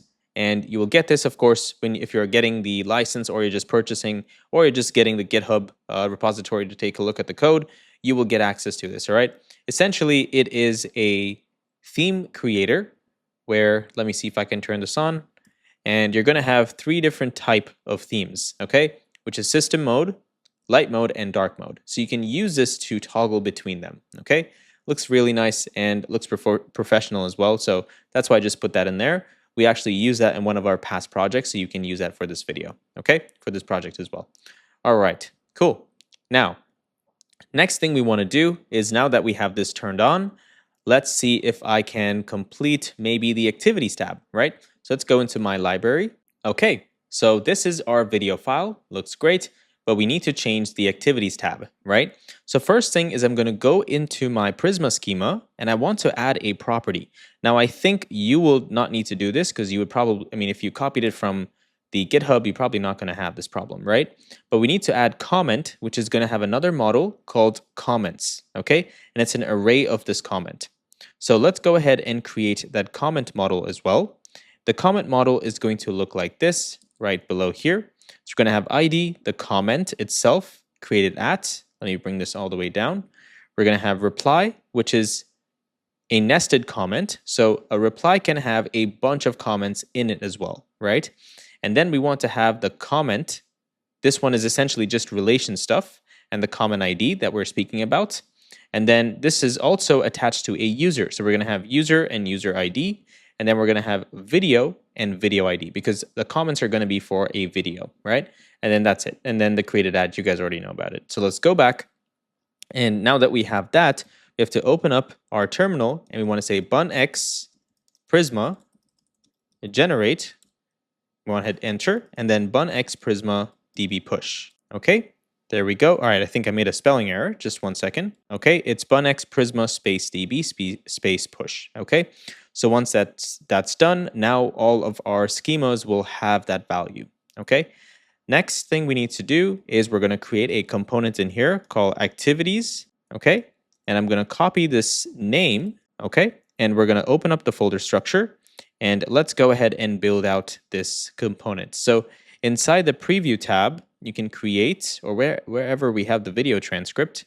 Okay, we have a separate component for that. So I'll create another component in here called activities. Okay, and inside that an index.tsx. Let's return a component, and I'm going to change this to activities. Now this is going to need first the author and the video ID. So I'm going to grab those props, and I also need to destructure these props from here. Okay, nice. And once this is done, let's go back and also make sure we import this component. So inside index.tsx, I'm going to import activities component like this. Nice. Now, this component is going to need those props. So let's go ahead and pass in those props first. So we're going to say workspace ID. Sorry guys, not workspace ID. Let me see what we need. The author is going to be the following. It's going to be video.user.firstname, and we're just going to set that as string. And then next, we need the video ID itself. So I'm just passing that in here. Okay. Now, if I click on the activities tab, I should see the activities panel in the, at the bottom. Now, click on activities, and this is going to need the tabs content component. So let's remove this and render a tabs content component, and let's import this component as well. And I'm going to change this to activity. So now, if I click on this, it's going to show up. You see, this is really weird. It's creating a container for each element, and I have no clue why it's doing this, but it's really bothering me. Or maybe that's how it works? I don't think so, right? Is that how it works, guys? I don't know. Anyway, I don't really care because it does the job, so I'm happy. Anyway, so let's go into this component.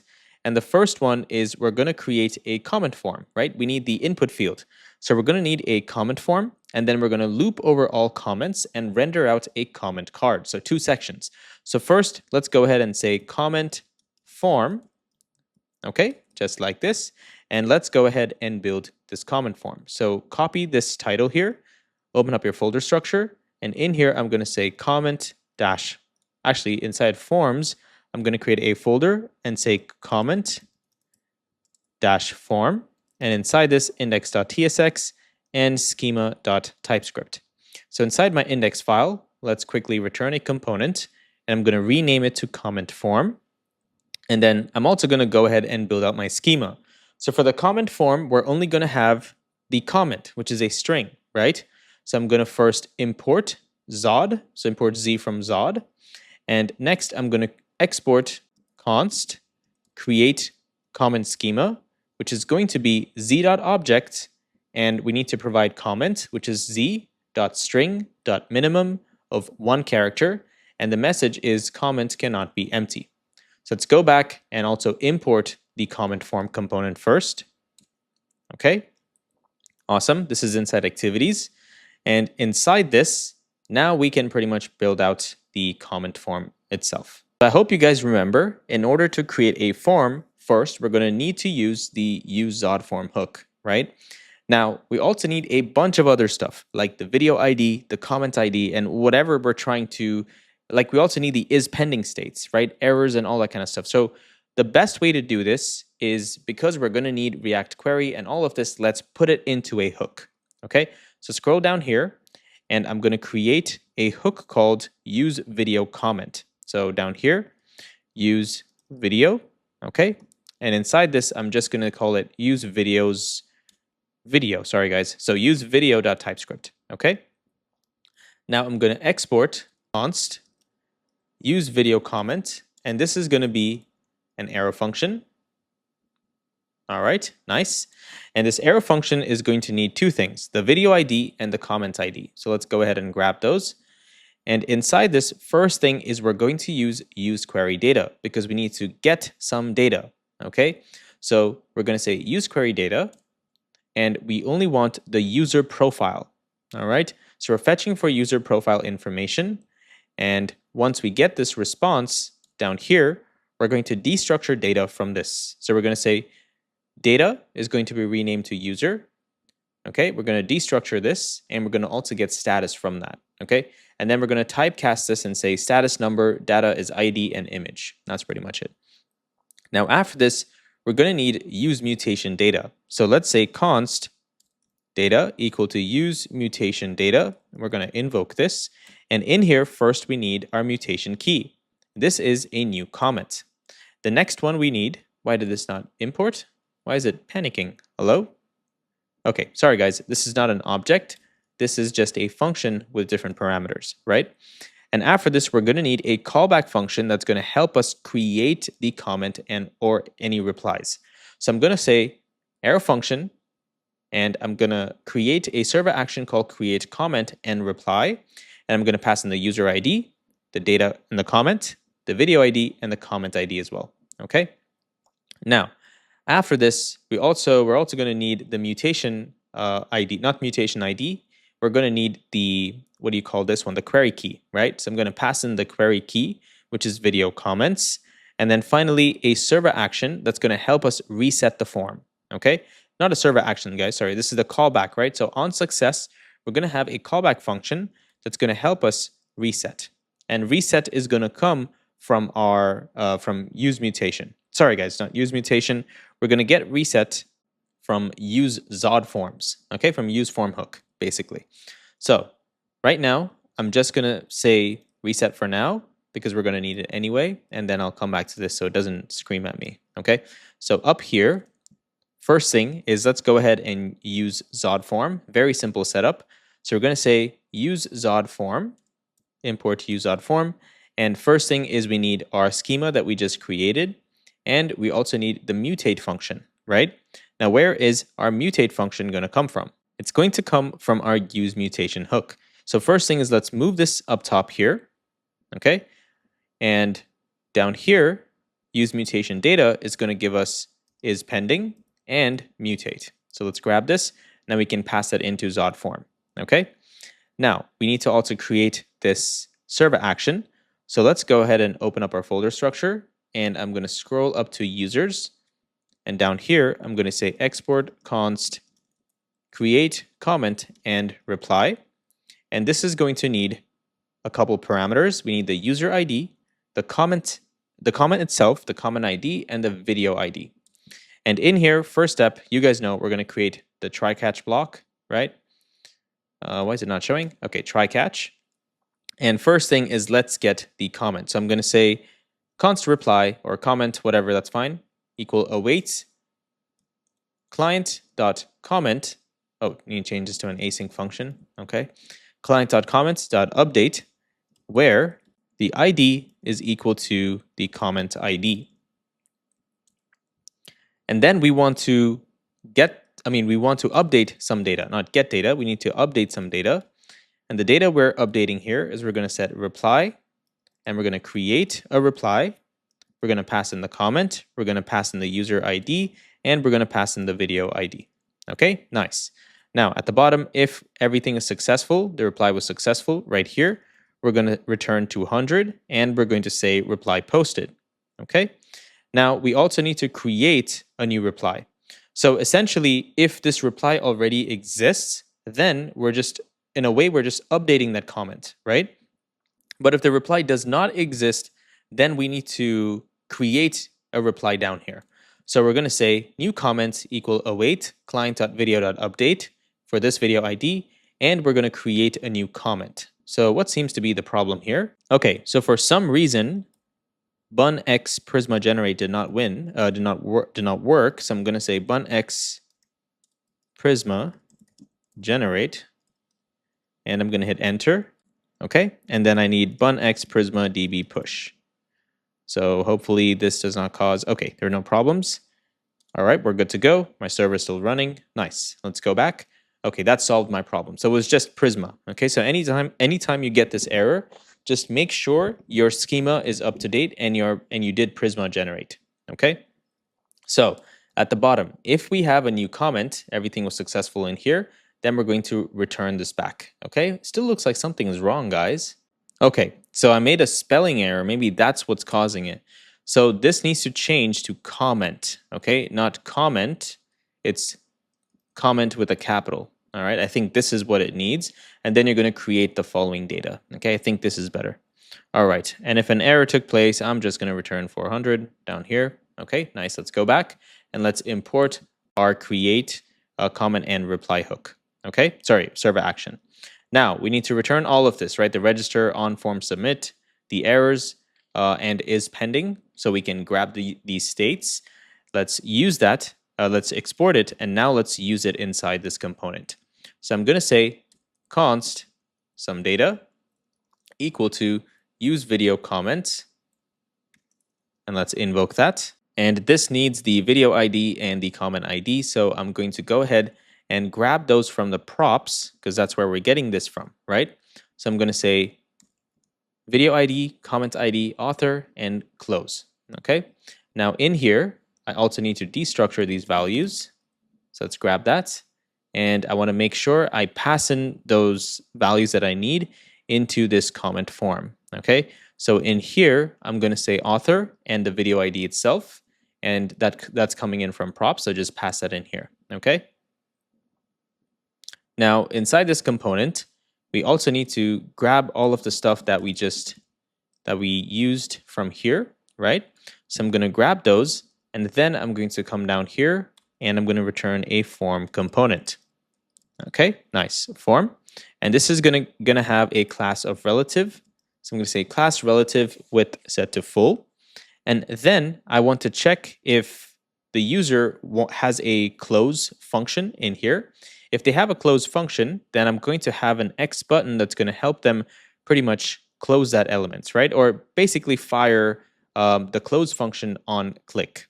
Okay, so what I'm going to do, guys, is in here, I'm going to say if close exists like this, then I'm going to render an X button from Lucid React, and I'm just going to put their close function on that.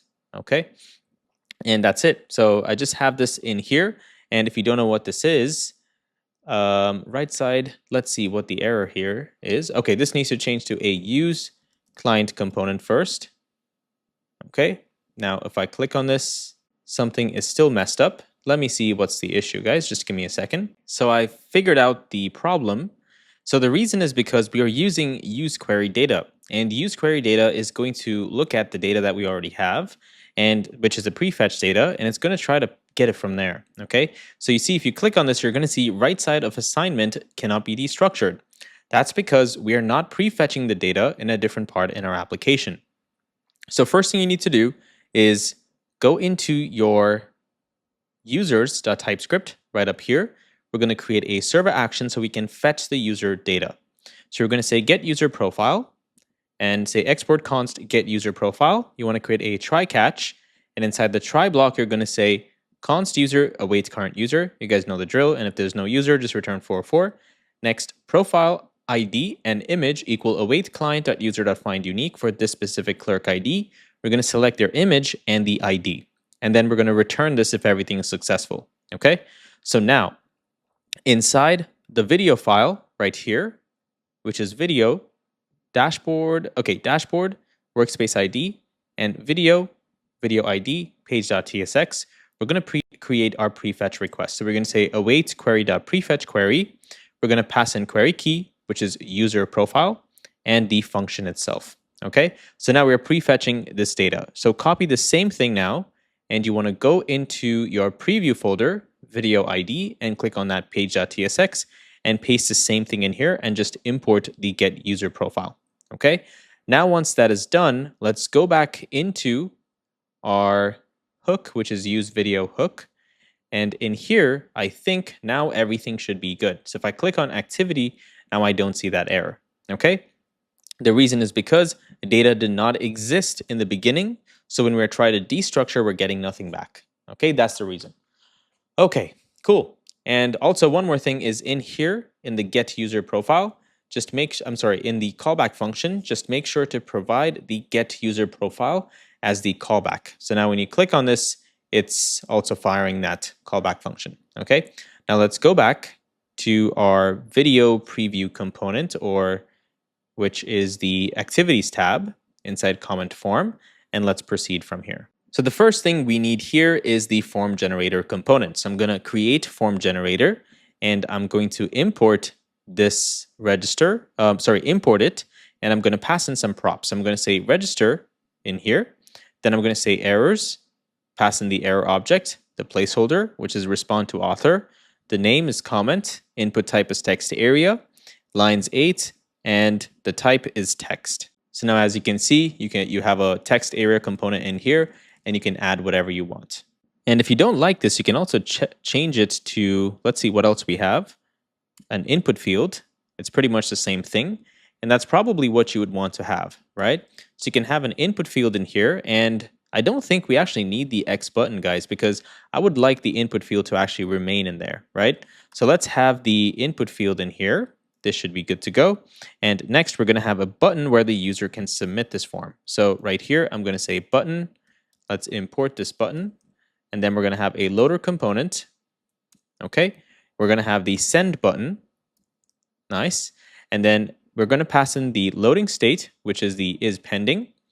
Next, we're going to have the send icon, which is going to have the following class name and the size.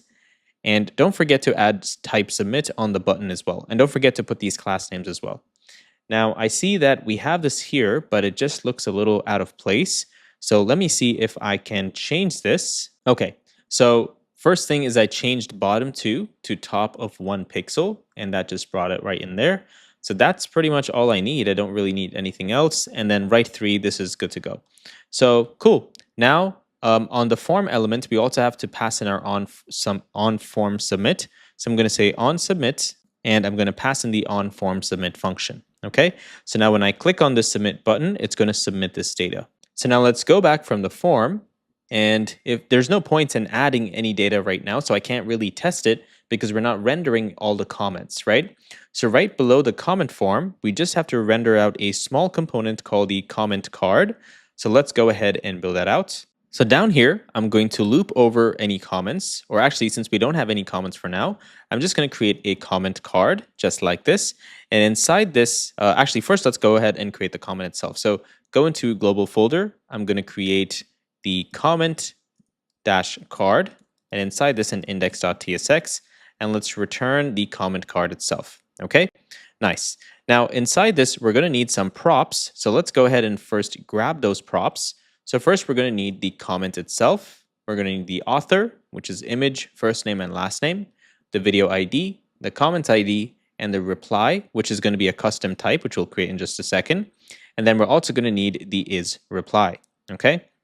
So now let's go ahead and create the comments type. So scroll down here to types, and inside these types at the bottom, you're going to say export type comment replies props, which is going to be ID comment created at comment ID, user ID, video ID, and then the user itself and all of that information. Okay, so pause and please type this if you need to, or you can copy it from the GitHub repository.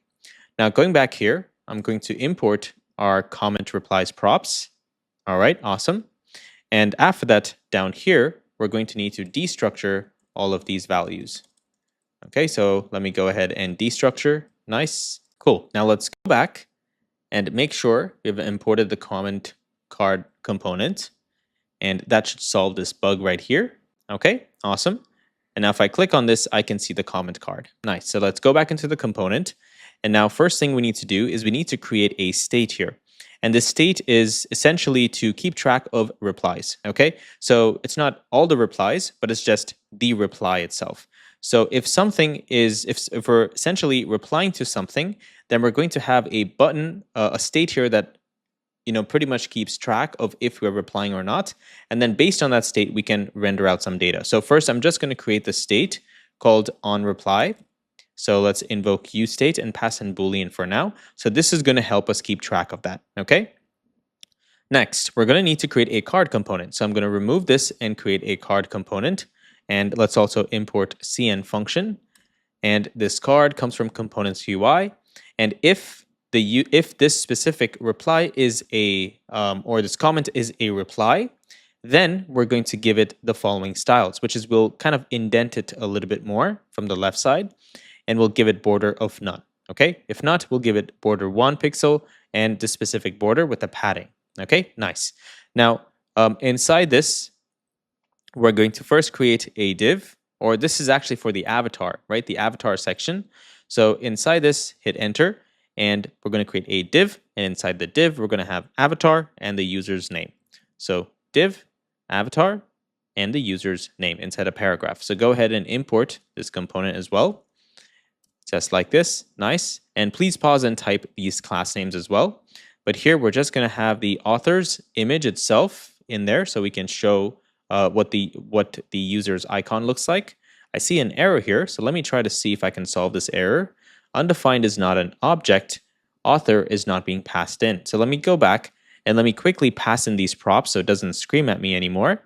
So I'm going to say right here, comment is a comment.comment ID. And I'm going to get this in just a second as well. But just for now, the key is the ID as well. The author, I'm just going to pass in values. And now we need to capture that information, right? Where are we going to get the data? Well, we need to get the data from get video comments. So I'm going to go ahead and say get video comments. Or actually, let me create it in the other server action file. So open up your folder structure. You want to go down all the way up here. And you want to say export const get video comments equal to an arrow function. This is going to be an async function. And this needs the ID, which is a string. And in here, first thing we're going to do is have a try-catch block. And let's get the comments first. So comments equal to await client.comment.findMany. Okay, we're going to invoke this. And down here, we're going to say where, and just please type with me, okay? So don't make any spelling errors here. we're going to have an or condition, and we're going to say the video ID is as follows, or we need the comment ID. So the comment ID is as follows as well. Okay, so comment ID is the following ID. Okay, and then after this, we're going to say the comment ID is null. Okay, cool. Now after this, we're going to need to include the reply and the user info. So I'm going to say include reply, and for this we need to include the user true, and I'm going to say user in here as well, true for this comment itself. Okay, nice. Now, if everything is successful and we got responses, we'll return 200. So if comments and comments.length is successful, then and it's greater than 0, then we'll return 200 with that data. And if not, return 404 here and return 400 inside this error. Okay, let's go back now. And now that we have the server action done, let's go ahead and use the useQuery component, the useQuery hook to fetch this data. Okay, but I think we also have to create a prefetch. I'm not entirely sure. Let's see if we need it. So video ID, we're going to pass it in here. Let's import useQuery data and get video comments. Okay, so it says comment is not available. That's because we need to do the same typecasting and renaming our data, right? So we're going to say data is going to be comments, and we're destructuring that from data. Now it says the right side of the argument cannot be destructured, and the reason is because we haven't, first we need to create these props as well. So let me go ahead and grab this TypeScript prop, and again, you can scroll down to types, and at the bottom here, I'm going to say video comment props is going to be data, and in that we're going to have user with the ID, email, first name, last name, created at, clerk ID, the image, trial, and the first view, or null. And here the reply is going to be this comment replies props. Okay, so you can pass that in there, which is also going to have the ID, comment, created at, comments ID, user ID, and video ID, and that's an array of all of these. Okay. So please pause and type that, or you can copy it from GitHub, and I'm going to get this in here. So now this is no longer going to also throw some errors. So how do we get this data? Well, we are going to need to first make a fetch, right? So first we need to make the prefetch request. So what I'm going to do here is I'm going to open up my folder structure. Okay, and I'm going to scroll to where I find, I think I can put this inside. Let me just think, guys. Give me a second. Maybe we can just put this inside the same folder, right? So, okay, just go into video, page.tsx, and down here, I'm going to say video comments. I'm going to invoke this and pass in the video ID, okay? So this is the prefetch request. So video comments, get video comments, and pass in the video ID, okay? And now inside our preview page right here, I'm also going to do the same thing in here. Okay. So now that error is gone, but we're still having the cannot find comment error. So I'm going to go back into activities, and I see the comment here is renamed to comment. Okay, so we have, okay, so essentially what we need to do is we need to render out a comment, right? So for now, I'm going to say comments.map, and for each of these, I'm going to render out the comment itself. And here, I'm going to get this comment, okay? So let's see if this throws, okay, no more errors. And undefined is not an object, evaluating comments.map. Okay, so it looks like this data returned undefined, okay? So we're not able to loop over them. So let me see if we can fix this. All right, guys, so I had to make some changes here. It looks like something was broken. So the first thing was inside our create comment and reply action, down here, first we need to put this inside an if block, because if we don't do it and the user provides, and we're essentially providing an optional comment ID, right? So this is not required. So if it's undefined, we're going to send undefined into this call, and it's not going to work. So if that comment ID was provided, that means the entry already exists and it's just a reply. So then we can do this step, okay? If not, of course, we need to create a new comment. So that's why outside the if statement, we're going to do this down below, okay? Then the next thing is the get video comments. So I made some changes here, which is essentially down here, I had return 200, and I think it was inside an if condition, which is if comments exist, then only if comments are greater than 0 are we going to return that. But that's not true because we want the comments, which is going to be a default array, to be returned regardless. Okay, so just return 200 of and also return the comments as the data. Okay, nice. So now when you try to create a comment here, you see it's showing that little component with the user icon, right? That's exactly what we want. Okay, cool, nice. Now I'm going to get out of this. So get out right here. And let's go back to our component, main component, our form. Sorry, I meant to say the comment card. So I'm going to go into the comment card component, just like this. And now I can add the message as well, because right now I only have the avatar. So let's go ahead and add that in. So after this div, guys, right here, I'm going to create a div, and inside the div, a paragraph. Okay, so div and paragraph, just like this. And let me try to refresh. Okay, so I just had to spin up the server once more. And now you can see right here, we have the image, we have the user's name, and we have the message itself, right? Honestly, you could remove whatever you want, because if you know someone who's does not have an account is trying to comment, then you want to, of course, show anonymous, right? I'm going to leave all of that up to you. I don't really care about if I'm having the user's name or not. I think what would be cool is when the user tries to comment, and if they don't have an account, then we can prompt them to sign up, right? So you can get more signups for your application as well. So super cool feature, okay? Next, you want to check if this is a reply. So down here, if this is a reply, if this is not a reply, then we're going to return a div just like this. And again here, we're checking if this is not a reply, then we're going to return a button here. Okay, just like this. And we're going to say reply to this message. So let me open this. Okay, and we also need the comment form. So I'm going to bring back this comment form real quick.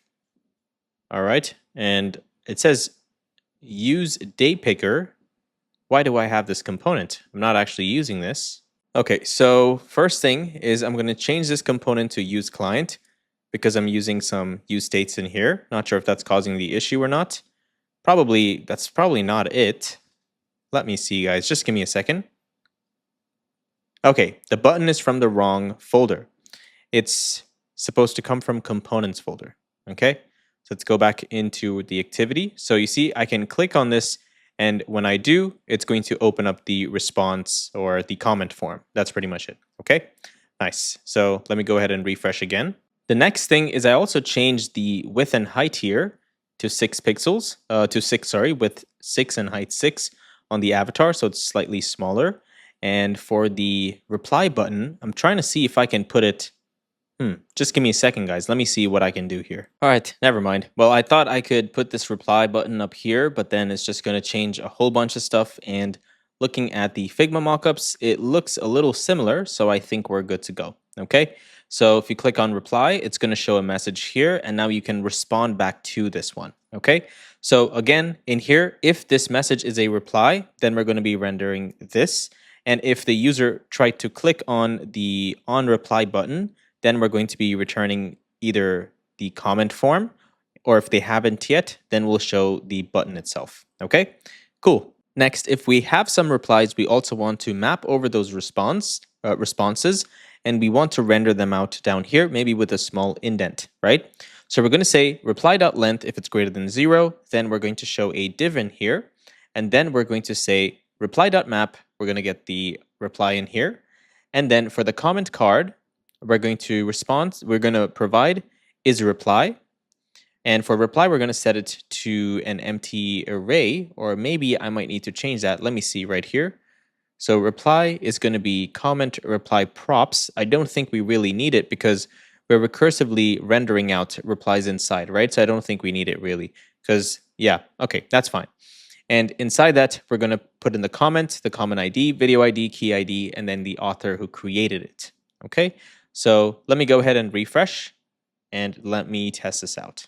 Okay, so as you can see, I just responded back to this message, and just like that, I can see a button in here. I can see a response to this message down here. Okay, awesome, guys. All right, guys, I finally figured out why we had that really ugly looking, those rectangles that pretty much showed up for every single tab, right?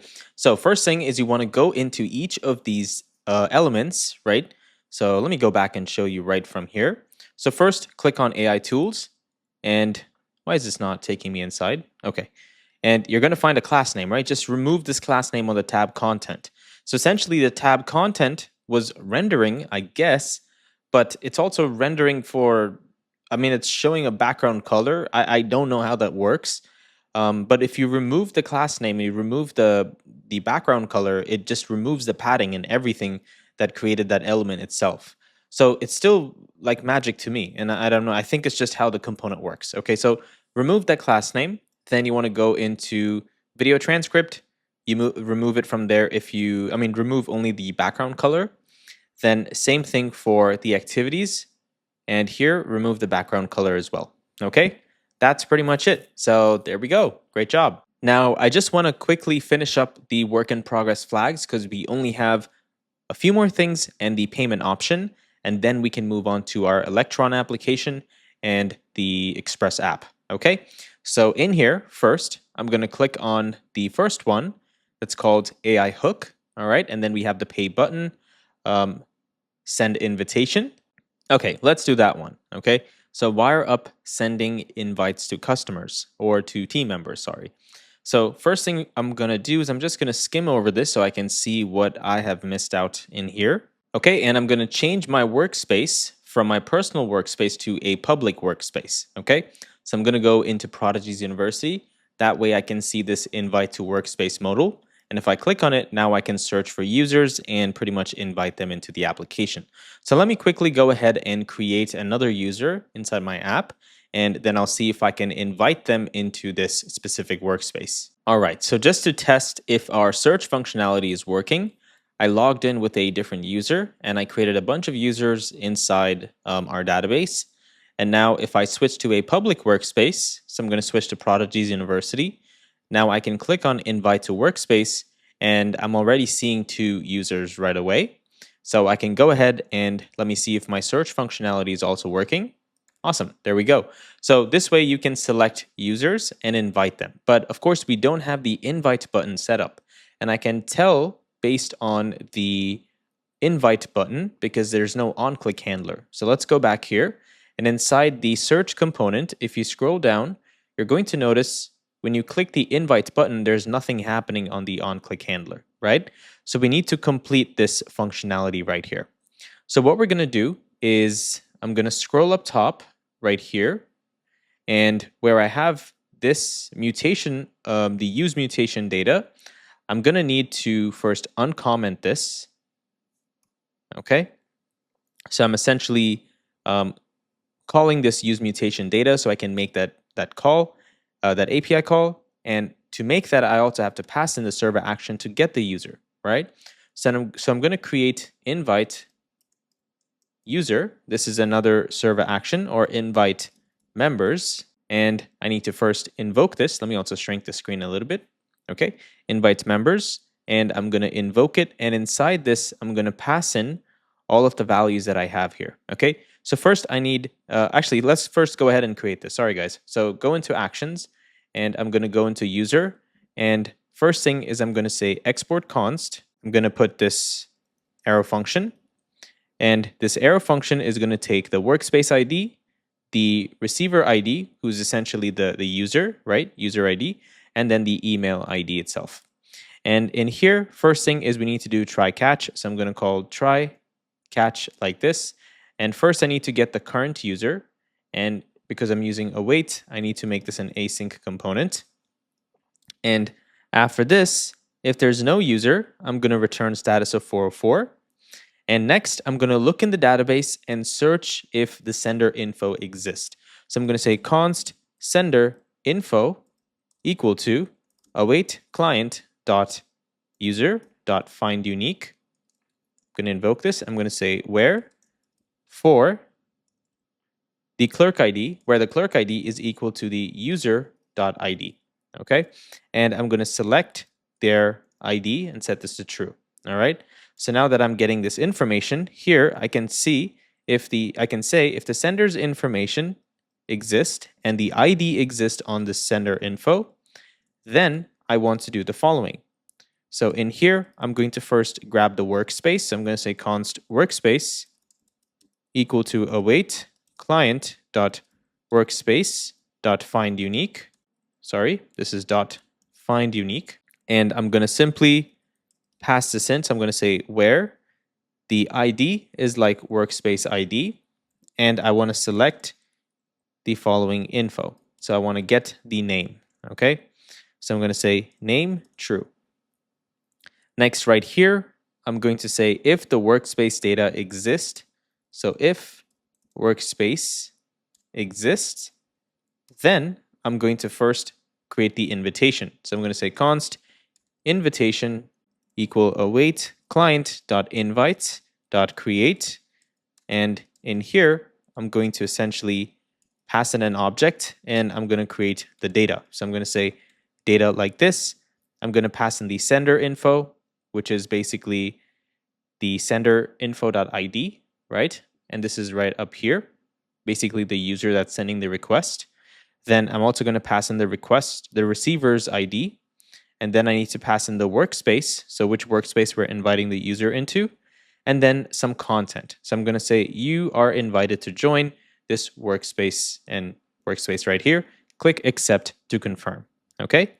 Next, down here, I'm going to say select ID. And I'm going to set this to true. And after this, down here, I also want to create a notification. So I'm going to say const notification equal to await client.user.update. And for this, I'm going to pass in, so invoke it. And inside this, I need to pass in where. And I'm going to say where the clerk ID is like user.id. And the data that I want to create is going to be notification. And we're going to create an entry in here. We're going to set the content equal to, I'm going to put backticks. And then I want to say user.firstname and user.lastname invited $, and we're going to add this invitation user that we just sent an invitation to, which is the sender info, right?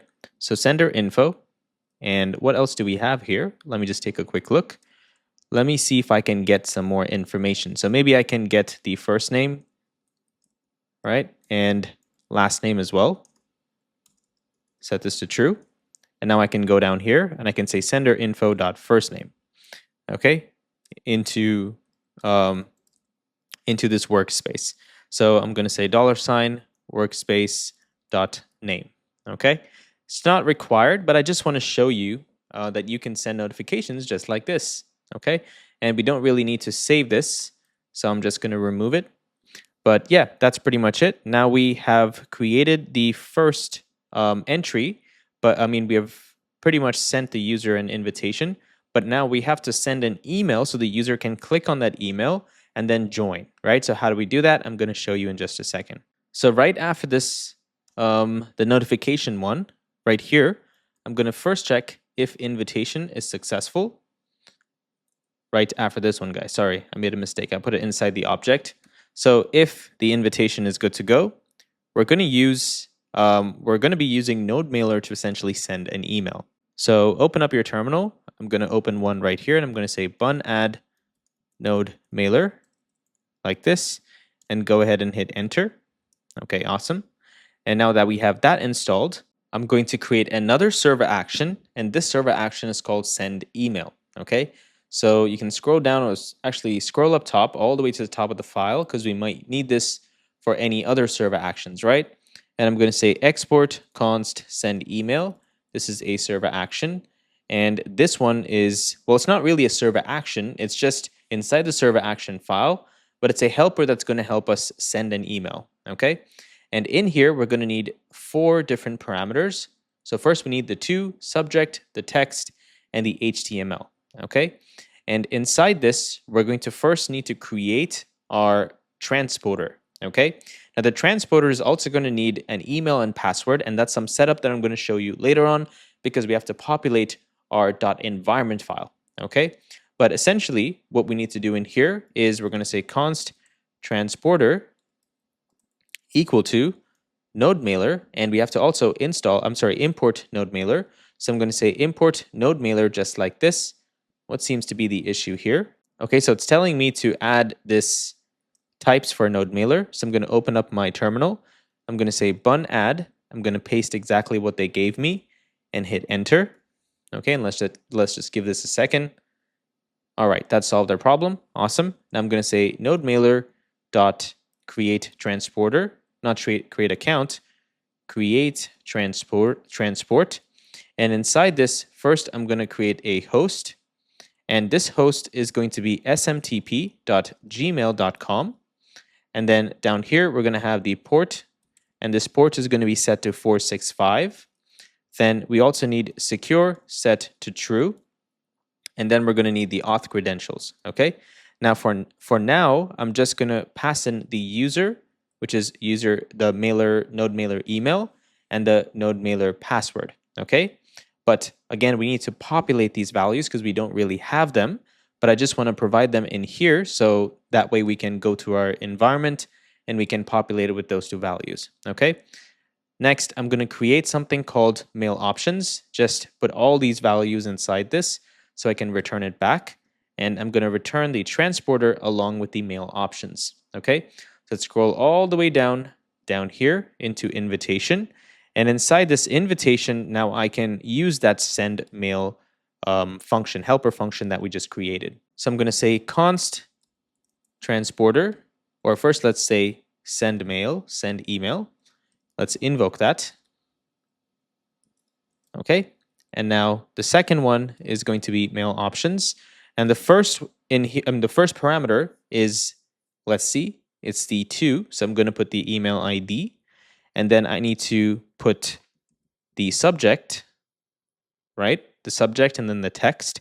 So I'm going to say you got an invitation, right? Like this.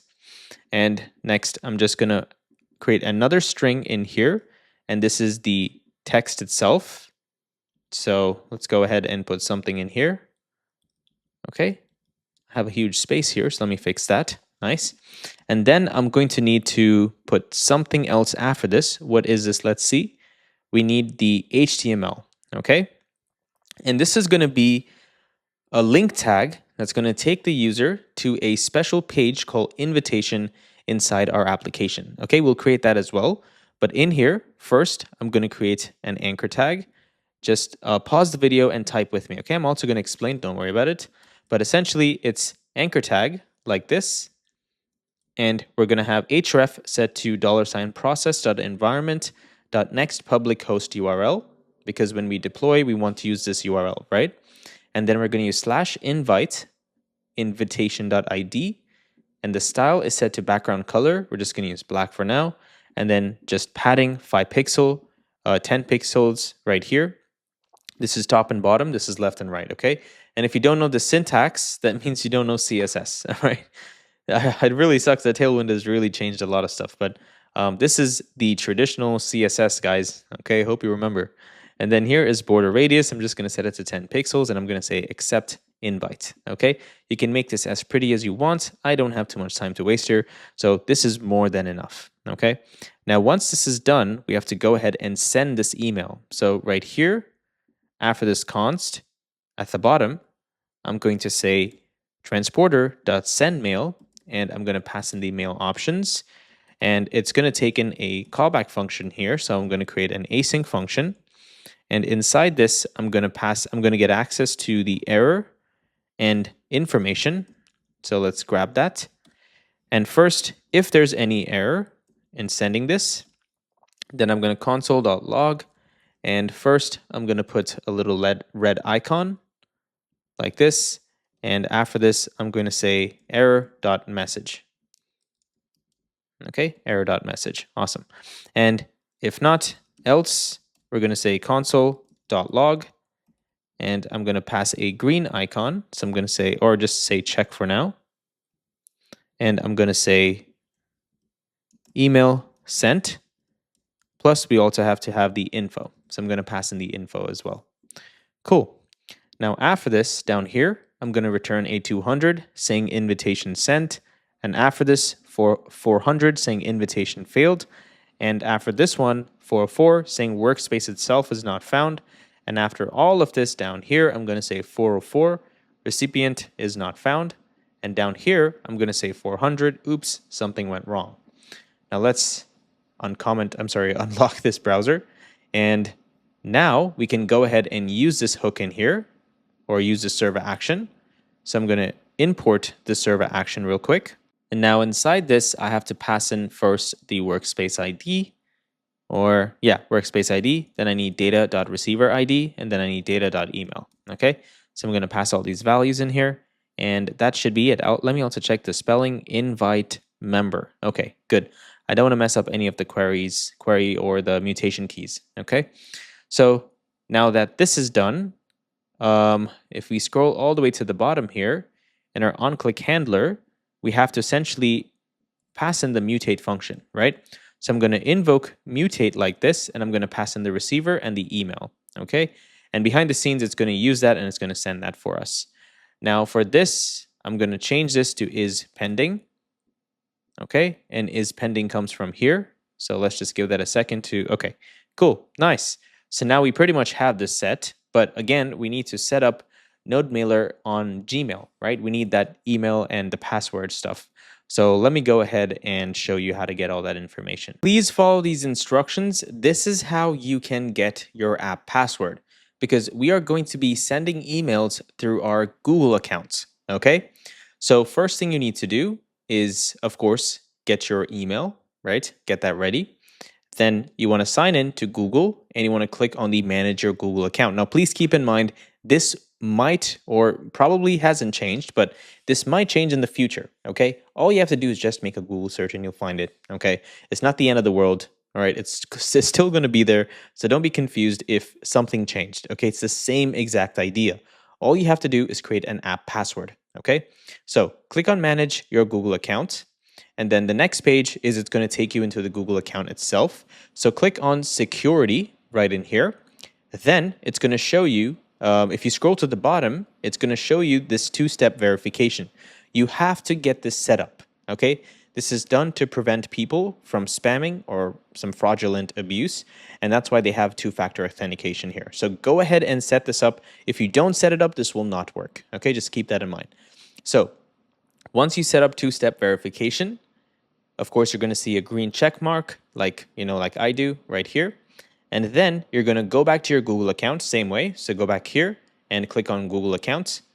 Then you want to search app passwords inside the search field, and then click on this one right here. Okay, that's going to take you into a page that looks like this. And all you have to do is down here, you want to put the app the app name, and just hit create. So I already went ahead and said Opal Web Prodigies. Do the same thing and then hit create, and it's going to give you a password. You're going to copy that password and you're going to populate the respective environment variable inside your .environment file. Okay, I am not going to show you that because that's private information, but I'll also delete it. It doesn't really matter. I'm going to go ahead and delete this after this project. But I just want to let you know that you're not supposed to share this with anybody else, okay? Any of the environment files are supposed to be kept private. If I'm sharing anything with you, it's just because it's not that important, or I either deleted it, okay? So please be careful with all your environment variables. Do not push it to your GitHub or make a stupid error like that, okay? All right, that's pretty much it. Okay, so now I think we have almost everything set up. We can go ahead and try. I'm going to invite this person. If it doesn't work, I'll come back and see how we can fix this. But first thing is I'm going to open the terminal so I can see any console messages. And I'm going to click on invite. Okay, awesome. But it shows 200 here, but it said error. So let me see what's the problem, guys. All right, guys, so it turns out I just needed to reset the server. That was the first thing. So I just quit everything in my terminal and I restarted once more. Then the other thing I noticed is this return statement. I think I accidentally put it inside the transporter block, so inside the callback function. So you want to bring it down below right in here, okay? So make sure you do that. And also, once you update your environment file, go ahead and reset everything, okay? You want to go and quit your terminal and then restart that one as well. And then up top in here, everything else looked fine. I don't really know why that was happening. Everything else looks perfectly okay. and I went ahead and also sent an email to this person. And let me also show you here. So it says success invite sent. Nice. And I already have the email, but you see I just received another one, right? So I can click on this right here. And as you can see, I just got that email right here. Okay. Now, if I click on it, it's going to take me to the correct link. But the problem is this link does not have the public URL. Okay. So because we don't have that, it's not going to take us to that specific login page. Okay. If not, if it's in production, then it's going to work. But just because of this, it's not sending us to the correct URL and it says invalid URL. Okay. So we're on the right track. Great job so far. Okay, so I just went into my .environment file and I set the next public host URL to localhost.3000 and /. Okay, I don't even think we need this, but let me see if I just add this one right here. And also, don't forget to start up your terminal. I think I already have the auto reboot, so it's going to solve that problem for me. I don't have to care about it. But down here, it's going to just render out that address, right? So I think putting a / here would be better. So we have HTTP / okay. I think this should work. Let's just give it a shot, okay? So I'm going to invite another user once more. And let me go to the email address and take a look at the email. Okay, nice. And I think this is the one. So looks like maybe this is the one. Which one is it exactly? All right, so I think I need to restart my server. Never mind. Let me do that, guys. All right, awesome, guys. So it worked. All I had to do was add http / like this. It turns out that it doesn't actually add it for you. I don't know why it was so misleading, because if you look at the link above, right, if you click on the accept link, it's showing HTTP. I don't know why they did that. But anyway, so right here, if you click on this link, it takes you to localhost 3000 / invite. And it has a unique ID, so we can use that ID to pretty much give the user access. Okay, so let's go ahead and set that up. So open up your folder structure. You want to shrink the workspace folders. Okay, so click on this one, and then you want to create an invite route. And then, oops, I made a spelling error. Invite, and then inside this, you want to create a dynamic folder called invite ID. And of course, inside this, a page.tsx. And now I'm going to return a component like this and call this page. Okay. Now inside this, first we're going to get access to params. So let's go ahead and grab the invite ID from our params, and let's also destructure it right here. Okay. So params and the invite ID. Now down here, first thing is we're going to need to accept the invite. So for this, we're going to need a server action. Okay. So let me say const. Also change this to an async function because we're going to need it anyway. And I'm going to say const, maybe I'll call this invitation or invite equal to await accept invite. And I'm going to invoke this, and I'm going to need to pass in the invitation ID. Okay, so let's copy this, and I'm going to go into users, scroll to the bottom, and I'm going to say export const accept invitation or accept invite. And this is going to receive the invite ID, which is going to be a string, okay? And this is, of course, going to need to be an async arrow function. And now inside this, let's go ahead and use a try catch. And I'm going to say const user equal await current user. So we want to make sure that user is authenticated. And if there is no user, then we're going to return status of 44, okay? And if everything else looks good, we're going to say invitation equal to await client.invite.find unique, and we want to find where the ID is like the invitation ID. And we also want to select some information from this, right? So we're going to get the workspace ID of the user, of the workspace itself from this invitation. And then we're going to get the receiver information. And from that, we only need to select the clerk ID. Okay, so I'm going to say clerk ID and set this to true. Next, I want to make sure that the user that is signed in is the same user who received the invitation, right? So I'm going to make sure that the user ID, so if the user ID .id is not equal to the invitation, So if they were someone else, then we want to return a 401, okay? So I'm going to say dot receiver dot clerk ID. So if it's not the same user, then we want to return status of, not status bar, status of 401, okay? But if everything looks good, we're going to accept the invite. So we're going to say accept invite equal to await client dot invite dot update, and in here we're going to set for this one, so where the ID is like the same ID in here, so invitation ID, no, it's invite ID, and we're going to update the data, and we're going to set accepted to true. Okay, awesome. And then after that, if we need to update, we also need to update the user's information, right? Because we need to add the user as a member of a workspace.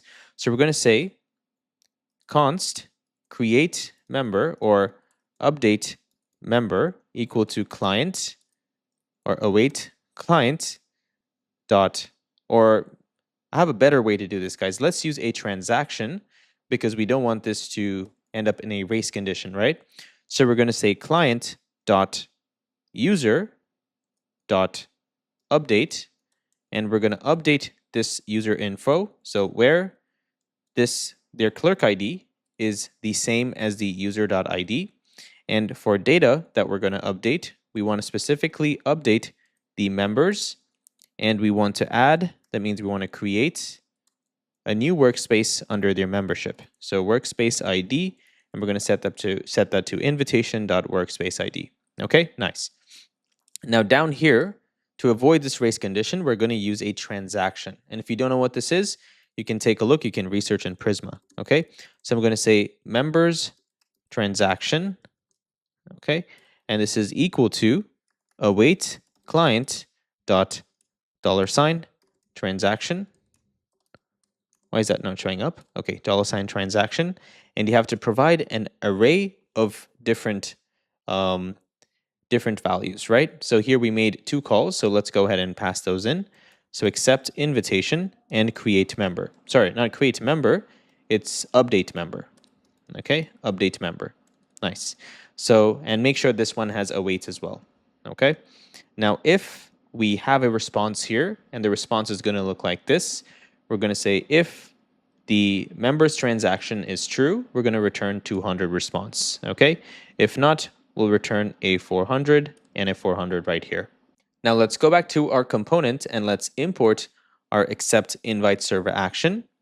And now that we have accepted the user's invite and also verified the user even has an invitation in the first place, we're going to check the status. So if invite.status is equal to 404, do we even have a 404? Let me take a quick look. Okay, right here, that means there's no user, not verified, and 400, right? Okay, so if it's 404, then we're going to return and redirect the user to the sign-in page, okay? And this one comes from Next Navigation. So I'm going to return them to auth/sign-in. And then after that, down here, if it's 401, that means they are not authorized to see the page. I'm going to say, if invite status is 401, then go ahead and return a div with an h2 and a paragraph, okay? So I'm going to say div, hide screen, like this, return div, hide screen, container, flex column, gap of 2, and justify center, item center. So we have an h2 and a paragraph tag. So instead of saying this actually, I'm going to say not authorized. Okay, much better. And that's it. Now down here, if everything was good and the user was pretty much, they have access, they're verified to access this information, we're going to see if it's 200, and then we're going to redirect the user to auth/callback. Okay, awesome. And the callback route will essentially handle routing them to their first workspace. That's pretty much it. So now let's go ahead and give this a shot and see what happens. And I also want to make sure that the user that signed in is the exact user that got this request. So just give me 1 second, guys. All right, so I'm going to go ahead and click on this link. So I just sent a new invite back to myself. And just to make sure there's no confusion, I also deleted all the entries from our Prisma Studio, okay? And I sent a brand new invite. So now if I click on this, let's see what happens. So it takes me to localhost 3000/invite, and something looks wrong. It's saying 404 cannot find. Let me take a look, guys. Just give me a second. Okay, so the problem here is I created this invitation route inside the workspace ID. So you want to bring it to the root of our app directory right here, and you want to move it in there. And let's see. So we have invitation. Okay, nice. And that should do the job. So let me go ahead and see what happened in here. Okay, item.workspace. Let me try this one more time. Okay. All right, so it almost worked. It took the user to the callback route, and it took the user to the dashboard route, but something happened here. The ID was undefined. So let me see what happened here. Okay, so we got to make a couple changes. So go into your sidebar index.tsx, and now wherever you find the workspace.members like this, right? You want to refer to the workspace here with a capital S. Okay, so change this. Before this, it used to be, I think, workspace like this. Change it to capital S. You're going to see red squiggly lines in the beginning. That's fine because we need to change the types as well. Okay, but first change that in here. So I changed it here, here, here, and here as well. Okay, then there's one more place. I think it's above this somewhere. Right here. No, not right there. Okay, right here. So workspace.members.map, and I returned the same thing. Okay, so .workspace, capital S, capital S, capital S. Now we need to go into the types so we can change that. So I'm going to click on workspace props, and inside this used to be small letter, so I just changed it to capital as well. So that should solve your problem. And the other problem is because I sent like probably 4 or 5 emails to the user, they were accepted into that account 4 times, okay? So that's something that you might also want to prevent from happening.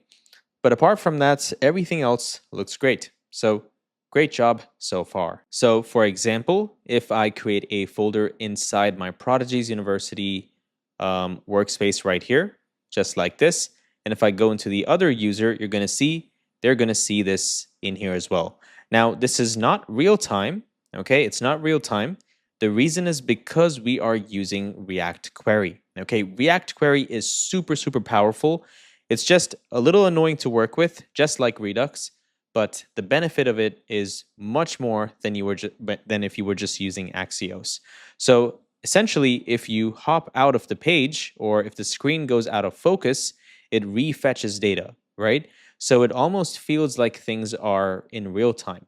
So with the power of React Query and optimistic UI, you can create the illusion of real-time data inside your application, okay? But yeah, that's pretty much it. So this section works as well. Great job. Now we can also see the private workspace in here. And of course, this is private to this user only, okay? So they can also swap back and forth. Nice. Looks amazing, guys. Great job. All right, now the next thing we want to do is I noticed there's another work in progress flag. So I'm going to go ahead and set this up. Okay, so let's remove this. And the first thing we want to do is let's keep this, let's move this up top. This is good to go. And first thing is we need to make a request to essentially send an email for the first view, right? So you're going to send an email to the user, the owner of this workspace, saying someone just viewed your video, and we'll also send them a notification. So I'm going to say notify first view, and this is going to be a new server action that we need to create. So I'm going to copy this server action, and also I'm passing the video ID in here so we can send that link or whatever we need to do essentially, right? So let's go back into our server action file right up here, and inside Workspace, I'm going to scroll to the bottom. And I'm going to say export const send email for first view. And this is going to be an async function. And this is going to take in the video ID. Now inside here, I'm going to have a try catch block. And inside this try catch, first I need to get the current user. So I'm going to say await get current user. If there's no user, return a 404 error. And then I'm going to go into my database. So I'm going to go in and then find a user with this user ID, and I'm going to essentially get their first view. Okay, so I'm going to say const first view settings equal to await client.user.find unique, and inside this I'm going to pass in where,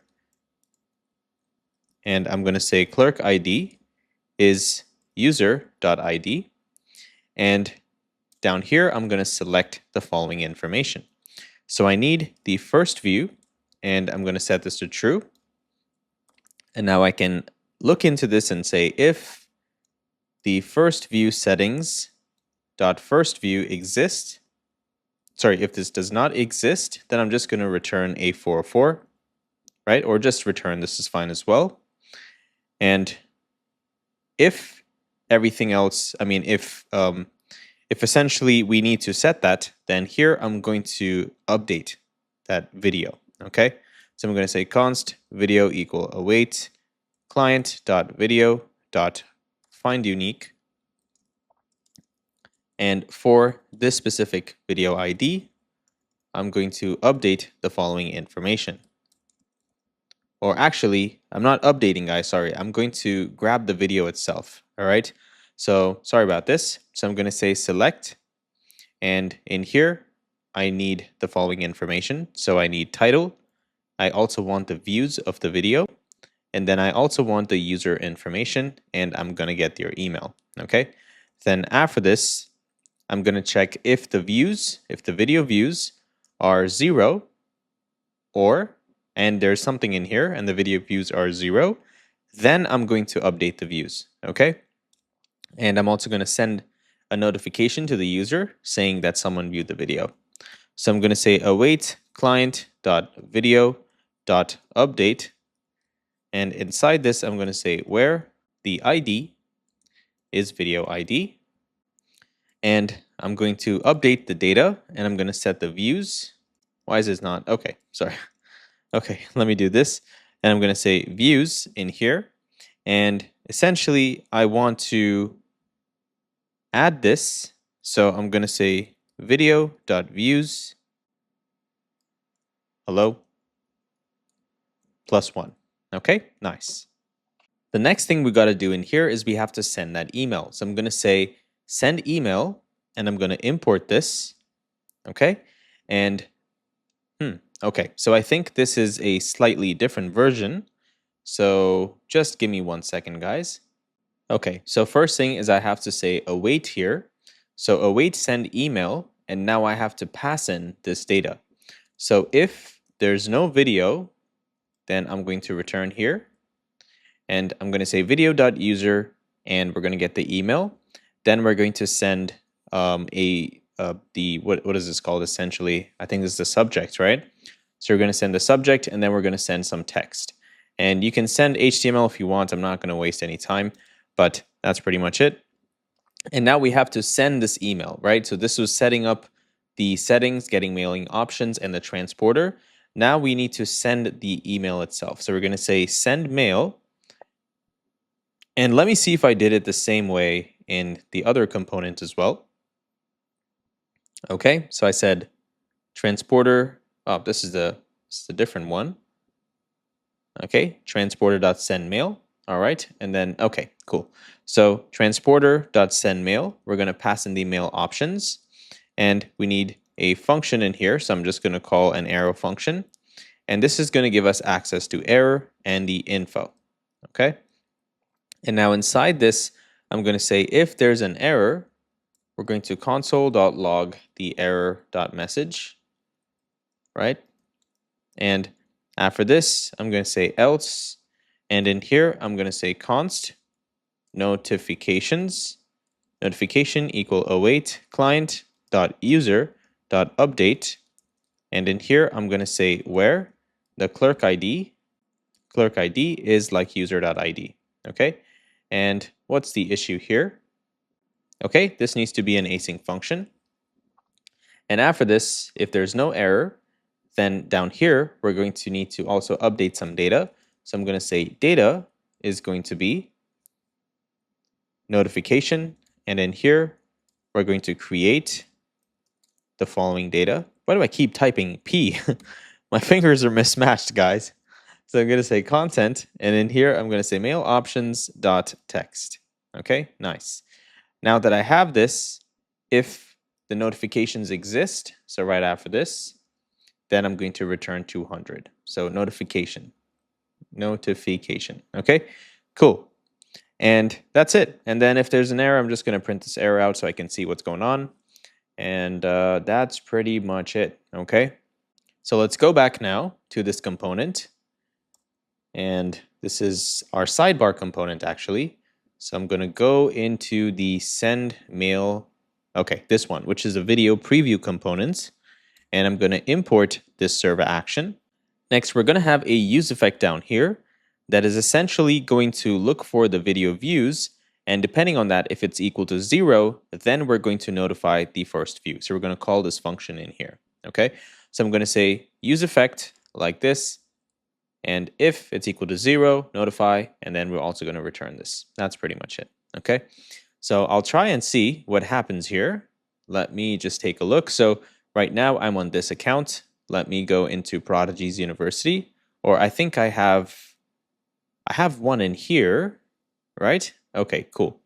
So if I view this, it's probably going to do the same thing. Let me just take a quick look. Okay, nice. I just received an email saying your video, Prodigy's University, is just watched or something. Okay, nice. Great job. And just to show you that right here, as you can see, I just opened the email. It was just sent 0 minutes ago. Okay, awesome. Okay, and I made another quick change, which is inside the global header. In here, I added if the path, and the path should also not be equal to, should not include video in the title, okay? So not path name.includes video, and down here, I'm just saying path name.includes the video. If this is true, then I'm going to render an empty string. So I'm removing the ugly title, okay? Because I realize I don't really need it anymore, okay? So yeah, you can go ahead and remove that, and also same thing, and that's pretty much it. And then you can render my library if as the else option. And you can also remove this one. So based on this, so you can say if path name dot video, if this is true, then you can render out an empty string, or you can render out the workspace title. Okay, it's not really important, right? Or you can also look at which type of path name we are looking at. So if it includes the preview, then you can change it. All right, so this is a good time to pretty much set up Stripe. So let's go ahead and get started with this part. So I'm going to remove this button in here, and as the footer, I'm going to create another button called the payment button. Okay, so let me also see if, okay, I think this should be fine. So I'm going to call this payment button. Okay, like this, awesome. And I'm going to open up my folder structure, and I'm going to create that payment button in here. So I'm going to say payment-button and index.tsx, and I'm going to return this and call this payment button. Okay, and I can pretty much just replace whatever I have with this button for now, and then I'm going to essentially put the logic inside the payment button itself. So the first thing is we're going to need a hook called use subscription. And this use subscription hook is going to essentially help us get the user to subscribe. It's also going to, take them to whatever page we need to send them to. And this time we're not going to be using the custom payment form because I already did it in the past 4 videos. So you can take a look at that if you want to learn how to build custom forms, custom payment flows, and all that kind of fun stuff, okay? This video is only the important stuff. Remember, your goal when you're building a SaaS is only to get an MVP out, okay? I've worked with so many students, and you guys think your application should look beautiful before you go live. Trust me, if you are not embarrassed with your SaaS application when you go live, you built way too much, okay? And this is a pretty decent experience. I still know SaaS business owners who till date still have the not SaaS checkout. They have the Stripe checkout page, right? They haven't even upgraded that section because people are still, people find value in your service. So as long as you have something that's solving a problem and you're helping people and you genuinely care about people and not just a sale, and your solution is not just a want, it's a need, you will sell like crazy, okay? But all you need first is to get an MVP out there as fast as possible. Now, there's more to this, like the illusion funnel and the sell first strategy, and so much more that I have broken down inside Prodigy's University in a course called the Ultimate SaaS Course. Now, this may not be for you if you are not a SaaS business owner or a SaaS developer. You might not want to start your own SaaS company. You might probably just want to build fun applications like this, and that's totally fine as well. But if you are serious about your SaaS journey and you want to start a SaaS the right way, get guidance from hundreds of SaaS business owners, including myself and our team, so you can get technical support, pretty much whatever you need through weekly coaching calls and unlimited courses, then you can join Prodigy's University and learn from there. Okay? Awesome. Anyways, let's proceed now. So the first thing is I'm going to create this hook. So this hook is going to give us access to unsubscribe and is processing, and it's called use subscription hook. So scroll down here, and I'm going to create this hook here called use subscription.typescript. And in here, first export a variable called use subscription, use subscription. And this is an arrow function. And this is first going to need a state in here, okay? So we're going to say const is processing and set is processing. And this is going to be equal to use state. And we're going to invoke that and we're going to pass in false, okay? Next, we have to also create the onSubscribe function. And this onSubscribe function is essentially what we're going to return back to that component, okay? So we're going to say onSubscribe equal to async.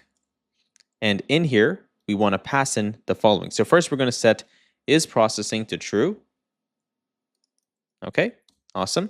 And then down here, we need to get a response. We're going to say const response equal await Axios. So right here, only here, I'm going to be using Axios. So go ahead and say bun add Axios like this, and go ahead and hit enter. And now in here, I'm going to say Axios. I don't think it's going to let me import. So I'm going to say import Axios from Axios. Okay, nice. And down here, I'm going to say Axios like this. I'm going to invoke it. And in here, I have to also tell which method, whether it's get, post, or whatever, right? So I'm going to say get, and we need to go into the API folder and inside the payment folder, okay? And this is the route that's essentially going to give us an endpoint, okay? We need to render out that endpoint. Essentially, we're going to use window.location.href, and we're going to push the user to that location, okay? That's pretty much it. So in here, we're going to say if response.data.status equal to 200, then what we're going to do is we're going to say return, we're going to say window.location.href is going to be equal to, we're going to put quotations in here, and I'm going to say $, the curly bracket, response.data.session URL, okay? Please don't make an error in here with the spellings. Copy this correctly, okay? It's session, SESSION _ URL, okay? Then once this is done, we can set is processing to false, and down here, we can return the value, which is onSubscribe and is processing. Okay, nice, awesome.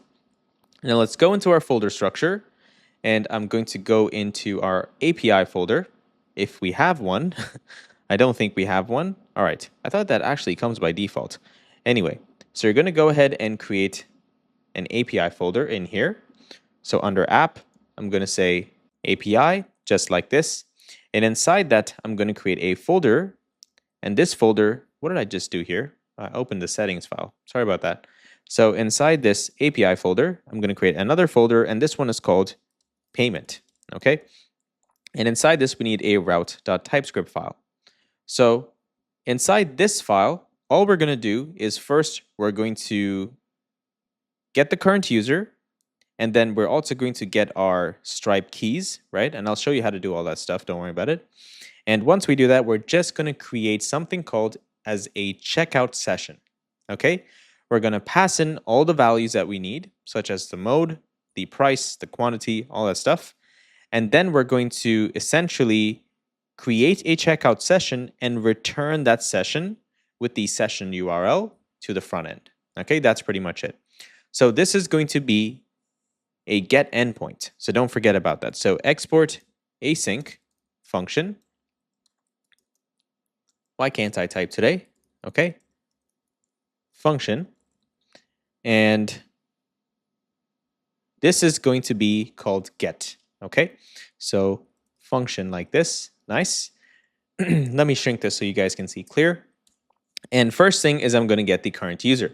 So I'm going to say await get current user, just like this. Nice. And if there's no user, let's return 404. Okay. And this is next response, and you can import it from next server. And then after this, we need to get our price. Now we don't have the price ID yet. That's totally fine. All we have to do is go into our Stripe dashboard, and we need to just create the Stripe price ID for a product. Okay. And then we're going to get a price ID from that, and then we can just set that in here. But for now, this is all we need. Okay. Just say like this, and then we'll populate it inside our .environment file. Okay. Now we're going to need Stripe. So open up your terminal. We're going to say bun add Stripe like this and hit enter. And now that's it. That's all you need for Stripe. Okay. And then right here, you're going to say import Stripe from Stripe. And now we need to create our checkout session. So we're going to say const, sorry, where am I typing? Okay. Const session equal to await Stripe like this.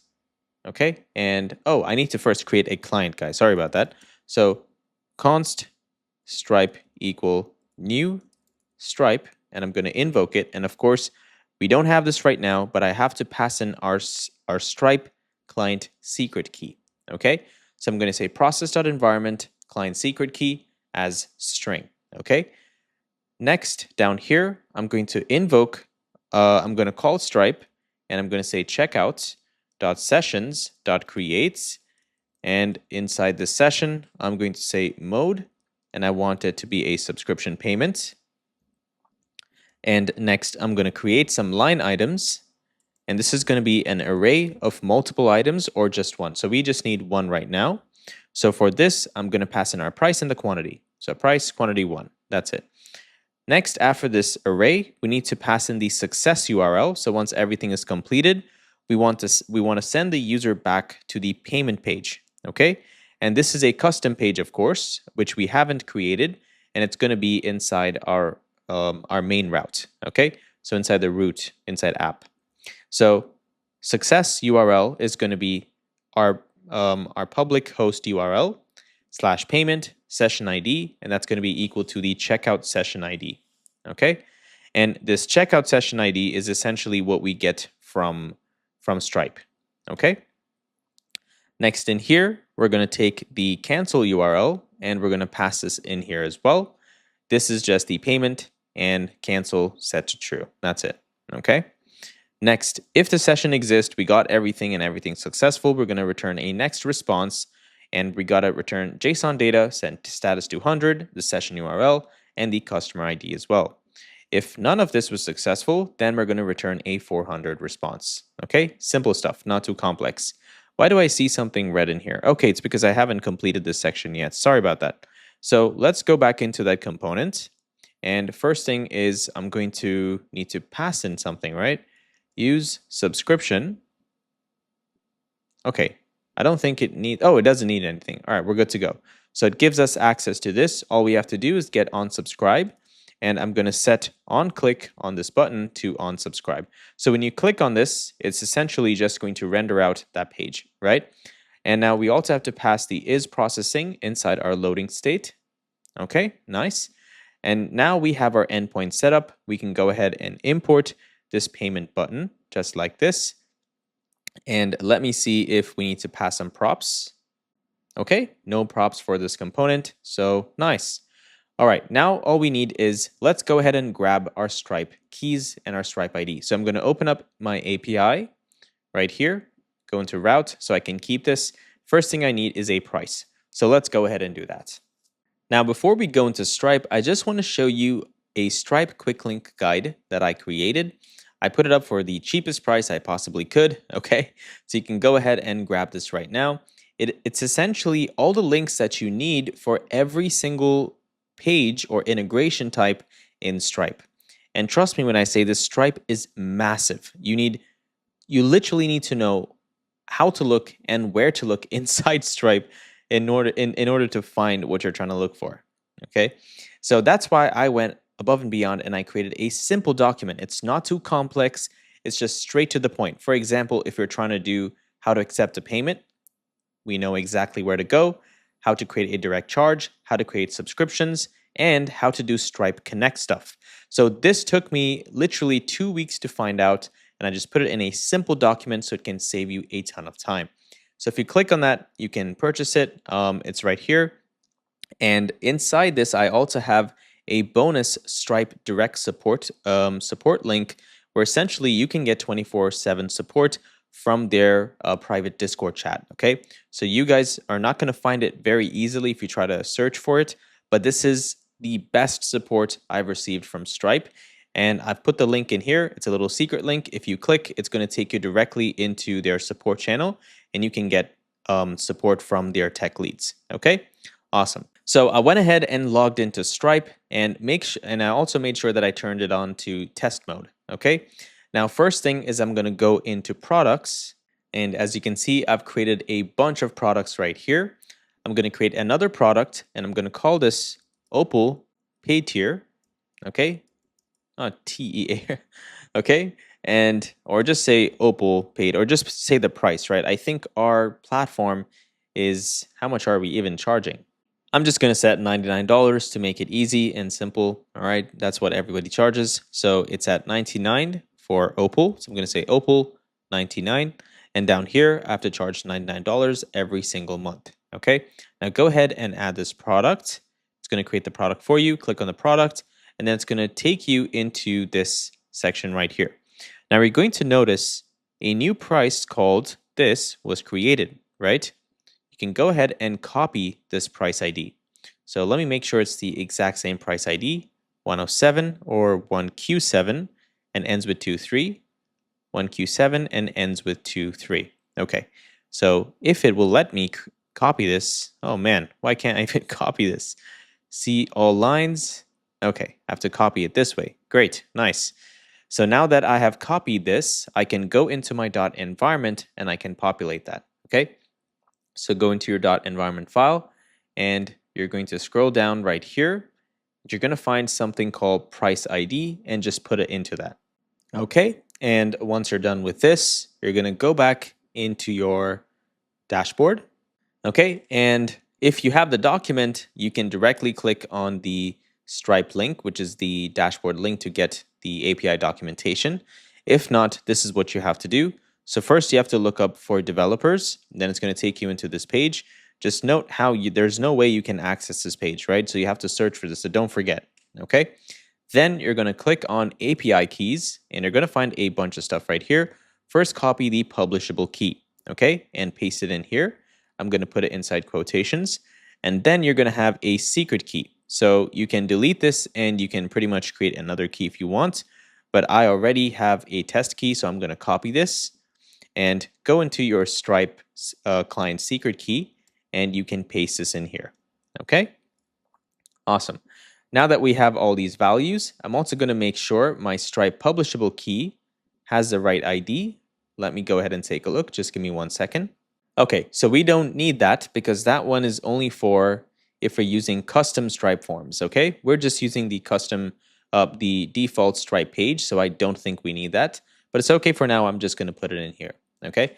Now let's go back and essentially let's just give this a shot and let's see what happens. Okay, so I just clicked on this button and I see an error. So status code of 500 API/payment. So let's go ahead and take a look at that.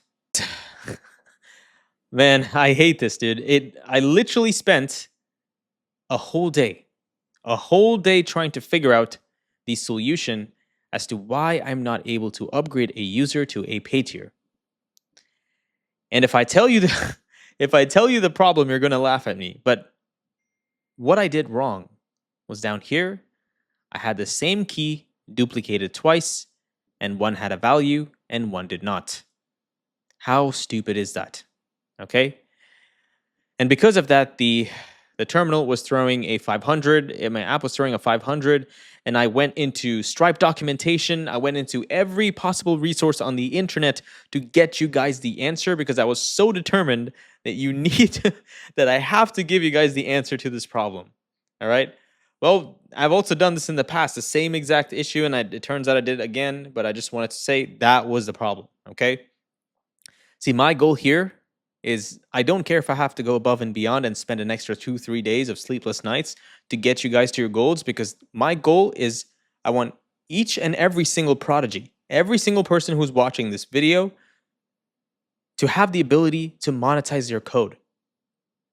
I'm not here to teach web developers how to code. Don't get me wrong. That is not my goal, right?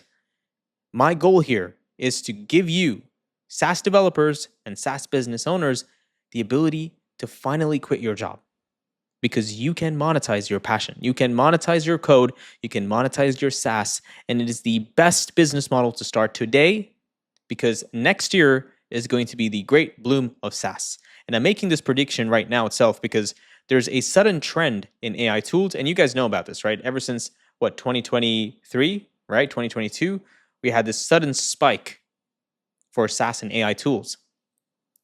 And the champions, that means the clever people, they jumped into it right away and started AI SaaSes and software services, and they made money, right? There's still a chance, and that's why I'm doing this, because I want to give you all the tools completely for free. I'm not charging you a single dollar, right? All this code is done for you. You have the code, you have the knowledge, we did the research, we built the UI, we got, people to build the best designs for you, and we did everything.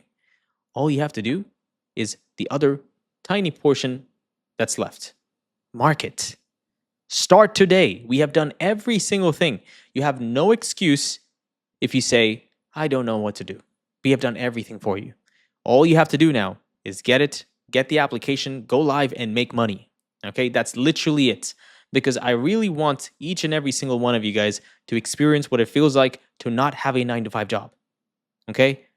Everyone working in Prodigy's University and in Web Prodigies, none of us have 9-to-5 jobs. We build what we love.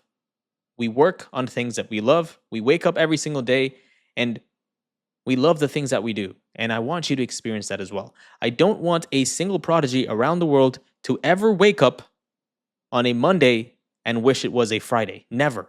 Never again. That's my goal. Okay? So I've done everything completely for free. All I'm asking is you give a subscribe. Okay? If you believe this is enough value so that you can get even more free resources just like this, and you want to give me the motivation, especially after this torturous one day, 24 hours, where I had to find the stupid error and it turns out to be in my .environment file. If you want to just support me and support the channel and also get high quality products like this on your feed, then all you have to do is just hit that subscribe button. Okay? Okay, awesome. So now that we have done this, if we try to click on this, it should 100% take us to the Stripe checkout page. Let's go! Okay, awesome. All right, I'm excited. All right, let's proceed now. Now that we have the checkout page set up, we want to also make sure that when the user comes back to this page, right, through the success URL, we want to first make sure that they are getting, we are listening to this endpoint, right? Because we don't have this endpoint set up. So go ahead, open up your terminal, open up your folder structure, and you want to create another folder inside the root folder. So I'm just going to shrink everything so it's easier.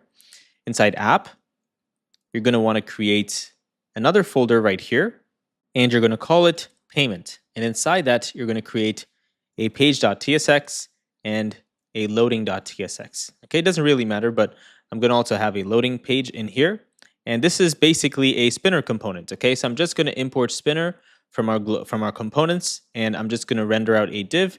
Just render height screen with full flex justify center item center, and the spinner is going to be right in the center of the page. Okay, and inside this page.tsx, I'm going to return a component in here. And the first thing is we're going to get access to a bunch of search params. Okay, and these search params come from Stripe. And if you don't know where that is, let me show you. Right here, you see we have the payment, session ID, and the other cancel ID, and all that kind of stuff. So essentially, we want to destructure them from the search params, and we want to capture those values in here. Okay, so let's go ahead and get search params, and let's also destructure the other two variables. And the first thing we want to do is we want to check to make sure that we have this session ID. So I'm going to say if session ID exists like this, right? Then what are we going to do here? So first, we're going to complete the user subscription. And once we get a 200 response, we're going to redirect the user to the auth callback page so that way we can send the user into their workspace. Okay? So what do we do first? Like I said, let's go ahead and complete the subscription. So I'm going to say const customer equal to, let me also zoom in, guys, so you guys can see clearly. Okay, customer equal to await complete. I'm going to call this subscription, and I'm going to pass in the session ID inside this. Now, first thing is change this to an async component, and then let's go ahead and create the server action. So I'm just going to go into the user page like this, and at the bottom, I'm going to say export const complete subscription, and this is going to be an arrow function, and this is going to need the session ID. So session ID is going to be a string. Okay, and inside this, first I'm going to have a try-catch block, and I need to first get the current user that is signed in. So I'm going to say const user equal await current user, and if there is no user, I'm going to return status of 400. Okay, or 404, sorry. And then after that, change this to an async component now. And then I'm going to say const session equal to await, and now I need to create that Stripe client. So a good thing to do, guys, would be to actually create the Stripe client in a different file, okay? And then you can import it right here. So that's another way to do it. But for now, I'm just going to make this simple. I'm going to scroll up top to this file, and I'm just going to put the Stripe client up here, okay? And let's also import Stripe from Stripe like this, and now we can instantiate that Stripe client, all right? So down here, I'm going to say const await stripe dot checkout dot sessions dot retrieve this specific session, which is this session ID, and if it is a valid session, right? If everything is good, then we're going to upgrade the user's plan. So I'm going to say const customer equal to await client dot user dot update, and I'm going to invoke it and say where the clerk ID, whether your clerk ID is like user.id, and the data that I want to update is your subscription status, and in there I want to update specifically the following data. So I'm going to change the customer, I'm going to set the customer ID in here, and I'm going to pass in the session.customer, okay? Customer like this, session.customer, okay? And this one has to be as string, okay? And next, I have to also pass in the plan. So I'm going to set plan to pro plan. Pro, hello, give me pro. All right, thank you. All right. Now, at the bottom here, if everything is successful, we will just return 200. So I'm going to say if, or inside this actually, let me see where I can put this. Okay, this is fine. So if customer exists, we'll return 200 response. That means everything is successful. And if not, then we'll return 404. And down here, just return a 400 error. Okay, awesome. Now let's go back and quickly import this the server action that we just created. And now we have to ensure that we have a 200 status. So I'm going to say customer dot this customer dot status. What seems to be the issue here? It's possibly undefined. Okay, so we want to make sure this is returning the status number and undefined. So let me go in here and make some changes, guys. Just give me a second. Okay, so all I did was move this from up top here down here. Okay, now in here, once we get customer status and it's 200, then I'm going to redirect the user using next navigation to auth/callback. Okay, done. Now, I have to make sure that if the user was trying to cancel, right, if something happened, not the user's trying to cancel, but if the subscription session was actually canceled in some way, then I have to search in here and check for that param. So if cancel is true, then I want to do the following. I want to return a div with a message that says something went wrong. So I'm going to say return a div, flex column, justify center, item center, height screen and width full, an h4 tag, and a paragraph tag that says something went wrong. Okay, done. So now we're pretty much set with the use subscription hook. And let me go ahead and try to test this out. Just give me a second. So I'm going to click on subscribe. And it might take me to a different page and I might not be authenticated. Let's just see. As long as it... Okay, so it redirected us to this page. Oops, I missed it. Okay, never mind. Okay.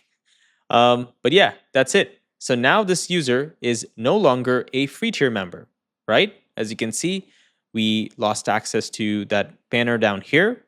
And we can also do other AI related features and whatnot.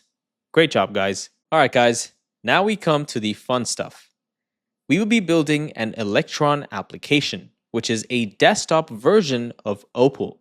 Now, it's not entirely the browser version in Electron, but it's a plugin that's going to help the user to record their screen and upload that into Opal. Users can then go into their browser version, access Opal, they can copy links and send them over. Okay? So this is essential to do right now. Do not skip this part because if we don't have the video, we're not going to be able to get transcripts. And as a result, we're not going to be able to use AI features. And as a result, we're not going to be able to finish the entire application in the right order. We also have to set up AWS S3 buckets to store these videos. So please watch this entire course in the right order. Okay? So first thing is go ahead and create a folder. I'm going to call this Opal-webprodigies-desktop app. Okay? Just like this. And now you want to go into your cursor and make sure your Opal Web Prodigies, the main application, your browser version is still running. Okay? You're going to go and click on New Window.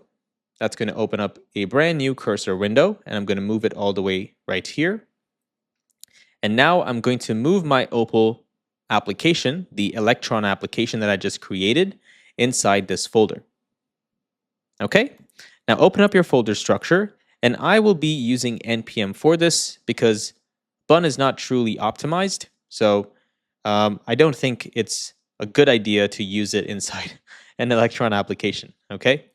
So go ahead and please type this command with me. It's npm create electron-vite because we will be using Vite for this application. And then you want to say at latest. Then you want to put a space and click on the dot, okay? And then hit enter. It's going to give you, the first command is what project template do you want?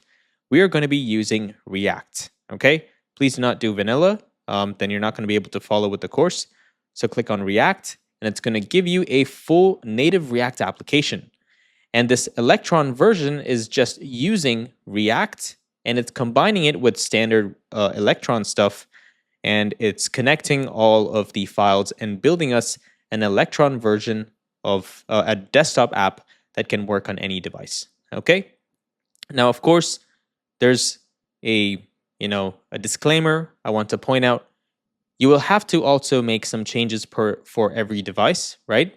Right now, we have only set this up for Windows. We have optimized it for Windows and Mac, okay? Even with Mac, I might have issues because, Mac has now changed a lot of stuff. They are prioritizing security. So there's a lot of things that we might, come across. And if we do, we will figure out a solution, okay? Because there is always a solution. So now go ahead and say npm I, which is going to install all of our dependencies. And as you can see, we have React and React DOM also included in this package. So it's going to go ahead and install everything, and then you should see all the errors pretty much disappear, okay? So let me go ahead and refresh stuff and make sure everything is good to go. Now, the first thing I'm going to do is inside my main.typescript file. Let me also zoom in a little bit more, which is inside the Electron folder. You want to click on this and remove this line. And then you also want to remove create require. We don't need it for now, okay? Next, just to make sure that everything is good to go, I'm going to type npm run dev and hit enter. Awesome. And if everything looks great, you should see a native application that looks like this. It's essentially just a counter application that uses React, of course. But if you don't see this for some reason, just make sure you follow the right steps. You can go back and do it one more time, okay? Now, Electron JS does not come out of the box with Tailwind stuff installed. So we have to go ahead and install Tailwind along with any other components like ShatsCN UI or any other libraries that we need, right? So I'm going to go ahead and open up the browser, and I'm going to search for ShatsCN UI. Now, click on installation, click on Vite.js, and you're going to find this command right here. You can copy this one. We already did this, so we don't need this. We only need this part. And I'm going to open up the terminal. I'm going to quit my terminal right here. I'm going to paste this command and hit enter. Next, we have to create or init Tailwind, so it creates our files. So in here, I'm going to type the same command and hit enter. And you should see a post CSS file and a Tailwind config file, okay? And this is going to use .js. You can change it to TypeScript, and you can change this one as well to TypeScript, okay? This entire project is configured using TypeScript, but I don't know why this gave me JavaScript here, but that should solve that problem. Now, if you look into the installation, you'll see the current version of Vite splits TypeScript configuration into 3 files, 2 of which need to be edited.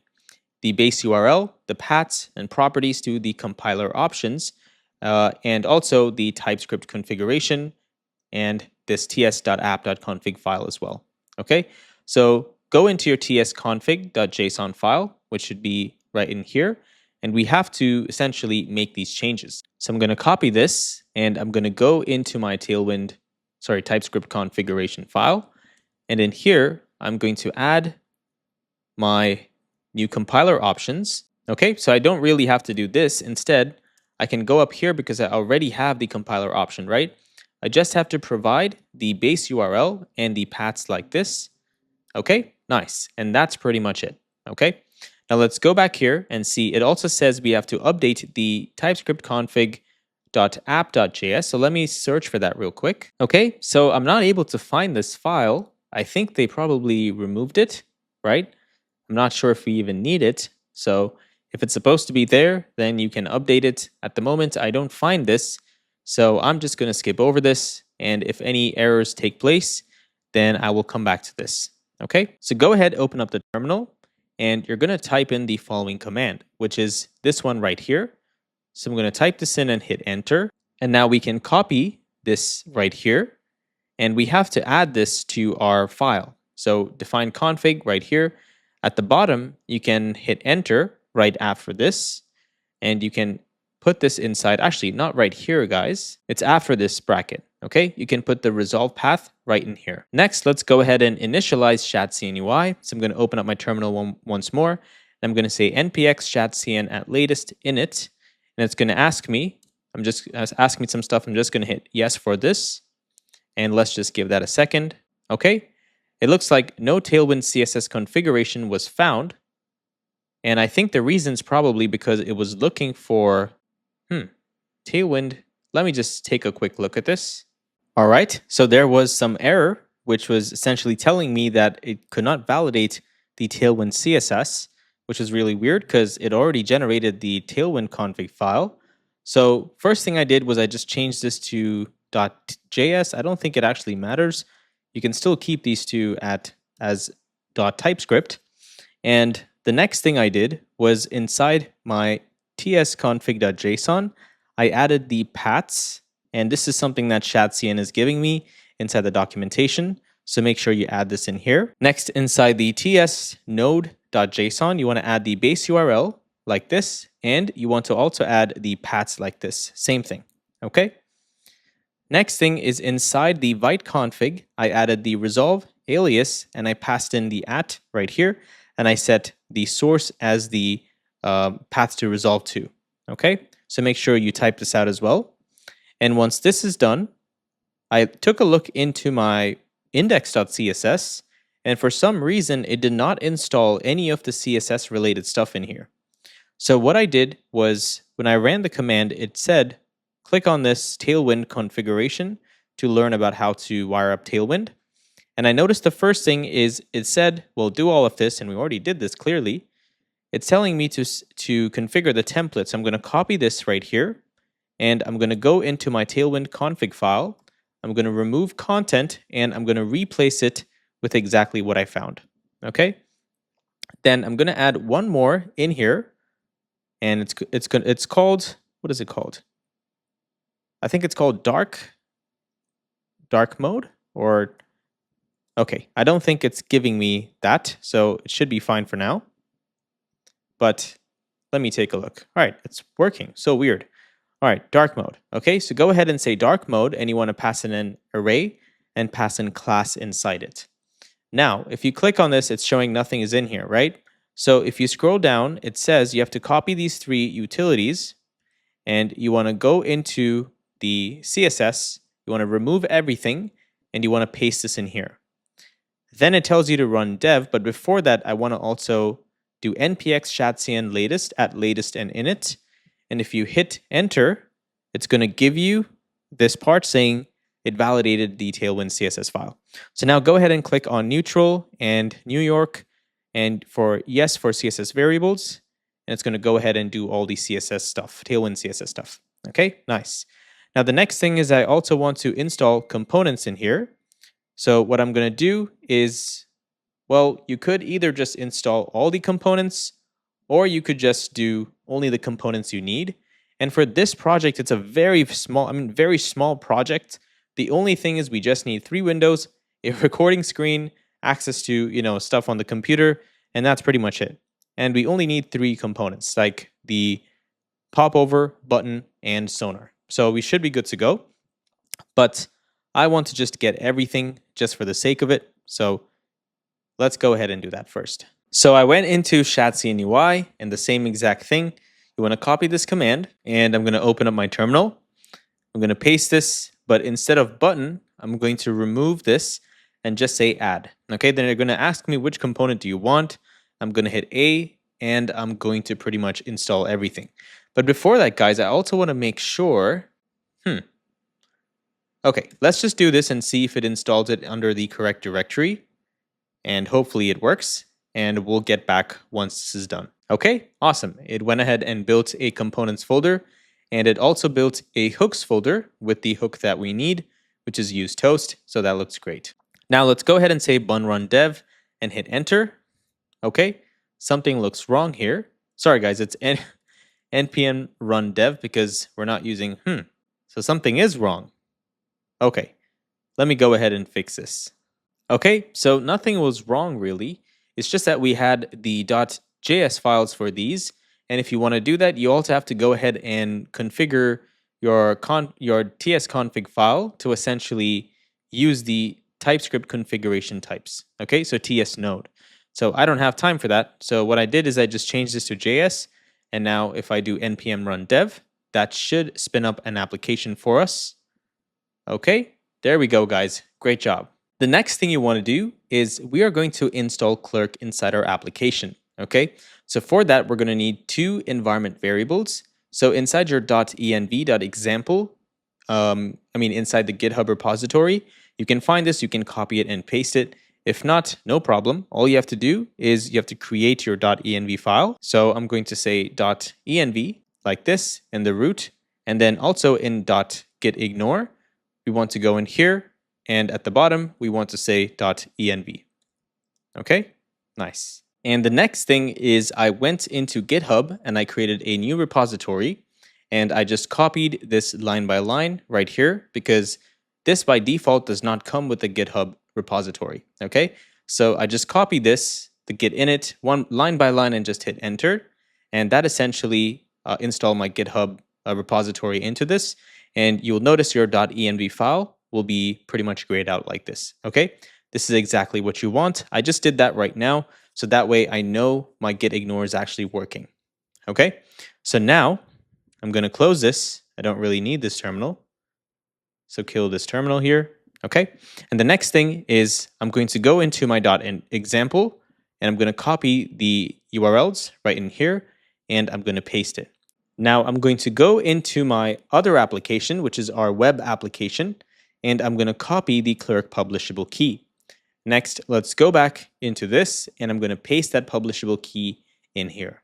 Okay, and this one, when we need it, we'll get to this. Right now, we don't really need it. So next, we also need to install clerk. So let's go ahead and do that. Now, the next thing is because we're using Vite.js, we have to install stuff with respect to the Vite version, right? So we have to go ahead and open up clerk documentation, and I see a React quick starter guide in here, and I see the command that I need. So I'm just going to copy this command, and in the terminal, I'm going to open another one actually. Not sure if I have to quit this terminal. It's very different from the traditional React application, right? So I'm going to go ahead and paste this in here, and if I look at my in my package.json, I see the clerk React. Okay, and let's go ahead and run run dev or npm run dev, and now I can restart, and I should see a window pop up. Okay, nice. So let me also make this a full screen window. Now, first thing is I'm going to go into my index.css.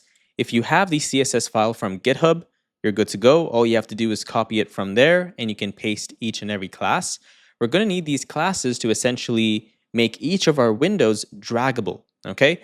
Because they're all individual plugins, right? So you can create these classes by copying it from GitHub, or you can pause and type from whatever's on the screen. So first one is draggable and non-draggable. Then for scroll bar, I'm going to turn that off as well. I'm going to change the width to 5 pixels. And for border radius on the scroll bar tracker, I'm going to change it to 10 pixels. And for the handle on the scroll bar, it's called scroll bar thumb, I'm going to set it to gray and set the border radius to 10 pixels. Okay, nice. Now I'm going to go ahead and close this. And let's go back into our app.tsx our main.tsx, and let's continue from here. So the first thing we want to do in our main file is we want to say const publishable key is equal to import meta.env.vite clerk publishable key. Next, I'm going to say if there's nothing inside the publishable key, then I'm going to throw an error and just say missing publishable key. Okay, so far, so good, because we have it, so good to go. Next, inside here, this application is supposed to be wrapped inside our clerk provider. So I'm going to grab our clerk provider, and this clerk provider can be imported from clerk@clerk reacts. And now the clerk provider is going to need the publishable key and the after signup URL. So I'm going to say clerk provider like this, okay? And inside that, I'm going to pass in my app, and I'm going to pass the publishable key as well as the after sign out URL, okay? And down here, let me just make sure this looks good. Yep, this one looks good too. And this is some stuff that we don't have to really care about. It's just the IPC renderer, essentially listening to events and stuff like that, okay? So you don't really have to bother about this. Now, if you click into this app.tsx, you're going to see this file right here, right? Let's go ahead and remove everything from here, and you can return a div, and you can just say something in here like this, and it should render inside your application, okay? Nice.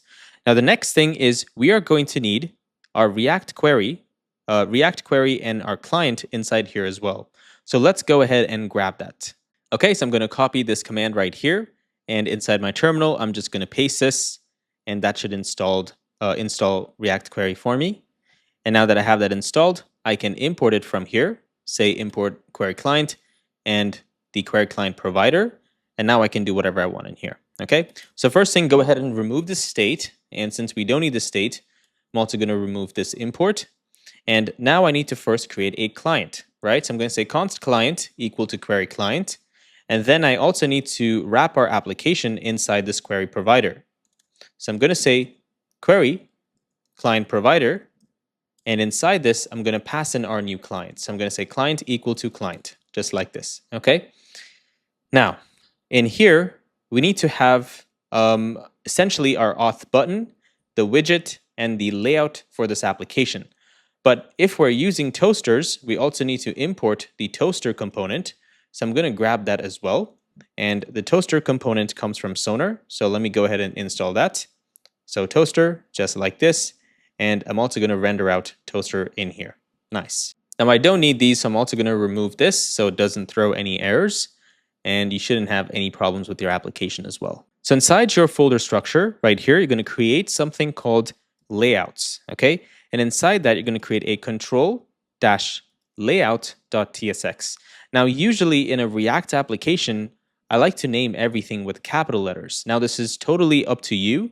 You don't have to do it, but I just like to do it because it makes more sense. Okay. Because these are components and they're not similar to routes. So you can call this control layer.tsx like this. And this is probably what you would see in in a production environment as well. Now I'm going to go ahead and return a component right here. And this is going to be called control layer because of the component name right here. Okay, nice. Now this is going to need first the children and the class name prop. So let's go ahead and grab that and let's destructure this from the props. And now the first thing is we're going to create a state. And this state is essentially going to check to see whether the IPC renderer wants to hide the plugin or show the plugin. And based on that, we're going to set the isVisible state to true. Okay, so let's go ahead and create that state right here. So isVisible and isSetVisible, and we're going to import uState. And this is going to be set to false by default. Now remember, we had something called the IPC renderer, right? We're going to go ahead and call this method here, call onHidePlugin, and we're going to pass in a callback function. So it's kind of like, it's basically event emitters, right? Think about it that way. And I'm also printing the event here so I can see what's going on. And I have set isVisible, and I'm going to pass in the payload and the state.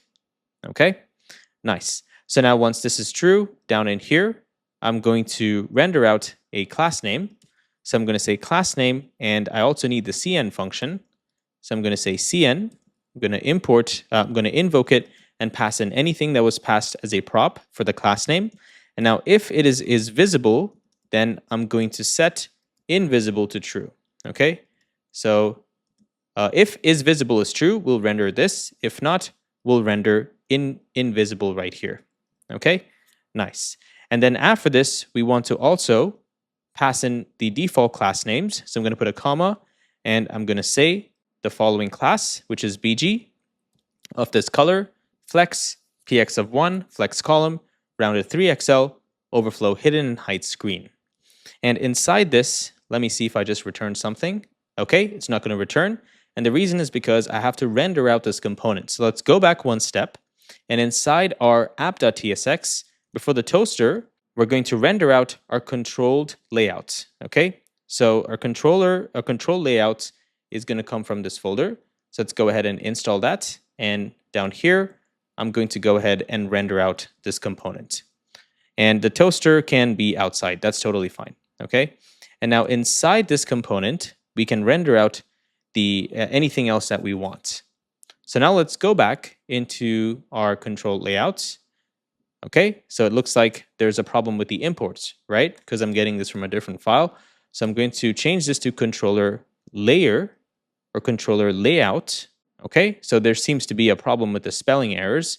So layout like this, and let's go back. And I probably also want to change it right here. This is why I hate typing, guys.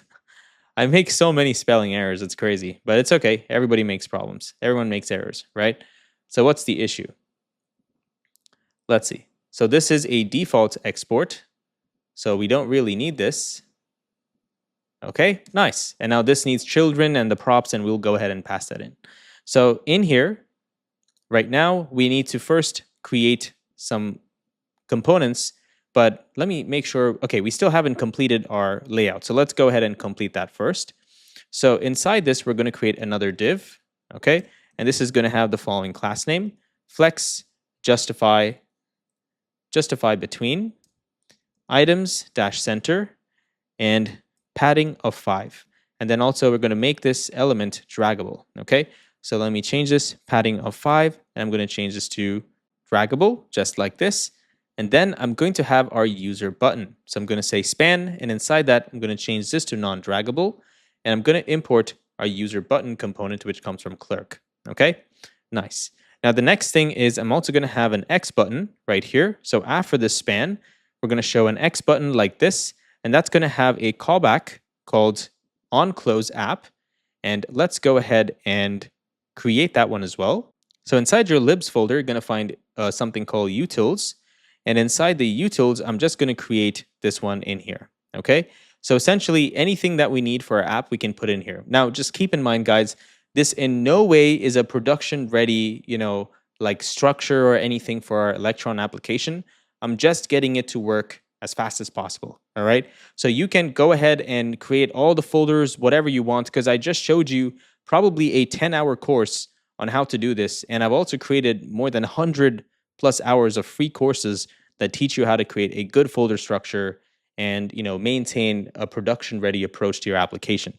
Use the same principles in here as well, okay? But for now, I'm just going to go ahead and set it up this way because I want to do it as fast as possible. So basically, when the user clicks on the close app, we're firing an IPC renderer called close app, okay? And then inside our main file, when we start up our entire application, we're going to set up the listener for this event. And when this event is fired, then we're going to essentially crash the window, whatever we need to do, okay? Quit the window, sorry, not crash, okay? That's probably what we need to do in there. So just wanted to give you a heads up that events are going to be across different pages. And if you don't understand, well, it's very simple. If we're sending something from here, we're probably receiving it from somewhere else. And if you're receiving from somewhere else, we're probably sending it from a different file. So just keep that in mind as we develop, okay? That way you're not confused and you're not lost as to what's going on. So now I'm going to import the onClose click handler. And now this X button can act as a closing option for our application. Okay, so I'm going to also import X from Lucid React, and now I have that component. All right, awesome. And after this div, guys, right here, go ahead, create another div.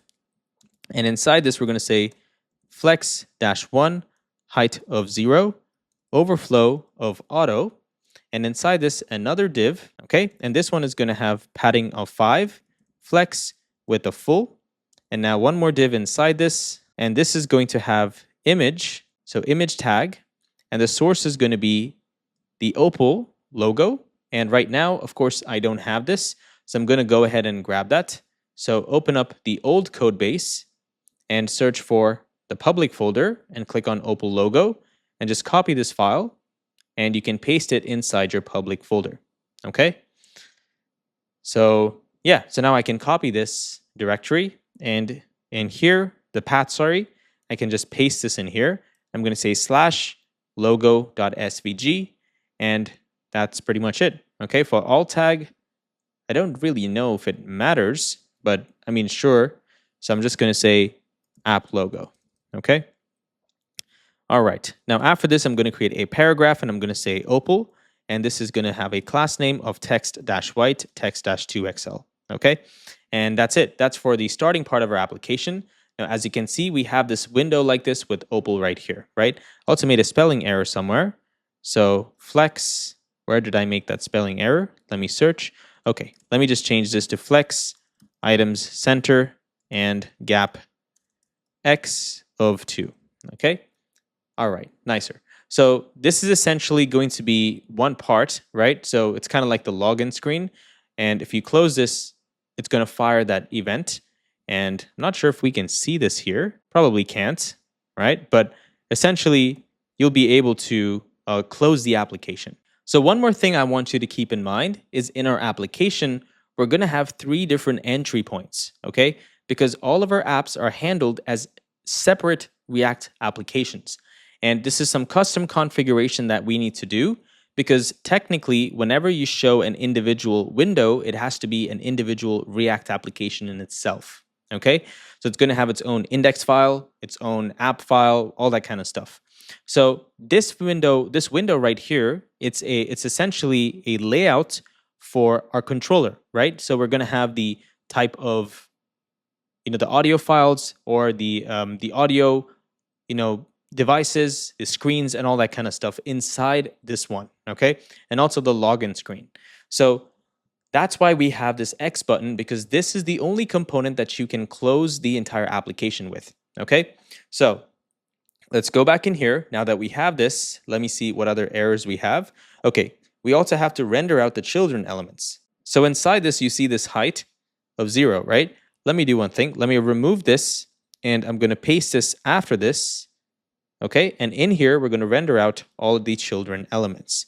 So I'm going to say children like this. Nice. Now let's go back, and inside this, we now have to pass in our children elements. And the first thing we're going to build is our auth button. Sorry, I kind of choked there. It's our auth button. Okay, so go ahead, and you're going to say auth button like this, and you want to open up your folder structure. You want to go into your components. You're going to create a folder in here. Let me close this. Where is that? Okay, components. We're going to create a folder called auth, global. Okay, and inside this, I'm going to create another folder called auth button. Okay, and inside this, an index.tsx. And now in here, I'm just going to return a component and change this to whatever I want. Now, this does not have any props, so you can pretty much remove this. Okay, we don't need this. There's a lot of squiggly lines, so you could go into your TypeScript and change that if you'd like. But all we need right in here is the sign out and the sign in button. So let's go ahead and grab those. It comes from Clerk. And first thing I'm going to say in here is signed out. Okay. And I'm going to wrap this component, all the components inside this. So first we're going to create a div with flex gap x3 height screen. And we also have justify center item center. And inside this, we're going to have the sign in button and then the sign up button. So sign in right here. And this is going to need a button right here. And it's called sign in. Okay. And I'm just going to provide the following styles. Please pause and type. Okay. And then the button right after this is the sign up button. So I'm going to say sign up button, pass in a button again, and say sign up in here. Okay, cool. So now let's go back and let's quickly import our auth button. And that should not have any errors. Okay, nice. And next thing is we're going to need to set up the widget. Okay, and our widget is essentially our media sources and everything that we need in terms of this specific application, right? So as you can see, sign in and the sign up, and Opal got pushed to the bottom. Okay, I just had to scroll down. So Opal is right here. So go ahead and sign in. Okay, it's taking us to Clerk, and just give me a second. Okay, so I tried to access my account, and it's just giving me some prompts. So let me go ahead and try to allow. All right, awesome. And now I can see the Clerk icon. Great job, guys. Okay, another quick fix I made in here is I went into the controller layout and I removed the height screen from here. Okay, that way it doesn't always take the full height of the screen, and it's just kind of in one single location. Okay, feels easier. Okay, next thing we're going to do is we're going to go into our app.tsx, and in here we're going to need to create our widget component. Okay, so go ahead, and after this you're going to say widget like this and open up your folder structure. You're going to go into global components, and I'm going to create a folder called widget, and inside this an index.tsx file. Now let's go ahead and return the widget component itself. This component does not need any props. I'm going to remove all the props for this component. And in here, first thing is we're going to need to get the user state, right? We need all the user information. So for this, I'm going to create something. I'm going to invoke, not create, guys. We already have a hook, actually. I thought I could create a hook, but I don't think I need it. So let me go ahead and say const user equal to use user. Okay? And you can invoke that, and now you're going to get access to the user. And once you get access to the user itself, you can scroll all the way down here, and let's go ahead and return a div like this, with the class name padding of 5. And after this, down here, I'm going to show a clerk loading component. And this is going to have a div with the class name height of full. And then I'm going to put flex, justify, center, items, center. Okay, nice. And then inside this element, I'm going to render a spinner component, which I don't have right now. So I'm going to go ahead and grab that component. And you can pretty much grab it from the GitHub, or you can go in here and you can just pause the screen and type, okay? But I just suggest you just get the repository, else you're going to be typing forever. So I'm going to say loader like this, and inside that, I'm going to say spinner or index.tsx, and maybe it makes sense to call that component loader, right? Not spinner. So loader like this, and I'm going to quit this, rename this to loader, and I'm going to import it from our loader file. Nice. So now that we have our spinner components, after the loading, I'm going to show the signed in component, and the signed in component comes from clerk as well. So let me go ahead and grab that stuff. So in here, I'm going to say signed in, okay? Or not sign in, guys, sorry, signed in like this. And we also need, I think this is enough, okay? Just signed in for now. And here, I'm going to render out the signed in component, but the signed in component actually needs the profile info. So what I'm going to do is I'm going to grab some of the information for the user's profile, and I'm going to need to create a state to actually hold that user, right? So let me go ahead and do that. So up here, I'm going to say const, and I'm going to call this profile and set profile. And this is going to be equal to use state, and let's invoke that. And this is going to have a default type, okay? So this type is going to be as follows. So let me go ahead and copy this and save you some time.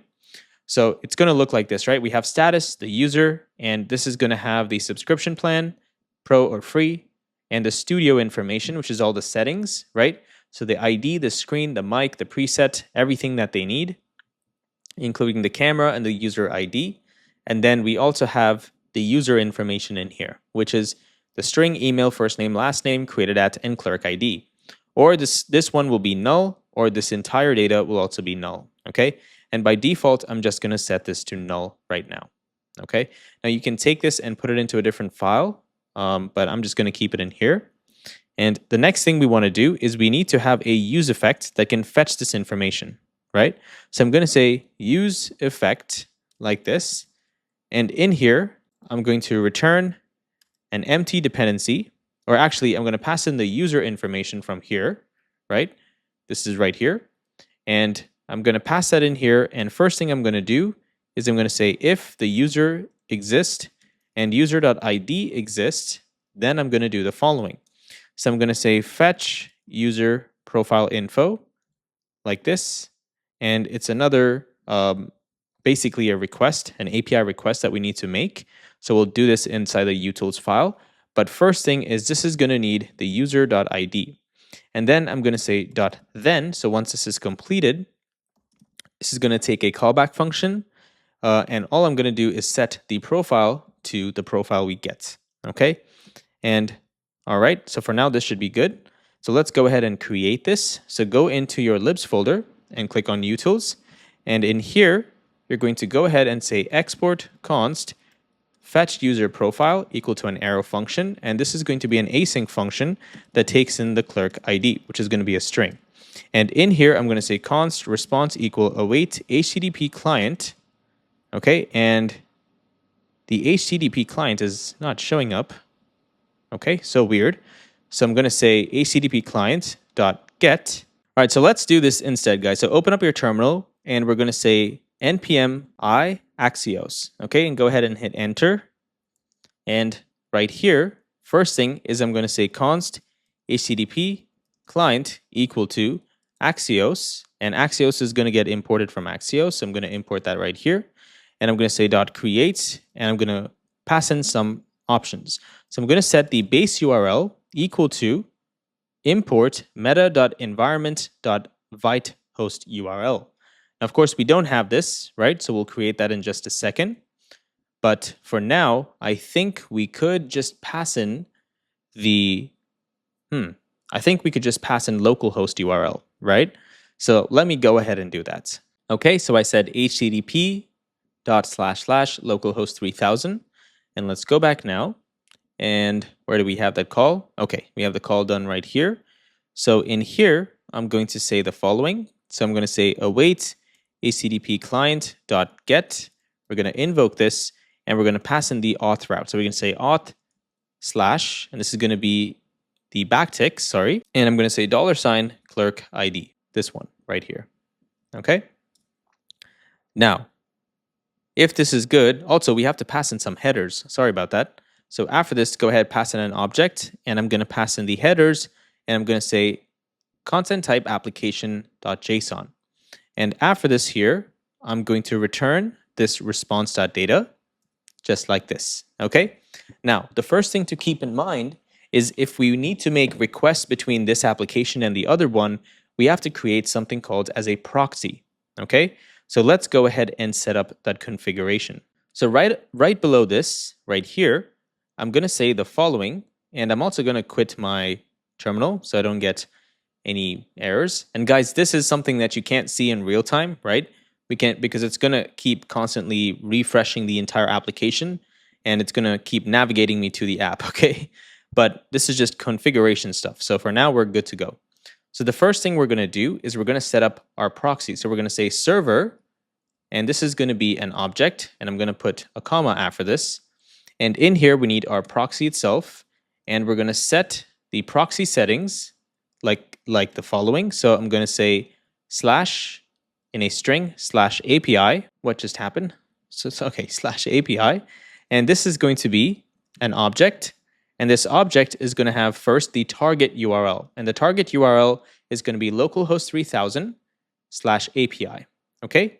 And then after that, we have to have the change origin. So I'm going to pass the change origin in here as well. And I'm going to set this to true. And after that, we need to have, okay, looks like this is in the wrong place. This has to be along with the target, okay? So we're going to say change origin in here. And the next thing is we need to pass in a rewrite path. So the rewrite path in here is going to be the following. So I'm going to say rewrite path.replace this API with nothing, okay? So now we're going to be able to make requests. Now go ahead, open up your terminal, and you're going to install the following. So I think we actually don't have this. Let me just take a quick look, guys. Okay, so I'm going to say npm I vite-tsconfig-paths, and let me go ahead and install this package. And we're going to scroll down to where you find plugins right here. And after React, you're going to pass in the plugins, the plugin that we just imported, and you're going to import it, okay? And this can be imported from the new library that we just installed. Okay, now I'm going to go ahead and close my Vite configuration file. And inside my app file, I think I also have to import the widget itself. Okay, nice. And let me just take a quick look at this file.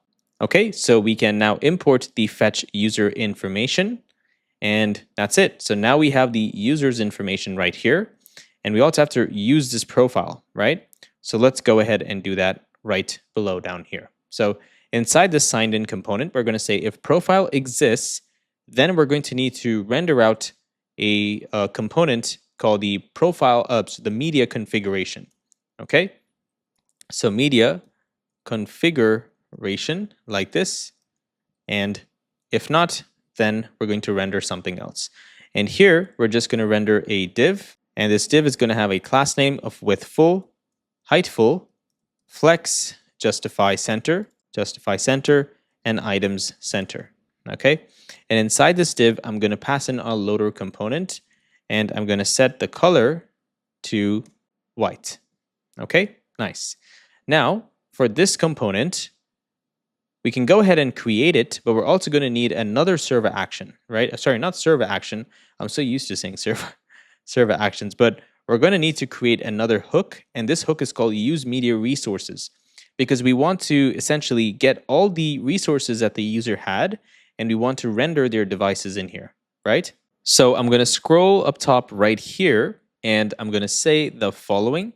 So I'm first going to say const. We are going to get a state, or let me first put the other side of the equation, which is use media sources. Okay, and this is going to give us the state, which we're going to get from this hook, and we're also going to get fetch media resources. Okay, so let's go ahead and build this out. So you want to open up your folder structure, and I'm also going to comment this out for now, this whole section, because you don't really need it. I'm going to scroll down and I'm going to click into my hooks, and I'm going to create the use media resource dot TypeScript file. Now inside this, I'm going to do the following.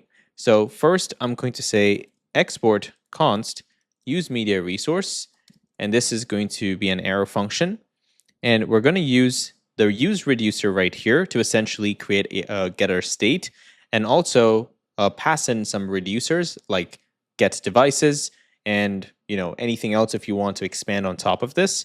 And we can use the reducer in here to essentially change the state in the future. Okay, so right away I'm just going to say const state and action. This is equal to use reducer. We're going to invoke it, and this is going to take the first one. This is going to take an arrow function as the first parameter, and after that we also need to pass in the default data, right? So in here, first thing is we're going to get state, right? And this state is going to be of a specific type, and that type is going to look like this. So let me go ahead and create the type up here. It's called source device state props. Okay, we're going to have displays, audio inputs, error, and is pending. And for each of this, app icon, display ID, ID, name, thumbnail. And down here for audio, it's going to be device ID, kind, label, group ID, and that's pretty much it. So pause and type this out. Okay, so now here I'm essentially going to call this one and say the state is going to be of this specific type, and our other one is going to be an action, and our action is going to be a bunch of different action props. So I'm going to scroll up here and I'm going to say type like this, and we're going to call this display device. So display device action props, and we're going to have the first type called get devices. And the payload for this is going to be the exact same thing. Okay, so this type right here. And right here, I'm just going to pass in that type for the action. Now, inside this, first of all, I see an error here. Let me see what's going on. Okay, let's just fill this up, and then maybe because we're not returning any data, it's screaming at us. So we're going to need a switch statement. And the key here is going to be action.type. And for the value here, I'm going to say if this is equal to get devices, then I want to return the following, okay? And down here, I'm going to return the state itself for default. Now, inside this section, I want to first return return all of the devices that I currently have. So all of the state data, so this one, but I want to also pass in the action.payload, okay? So I'm going to say everything inside state, but we're going to pass in action.payload, okay? What seems to be the issue here? Okay, I have to use a spread operator for this one as well. All right, nice. And by default, we'll just return the state itself. Now, after this purple one, I'm going to create another object, and now I have to pass in the default data, right? So my displays, the audio inputs, and is pending is going to be like this. So I'm going to say display like this. Displays are going to be an empty array. Audio inputs an empty array. Errors, it's going to be null, and is pending is going to be false. Okay? Now, right here at the bottom, we're going to need to create a function called fetch media resources. And we are going to essentially return the state and the fetch media resources so we can essentially get all that data. Okay? And we can also do it inside the component. So that's pretty much it. So I'm going to say const, and this one's called fetch media resources.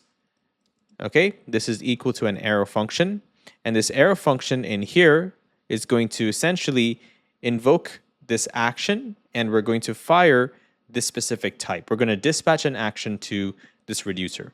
Okay, and now guys, if you want to see a much more in-depth breakdown of the entire use reducer and how you can pretty much build your own Redux library completely from scratch, then you can watch the Plura video.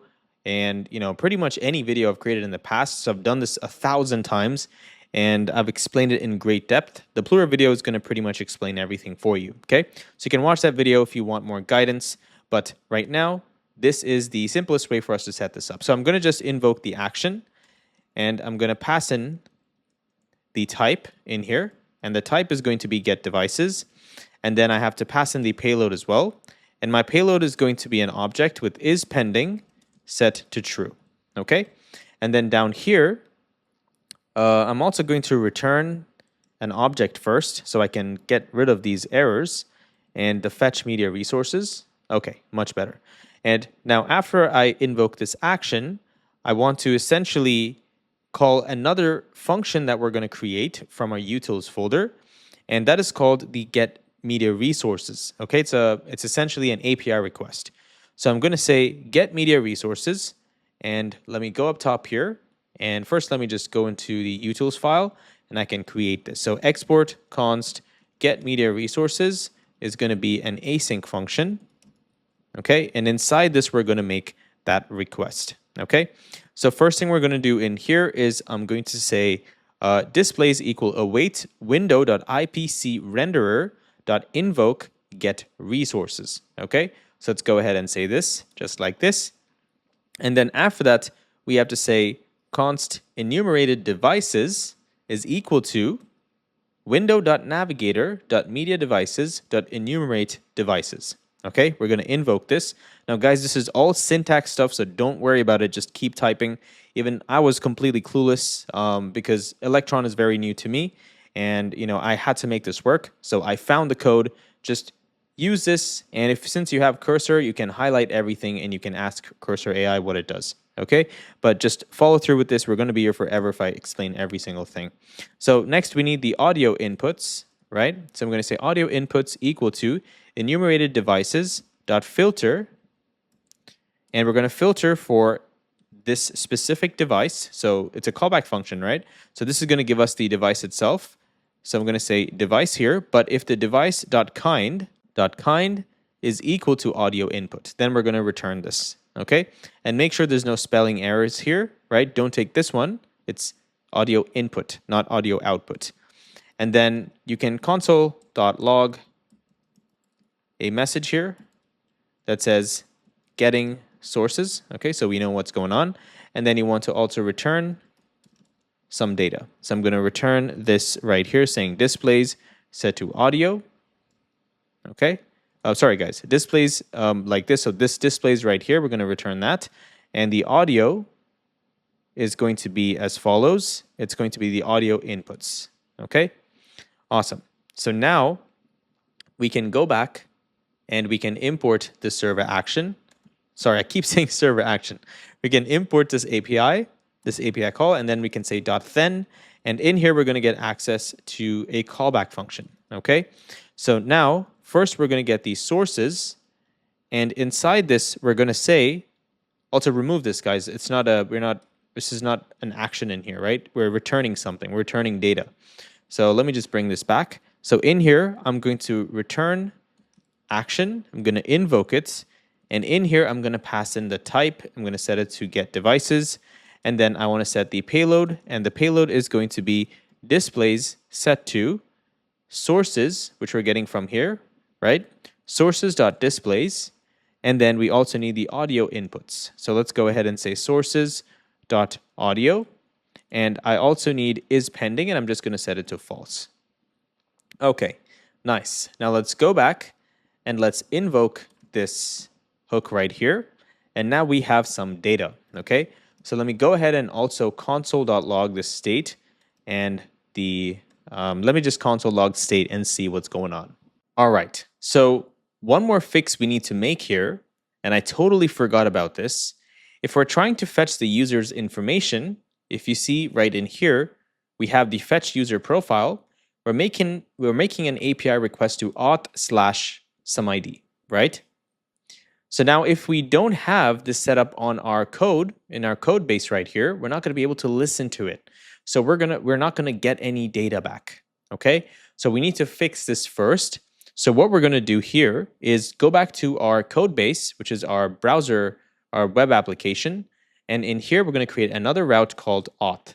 And inside that, create a dynamic route called ID, like this, and a route.typescript. Now inside this route.typescript, we're going to export a get function, okay? And I'm going to call it like this. And the first thing we're going to get from our parameter is the request. So I'm going to say request is going to be next request from next server. And we're also going to get some params, right? So I'm going to say params, and I'm going to destructure it right away. So why is this not showing up? So params like this, and this is going to be an object with params, and this is going to have ID set to a string, okay? Now, inside this, I'm going to first go into our database. I'm going to say const user profile equal to await client.user.findUnique, and we're going to get the user ID, right? So we're going to say where the clerk ID is of type ID. So the one we got in the param, right? So that'll be ID, that's correct. And then include, because we're going to get some data from it, we want to get the studio information, and we want to set this to true. We also want to get their subscription plan. So we're going to set this one to true as well. And now it looks like it's saying cannot find ID in here. Let me see why that's going on. Okay, it's because I haven't destructured it from here, right? So I can say ID like this, and now I can call that down here. And once this is done, we want to make sure we have the user profile. So down here, I'm going to say if user profile exists, return a next response and send the JSON data to that call. So 200 response and send the user profile. Now, the next thing is down here, I'm going to say the following, which is if the user does not exist, then we need to create the user, right? So we're going to need the clerk client, which comes from Nextjs, from clerk Nextjs server, and we're going to need to create the user down here. So in here, I'm going to say const clerk user or instance. This makes more sense. So instance equal await clerk client. We want to make sure you import it, and then we're going to say users dot get user, and then import this, and you want to pass in the ID. Okay. And now down here, we're going to essentially say const create user equal await client dot user dot create, and we're going to invoke this one, and inside it, we're going to pass in the data. So there's a lot in here, so please just follow through with me. First one we need is the clerk ID. Then we need the email ID.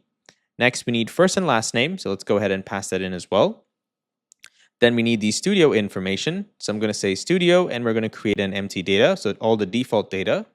Then for workspace, I'm going to create a workspace along with their name, right, as their first personal workspace. And then after this, down here, I'm going to create a subscription and just use default data for now. And then after this, down here, which is after the data. So once we create, we also want to include the subscription, and we're going to select the plan, okay? And now after this, all the way down here, if we created the user and everything was successful, we need to return a 201 response, right? So I'm going to say if user exists, if created user exists, then I'm going to pass in the return a next response with JSON of status of 201, and I'm going to pass in the create user, okay? And also, I just want to make sure this clerk ID was set to params.id, but here you just want to change it to ID, okay? And for email, I'm just going to extract everything from the clerk instance, and that should be good to go. Now, if this failed, then I'm going to return a 400, and also maybe console.log and say error. And you can also put this in a try catch if you'd like. But for now, I'm just going to say error occurred here, or maybe let's do that, guys. So let's wrap everything. Okay, let's wrap it inside a bracket like this. And I'm going to scroll up here, and I'm going to say try. And at the bottom, I'm going to say catch like this. Okay, and inside the catch, I also need to get access to the error. I'm going to say error, and I'll pass the error in here. Okay, and if this endpoint is hit, I also want to know. So I'm going to say console.log endpoint hit, and maybe we can pass in an emoji, right? Something like this. Okay, nice, cool. All right, and it looked like I made another error inside our environment file. So go back to our Opal the Electron version, and inside Vite hosted URL, you want to change this to API, okay, /API. And now if you go back to our endpoints right here, and if you open our application, and if you refresh this, awesome. And if you take a look right here, it's saying endpoints hit, and we got a 200 response from this. Okay, awesome. All right, guys. So the reason why we were not getting any data back was because we were getting the CORS error. Now, there is a much simpler way of approaching this and fixing the problem and resolving the CORS problem. But the good news is we are hitting the endpoints even without the fix, and we were still getting a 200 response. Okay, it's just that it was blocking us from, pretty much getting the data back because of CORS. Okay, and by the way, if you don't know, you can actually open a dev tool like this in here by clicking on View and clicking Toggle Developer Tools. Okay, that's how you can open this inside an Electron application. All right. So yeah, guys, that was a problem, and the fix I got for this was, again, thanks to the Cursor AI, because all I did was I created a Next.js documentation. I think it's called a composer, and you can literally call the doc itself by just passing the URL, right? And if you don't know how to do all of this, it's totally fine. You don't need to because I already have the code, but I'm just telling you what I did, right? So I basically created a composer, and I think it's Command K, if I'm not wrong, something like this. I totally forgot what I did, but I created a composer, and inside the composer view, I essentially added the Nextjs documentation, and by just providing the website, and it automatically got all the code for me, and it told me exactly how to fix it. Now, the first method was to install cores and do a bunch of setup, and I wasn't really interested in that stuff because I know you don't really need to do that, right? I'm just having some weird errors, and I will probably find a better solution, but this is pretty close to a decent solution. So the problem is our Nextjs application does not recognize this as an allowed origin, right? So we can do that inside our middleware file. So you want to go into our web application version, and you want to scroll down into your middleware.typescript file, and this is what it used to look like. So you probably had something like this, right? You want to basically redo this file. Okay, you can keep this configuration stuff at the bottom the exact same. We only need to change what's happening in here. So essentially, first we're going to create a variable called allowed origins, and then we're going to pass in localhost 5173 and then 3000, of course, in here. And then inside this variable CORS options, we're going to create access control allow methods.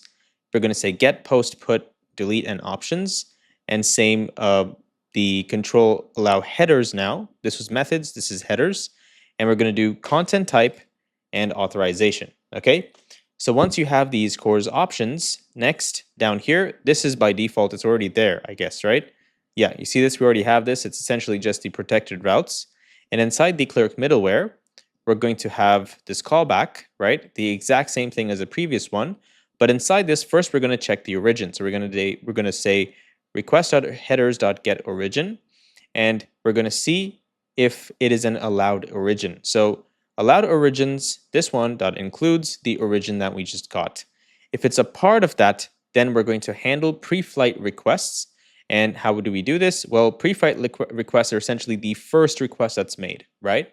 So we're going to say if request.method equal options, this is essentially the pre-flight request. Then we're going to say const pre-flight headers equal to an object.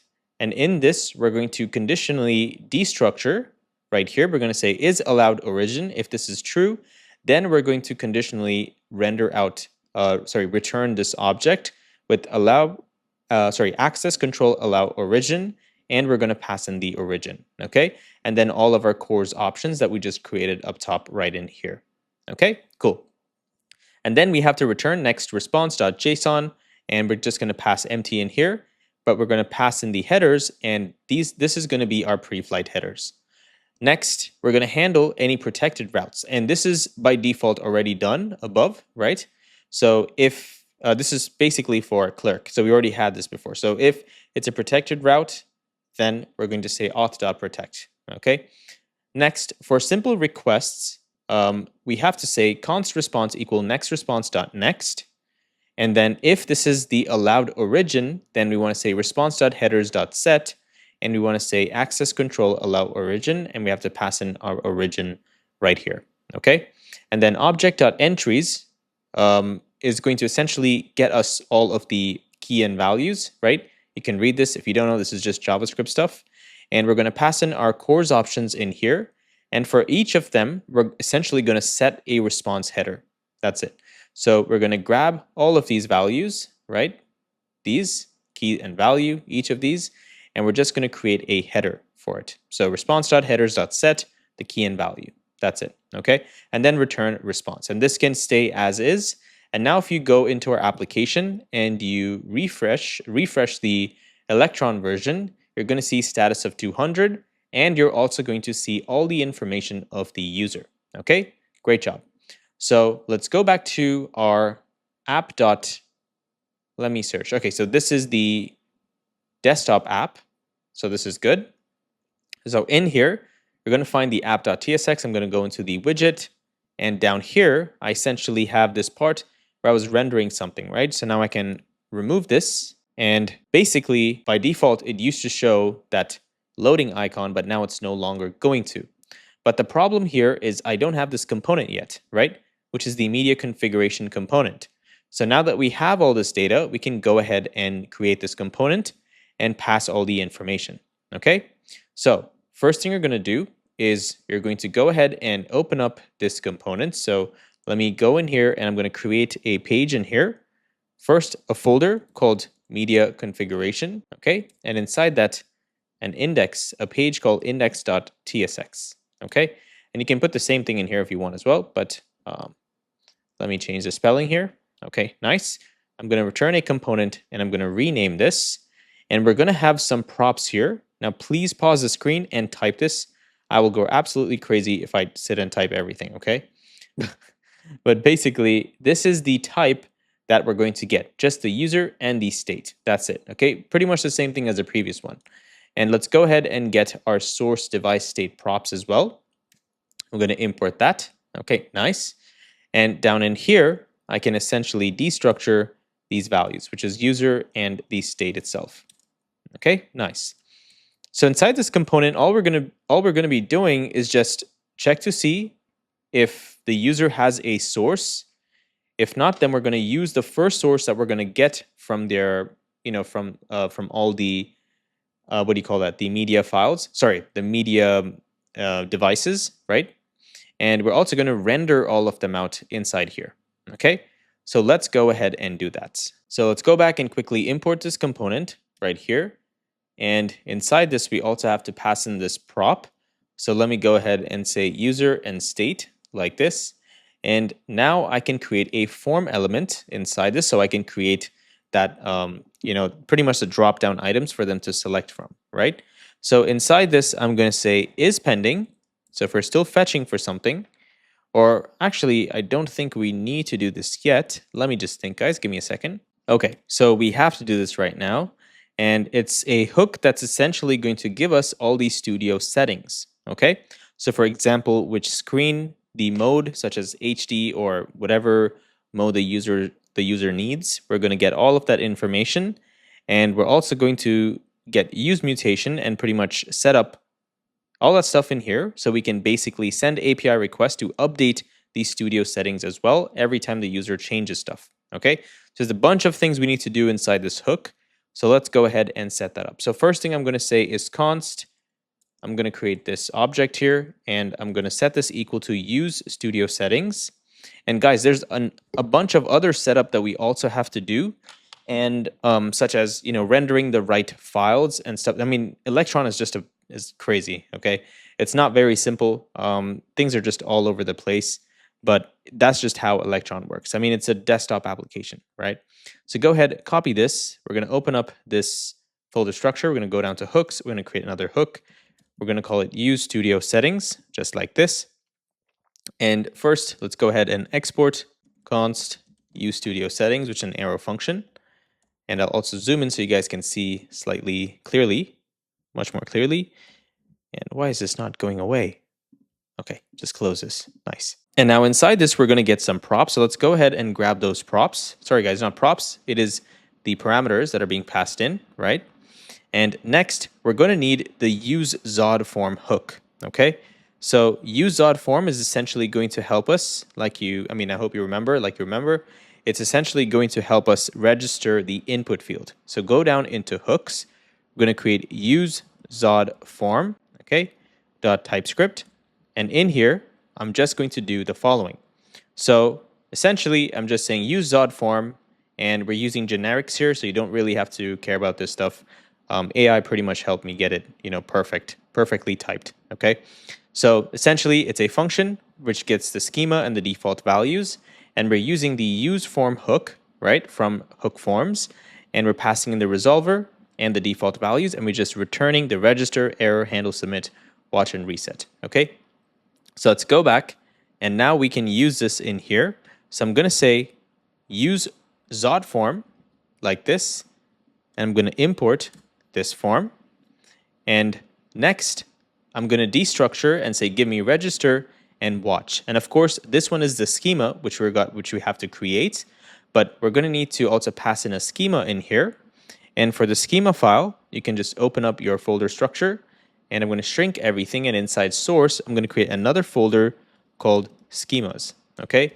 And in here, the first one I need is my my studio settings, right? So studio-settings.typescript. And in here, you can, oh, sorry guys, not .typescript, it's .schema.typescript, okay? And in here, all I'm going to do is say Zod, Z from Zod, Z.object, and it's a screen, audio, and preset, and these are all strings, okay? But the preset is an enum, which is HD and SD, okay? So let's go back, and now I can import my schema, okay? Nice. And now I need to get these two, I already have these two values, but it's not being used anywhere, so it's just, kind of screaming. Watch is assigned a value, but it's never used. Okay, that's good to go. So next, I'm going to create a state here that's going to save the preset, okay? So I'm going to say useState. So on preset, set preset equal useState. It's going to be one of these types or undefined. And for now, we can just pass it nothing, okay? Next, we're going to need use mutation. And use mutation is going to help us update the studio information if the user changes anything, okay? So that mutate function that we're going to get from here, we're going to return to the front end, and every time the user changes the dropdown, right, we essentially will just fire the mutate. And let me also show you what this looks like so you have an idea. All right, there we go. So hopefully now everything makes sense. This is the Opal page. There's going to be an X mark here. This is just a rough mockup. And we're going to have the tray right here. We have this, and then we're going to have some more components, right? We also need the user's screen sharing, right? And also the overlay so we can show the user's face if they have a camera. So all of that stuff. So essentially, when they change this, we need to save the information. So these are the drop-down items that I'm speaking about, okay? So let's go back now. And in here, first thing I'm going to do is I'm going to say const. I'm going to destructure some data from the use mutation hook. So use mutation like this. Let's invoke it. And inside this, we need to first pass in, or I think I can also get mutate here and is pending first. Okay, nice. And in here, we need to pass in the mutation key. So I'm going to say mutation key is equal to update dash studio. Okay, like this. Please don't make any mistakes here. Okay, take a look at the spelling and type correctly. And then the mutation function is going to be a callback function. And this callback function is going to give us data from here, but we're going to destructure some values from this. So the first thing we're going to need is screen ID, the preset, and the audio. So let me go ahead and say screen ID, audio, and preset. Okay, and I'm also setting some types on these values. And now inside this, I'm going to have the server action, or the API call. So essentially, I'm going to say update studio settings, not schema. It's just settings. And this is the API call that I need to create so I can pass it with this mutate. Okay. So go into your libs folder and click on utils. I'm going to scroll to the bottom. I'm going to say export const. I'm going to paste this use the update call, right? And inside this is going to be a arrow function. And now this is going to need some props. I'm going to go ahead and get those props, which is ID, screen, audio, and preset. And next in here, I'm going to make that call. Okay. So the API call essentially. So I'm going to say const response equal await HTTP client. If it will give it to me. Okay. And also make sure you change this to an async component. Okay. And down here, I'm going to say await client.post. Okay. Post endpoints. And in here, I have to send this to the studio endpoint. And this needs to be the backticks, guys. And I'm going to say $, curly bracket, and pass in the ID. Okay. And next, the next value I need to pass in is all the data. So I'm going to say screen, audio, and the preset. So in case they change that stuff. And after this, I'm going to pass in one more, which is the headers. So I'm going to say headers, and I'm going to pass in the content type. So content type, and I'm going to set this to application-JSON. So I'm just going to copy this so I don't make any spelling errors. Okay, nice. And if we don't need to check, we can just return the response. So I'm going to say return response. Okay, or response.data is probably better. All right, nice. Now let's go back and let's call this. Let's import this function. And now that we have the data, now that we have this function here, we also have to pass in all this data. So first thing is I'm going to say data.id. So this one, okay? So make sure you don't pass this in, right? You can just pass this data from here. So data.id, data.screen, data.audio, and then we also have to pass in the data.preset. Okay, nice. And now, once this is done, we also want to have an onSuccess function. And this onSuccess function is going to help us essentially invoke send a toast message. Okay, so I'm going to say onSuccess, and this is going to be another arrow function. Okay, and this is going to give us the data. And in here, I'm going to return a toast from Sonar, and I'm going to say data.status, if it's equal to 200, then I'm going to return success. And if not, then I'll return error. Okay, and let's change this to success. Nice. And it looks like something is wrong in here as well. What seems to be the problem? Oh, okay, this is the error here. Okay. And next, we also have to pass in the message. So description is going to be equal to data.message, like this. Nice. So cool. Now we are done with our use mutation. And at the bottom, I'm just going to go ahead and say return. And for now, I'm going to need to, let me think about this. What if I could have a use effect that could essentially do this for that component? So what I mean, guys, is inside this form, we also have something called watch, right? So if we could just use the watch to listen to the element changes, and then accordingly, we can just fire the mutate function. That might be better, right? So we can do that. All right, that was just a good idea. Anyway, I'll do that later. I just wanted to remember, so I just say it out loud. So I'm going to first create a use effect, and this use effect is going to fire our IPC renderer, okay? And the IPC renderer is, like I said, it's kind of like an event emitter. We're going to send an event, and we're going to listen somewhere else, okay?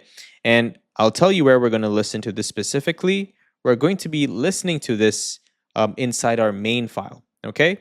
And when that happens, that means when we get that data, we'll also pretty much, push the content to our feed. Whatever we need to do with it, doesn't matter, right?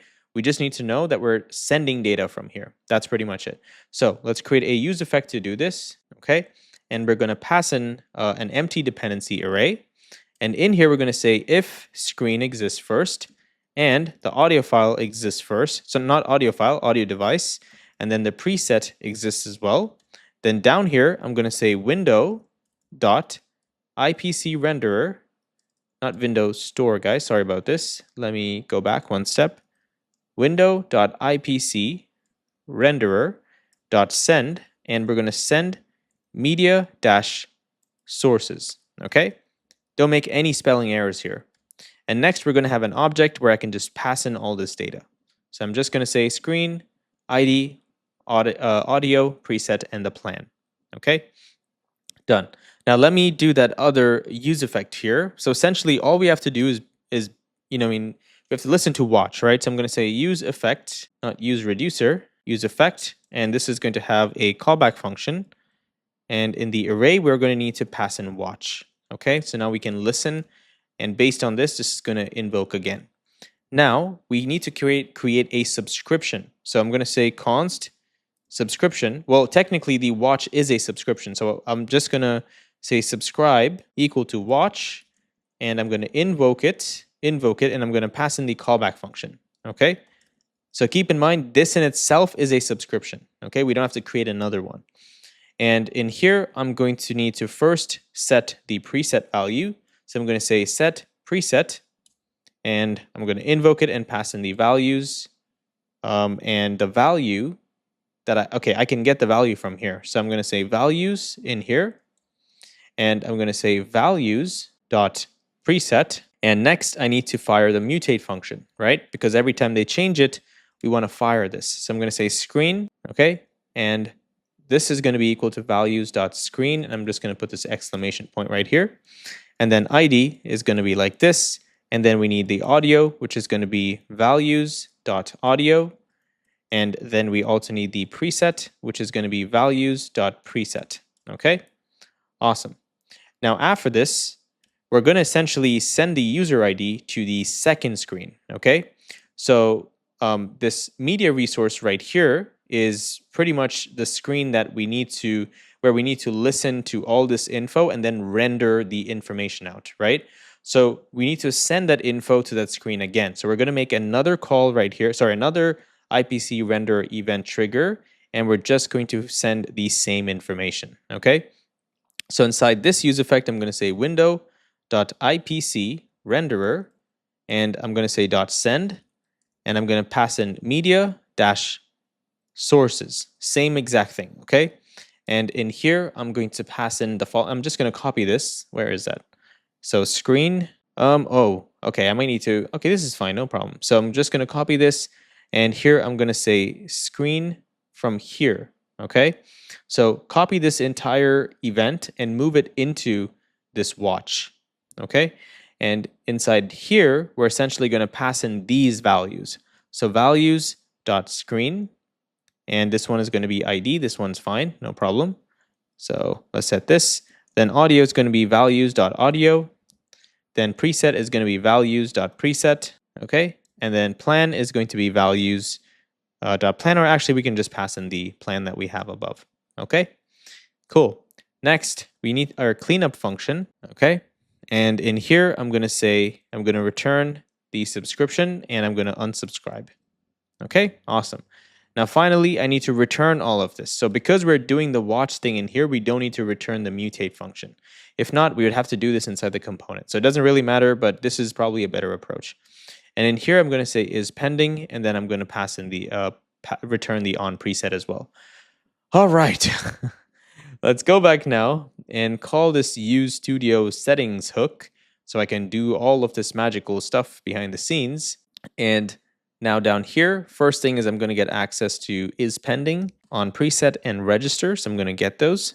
And now I need to essentially pass in all this, all the information that this hook needs, right? So let's go ahead and do that as well. So I'm going to say user ID like this. I'm going to pass in this screen, okay? If not, I'll pass in the state that we're getting from here. So state.display at 0.id. So essentially, guys, if you remember in the beginning, I explained what we're doing, right? I explained how we're getting the media files. And if the user does not have anything, then we're going to use what we have, what the user has on their device, right? So we're using the first one in the array. That's pretty much what we're doing right here. So I hope you remember. That's why that section was so important. So go back and watch that if you haven't. Okay, good. Now that we have done this part, we have all this data. Another thing I want to do is I want to get the active screen and the active audio. That way I can render it out inside this place, right? So let me go back to our code, and right here I'm going to say const active screen equal to state dot, or not state dot displays dot find, and In here, I'm going to get a callback, and I'm going to say where the screen, this is going to give us access to a screen, right? So I'm going to say where the screen.id is equal to the user's studio preferences. So studio.screen, okay? And then I also have to get the active audio. So I'm going to say const active audio equal to state.audios, audio inputs, dot find, okay? And for this, it's going to give us the audio or device maybe, right? We're going to find where the device.id or device.deviceID is equal to user.studio.mic. What is this? Okay. User.studio.mic. Okay, awesome. All right, what seems to, okay, we have to put this condition right here. All right, nice. So now we have any active screen. We have the active screen and the active audio as well. So let's go ahead and try to render out something. So of course, you're not going to see anything right now. And the reason is because I don't think we're passing in all this data. So let me see right here. Okay, we have the state and we have the profile information. And what else seems to be the problem? We're getting undefined, cannot read properties of undefined at 42. So right here, screen user.studio.screen.id. Okay, this part. So clearly the user does not have this. So we're going to try to get what we have in the state. And since we haven't stored anything in the state, and let me show you that. So right here, we're getting the state here from the use media sources, right? As you can see, let me see if I can show you clearly, right? Fetch media sources. We're going and getting this and we don't have any data. We also have to store that somewhere. So we need to make sure to do this. Okay, so I solved the problem by putting this, but that's not the solution really, because we still need to get the user's information, right? We still need to get the user's devices. Now, one thing that I notice is I'm not sure if this component is actually being fired. Well, it is here. I see the state index at 48, so I see it being printed, and it gives me the correct information, whatever I need. But what I mean by this is if you go back to the previous component, the fetch media resources right here should essentially fetch some data for us. This one right here, right? So I think there's an error happening in here, and I'd like to chain this with a dot catch. And I think it's right here, dot catch. And I want to render out the error if anything happens. So I'm going to say console.log error, and I want to see what's going on, if there is any error in the first place, right? Okay, so I don't think there's any error, but something has to come from here, right? So what's going on in here? So if you go into this, you can see we're essentially invoking the IPC renderer. But IPC renderer needs to also listen to this. So there's a bunch of steps that need to be in place. So if you see, we're only doing get resources in here, only in this page, right? So I think this is a good time for us to go ahead and move on to the other part, which is doing the setup to get everything else, like the windows and stuff set up, okay? So first thing we're going to do is we're going to go to our main.typescript file. And in here, we're going to do a bunch of setup for our application. And we also need to create 3 different entry points for different windows, okay? So let's just take a quick pause, right? Let's take a quick pause from the other stuff we were doing and let's go to this. And then hopefully, as we keep building and getting our, all the windows and all the information we need, then we might be able to proceed further from here. Okay. All right. So first, right here, we have one window being created. This is inside the main.typescript under Electron. We have a window being created for the entire browser window, right? So this is pretty much good to go right here, but we also need a bunch of other windows. And that's why I was explaining, saying we have to create multiple different windows for this application. So I'm going to say let studio, and that's also going to be of a type of browser window like this. And we also need another one. And this one is called a floating webcam, which is also like a tray. Okay, so I'm going to quit the terminal right now because we don't really need it for a little while. And then when we do, we'll come back to this. Okay, and now down in here, you see we have a bunch of settings for this window. For the main window, we have the icon, the web preferences, and so much more. But we need to do more on top of this. So first, we're going to set the width, the height, the minimum width, and the minimum height as well. So I'm going to add those in there. And now let me go ahead and say npm run dev, okay? And I'm going to close this window, and I'm going to render this one. And let's go ahead and open the terminal as well, the console, so we can see anything if needed. Okay, so now that we have this, we're setting the width and the height. Let's save this and let's take a look. Okay, you see the width and height is set to a certain width, right? Let's set it to 200 and let's just see what happens. Okay, I think it's an entire browser window inside this, but I think you get the point, right? You can change the width of the window like this. So go ahead and shrink this window. And now if you go in here and change this to 200, now you'll notice that this window will shrink, okay? I have a better version right here. Let me close this one, okay? You see, so it's shrinking accordingly. If I set this to 500, same thing, it's going to change in size, okay? You're not going to be able to see it because it keeps refreshing. The other one was not refreshing because it was on full screen. So I'm going to set this one to 600, okay? Nice. Next, I want to give it a frame, and I'm going to set the frame to false. I'm going to also want to remove this background here, right? So remove this background right here. I want to remove all of this stuff. And for that, I have to set some settings as well.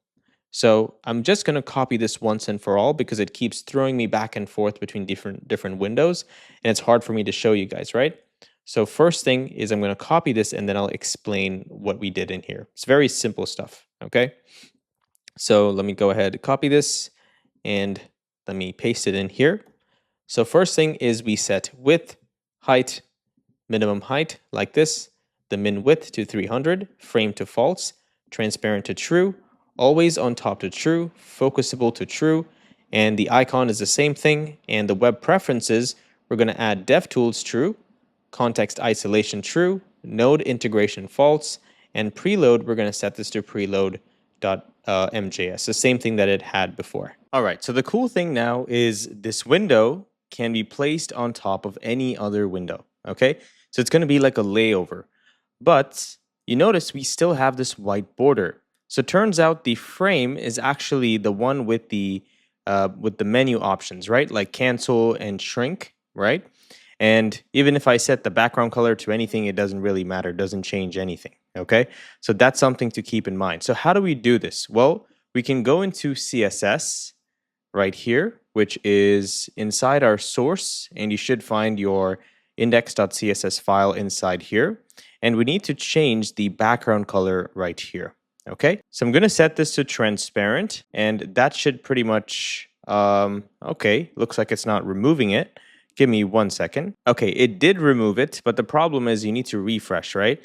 So I'm also gonna add overflow hidden on top of this, and now I'm gonna go in here into my main file and just save, and that should reboot into this. Now the other thing is you might want to make this light mode. So I mean, it's up to you, your personal preference, because you want it to stand on top of most, I guess, overlays, right? So you could technically put a border on top of this, or you could change the background to white. It's totally up to you.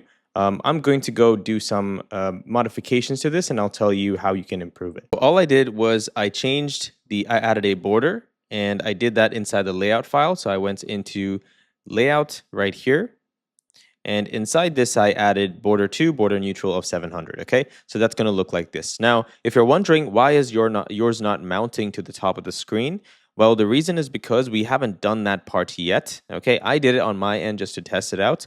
And if you're not seeing it, it's because of that, okay? But first, we just created this window. So I'm going to scroll down here, and I'm also going to need to create the other windows as well, okay? So here I'm going to say studio equal to new browser window. We're going to invoke this, and I'm going to pass in some of the styling, okay? And also, I'm just going to quit my terminal for now because it's going to keep routing me back to that page and sending me back and forth. But so here first, I'm going to have some width, height, the min, max, same exact thing, okay? So let's go ahead and do that. So width of 400, please pause and type with me, okay?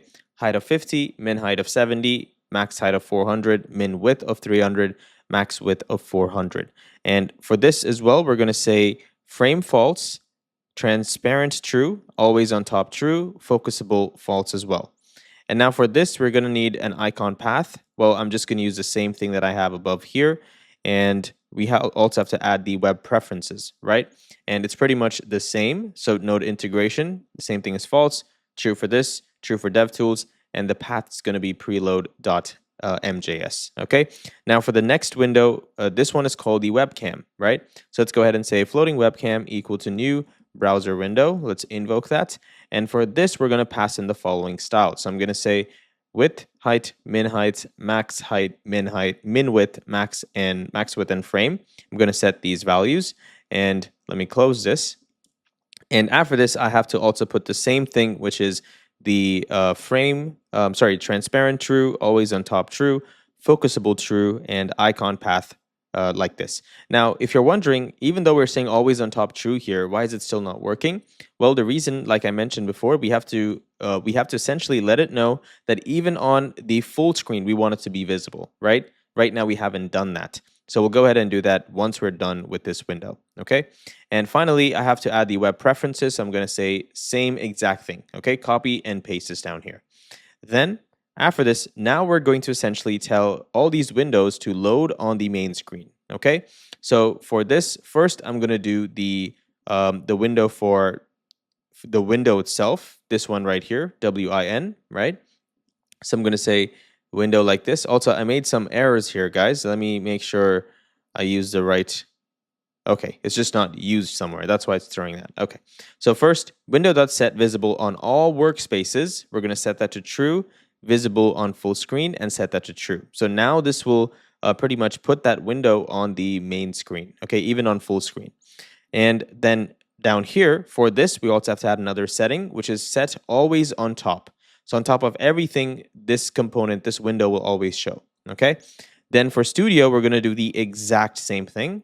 So here I'm going to do studio.set visible on all workspaces true and say visible on full screen true. And then down here, set always on top to true, screensaver, and 1. Okay, this is just syntax stuff. Don't worry if you don't understand. I promise you this project is going to be so rewarding when everything works. Okay, so now down here, I honestly don't even know what's going on here, but I think this is just once the window starts to load, right? But you don't really have to really have to care. That's just the reason why I'm sharing that with you is that you don't have to know every single thing. Okay, they just have a boilerplate that runs under the hood. Now I also want to do the same thing for did finish load, but for the studio. Okay, because once that happens, I want to essentially fire some sort of an event. Okay, so what I'm going to do in here, or not really fire, I essentially want to do the same step for the other window as well. Okay, so studio.webcontents, like this, web contents, going to invoke this, and you're gonna, sorry, it's .on. So on did finish load this specific event. We're going to pass in the callback function that's going to do the exact same thing that is done right here, but for the studio version. Okay, so studio.webcontents.send main process message, new date, and you're going to pass in local string. Okay, that's it. Then down here we have this if vite dev server URL. I think essentially, let's see, I think this comes from our environment variable, right? Process.env.vite public. Okay, all right, nice. And that's by default, it was already there, right? We did not touch anything. But what we have to do in here is we also have to load multiple different files. Okay, so how do we do this? So right now, this window is loading this specific index.html, but we're going to need a separate HTML for the studio and for the floating webcam as well. Okay, so what you're going to do is scroll down here into your file. We're going to create another file in here. We're going to call the studio.html. Okay, it has to be in the root of your folder. All right, please don't make this mistake. And then we're going to create another one. We're going to call it webcam.html, just like this. Okay, so we have the studio file and this one. So first, let's go into the studio file, and we have to essentially add like a boilerplate, HTML boilerplate in here.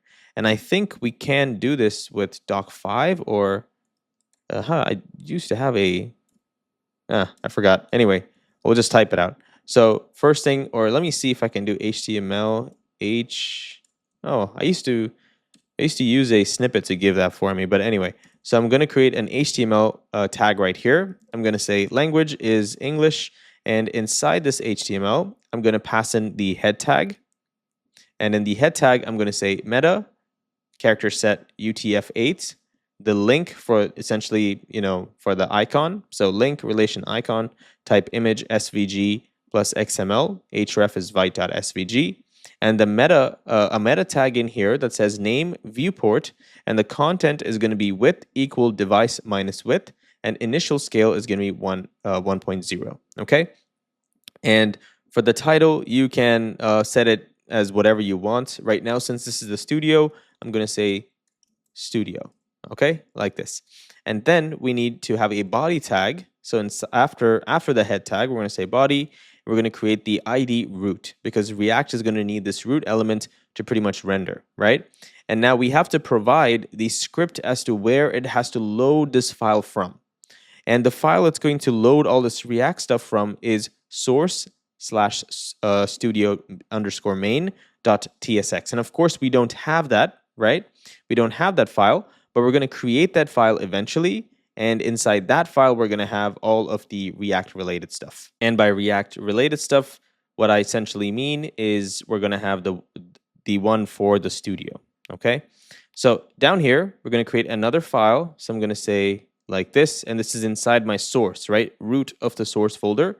And I'm going to call this file studio_main.tsx. Okay, the exact same way we said inside this HTML file. Okay, not this one. Where is that HTML file? Okay, it's right here. Okay, studio_main.tsx. Perfect. Okay, and all we're going to do in here first is I'm going to go back to the other main.tsx file, which is not this one, the main.tsx right here. And I'm going to copy everything from here, and I'm going to go into my studio main and paste it in here. Okay, so paste that component, and this app component is going to change soon. So we're going to create another one in here, and let's say like this, create another file.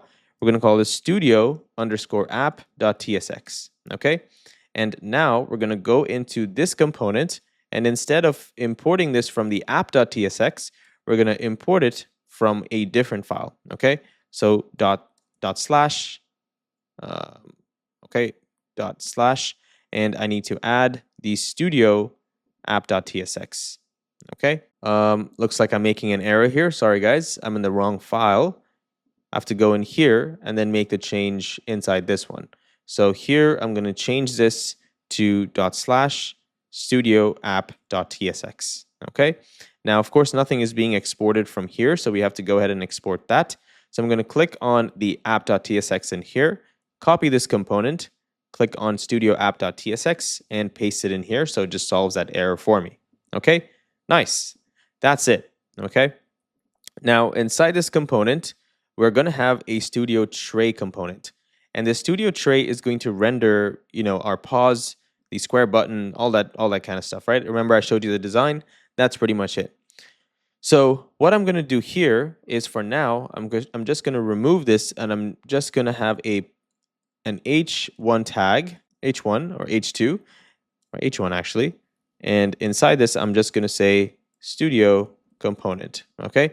And let's remove this. Let's remove all these so I don't have this error anymore. And now I know this is the studio component. And in here, we're rendering the right component. All right, awesome. Now we also need to tell our Vite configuration file where to get this, where to essentially get this file location so it can use that as an entry point.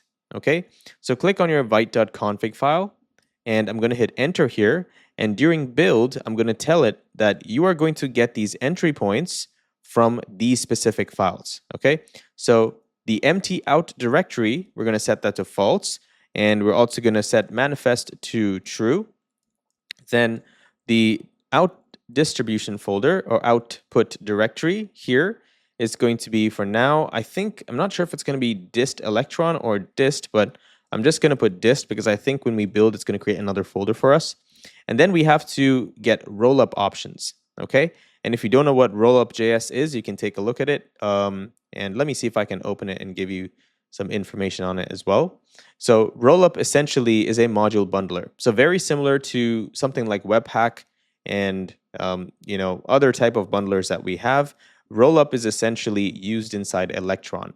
So I'm going to go back and I'm going to use this in here, and I'm going to invoke it. I'm going to pass in an object for it. I'm going to say the input, which is the files that you need to expect, are going to come from here. So the main file is going to be, we're going to say resolve directory name, right? So this is how we get directory structure in Node.js, right? So we're going to say directory name like this with 2 underscores, okay? And we're going to say index.html. And this resolve actually comes from node path. So let's go ahead and import that. So I'm going to go up top here.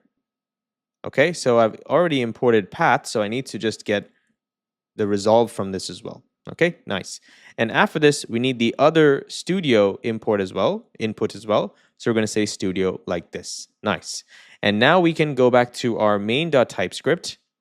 And let me search for this. Where is this exactly? Okay, right here. And inside this part, we essentially have to let it know that you want to load the URL from that specific endpoint that we just created. So I'm going to say studio.load URL. Okay, and you're going to invoke that, and you're going to pass in http:// or you might want to use the production links, right? So you can make that change before you push, but for now, I'm just going to call it localhost. All right, guys, so I went into my .environment file, and I created another variable in here called vite_app_url, and I set that equal to http://localhost.5173, okay? And I'm going to go back here, all right? And in here, I'm just going to grab this value, okay? So I'm going to say, oops, I just made an error here. Let me go back and copy the right value here. So I need this one. And I'm going to go back and let me quickly replace this.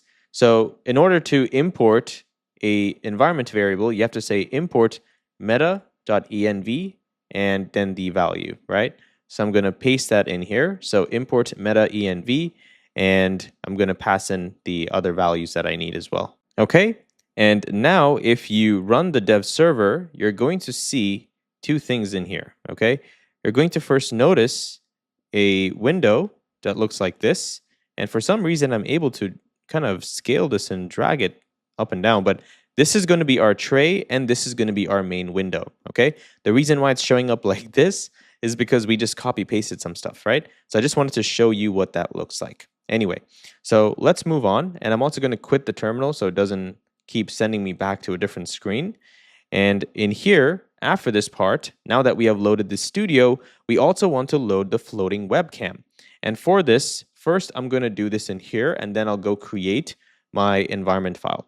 Okay, not environment, I'll go create the HTML file. So I'm going to say load URL, and I'm going to pass in this value, right? But I made a small error here, guys. We have to first put the dynamic, we're going to put the backticks in here, and we have to render the right path, right? So this is going to be $, and we're going to put the curly bracket, and then we're going to put /studio.html, okay? Like this, because it was rendering this one, all right? And then down here, we also want to put the other one. So I'm going to say $, like this, and after this I'm going to say webcam.html. So I think that's why it was showing the other component inside the same studio component as well. Let me try to see if I can render this. Let me just see what happens, okay? So npm run dev. Let's just give that a second. All right, awesome. Now I have the other studio component, but I'm not able to drag it or show it because it's on a different screen. But you have to just trust me, bro, okay? All right, now I'm going to quit this, and let's proceed from here. Another thing in here that we need to do is when, essentially, if we don't have the dev server in production, we have to have the rendered distribution folder, which is essentially, I think it's going to be one of these, the distribution folders itself, right? The dist.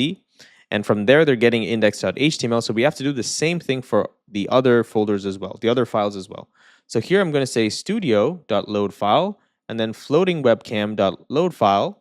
And I have to say path.join, the same thing, but here I have to change this to studio.html. And this one is going to be webcam.html. All right. Now open up your folder structure and you want to scroll to the bottom, and let's go ahead and first complete the webcam.html file. So this is essentially pretty much the exact same thing as the studio.html. So I'm going to copy everything in here. I'm going to go down in here into this file, paste it, and now I just need to change the path. So this has to get it from the webcam. So we're going to create another module, right, called web underscore cam underscore main.tsx, right? And that's where we're going to get the main file for this, this HTML, all right? So here, you're going to scroll up into your root directory inside source. You're going to create another file. You're going to call it web underscore cam underscore main.tsx. And you're going to go into your studio main. You're going to copy everything in here and paste it inside your webcam main. Okay. Then you're going to create another file in here called web underscore cam underscore app.tsx. And you're going to click on this studio app.tsx and you're going to paste it inside the app in here, the webcam app. And we're going to rename this one and we're going to call this webcam app. Okay, webcam component. This is fine. And now let's go back here and let's also update this. So I want to change this to webcam app, and that should solve this problem right here. Okay, now we also have to do the Vite configuration. So go into your Vite file and we're going to set the webcam main right here, and we're going to say it's the webcam.html. So please roll up, use this file. That's what we're telling it right here. Okay, awesome. Now let's go back and let's try to do npm run dev, and let's just give this a second. All right, awesome. Now I see two components. I'm just not able to grab them and show you, but I have essentially the webcam component and a studio component and this component as well. All right, you can go ahead and do it yourself, and you can probably see from there too. All right, now we have this window all closed event, right?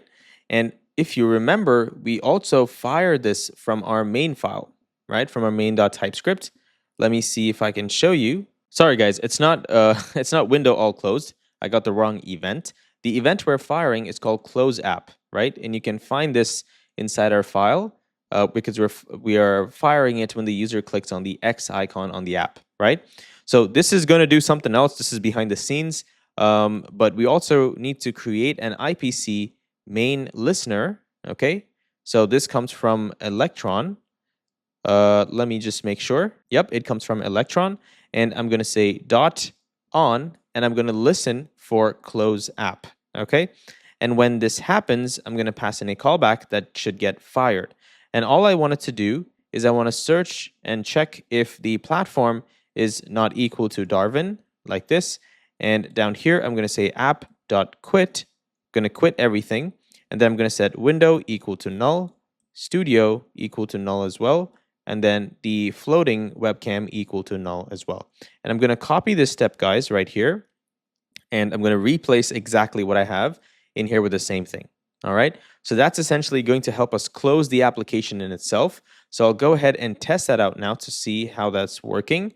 So open up your folder, and I'm going to go into my app.tsx. I'm going to click on the controller layout. And right here, I just want to confirm that I have the onClose app callback. Okay, you see window.ipc-render.send close app, right? So let's go ahead, open up our terminal and say npm run dev, and let's give this a shot. Okay, so I have this in here, and if I close this, okay, so something seems to be going wrong. Let me fix this real quick. Just give me a second. All right, so I might be wrong here, and please correct me if I am wrong, but I don't think you can quit anything on Mac. So I was just reading this comment, and it looks like, except on Mac OS devices, you can't really close the window. So if you are on Windows, you might be able to get this to work. It would just quit the entire application. But if you are on Mac devices, you'll have to right-click the app in your dock, and you're going to need to quit from there. Okay, and I took a look at a bunch of Stack Overflow, threads as well. They are pretty much saying the exact same thing.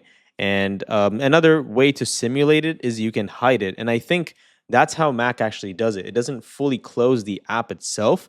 It just minimizes the application. Okay, so if you're wondering, if you do have a Mac and you're wondering what the hell is going on, that's exactly what's going on. All right. Okay, so now that we have the close app right here, let's move on after this right to the bottom right here. And I'm also going to quit my terminal because I don't need it anymore. So down here, I'm going to say IPC main. We're going to basically set up all the events that we need, guys. And the events that we need here is stuff like resize studio, hide plugins, media storage, all that kind of stuff. Okay, so in here, I'm going to say IPC main dot handle, and we're going to handle for get resources or get sources. Okay, so we're going to say handle get sources, and we're going to pass in a callback function. Okay, and we are also firing this inside our libs folder, right? Remember when we're trying to invoke get sources, right? And this happens from one of the components. And let me see if I can find that as well. Where is this component? I think it is probably not our widget, get sources, fetch media sources. Somewhere here, guys. We're going to need to also fire that. Regardless, we're going to need this so we can essentially grab the data. All right, let me just also take a look at my utils file. Why did it not show the utils file? Did it? Oh, it did. Never mind. So there you go. You see, when we're trying to get the media sources, which we're doing again inside our use media hook, right? Right here, we're trying to invoke get media sources like this, right? That time, we're going to need to also fire that event, invoke that event, and here we need to handle that event when it's being invoked, okay? So for get resources in here, I'm going to say return, and I'm going to say await, or actually, let me change this to an async component first. I'm going to say await desktop capture. So desktop capture from Electron dot get sources. We're going to invoke this, and inside this, we're going to pass in the thumbnail size, and I'm going to say height is going to be 100, width is going to be 150. Okay. And now after this, we also need to say fetch Windows icons. We're going to set this to true. And then for types, we're going to set the Windows, and we also need screen, okay, like this. So this is essentially going to help us handle getting resources of the device, okay? Next, we're going to need to do one more down here, which is to get media sources. And media sources are stuff like the microphone, right? Or the studio web components, essentially. So let's go ahead and grab that. So I'm going to say IPC main, like this, and .on. We're going to invoke .on, and in here, we're going to say media sources. So media-sources. And for this, again, we're going to need a callback function. And this callback is going to give us access to the event and payload. So I'm going to grab these from here. And inside this, I'm first going to print this out if we need to debug or anything.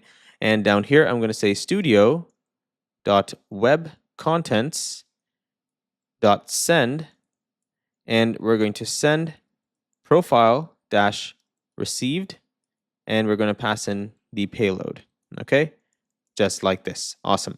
And please do not make any spelling errors in these events. Okay, I cannot help you because it's going to be very difficult to debug this. Okay, so let me just pass this in here.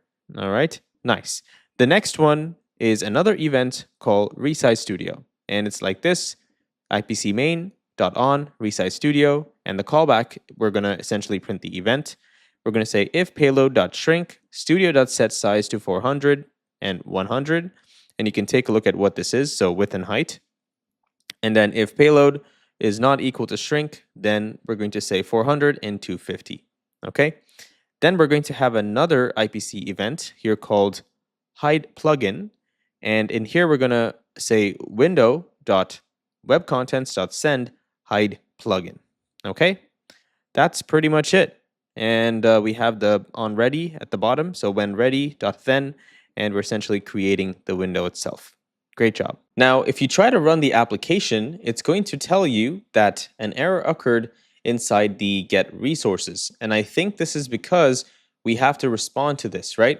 So we have to give this application access to our devices. Now on Windows, I don't think a lot of priority is given for security. So you might be able to bypass this, but I'm going to try my best to see if Mac is also going to help me ignore it. And just give me 1 second. Okay, so I just went into the settings and I gave access to my devices. So cursor wanted access. So I did this. And the other thing is, I think this is a new update. Okay, you can only give it for 1 month at a time. So just go ahead and click yes for this as well. And it's going to try to get access to that. And that should be good so far. I'm still seeing this weird error here. Let me see what's going on. Okay, so I think the reason why that was happening is because I need to open my browser version as well, because I had to reset, kind of like restart everything. So let me go ahead and say, okay, so we have our regular application. All right, nice. So open up the terminal and say bun run dev. And that's going to spin that up for me. And I also have to make a request to this, but I mean, I don't really have to. But let me go ahead and refresh my app here. All right, there we go. And that solved our error. Great job. All right, guys, now just to make sure I'm getting the resources, I'm going to print the resources in the terminal.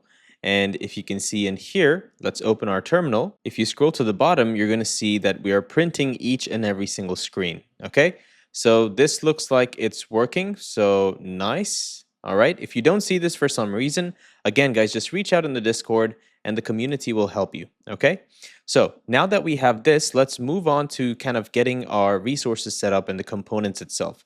So click on app.tsx, go into the button right in here, and you can click on the media configuration component, and then let's pretty much complete this exact component right here. So I'm just going to quit the terminal, or if it will allow me. Okay, it just looks like there's an error. Okay, I'll keep this for now. If it bugs me too much, I'm gonna close it. But essentially down here, we're gonna say if is pending. So like this is pending, and is pending is going to come from one of the hooks actually right here. So I'm gonna say if is pending like this, if this is true, and we're gonna return a div. Okay, and looks like I made another error here. So let me remove that. Remove this as well. And inside this div, we're going to give the following class name. So I'm going to say fixed like this, and z of 50 with full top 0, left 0, right 0, bottom 0. So it's essentially stretched across, rounded to XL, height full, BG black divided by 80, and then flex, justify, center, and item center. And in here, I'm going to create the spinner component, okay, or our loader component. So let's bring that in. Nice. And now after this, down here, once we get the devices, we're going to render a div. And inside this div, I'm going to actually set the following class names. So I'm going to say flex gap x of 5, justify center, and item center. And then I'm going to get the monitor icon, which comes from Lucid React. So go ahead and import that icon, and you should see it like this, okay? And after the input, after the monitor, we want to render out a select component. And for each display, we want to map over them and return an option. Okay, very simple stuff. So let's go ahead and grab that as well. So I'm going to say select like this, and I'm going to return I'm going to essentially use the register element in here, right? Use a destructure and destructure our register, which comes from use form. I'm going to pass in the class name, outline none, cursor pointer, padding x of 5. You guys can just pause and type this. Then for each of these, I'm going to render an option. That's it, okay? So you can see I can click on this and I can pretty much change to different type of settings, okay? Screen 1, screen 2, whatever I want. And this is the display, essentially. Now, after this, down here, you're going to find this div, hit enter. We're going to create another div, and this div is for the audio. So it's for the microphone. So I'm going to say flex gap x of 5, justify center, and item center. And in here, I'm going to get the headphones icon. So let's go ahead and say headphones. And I'm going to provide the following color, just like this. And after this, again, same thing. We're going to render out a select element, and we're going to show the different audio inputs. Okay. So I'm going to say select. I'm going to use form and the register. Just use a spread operator and put it in here. And then I'm going to pass in the class name, and then I'm going to loop over each of these options. And so I'm going to say state.audioinputs.map, and for each device, I'm going to render this specific option, okay? And what is this selected? So essentially, which one is the default value, right? So which one are we going to select here? So if we have the audio device and the audio device is equal to the device.device ID, then this is essentially going to be true right here, okay? So you guys can just copy this. It's pretty much the same thing. We're just rendering out some values. And as you can see, I have a bunch of audio inputs. And right now, if you're curious, I'm using this microphone, okay? It's a really, really nice microphone. And right down here, I'm going to add another div. And this div is going to have the following class name. So I'm going to say flex gap x, pretty much the same thing. And here, I'm going to render a settings component, okay? So return a settings icon first, like this. Let me see if there's a better settings icon. I think there's only one type. Okay, you can render whatever you want. I think this one looks slightly better, right? Maybe, I don't know. So I'm gonna render this component, and in here, I'm gonna return a select component, okay, with one different option. So first, we're gonna say select, then we're gonna use the spread operator to register this element. Then I'm going to provide the following class names.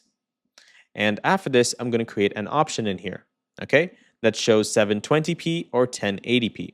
And this is based on their plan, guys, okay? So this is super, super important right here. This application is so powerful. Take a look at this. We're showing you how you can essentially give users the ability to change, their the quality of the video based on their tier. So you can pretty much set as many, filters as you want to give them access to cool features, okay? So in here, we're saying pretty much the same thing. The most important part is the value should be HD and value should be SD right here, and also selected, okay? So right here, you want to right here, you want to disable this based on their plan, okay?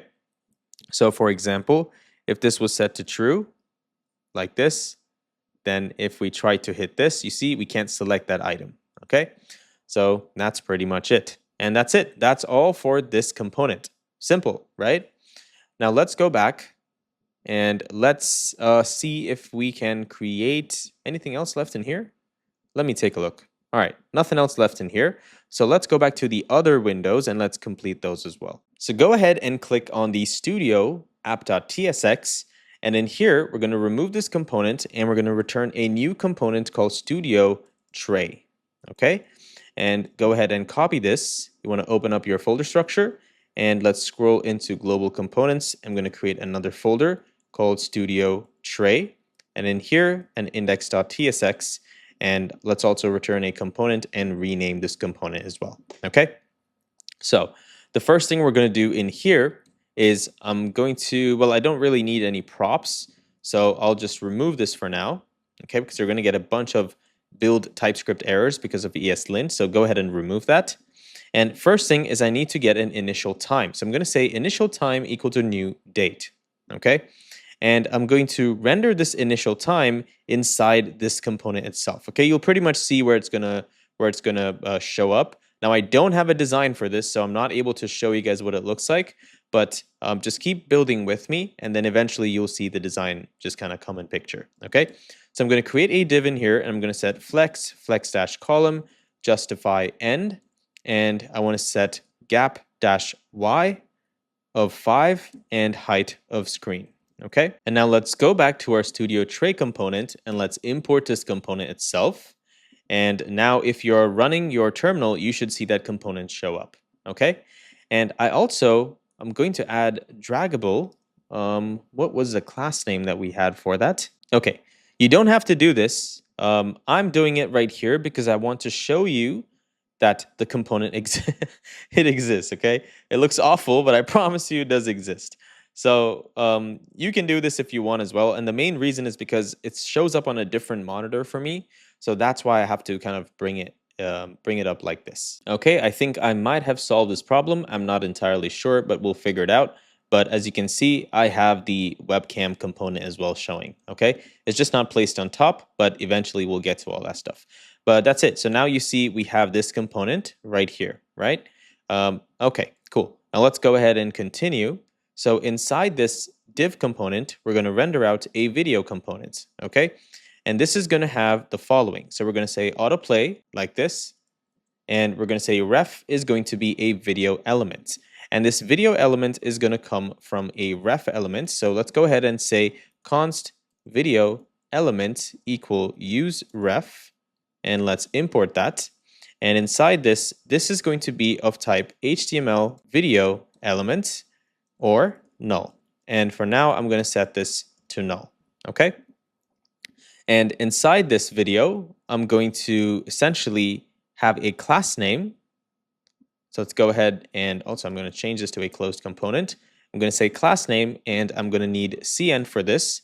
And I'm going to set it to width of 6 divided by 12, border 2, self end. And if we are previewing this component, then we're essentially going to show hidden in here, or we'll show the elements. And now where does this preview come from? So up here, we're going to say const preview. It's just a state, okay? Preview, and you set, and this is going to be false by default. And why is useState not being imported? Okay, there we go. And this is just going to be set to false. All right, so right now you can't see it, but if I bring it up, you can now see it, okay?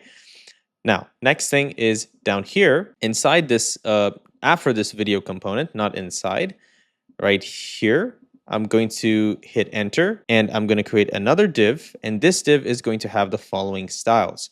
So we're going to say rounded full. Let me move this so you guys can see clearly. So rounded full, flex, justify around, item center, height of 2, with full, border 2, and background of something like this, and draggable, okay? So essentially, if you see this, this component can be, you can pretty much move it whatever you want. And this is going to be the video player, okay? Hope that makes sense. So right now, I also see that there is some sort of a border radius, and I think that border radius essentially comes from all of this. Let me move this actually. I made a small error here. Okay, it's also, looks like I can also increase the size of it. So yeah, you might want to change that with a class, and I think I do have something that can do that. But for now, I'm also going to remove draggable on this element, which is this one, and I'm going to make only this element draggable. Okay, so yeah, it looks like I can increase the height and width, and that might just be some setting stuff, but I'm not too bothered about it. Okay, so inside this, now I'm going to create another div, and this div is going to have first, we're going to dynamically render an on-click handler. Okay, so for this on-click handler, we're going to need some values. So let's see if we can get that up here right now. So we'll call this on sources, okay? And we want set on sources like this equal to use state. And this is going to have the following type. So I'm going to copy this and paste it in here. So please pause the screen and type along with me, okay? So we're going to say sources on sources, and this is going to have an object or undefined. So it's going to be an object of screen, ID, audio, preset, and plan, okay? That's pretty much it. So now down here inside this div, I can dynamically render this based on that, okay? So for this, you need to create this object like this, and we're going to use the spread operator, and you don't need React here. I don't know why that came. And in here, we want to say on sources, if this exists, then we're going to return an object here called onClick, okay? This is how you can use the spread operator to conditionally render props on an element. And this is, of course, going to need a callback function. And in here, we're going to need two functions, okay? So I'm going to go up top here. Not function, sorry. We're going to need two values. So the first one is we're going to create a state called recording and set recording. And this is equal to use state. And let's invoke that. We're going to set that to false, okay? And this, what just happened here? Why did this, okay, never mind. So we're going to take this and we're going to put set recording, and we're going to invoke it, and we need to pass in true, okay? So this is essentially the button that's going to allow the user to start recording their screen, okay? And once this is done, we also need to have a server action that can essentially help us record, not server action, guys. I keep saying server action, but we also have to create a video transfer file, right? If you remember, we have to turn on the recorder and do a bunch of stuff, right? So let's go ahead and do that. So this one is called start recording. So I'm going to say start recording like this, and we're going to copy this, and we're going to open up our folder structure. We're going to go into libs right in here. We're going to create a recorder.typescript file, and in here we're going to export const start recording. Okay, and this is going to be an arrow function, and this is going to take in on sources, which is going to be an object with screen set to a string. Okay, and then audio, which is set to a string as well, and finally ID, which is set to a string as well. Okay, and then in here, first we're going to need to hide a plugin. Okay, so in order to do this, and the reason why we're doing this is we don't want some windows to show up inside our recording, right? So let's go ahead, open up our utils files, and we're going to scroll down to the bottom. We're going to say export const. Okay, and this one is called hide a plugin window, and it's going to be a state like this, and this is going to be state. We're going to get a Boolean value in here, and in this, all we're going to do, what seems to be the issue here, okay, it's never used, and in here we're going to say window.ipcrenderer.send, and we're going to fire the hide dash plugin.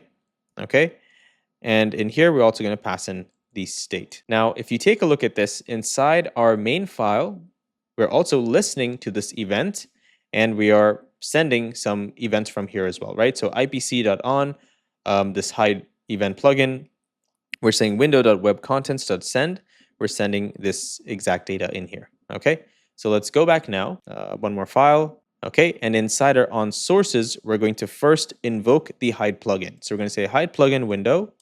We're going to invoke this, and after this, we need to create our transfer file name, right? So I'm going to say video transfer file name like this, and it's equal to backticks $, and we're going to need UUID. So open up your terminal and just say npm I UUID, and that's going to install a package for us. And this package is going to essentially help us create IDs. Okay, so scroll up here, and you can say import v4 as UUID from UUID, and it also needs types, I believe. Let me just take a look. Okay, so I'm going to copy this and paste it in here and hit enter. That's going to solve that problem for me. And next, I'm going to go ahead and create this value. Okay, so in here, first I also need to pass in true. And for this value, sorry guys, for this, I can create const in here and then set this. Or what I'll do is I'll go up top to all the way to the top, and I'll say let video transfer file name be a string or undefined. Okay, so I can create some types for this. And in here, first I'm going to say UUID like this, UUID, and I'm going to invoke this so it creates a dynamic ID on the fly. And after this, I'm going to put a dash $ curly bracket on sources dot ID and dot slice, and we're going to slice from 0 to 8. Okay, we're just creating a name for our file. That's pretty much it. Okay, so it doesn't really matter. You can just use the ID itself. I'm doing this because I want to have different formats, or pretty much not different formats, but I want to do this because I want to have a specific format for the name. Okay, and this is going to be .webm, and down here I'm going to say media recorder. Okay, let me go up top and create this variable. Sorry. So go up here. I'm going to say let media recorder, and this is going to be of type media recorder. Okay, so now I can get type IntelliSense for this, and now I can set this equal to a not equal, guys. I can actually call this. So I can say .start. We're going to invoke it, and inside this we can pass in 1000. Okay.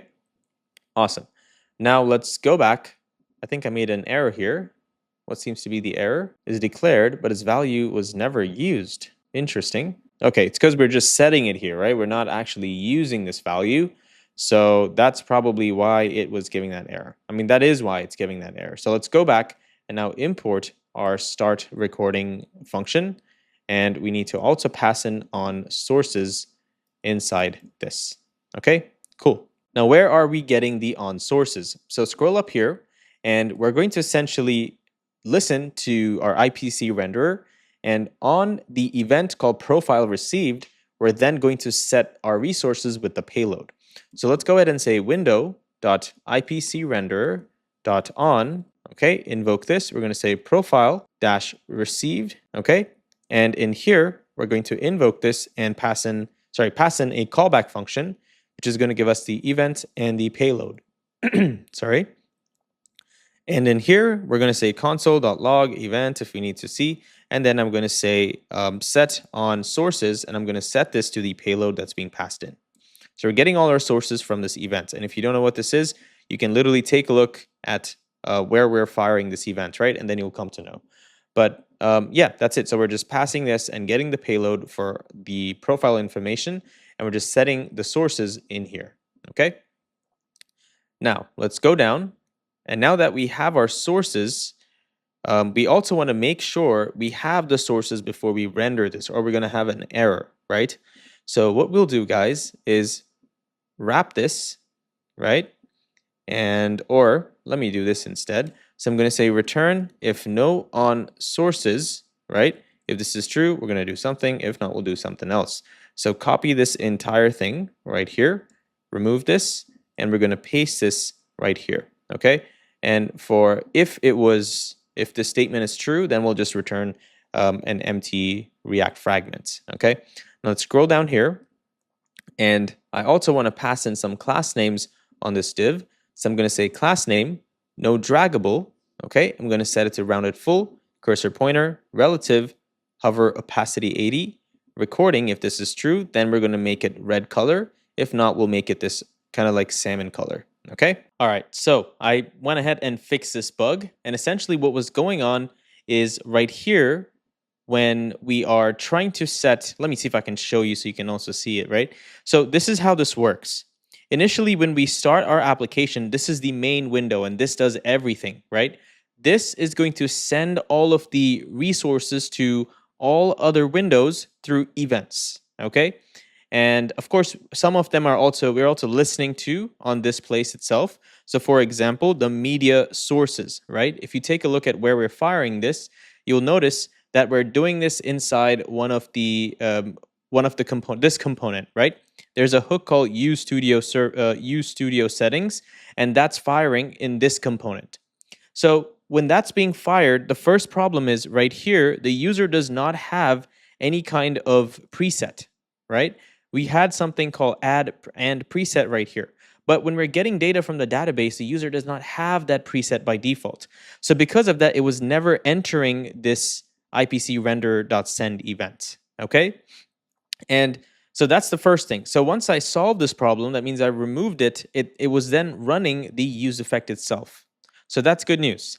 But down here, we never had a dependency. And the screen and audio essentially was updated after the first render because it takes some time, right? And the use effect usually fires twice, right? It fires the first time and then when the dependencies update as well. So that was a problem. So remove this, keep it like this, and add these two values in the dependency array.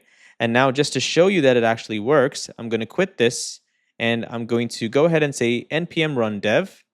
And now it's going to spin up the first one, and then a few seconds after, once I get the resources, boom, there we go, okay? And as you can see in here, I have the event, which is now fired, and this event comes from our main file right here. Okay, so you see I put some cool emoji so it can help me debug. And you see right here, it's saying this is the payload and this is the event, so media sources. So this is how I was able to kind of debug, okay? All right, this application's insane, man. I'm having so much fun. I really like Electron. It's a little bit, it's a little annoying, but I think it's really cool because I'm communicating with a web application and I have a native application as well, right? Really, really cool. All right, so now right here, I'm going to remove this, and we never had this as well, okay? Just assume you never saw that. And what we're going to render here is if the user is recording, then we want to show a pause icon, okay? And if they are not, right, we're just going to keep it like this. So what do we do for this? Well, inside this div, first we're going to say if the user was recording, so recording like this, if they were recording, then we want to render out a span, okay? A span tag. And inside this, I'm going to set the following class name. So this is going to have absolute right 16 top. I made an error here. So right, okay, negative 16 top half, transform translate y half, negative half, and text white. Okay, and inside this, I'm going to put the timer in here. Okay, and the timer is something that, of course, I need to create. So I'm going to go up top, all the way up here, and I'm going to say const timer and set timer. And this is equal to useState. It's a string. And by default, we're going to put 0, 0, 0. Okay, put the same way I have it right in here. Now down here, I'm going to change this to on timer. Okay, awesome. And now I'm rendering the timer down in here. Okay. Now the other thing is, when do we start this timer? Well, when we start recording, right? So when the state updates, then we want to essentially start our timer and do pretty much whatever we need to, all right? Now to keep track of this timer, I might also need a counter. So I'm going to say const counter or count and set count. And I'm going to set this equal to useState. And this is going to be a number and it's going to be 0 by default. And now to activate this, I'm going to say use effect, okay? And I'm going to pass in an empty not an empty, sorry. I'm going to pass in this value, which is recording, because only once this updates do we want to fire this use effect, right? So once this updates, we're going to first make sure that the user is recording. So if they're not recording, then we want to return, okay? And we're going to say const record time interval. So interval equal to set interval. We're going to invoke this. And as the callback function, we're going to do the following. So we're going to say let time equal count plus, we're going to say new date, not data transfer, sorry, new date. We're going to invoke this. And after this, we're going to say get time. And we're going to invoke this as well, minus the initial time. And we can also store this initial time somewhere up here.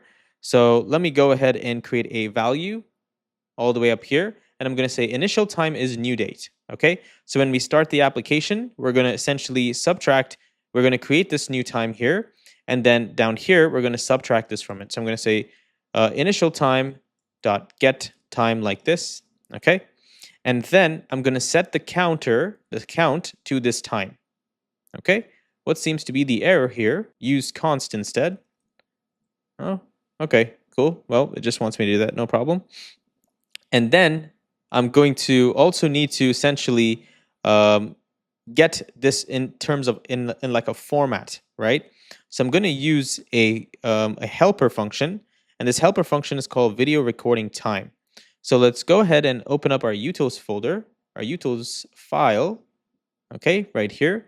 And at the bottom, I'm going to do export const video recording time, which is going to be an arrow function. It's going to take milliseconds, which is a number. And in here, I'm going to say const second equal math.floor. And I'm actually going to copy this formula so I don't make any spelling errors.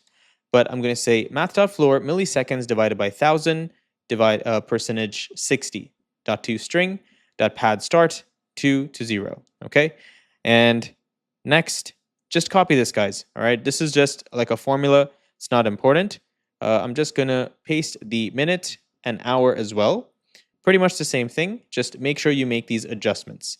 And then after this, I'm going to return an object with length set to the following. So I'm going to create a string literal, and I'm going to pass in the hour, minute, and the second. And then after that, I need to also pass in the minute here, return the minute as well. Okay. Now let's go back and let's go back here. And now we can invoke this video recording time. So I'm going to set it to a variable. I'm going to say const recording time equal video recording time, and I'm going to pass in this time inside this. Okay. Next, if the user has a free tier, then we're going to only limit them to record only for 5 minutes. So I'm going to say if sources.plan, if on sources.plan is equal to free tier, then I'm going to say recording time dot and recording time dot minute is equal to 5. Then I'm only going to allow them to set recording to false. Okay? Or actually, sorry guys, here I'm doing it by default. So if they're on a free tier and it's 5 minutes, we're going to instantly stop recording. Okay? And for clear time, it's going to be a helper function. I'm going to go all the way up top right here after this. And I'm going to say clear time equal to an arrow function that essentially sets our timer to 0 and sets count to 0 as well. Okay. And then we're going to have our stop recording helper. This is going to need the media recorder, right? Remember, we created a media recorder and, or maybe I don't think we did that. Let me just take a look. So if you scroll down and go into our recorder, where is this? Inside the libs folder. Okay, we did create the media recorder. All right, no problem. So all we need to do now is we're going to say export const stop recording, and this is going to invoke the media recorder, and we're going to essentially stop recording itself. All right, now let's go back and let's import the stop recording. Awesome. And then after this, we want to also set our timer. So we're going to say set on timer to the recording time that we just got from here, dot length. Okay, so that pretty much that string. And then if time is less than or equal to 0, then we're going to set our timer to 0, right? Reset it all the way. And we're also going to need to clear the interval. So let me go ahead and clear this interval here. All right, awesome. And now after this part, where is this right here? The interval, right? This is the first parameter. We're going to have a second parameter, which is what is the type of interval itself. So I'm just going to put 1 in here. It's like the number, right? So you can, this is milliseconds essentially. And you can hover over this and you can check, okay? So after this, we're going to return a cleanup function that's going to essentially clear this interval for us. So clear interval, and we're going to pass in the timer interval, the record time interval, okay? Awesome. So every time recording gets updated, we're essentially doing something in here, okay? Why is this? Okay, it wants count. We don't need that. Okay, don't put all this stuff in here, okay? Anyways, now scrolling, let's scroll down. After this div right here, we're going to say if the user is not recording, then we're going to return something, or we'll return something else. And in here, we're going to return a pause button, okay? And this pause button is actually an icon. So I'm going to import the pause icon, and I'm going to pass in the class name, non-draggable, opacity of 50, size 32, fill, white, stroke, none. Okay? Then, after this down here, if they were recording, then we also want to give them the ability to stop, right? So for this, I'm going to render a square component, and this is an icon from Lucid React, and it's going to have size equal to 32, class non-draggable, cursor pointer, hover scale 110, transform transition duration 150. The fill is going to be white, and for on-click, when the user clicks on this, we're going to set recording to false, we're going to clear the timer, and we're going to stop recording itself. And this is the action that we created here, okay? So let's go back, and now after this, the next one is going to be a cast icon, okay? So hit enter here, and you're going to say cast from Lucid React, okay? And let's give that a second.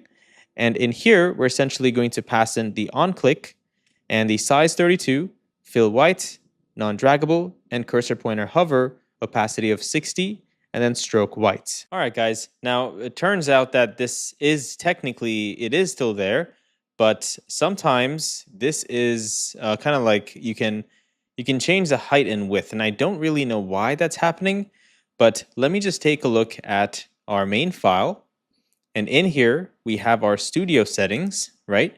And the height is set to 50 pixels. Not sure if you change it to 300, what exactly is going to happen, but okay, well, nothing really did happen.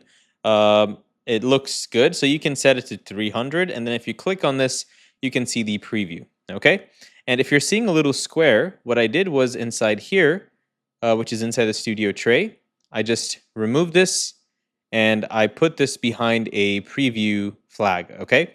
So the same thing that was inside here, I removed the styling instead, and I said preview video just like this, and I put it in here. Okay. Now, when we change this, by default, we're not going to actually save it in the database.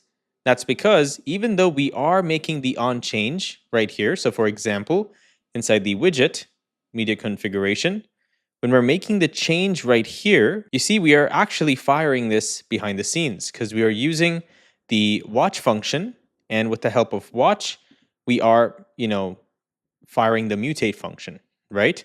So the mutate is going to go behind the scenes and it's going to update the studio settings, and it's going to make a request to our /studio endpoint. But of course, we don't have this. So let's go ahead and set this up. So open up your application, which is the web application version. And then you want to go into your API folder. You want to create another folder called Studio. And inside that, you want to create another studio called ID. Okay, this is the dynamic route. And that way we can call this endpoint. And then inside this, you want to create a route.typescript and go ahead and return a function like this. Okay, and it's going to be a post function because we're making a change, right? And down here, first, I'm going to get request and the params. And from the params, I'm going to get ID specifically. So I'm just going to create those, the string right here. Sorry, I'm going to destructure and only get params in here. Then I'm going to print a message saying console.log called. And then down here, I'm going to say ID params. Okay, I'm going to destructure ID from here. And then I'm going to say body equal await request.json. And in here, we're essentially passing the data through the body, right? So that's how we're going to get all the data in here. Then we're going to say await client.user.update for this ID.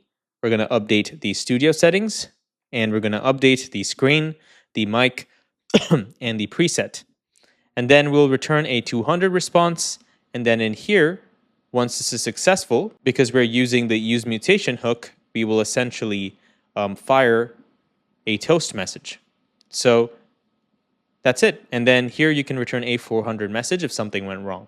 So now when we change this, you're going to see we're going to have a success message. Great job. Okay, so now the next problem that I need to solve here is the preview.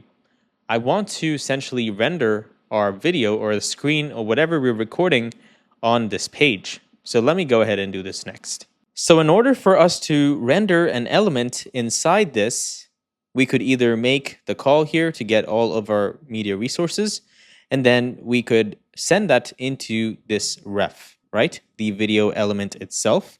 We could do that, or a much better way to do this would be to create something outside, maybe like not a hook exactly, but we could create a helper function that essentially takes in all of the values we need. And accordingly, we can pass in the ref as well, so it can mount the video to that element, right? So go down here and you want to scroll down into your libs folder right here. I'm going to click on recorder.typescript.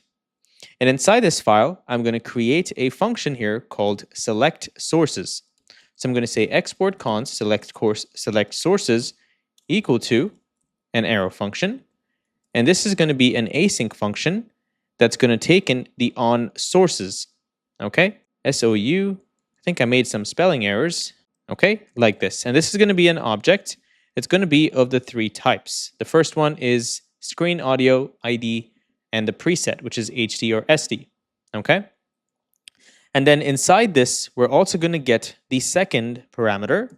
And this one is the video element itself. And this is going to be react.ref object. And inside this, we can pass in HTML video element.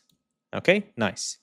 And inside this now, we're going to make sure if on sources exist and the sources, on sources, what did I type here? This is and, all right? And the sources on sources.screen exists, and the on sources.audio exist, and also the on sources.id exist. So if this is true, then we're going to do the following. So in here, we're going to say const constraints I think I spelled this wrong. Okay, constraints. And this is going to be of type any for now. And this is going to be equal to an object. And this object in here is going to have the following properties. So we're going to say audio is going to be false. And then video here is going to be an object again. And we're going to set a property here called mandatory. Okay. And this property is going to be another object. And please copy this and paste it or pause and type so you don't make any spelling errors. Okay. First, we're going to say Chrome media source is going to be of type desktop. Then we need Chrome media source ID is going to be the sources.screen. And then we also have to set some minimum and maximum width stuff. So I'm going to say min and max width, min height and max height. And for that, I'm going to set onSources.preset. If it's HD, it's going to be 1920. If not, it'll be 1280. Okay.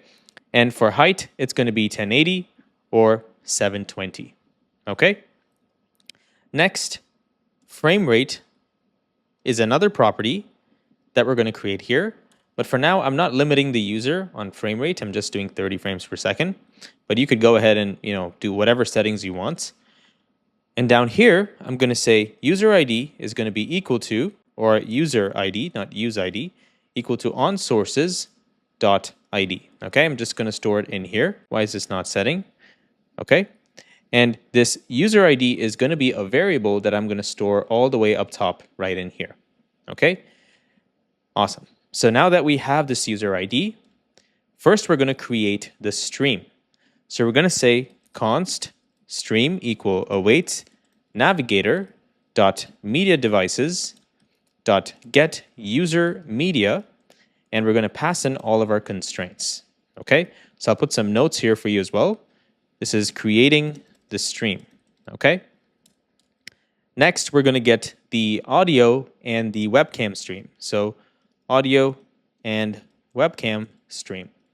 So down here, we're going to say const audio stream is equal to await navigator dot media devices dot get user media. We're going to invoke this and we're going to pass in some values. So I'm going to pass in video, and for audio, video I'm going to set it to false, and for audio I'm going to set it to onSources.audio. If that exists, we're going to return an object here that is devices device ID, and for that exact onSources.audio, and then we're going to set it to false.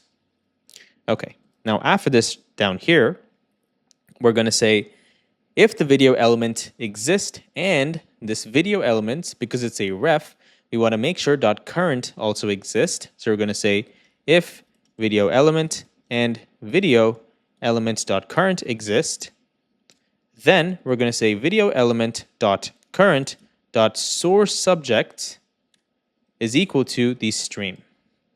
Okay?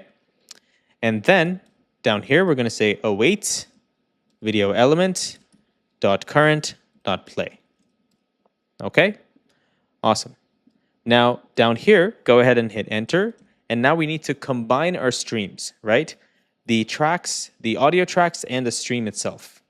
So this one, right? So what we're going to do here is we're going to say const combined stream equal to new media. So new media stream. We're going to invoke this and we're going to pass in an array. And this is going to use the spread operator for stream.getTracks. Okay. And the second one is audio stream.getTracks. Okay. Cool. Then go ahead and hit enter. And now we're going to create, now we have something called media recorder, right? So down here, we're going to set our media recorder equal to a new media recorder. And we're going to pass in our combined stream. And we're going to pass in an object with mime type set to video. Okay, it's not giving it to me. So let me just go ahead and copy this so I don't make any errors. So it's video / webm with a semicolon here, and CODECS equal to VP9. Okay.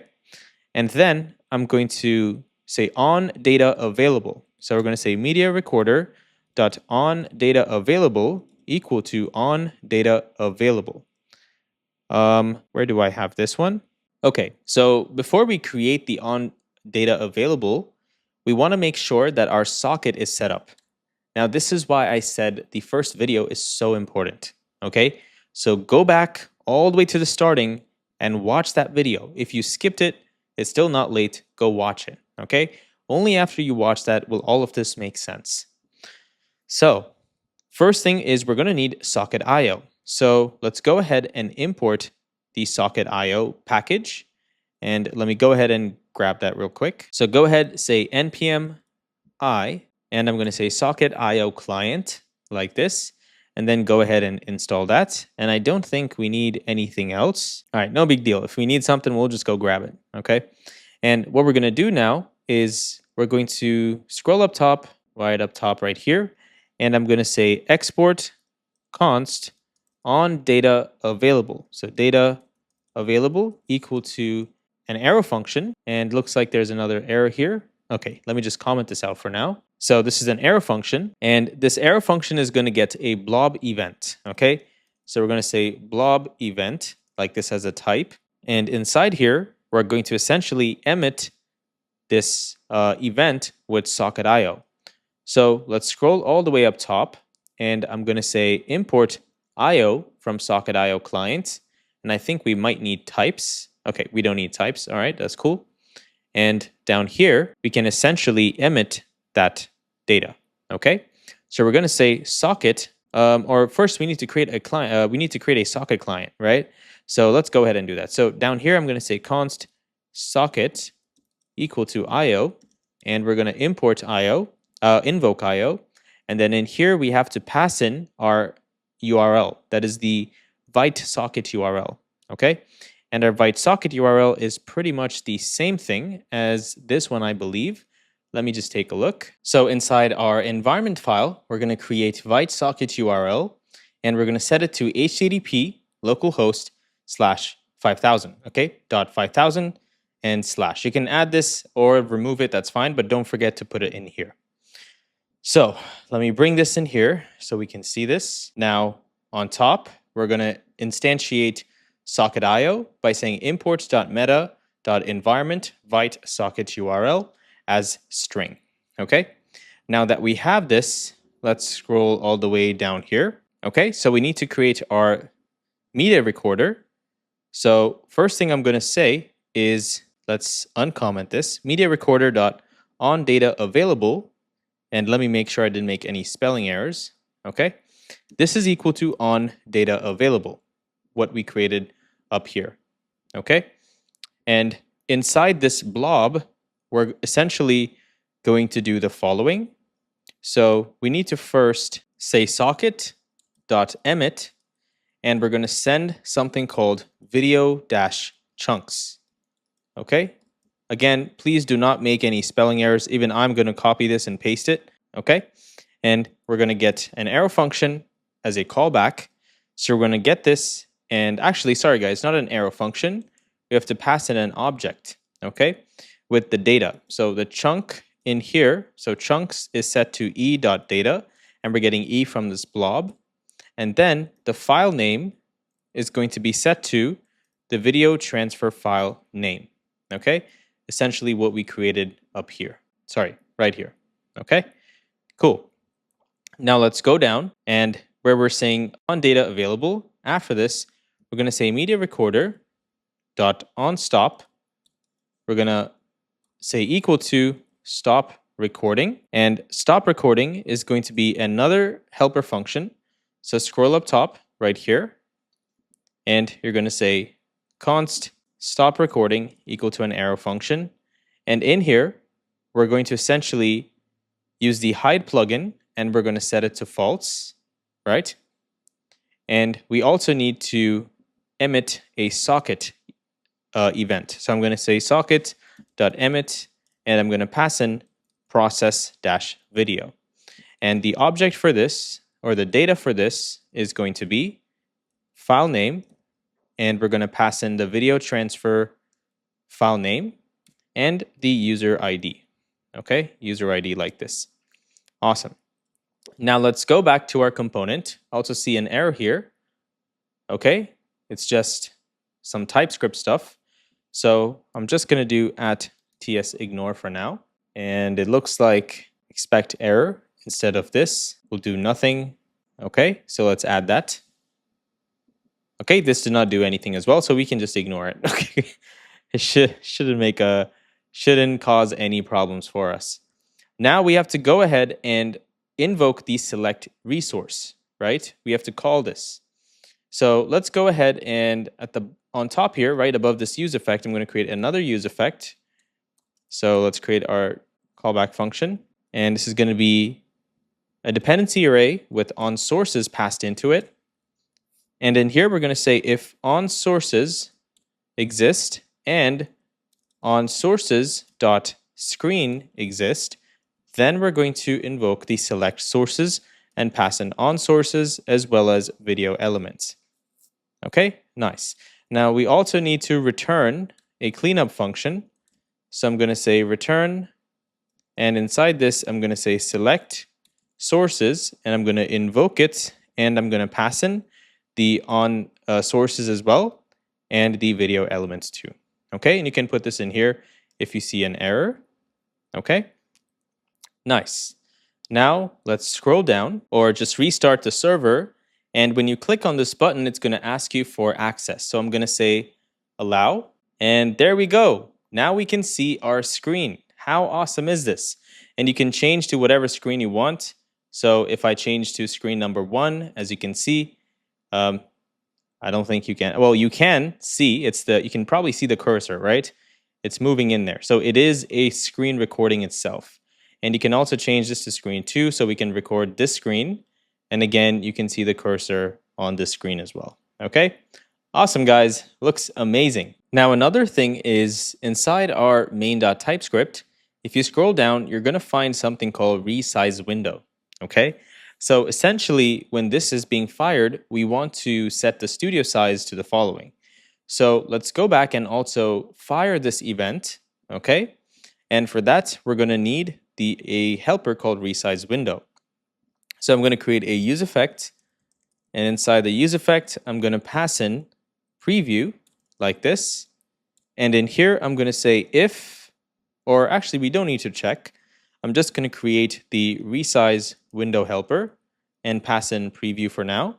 So let's copy this, and I'm going to go into my utils file right here. And at the bottom, I'm going to essentially say export const resize window equal to an arrow function.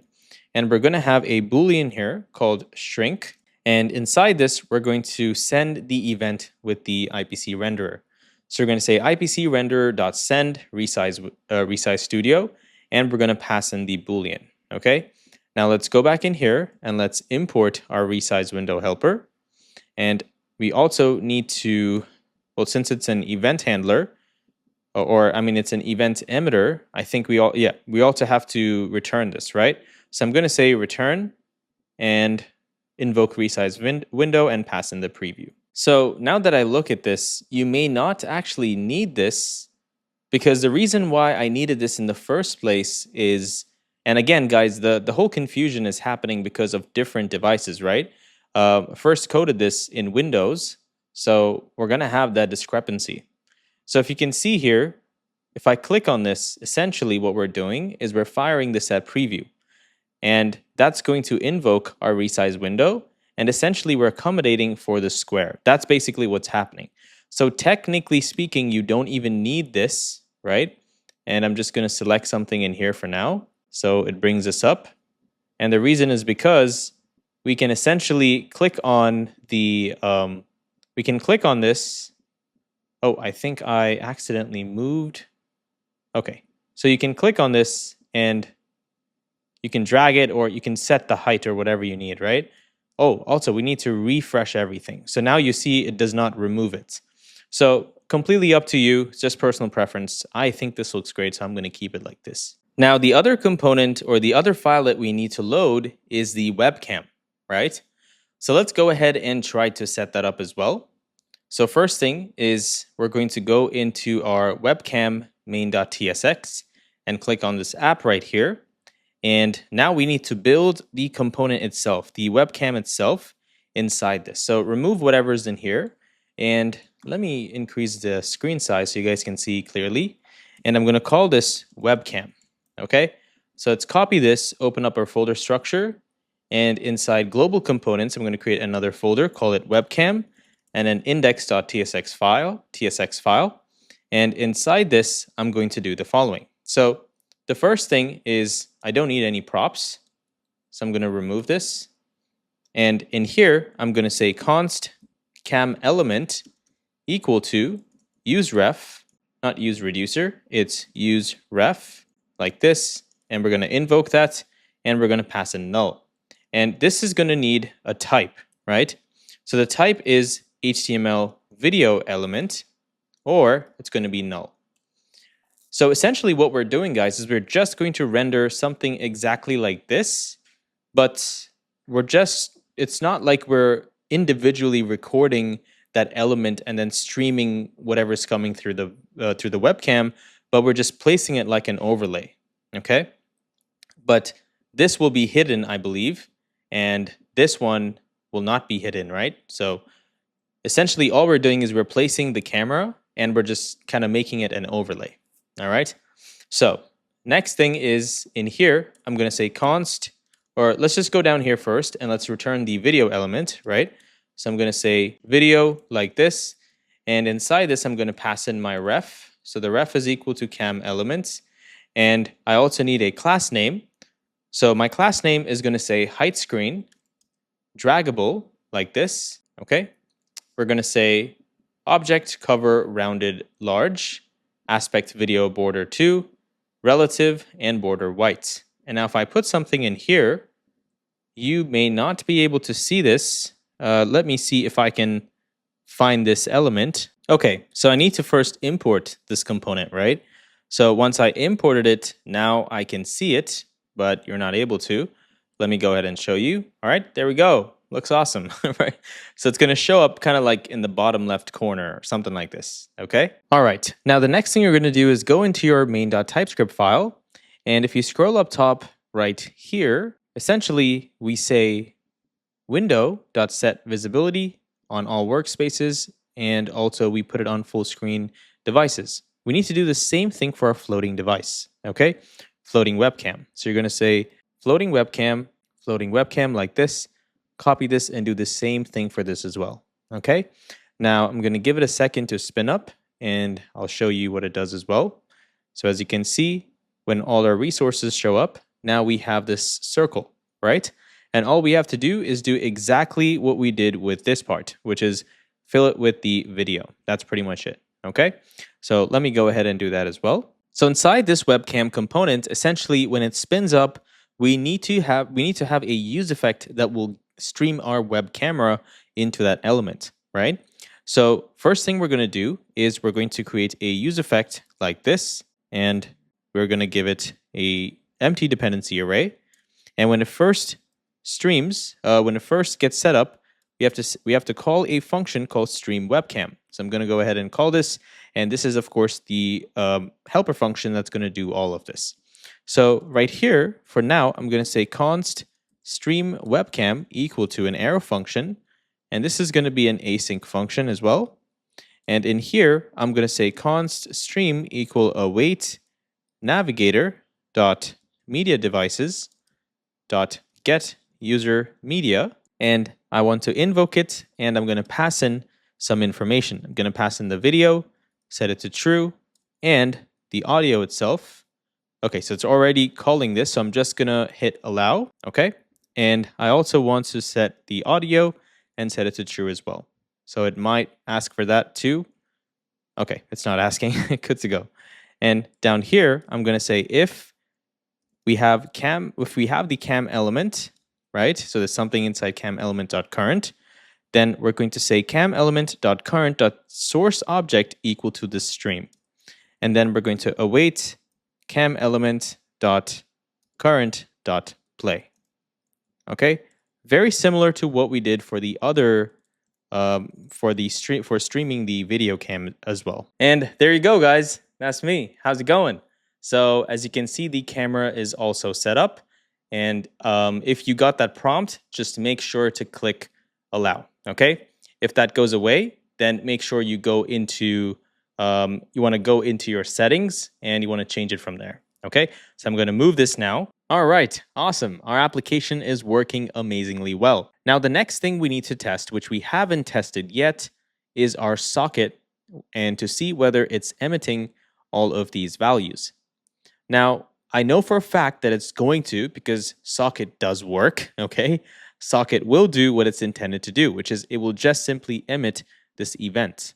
But I want to make sure that my onDataAvailable is being invoked based on the interval that we gave it, okay? That is every second. So all I'm going to do is I'm going to say alert running in here, and I'm also going to say npm run dev. And if everything is working, and when I click the record button, I should see I should essentially see an alert message and the timer. So I'm going to bring these two up here, and I'm also going to select a screen so I can see a screen right here. Okay, awesome. And now I'm going to click on record. All right, we see a timer. Awesome. And we also see the alert message showing up every single second. Great job, guys. Now go ahead, quickly open up your terminal and just quit the terminal so it doesn't, keep spamming you. But that's it. That's all we needed to do. Now, all we need to do now is send these chunks to that endpoint. And we're already doing that, right? We're emitting this to this specific endpoint. So once we have our Express server that's listening for these events that are going to come in, we're going to take these chunks and then do whatever we need to do on the Express server, and then we'll store it as a file, and then we'll upload it to our S3 bucket. Okay, so many cool things you're learning in this one single video. So I'd really, really appreciate it if you supported us by smashing that subscribe button. Okay, all right, let's move on now. All right, so go ahead and create a folder wherever you like. I'm just going to put it in the same place where I have all of the projects related to this Opal project. And I'm going to call this one Express. So first I'm going to say Opal-Web-Prodigies-Express. Okay. And next thing is I'm going to go in here and open a new window. Okay, awesome. And I'm going to bring this window right here. And I'm going to drag this folder and put it inside this file. Okay. Next, you're going to open up your terminal and you're going to say npm init. And I think we just need this. This should be fine. And for the package name, you can pretty much set whatever you want. I'm just going to go ahead and hit enter. For version, it's going to be 1. For this description, you can put whatever you want, but I'm just going to go ahead and hit enter. For the entry point, I'm going to change this if I can in here. Okay, it's not letting me do anything, so I'm just going to hit enter. For the test command, hit enter. Git repository, just hit enter for everything. Okay, awesome. And now you should see a package.json inside this. And you see it's actually sending the index.js as the root file, but we're going to be using a server.js file. Okay, it doesn't really matter. You can use index.js if you want as well, but I'm going to call this server.js. Okay, awesome. And in here, we're going to need to also install a couple packages. So just go ahead and follow with me. So I'm going to say npm I. The first one is Axios. Then we're going to need cores. Then .env, express. We need fix-webm duration, put space. Then you're going to need honed. Then you're going to need nodemon and OpenAI. And then we need socket. I think I made an error here. It's OpenAI. And then you're going to put space, say socket.io. And then we need Zod. Okay? All right. And we're also going to need, we also need AWS stuff. So we're going to say AWS-SDK. Then you're going to say at AWS-SDK/client-S3. And you're going to put space and AWS-SDK/lib-storage. Okay? And go ahead and hit enter. And that's going to install a bunch of stuff for us. And let's just give that a second. Okay, so I made an error here, guys. This is not two dashes, it's just one dash. So remove this right here and hit enter once more, and that should do the job. All right, so before we begin, I want to just give you a quick overview of the libraries that we're using in our Express application, because I know there were a ton, and most of you guys already know what this stuff is. But for those of you who don't, who have absolutely no idea, I'll try my best to give you a quick glimpse. Okay, so first, the first three packages, which is the AWS Client S3 and the AWS SDK, the lib storage. These are tools to help us store and manage files on Amazon S3 buckets. Okay, so it's basically like a cloud storage service. And if you watch the first part of this course, which is the first video, it explains every single thing, right? But this is basically where we will keep all the videos for our application and we'll store it inside this S3 bucket. Okay. Next, the AWS SDK is needed in this application because it's slightly an older tool actually, but we need this to essentially connect our app to the different services that AWS is providing. So for S3, we're going to need this SDK to pretty much connect to that bucket. Okay. Then Axios, you guys already know, so I'm not going to explain. Axios is just to make API requests. Now, what is CORS here? So in short, CORS is, well, first, CORS stands for cross-origin resource sharing, okay? And what this means is when you are sending a request from two different domains, it's going to get blocked because it's like a security principle, okay? And we want this CORS library to essentially make sure that our applications can safely connect to different domains or services without running into this specific security error, okay? It's, in my opinion, it's very annoying, but it's super, super helpful, okay? You need this to secure your app and also make sure that it also helps you not get, a bunch of calls from someone that's not authorized to call your application. That's why we need CORS. Next, .environment. So this helps us essentially keep sensitive information, right? So passwords and keys and stuff like that. And the .env is essentially going to help us locate a environment file and pretty much do whatever we need with them. Next, Express. So this is what we use to build our backend server, okay? It handles things like routing or deciding like what happens when users, hit a point, an endpoint, right? So Express is also kind of like, it's basically an API for your server. Think about it that way. Then what is fix webm duration? So this is a small tool. It's not a big package, but it's a small tool that makes sure that the video files in the webm format have the correct length. Okay, so that way the video doesn't cut off too soon or too long or too late, and that way we get the exact number. That's the only reason why we need this. Okay, now hound or honed, however you want to call it, this essentially helps our app listen and interact with audio or speech. Okay, and it's like, think about it, when you want to control something using voice commands, you'd probably want to use this. Okay, and it's going to come in handy in our application. Then we're going to need NodeMon. NodeMon is a tool that pretty much starts a server, right? It starts our Express server, and that way we can listen for, for calls that come to our endpoints. OpenAI, you guys know. Socket.io, you guys know. And Zod, I'm sure you know as well, right? If you don't know what OpenAI is, I am sorry, you live under a rock. But essentially, OpenAI allows us to connect to AI services, okay? And AI models for generating text, descriptions, all that kind of stuff. Okay? Hopefully that description really helped. Now, in the script section, we need to use NodeMon to essentially run our application. So right here, go ahead and change this to, first, we're going to create a script here called dev. Okay?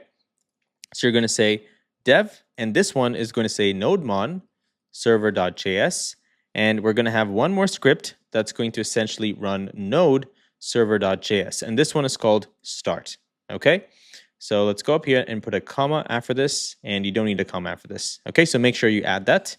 And now we can go into our server.js and pretty much do whatever we need to do. Now, before we do that, I also want to create a .environment file. Okay, so you're going to say .env. And inside this, we're going to do the following. So first, I'm going to need the Next API host. And this is going to be localhost 3000/API. And then we're also going to need the Electron host. Okay, so this is the localhost 5173. Okay, this is where our app is running, our Electron app specifically. Let's go into our server.js file. And the first thing is we're going to need to spin up our server. So I'm going to say const server equal to http.createServer. And I'm going to need to pass in an app. And since we're using Express here, we can instantiate an Express app by saying const app equal Express. Okay, now that we have this, next we need to wire up cores. So I'm going to say app.use cores, and I'm going to invoke this. And now, of course, we need to import cores. So I'm going to say cores, const cores equal require cores, just like this. Okay, file is in common.js. Yes, I know. It may be converted. Okay, I know that as well. We don't need to do that. It's totally fine. So now that we have cores pretty much connected with our app, we can go ahead and also grab HTTP. Okay, so HTTP is going to help us create the server itself. So I'm going to go in here and say HTTP equal require HTTP. So now we have pretty much everything that we need. So you can go down to the bottom and you can say server.listen. You're going to invoke this and you're going to pass in 5000. And after this, you want to pass in a callback function.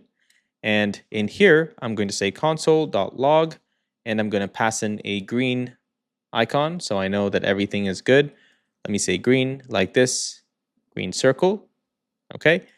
And I'm just going to say listening to port 5000. Okay. Awesome. Now we can go ahead and say npm run start or npm run dev, and that should spin up our nodemon server.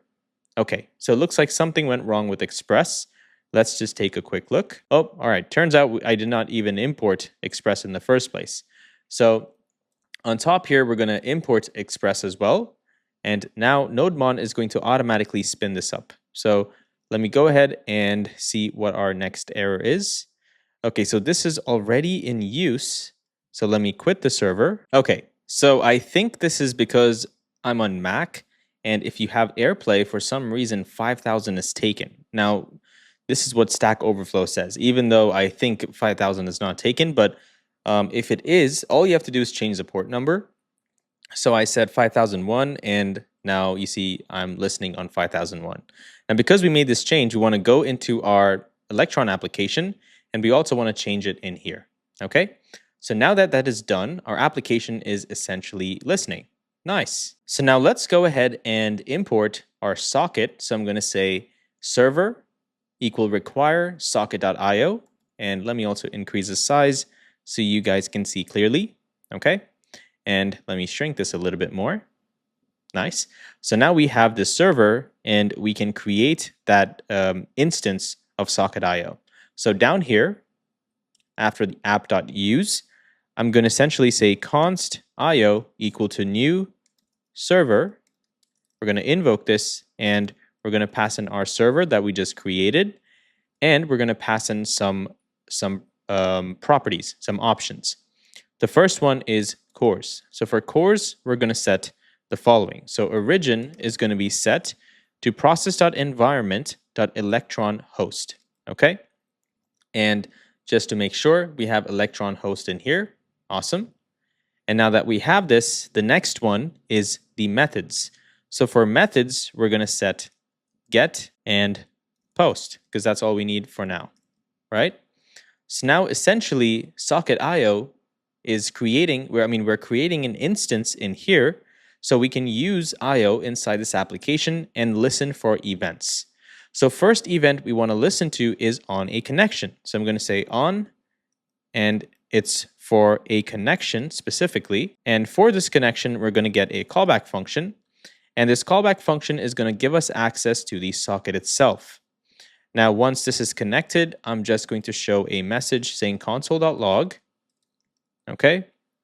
I'm going to copy this little green icon, and I'm going to say socket is connected. Okay.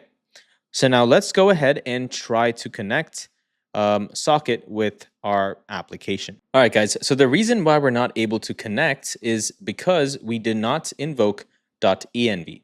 So go ahead and say .env like this, and you want to say require .env, and then you want to configure it by saying .env.configure. Okay. And once this is done, you also want to go into your .environment variables, and you want to remove this backslash, the trailing backslash. Okay. And then make sure this is running. So go back and save it once more so it kind of like refreshes. And then you want to go into your application, your Electron application, and you want to say npm run dev. Okay. And there you go. Our socket is connected. So the problem here was both the .env and our environment variable as well. Okay. So now there are going to be different events that we need to listen to from socket.io, right? The first one being the video chunks. So I'm first going to say socket from here, right? Socket.on, we're going to invoke this and we're going to listen to video chunks. And this is going to be an arrow function because we're going to get a callback function that it fires. And in here, I'm going to make this an async function, and I'm going to call this right here. I'm going to say console.log, and in here, I'm going to say video chunk is sent. Okay. And this is also going to give us some data, so I can pretty much print the data if I want as well. Sorry, this is data, not date. Okay. The other event we are going to need to listen to is process video, right? So let's go ahead and listen to that event. So process video. And finally, disconnect. So let's go ahead and say disconnect. All right. And for disconnect, I'm just going to say, let's remove this and say socket.id is going to be socket.id. Okay. .id like this. And you can pretty much say is disconnected. Okay. And for this one, we'll say processing video. Okay, cool. Now let's go into our application. And first I want to make sure the socket is connected. Okay. So if I try to record, there we go. So every second I'm getting sent these chunks, guys. This is the most beautiful sight I have ever seen in my entire life. Take a look at that. So all our chunks and the buffer data is being sent in real time. So as the user is essentially recording, we're getting all the buffer data and it's being sent into our Express server. And all we have to do is pretty much convert this and store it, okay, as a file. So I'm going to stop this so it doesn't burn my computer, okay? And the reason is because I have some other video processing tools that are running in the backend. So now that we have this, we know that this is working, right? And when I clicked on stop, I also want to make sure that the video is, we're supposed to get processing video. We did not get that event if I'm not wrong. Let me try to do this once more. So I'm going to record and let me stop. Okay, so processing video is sent first, and then I think, okay, and then I think we're sent the final chunk, this one.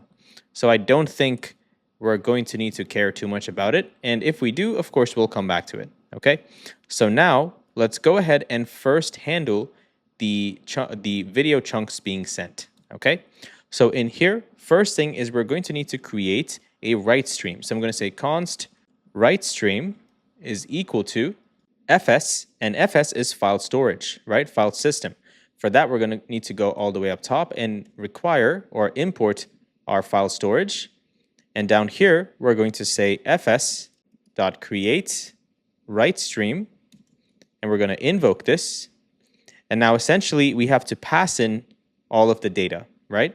But before that, I want to create an array here that can keep record of all of our chunks. So I'm going to say const recorded chunks equal to an empty array. And now I'm just going to append all of the chunks I get to that, okay? So first, let's also finish this. So first thing is I'm going to create a folder here, or a file here like this, called temp_upload. And I'm going to put a backslash and I'm going to say plus data, or actually, let's remove this, data.filename, okay? And this data is coming from here, so file name, like this, okay? And once I have this, I want to push these chunks into this array. So I'm going to say recorded chunks.push data.chunks, okay?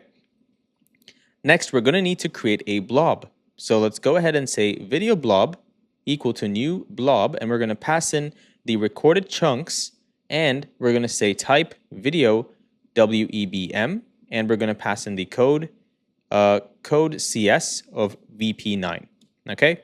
And after this, we're going to need to create the buffer, right? So what we're going to do now is we're going to say const buffer equal to buffer.from await video blob, and we're going to get the array buffer, okay? And next thing is down here, we're going to create a read stream, and from that we're going to read this buffer info.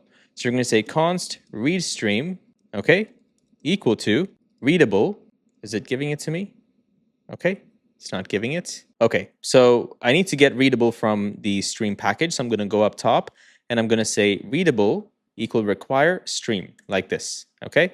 Then I'm going to scroll down, and let me also shrink this a little bit so you guys can see, okay? And inside this, we're essentially creating the readable stream. So we're going to say readable.from, we're going to pass in our buffer data. And now after this, we have to pipe our readable stream to the write stream, right? So I'm going to say readable stream.pipe, and in here, I'm going to essentially pass the write stream. And after that, I'm going to have .on, and when this is done, so finish like this, when it's completed, it gives us access to a callback function that it will invoke. So I can pass in the console.log in here, okay? And I'll take the same thing from here, and I'll just put this in here, saying chunk saved, okay? And now that we know the data comes back, I'm also going to remove this so it's a little clearer and we can understand what's going on. Okay, nice, awesome. Now I'm going to remove this one as well. And for this, it's fine, it can stay, but that's pretty much it. So let's go ahead and give it a shot and let's see what happens. So I'm recording now. As you can see, it says the app crashed, waiting for file changes before it starts. So it's saying there's no such file or directory called temp upload. Okay, and something is undefined, which is the file name itself. Okay, so it looks like when I just console.logged the message here, data, it looks like file name was misspelt. Okay, so this is why I said don't make any spelling errors like me. Okay, so I'm going to go in here and I'm going to go into recorder.typescript and I'm going to change this to file name. Okay, now socket is also connected. And let me try. I think I also might need to create the folder, but I'm not sure if it does it on its own. Let me just give it a shot. Okay, so we need to create that. Okay, so go down here and create a folder, and we're going to call this folder video.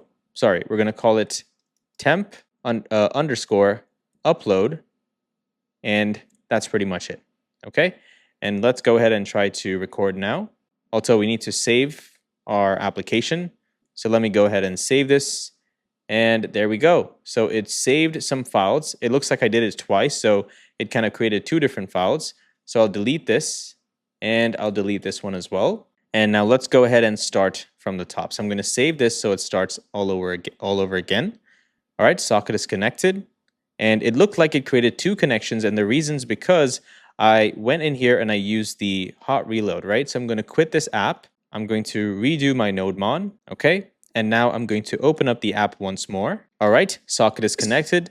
All right, that screamed in my ears. Oh my God, that gave me a heart attack. Okay, and now I'm going to try to record. Okay, processing the video, chunk saved. Awesome, guys, take a look at this. How amazing is this to you? So now when I stop this, boom, done, the chunk is saved, and everything is pushed into this file right here. We did every single thing from scratch. This is why this application is going to stand out on, on your resume or even, on YouTube. Not a single person on YouTube is showing you how to do this. They're probably using something like a streaming platform, and they're essentially using something like OBS, and they're just showing you how to stream it from that, right? But we're showing you how to do it from scratch. So if you like this video, please do give us a thumbs up and subscribe. That would mean the world to our team. Okay? All right. So now once this is done, the next step is processing, right? So let's go ahead and do that part. So when socket.io gets this event fired, which is the process video, in here, essentially, we're going to do a bunch of things. For example, we're going to need to also read the file, and we're going to need to, of course, upload it to our database. Remember all the steps, right? And also AWS related stuff. So for now, let's get the code up and running, and then we'll go get all the variables that we need, right? Because we have to go into AWS, we have to get the bucket name, the region, some access credentials, and all that kind of stuff. So let's go ahead and do that first. So first thing I'm going to do is I'm going to set recorded chunks to an empty array. Okay. Then I'm going to read the file from file storage. So I'm going to say fs.readFile, and I'm going to invoke this.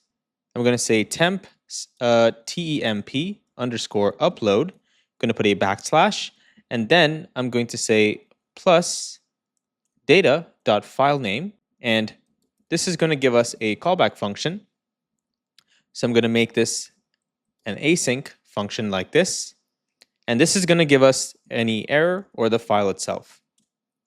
And inside this, first thing I'm going to do is I'm going to say const processing like this is equal to await Axios. And we're going to need to import Axios. If you go up top, you should see Axios. Where was that?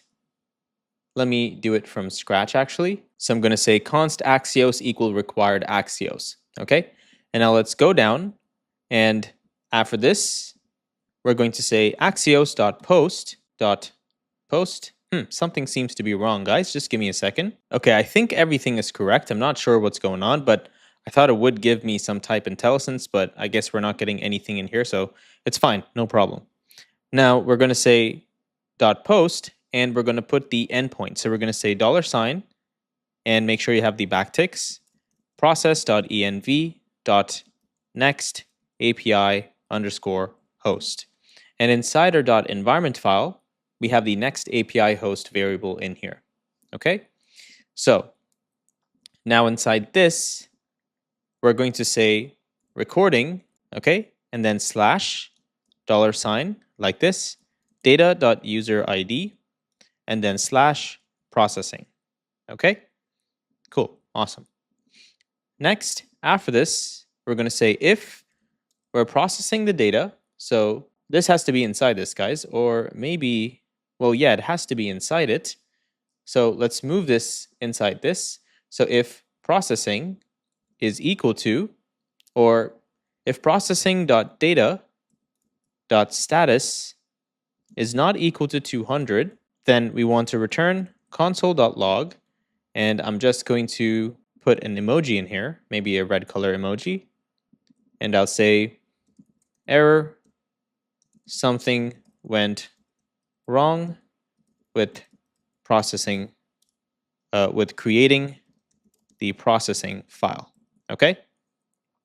And then after this, down here, I'm going to hit enter, and I'm going to say const key equal data.filename, okay? And this is all lowercase. And next we need the bucket, so I'm going to say const bucket equal process.env.bucket underscore name. And this is going to be inside our environment variable, but because we don't have it for now, it's totally fine. I'm just going to set it, and I'll come back to it when I get those keys, okay? And after this, I'm going to say const content type equal to video/webm, okay? And then I'm going to get a command here. So I'm going to say const command, and this is equal to something called put object command, which comes from our AWS SDK, okay? So let's go ahead, and I'm going to go up top and import all the AWS related stuff. So I need the S3 client and put object command. Okay, so I'm going to grab this. And here, first of all, I made a spelling error. So let me fix that spelling error. I'm going to say new put object command. I'm going to invoke it. And inside this, I'm going to pass in the key. I need to pass in the bucket. And we can also quit this. We no longer need the terminal to run or the server to run. And then I'm going to say content type like this. And then I'm going to say body. And I'm going to pass in the file. Okay. All right. Now after this down here, I'm going to say const file status equal to await s3 dot send. Now for S3, we also need to create an instance. So let's go ahead and do that. So you want to scroll up here, maybe somewhere around here. This should be good. So we're going to say const S3 equal new S3 client. S3 client, we're going to invoke it. And inside this, we're going to need to pass in some credentials. So I'm going to say credentials, which is an object. The access key ID is going to be process.environment.access key ID. And I'm going to go into my environment variable and I'm going to create this one right here. And then after this, I'm going to need the secret access key, which is going to be process.env.secret underscore key. And let's go ahead and also copy this one. And I'm going to paste it inside my environment variables. I can't type today, guys. Today's a really bad day. Today's an amazing day. Sorry, never say that. Okay. So, and after this, I also need to pass in the region. So I'm going to say region is process. I have to put a comma here first. So region is process.environment, and we're going to say bucket region. Okay. And we're going to go ahead and put that variable in here as well. Okay. Now after this, let's scroll down. Now we can invoke this S3 bucket and we can upload our data. We can send our data. So I'm going to say s3.send. I'm going to invoke it and pass in the command. Okay, nice. Now, after this down here, we're also going to need all of our AI related stuff, right? So we're going to need to transcribe and pretty much whatever we need to do to give the user that AI related titles and description, all that kind of stuff. So for this, we will be using OpenAI and Whisper AI. Whisper AI is going to help us transcribe our video, and OpenAI is going to help us pretty much get a summary of the title and the transcript itself. So first thing we're going to do, and of course we need to create the instance and all that stuff, but let's just get the setup, right? So I'm going to say if file status, so if everything is good to go, and in here we're going to need to get metadata, and we're going to say .acdp status code is equal to 200. Then we're going to console.log, and I'm going to essentially copy this right here, paste it, remove this. I'm going to say video uploaded to AWS. Okay. So this means we're good to go. Everything is uploaded successfully. Okay. And then after that, let's go ahead and start this process. So we're going to say processing data.plan. If this is equal to proplan, then we're going to say file storage dot start. So fs dot start like this. It's giving me stat. Oh, it is stat, guys, not start. And in here, we're going to pass in the location. So temp underscore upload. And we're going to put a backslash like this plus data dot file name. And this is going to give us, again, you guys know, it's going to give us an arrow function, right? A callback function. So we're going to pass in an arrow function like this. And this is going to be an async function. And inside here, we're going to check to make sure there's no error. So if there's no error, okay, and this error comes from here. So error and stat, this one, okay? So if there's no error, only then are we going to pretty much start the Whisper AI transcription. So the most important part here, and this might be a restriction. Well, it's not really a restriction, but you just have to know how to send it. For now, we're only going to be doing 25 megabytes, okay? So this is a restriction right now. And I think this is just Whisper AI's restriction. You can't really do anything about it, okay? So what we're going to do down here is first we're going to do that. and you need to do this in order to avoid any errors, right? So make sure it's less than 25 MB, and then we'll check for the file size before transcribing. So we're going to say if stat.size is greater or less than 25123.456. Okay, so make sure you type this correctly. So there should be 6 zeros. Okay, so if it's less than this, only then are we going to do the following. So first we're going to say const transcription equal to await, and now we're going to need the OpenAI related stuff. So let's go ahead and grab all of that. All right, guys, so this is how we can get our OpenAI keys. So one thing to keep in mind is from now, I'm no longer going to open my .environment file, okay? Because there are some important keys in there, and I want you to remember that this is private. So do not share these keys with anyone, okay? So if I tell you to paste the values inside your environment file, you have to understand, you have to just read the code and see the environment key, and then put that key inside the environment file. If you don't have it, or if you do have it, just learn how to populate it. Okay, that's pretty much it. So first thing is you're going to go ahead and look for OpenAI, and you're going to click on login here. This is the fastest way. And once you're done with that, it's going to take you to a login page. Go ahead and log in to the create an account. Then you want to click on API right here, and that's going to take you to your dashboard. Now, you might have a different dashboard. That's completely fine. Things change every single day, okay? The most important part in here is you need an API key. So first thing is click on dashboard right here, this one. And then in your left side menu, you should see API keys in here, okay? Click on this and then click on create new key. Then it's going to give you an option to give a name for the key, put the name for the key, and then just hit enter. It's going to show a pop-up, okay? And I don't have that, of course, but it's going to show you a pop-up, and you want to make sure that you copy that and instantly paste it in your .environment file, okay? Because if you lose that key, it's gone. It's never going to come again.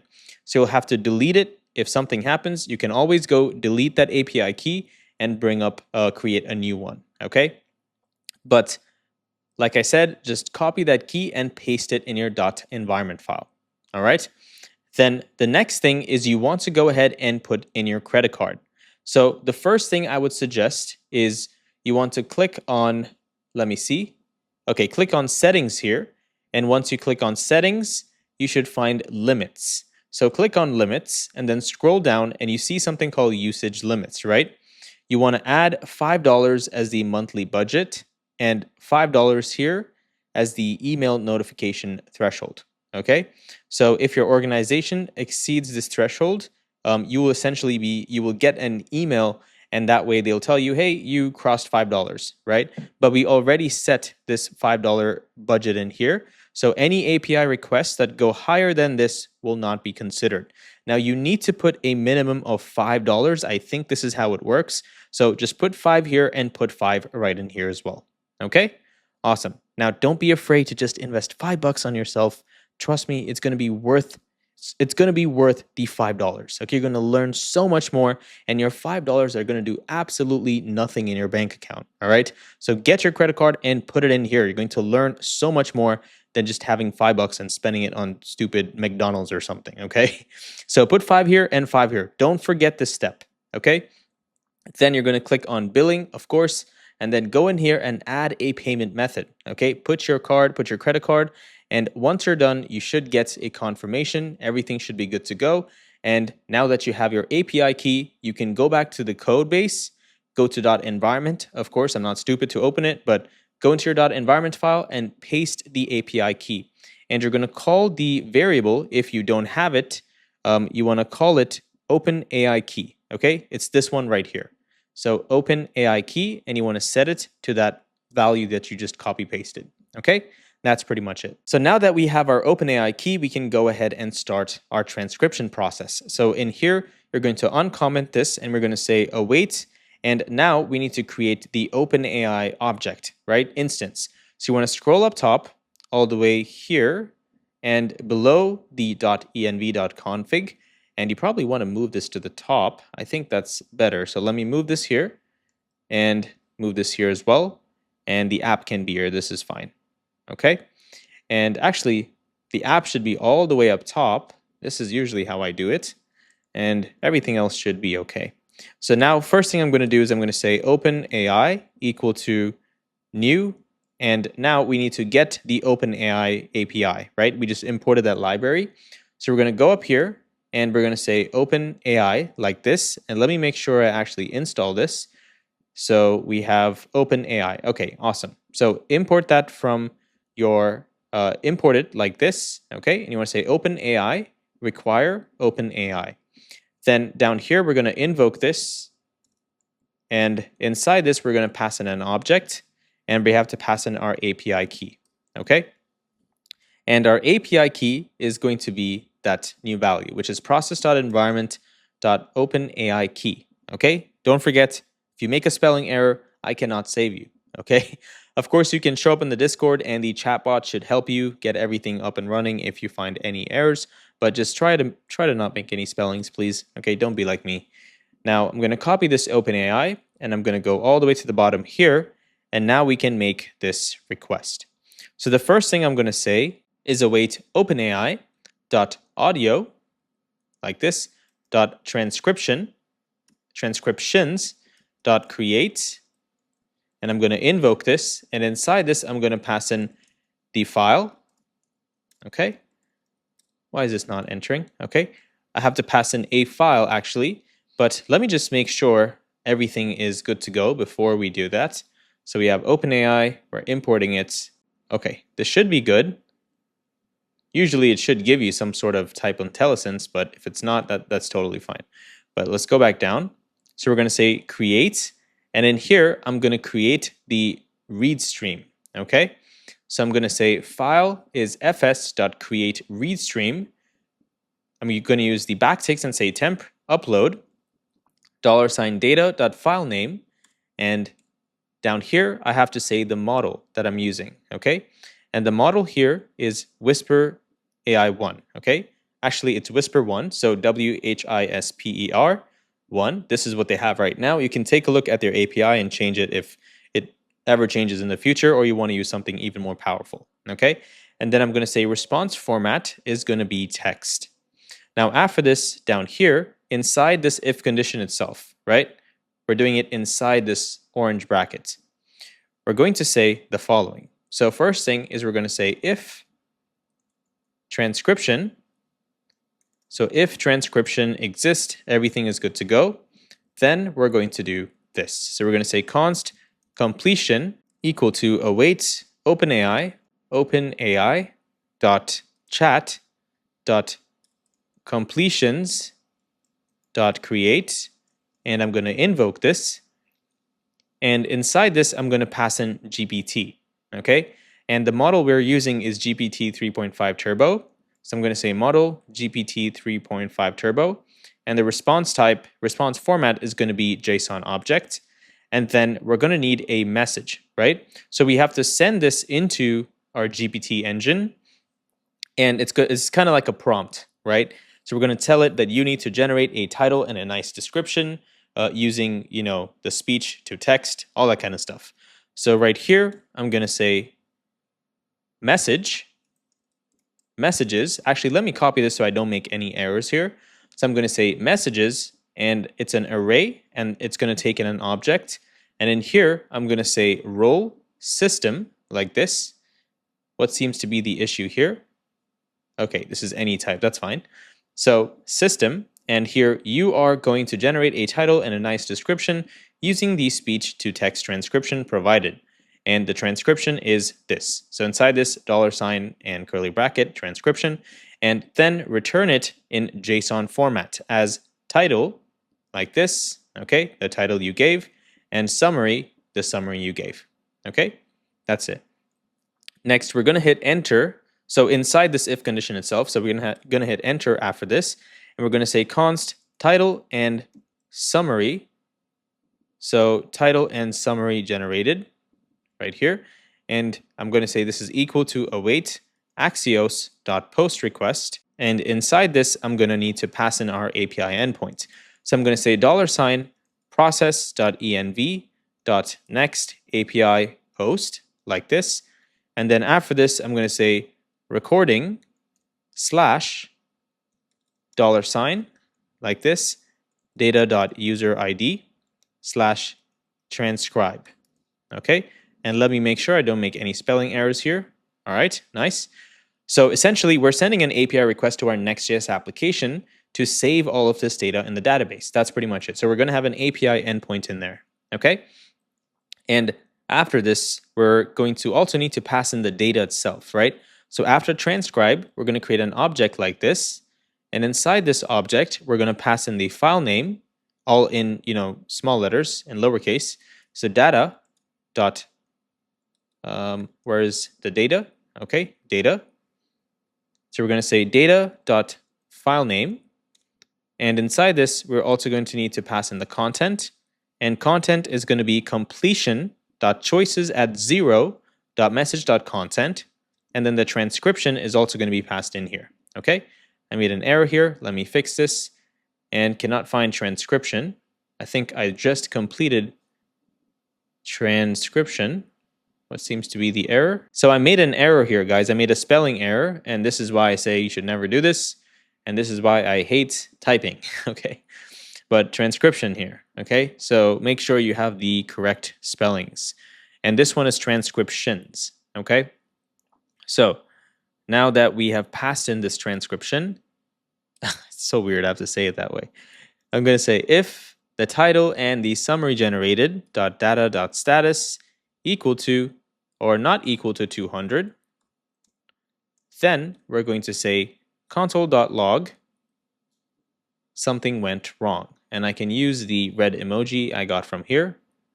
And let's go down, and I'm going to say console.log something went wrong when creating the title and description. Okay, awesome. And cool. And now after this, down here, you see we have a bracket right here, right? We're going to hit enter. And inside this, we're going to do the following. So let me also remove this bracket. This one is unnecessary. We don't really need it. And 1, 2, 3, 4, 5. So after this blue one, I'm going to say const stop processing equal to await axios.post. Going to invoke that. I'm going to pass in an object. Sorry, I'm going to pass in the string first for the URL endpoint. And I'm not going to make any spelling errors again, so I'm going to copy this and paste it here.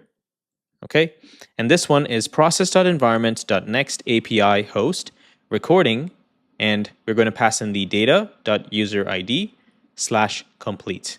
Okay, and then after this, we're going to pass in an object, and this object is going to have the file name set to data.filename. All right, nice.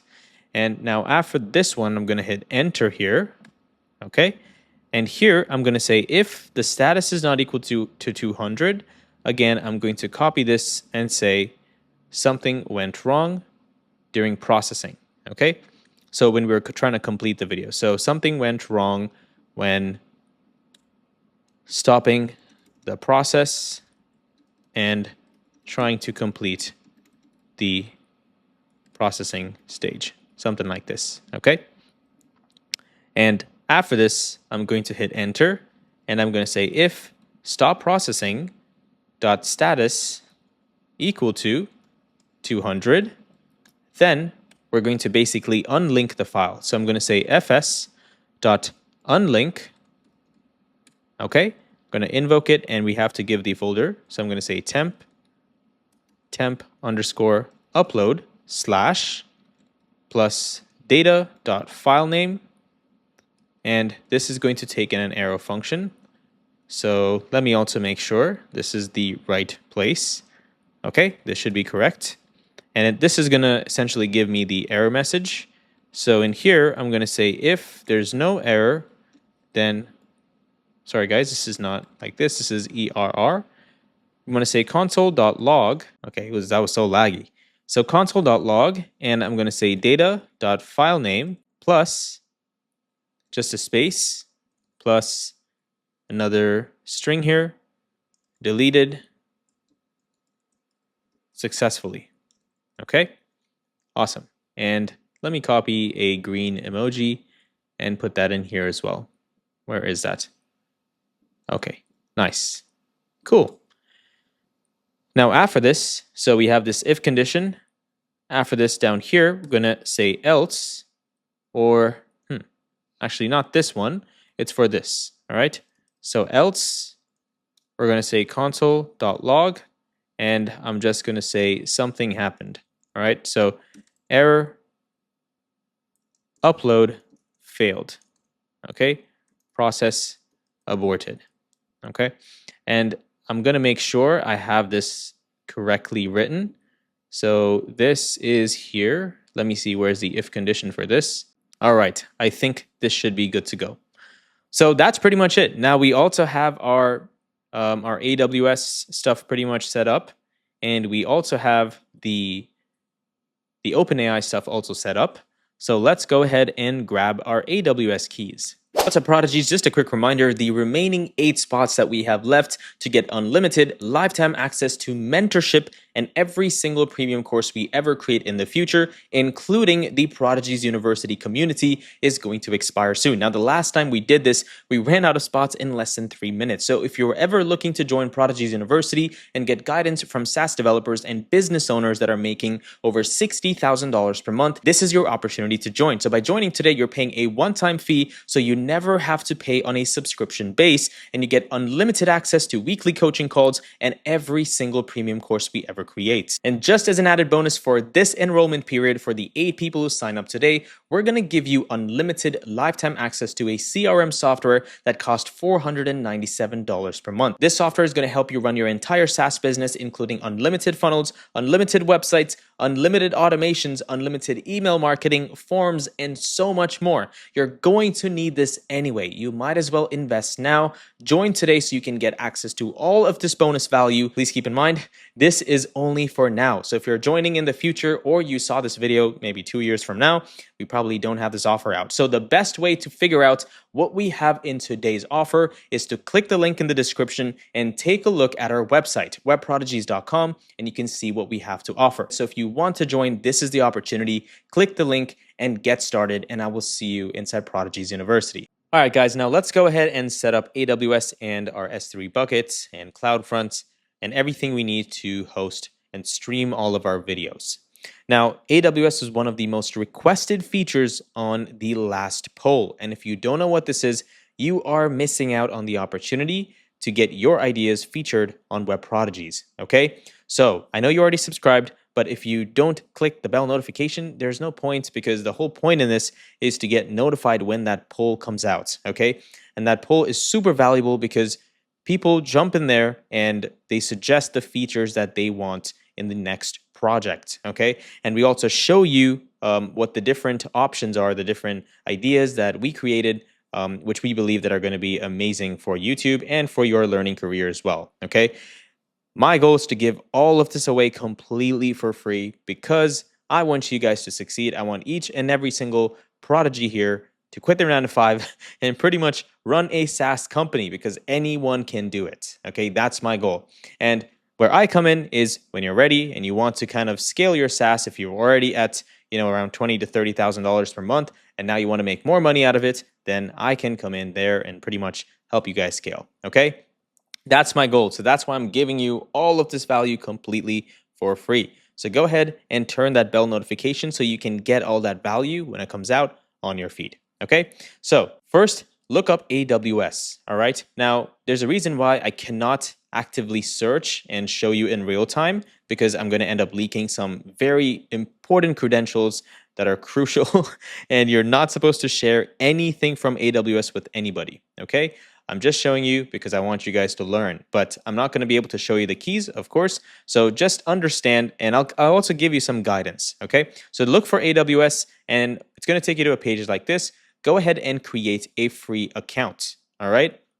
So put your email address and your AWS account name, whatever you want, it doesn't really matter. but go ahead and verify the email. And there are a bunch of steps. Okay, I think there are 5 steps, and you're going to need to put your credit card, of course. That's just how AWS works. And once you're done with that, you can then proceed to the next steps. Okay, AWS is a monster of a service, and they have. I mean, technically speaking, all the third-party libraries that you see out there, all the third-party tools that help you do stuff like security, scaling, all that stuff. Under the hood, it is AWS, nothing else. All they do is make it their own, and they sell that service. That's literally it. Okay, so don't get overwhelmed. But AWS is probably, I mean, it's big, but you're going to learn a lot in just this one video. Okay, so go ahead, sign in, create the account, and once you're done creating an account, putting your credit card, you're going to see something here called the plans, essentially. Of course, click on the free plan, okay, and go ahead and click on complete sign up. All right, and once you're done, it's going to take you to a congratulations page. Click on go to the AWS Management Console, okay? And it's going to look something like this. Don't get overwhelmed. But the first thing you want to do is just scroll up top right here, and you want to search for S3 buckets, okay? Just look for S3, and it's going to show you the different services, and go ahead and click on S3, all right? S3 is essentially, I mean, you can read all the description and see what it is, but you can store files inside this bucket. That's pretty much it, okay? So go ahead and click on Create Bucket right here, and that's going to take you into a file that looks like this. For the file name, just put, I mean, the second you click on this, it's going to give you like a file name or whatever. Just put the name of the bucket, and that's pretty much it, okay? And click on Create Bucket. And then it will take you to a page that looks like this. So the first thing is you want to make sure that block all public access is selected. And guys, this will change, all right? Keep in mind, this is constantly changing. It's never going to be the same. However, the idea of an S3 bucket is pretty much the same, okay? So go ahead and block all public requests because we want our S3 bucket to be private, all right? Then for bucket versioning, you want to make sure you click on enable. Okay, I think this is, so before this, you'll see something like this, okay? So you can put the bucket name right here. You can put Opal, Web Prodigy's application, or backend, whatever you want, it doesn't matter. So put that in there, and then make sure this ACL's disabled is selected. And then, of course, right? Click on the block all public access. And then in here, enable bucket versioning, okay? And then down here, next for encryption, we're going to enable server-side encryption with AWS managed keys, okay? Not this one, the one on top. And then for the bucket key, we're going to click on enabled.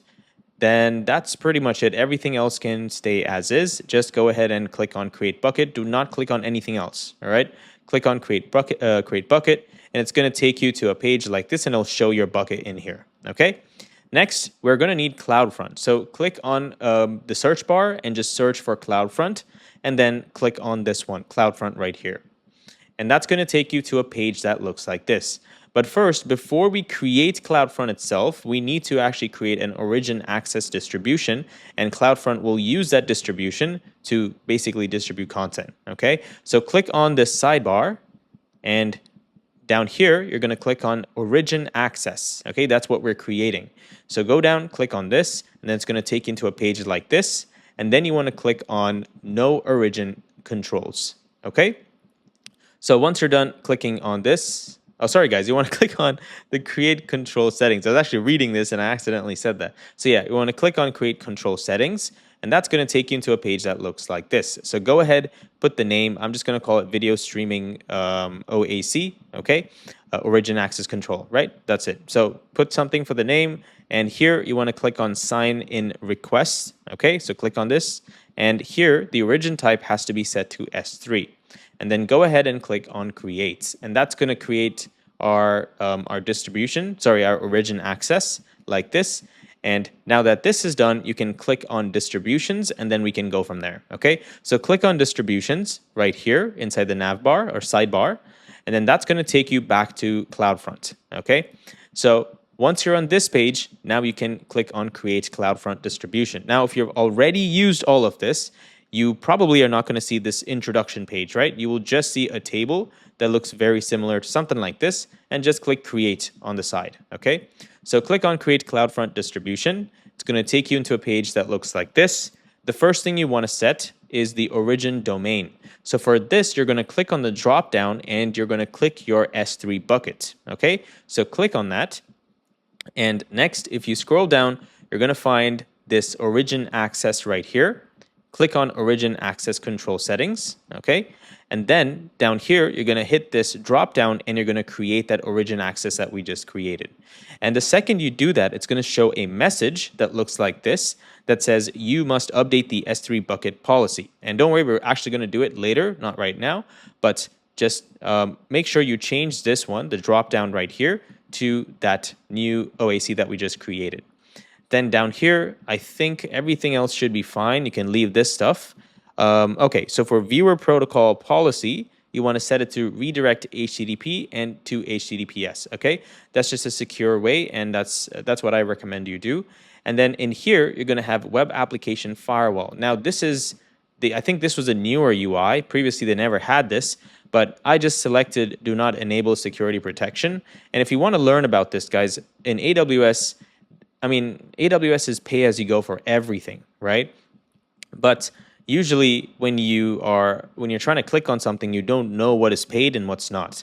This info is a hint, okay? If you click on info, they'll show you AWS WAF pricing.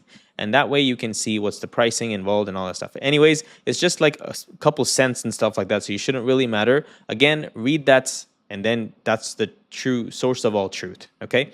So select do not enable security protection, so that way we don't get this extra stuff right here. And then everything else can stay as is. Just make sure you have the same options on your end as well. And once this is done, you can go ahead and click on create distribution. Okay, nice.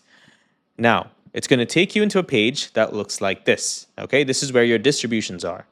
And in here, you can see it's probably still going to be deploying. So if it is, don't worry, just keep proceeding because we also have to create the policy, right? So you'll see the Navbar right here. They'll show you this thing. You want to copy this policy. They will give you the policy, okay? Click on this, copy this policy, and then you see this link right here. You want to click on the go to S3 bucket permission link, okay? So click on this one. It's going to take you into the policy page. And that's going to look something like this, right? Or actually for you, what's probably going to happen is it's going to redirect to a page that looks like, it's probably going to be the bucket itself, okay? So if you see right here, you have permissions, right? This is the permissions tab. And click on the permissions tab, not objects or anything else, this one, okay? Because by default, it's going to redirect you to the buckets / your bucket itself. So click on permissions, and down here, just scroll down, okay? Scroll all the way down. You're going to find the bucket policy, right? You're going to find this bucket policy here. You want to scroll to the right, and you want to click on edit, okay? And once you click on edit, it's going to take you into a page that looks like this. In here, you want to just paste your policy. So click and paste, and then click on Save Changes at the bottom right here. Okay?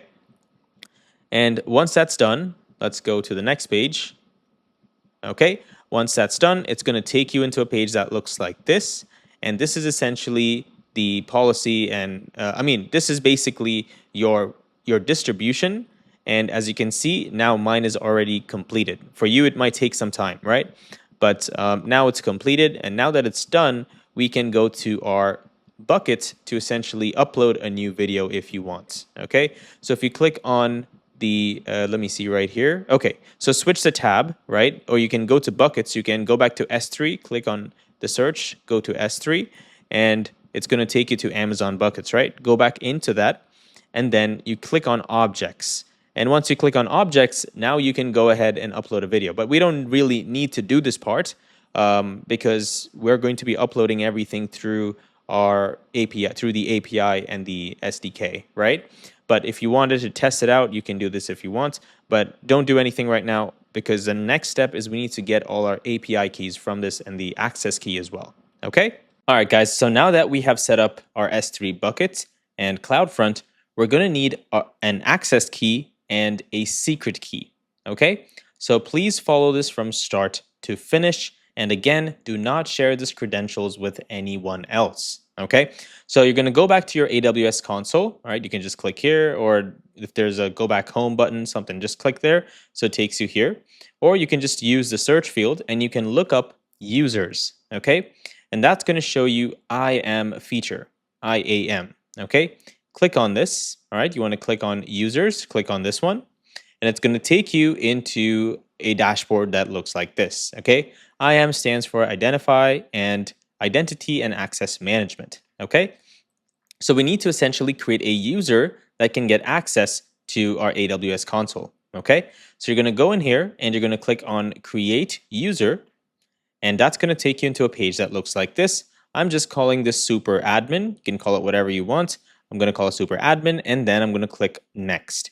That's going to take me to this page where I'm going to first click on attach policies directly. And the reason is because we are going to need to send, we are using our Node.js environment to call, right? AWS. So we're going to need to click on attach policies directly. So that way we can attach the exact policies that we need. Okay. So if you don't see this, it's because you have to first click on this. So click this, and then all the permission policies will show up here. And then essentially you can look up only S3. Look up S3 in here, and then you want to select Amazon S3 full access. That's what we need. Okay. So go ahead and click on this policy, and then you want to click on next, and it's going to take you into a page that looks like this. You can verify if you need, but it should be correct. And then go ahead and create the user. And it might also send you into another page with a description or something like that. Just keep pushing. All right. Just go to the create user tab and click on create user. Done. Now you have this super admin right here, right? It's going to take you into the IAM dashboard, and you can see you have the super admin user. Click on this user, and it's going to take you into a page that looks like this. Now you need to create the access key, and you can create the access key in two ways. One is using the shortcut here, okay, create access key, or you can go into security credentials, and then you'll have to scroll down until you find access key, the header. It'll sort of look like this, and it'll say access keys. And under that, you'll see a create button, and then you can create an access key from there. But I'm using this because it's a shortcut. So click on create access key, and that's going to take you into a page that looks like this. Now, our application, of course, is running outside AWS. So for that reason, you can click on this option right here, okay, which is you plan to use this access key to authenticate workload running time running in your data center or other infrastructure outside AWS. That's what we want. So click on that and click on next. And then it's going to ask you description tag value. Just skip over it, click create access key, and that's pretty much it. Now it's going to give you access key here like this. You want to copy this, and inside your environment variables, you're going to find access key, ACCESS_KEY, all in caps, okay? Paste the value inside the access key, and then for the secret key, you're going to find another one inside your environment variable called secret key, okay? Or just take a look at what it says inside your environment file, and then you want to essentially copy this key and paste it in there, okay? And I'll also show you, just in case, how to get the right spelling so you don't make an error, okay? And I'll show you what it should look like, and that's pretty much it, okay? And then make sure you click on done, and that's it, guys. Now you have your keys, and you're all set, ready to go. All right, now there's one more environment variable that we need, and this environment variable is called bucket region, okay? And here you can also see the spelling of access key and secret key, okay? So do not make this spelling error. Now, when you're passing in the region, if you go into your AWS console, and you can click on this and click on S3, or you can just look at S3 right here, or you can click on buckets as well, okay? It's going to take you to this page, right, where you can see all of the buckets you have created. And in here, we just created this new bucket. Where we just created a new bucket, you're going to see the AWS region right here. And the value is only this section, nothing else, okay? US East 2. I don't think you need to put all of this, just this part right here. So mine is US East 2. Go take a look at yours so you know where yours is hosted, and then get that string and populate your .environment file under this specific key. Okay, awesome. Now open up the terminal, and I'm going to say npm run dev for our Express server. Next, I'm going to go to our desktop application, and I'm going to say npm, this is the Electron, right? npm run dev as well. So run dev. And finally, we also need the web application version. So let me go ahead and grab that. Okay, right here. So I have this one set up. Awesome. Cool, nice. Now, hey, I can see the video, and I can also see this module right here and the other one, our tray right here. Okay, so we can go ahead and first ensure that our socket is connected, and our socket indeed is connected. So we're good to go on that side. And our next step is we're going to need to try to record. Okay, we're going to have to try to record and see what happens. If everything works, great. If an error took place, no problem. We will solve that error. Okay, awesome. Now go ahead, and I'm going to put this in here, and let me move this up here. And let me record. Hey, how's it going? This is Perrin here from Web Prodigies, and I'm recording this video, but unfortunately it crashed. Okay, let me take a look at what happened, okay? Give me a second, guys. At our application, which is our web application version, and of course we didn't first create the endpoint, right? Remember, we were sending some data from our Express server, right? And we have to listen to that on our web application version. So go ahead and you want to open up this API folder in here. And inside this API folder, we're going to need to create a bunch of folders or routes that's going to help us accomplish this. So the first one is called, let me hit on this one more time. Okay, we have to create a folder called recording. Okay, so I'm going to say recording like this. And inside the recording folder, we're going to have a bunch of other routes that's going to help us accomplish this. So first, create another one, which is a dynamic ID. And inside that, you have to create complete. And then inside ID, you want to create processing. And then we also need transcribe, right? So I'm going to say, let's create another one. Why did this do this? Okay. Don't make any spelling errors, okay? All right. So complete, processing, and transcribe. Nice. Now, first, let's do the processing, okay, the processing route. So I'm going to click on this and say, create a new file and say route. Oops, what's going on here? Okay, inside this one, route.typescript. And inside this, first, I'm going to export an async function, okay, async function. And this function is called post, all right? And inside this, we're going to first get our request, which is going to be of type next request, okay? And we're also going to get some params, so which is the ID. So let's go ahead and say params, and these params are going to be as follows, which is params like this, and that's going to have an ID, which is going to be a string. And I'm also going to hit enter here because I like to have, actually no, that looks horrible. Let me keep it like this. Never mind. Okay, so first we're going to need to get the body from this. So we're going to say const body equal to await request.json. We're going to invoke that, and then we're going to get our ID from the params as well. So I'm going to say params, okay, equal to, like this. We can destructure, or we can also destructure directly in here, but I'm going to do it down here. And then I'm going to say const personal workspace ID equal to await client.user, and client comes from Prisma client. So let's grab that. And I'm going to say user.findUnique. We're going to invoke that. And in here, we're going to pass in where, and I'm going to say ID is the same ID, and we're going to select the following info. So we need the workspace like this, and in here, we're going to say where the user's workspace is of type personal, and from that, we want to select this information. We want ID set to true, so we're going to get the ID, and then we want to order by created at in this ascending order, okay? So ASC, awesome.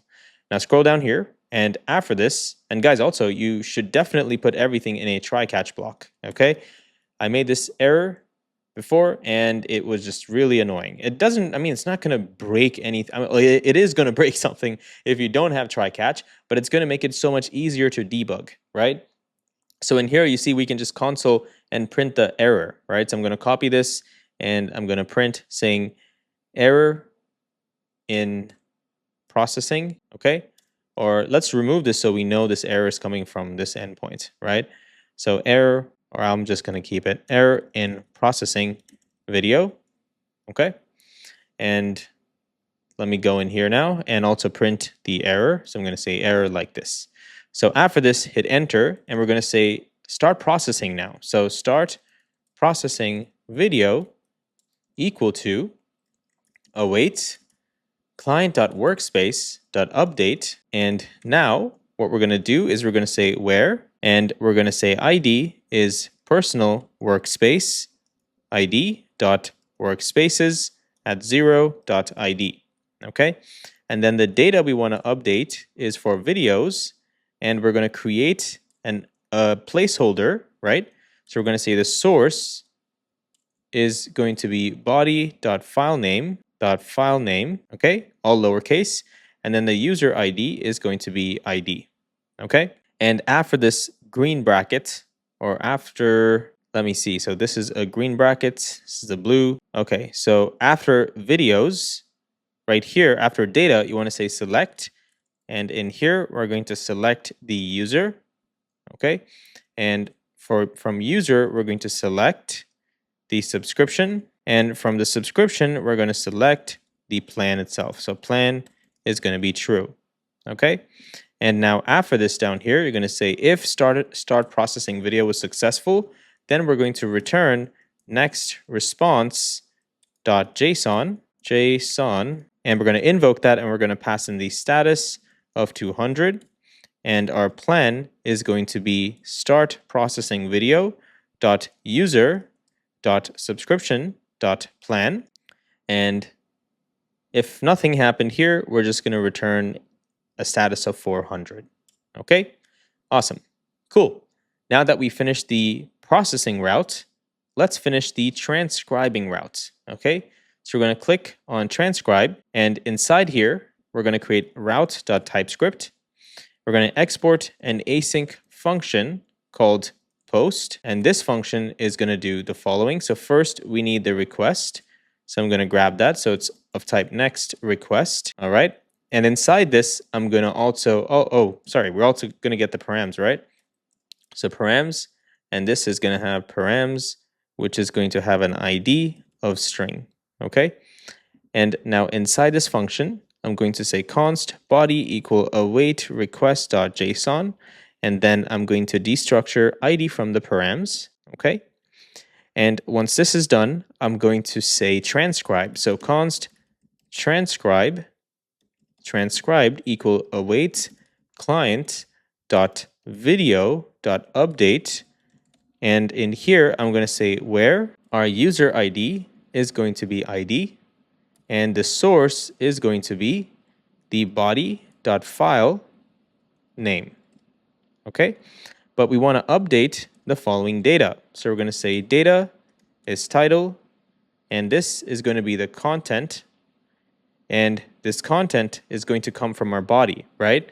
So I'm going to say const content equal json.parse body.content, okay, like this. And now I can say content.title, okay? And after title, description is going to be content.summary, okay? I might need to change this. Let me zoom out a little bit. I think I zoomed out, zoomed in too much for you guys. Let me take a look at the other application. And what are we doing in here? So summary. Am I passing any summary anywhere? Okay, so I made the error here. Okay, let me see if I have this spelling somewhere. Okay, so all of this is going to need to change to this. So let me first click on this one, change it to summary. This one, I'll also change this here as well. ARY, okay, summary, and summary in here as well, okay? And that should not leave us with any errors. Okay, no errors, awesome, okay. Not sure if that is gonna cause any problems, but I took a look at this in here, and maybe it will because we have title and summary, right? And we have the title and summary as well. So I just wanna make sure I fix that, okay? All right, Then after this, we also need the summary, which is going to be the transcript. So I'm going to say .transcript. And we're getting our transcript from Whisper AI. Okay, awesome. Now, after this down here, we're going to say if transcribed, if this is successful, then first I'm going to print a message saying storing in KB. Okay, and after this, I'm going to need to get some options. So const options equal to, and the method is going to be post. Our URL is going to be, actually, we can also see if this works first, because, let me think, guys. Give me a second. Okay, so instead of this, what we'll do in here is I'm just going to say if this is good to go, everything is successful, then I'm just going to return a 200. And I'm also going to put a work in progress flag and say wire up AI agent. Okay, all right. We need an AI agent to essentially enable communication between the transcript and the video and the customer, right? Because we're going to have this super cool AI feature where the user can also text the AI and get responses, right? So we're going to need an AI agent that can handle the knowledge base and stuff like that. So for that right here, I'm just going to say next response JSON like this, and I'm also going to say console.log, and we're going to print a green color icon and say transcribed. Okay, all right, awesome.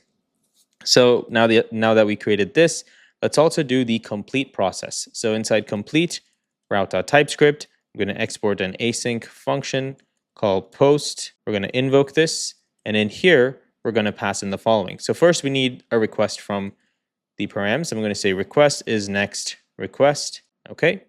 And then after this, we're going to have the params. So params, and this is going to be of type params, and ID, which is going to be string. And inside this, we're going to say const body await request.json, and we're going to destructure ID from params. And then I'm going to say complete processing. And this is essentially what we're going to do in here is we're going to go into our database. And remember, I told you in the starting that we're going to create that placeholder entry, right? We just need to update that Boolean property processing to false. So I'm going to say const complete processing equal await clients.video.update for this user ID and the source where it is this file name. And we're going to change the data from processing, which was true, to false. Okay. And if this is successful, we're going to return 200 response, and we're going to say next response.json and return 200. And if it wasn't, we'll return 400. Let me see if I'm doing, okay. If this is not, I'm going to return 400, and I'm also going to console.log a message here saying something went wrong. Okay, encryption went wrong. All right, awesome. Okay, so now that we have this, let me also make sure we have all other endpoints. If not, I'll come back and create. That's totally fine. Okay, let's go ahead and try once more, guys. So I'm opening up the terminal here. Make sure this is running. Make sure our express is also running. Okay, socket is also completed.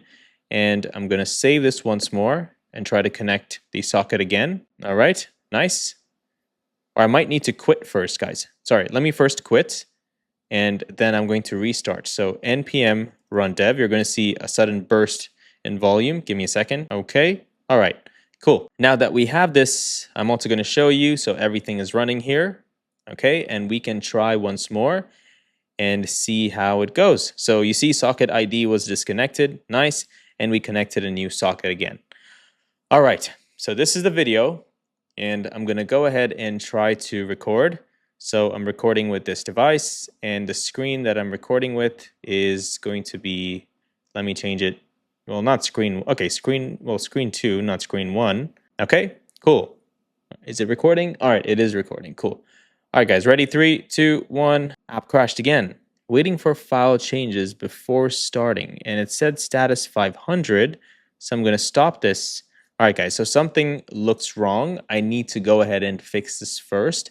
So let me do that, and then we'll continue, okay? So I found the error, and it's super, super annoying. I'm just going to show you what exactly happened, okay? So first problem is I noticed that when I looked at the console, the message or the error message that I was getting, it wasn't very descriptive, which means it's because the node mod is pretty much crashing. And that's exactly what happened. Received 500. The other thing I noticed is we did not get this type of error. So what that's telling me is the error is probably happening in some part in our application above this place, because this is the first type of error that we're printing, right? And the other thing is I'm not printing any data. Like I'm not saying console.log data or anything. So this data I'm getting is an error log that NodeMon is trying to give us. That's pretty much it. So what I did is I essentially hid everything. So I commented out everything in our file, and one by one I tested each and every single line, okay? Only up till here, because I know the problem was happening somewhere around this area. And I also tested this section first, and you don't want to test each line, right? You want to test each section. And then based on each section, then you go into it, right? So I tested this section, this was good to go. So video chunks were being saved, but our processing had an error. So I commented out everything in here, and I knew it was going to be in here somewhere. And then I noticed that this line wasn't here. So if we don't provide any data here, that also means that on our web application, we're supposed to get a unexpected end of JSON error, right? And that's exactly what we got in here, right? You see, unexpected end of JSON.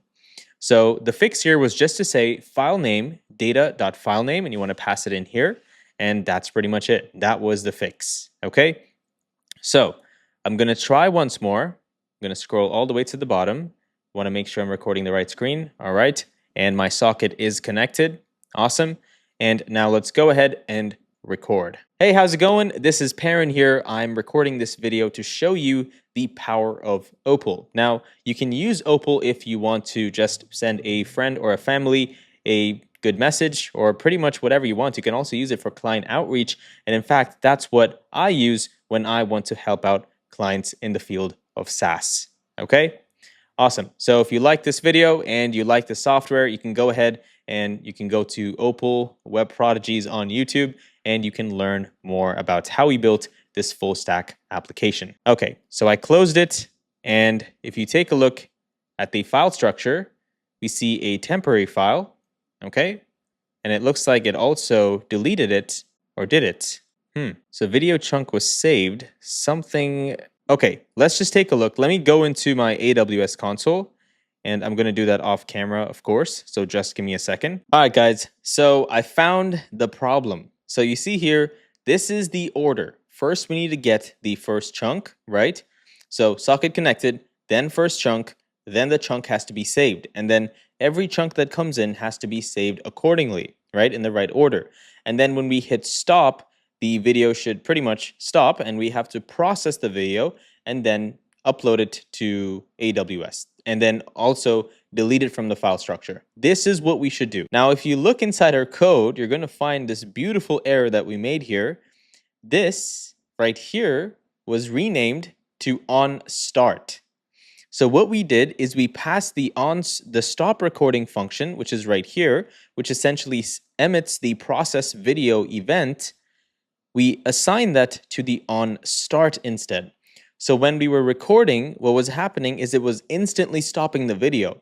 So because of that, of course, we're not even getting any of the thumbnails, or we're not even getting the video itself. So that's the first fix, okay? And I'm going to show you something right here so you can take a look at this. Let me move this into, I'll just keep this out for now. Okay, there you go. You see our video? Looks amazing, right? And if you click on it, it takes you into the video section, and you can see, pretty much the title, whatever. Now, the second error that we had to fix was inside our application itself. So not this one. We're going to go into, let me see, not this either. Okay, this one. And you're essentially going to put your CloudFront URL, okay? If you don't know how to get the CloudFront URL, I'm going to show you in just a second. Okay, so you want to go into CloudFront inside your AWS console. So you can literally search for CloudFront in here.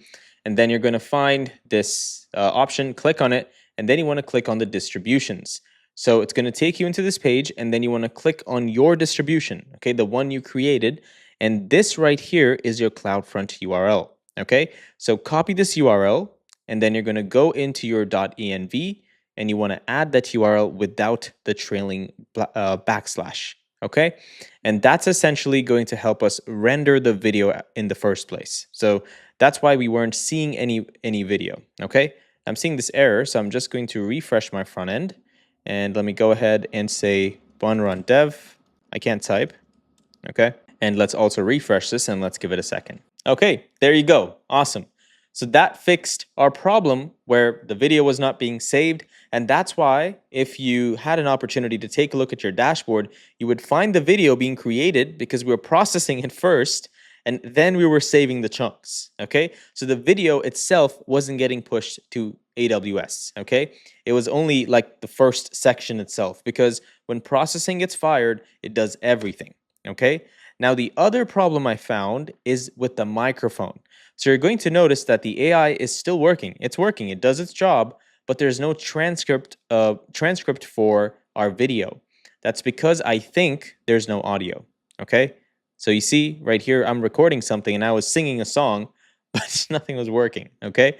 So our audio transcript is not being created.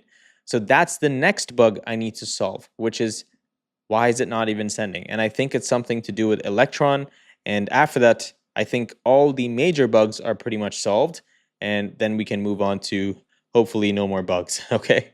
All right, guys. Awesome. I will see you in about 10 minutes because I need to go get some food and I am starving. Peace out. All right, guys. So I'm not entirely sure as to where the audio error was coming from, but the first thing I changed was in here. I had a if condition and I was rendering something else. I think I was probably rendering false or something, right? So yeah, I was rendering false if this does not exist. And it doesn't really matter. I just added that in there. And I think that's not the problem. I think it's the microphone that I'm using that is not compatible because it has a software and all that kind of crazy stuff. So I think maybe that's what's going on, okay? Because I recorded a video right here. And as you can see, all the way at the bottom, testing out new microphone, okay?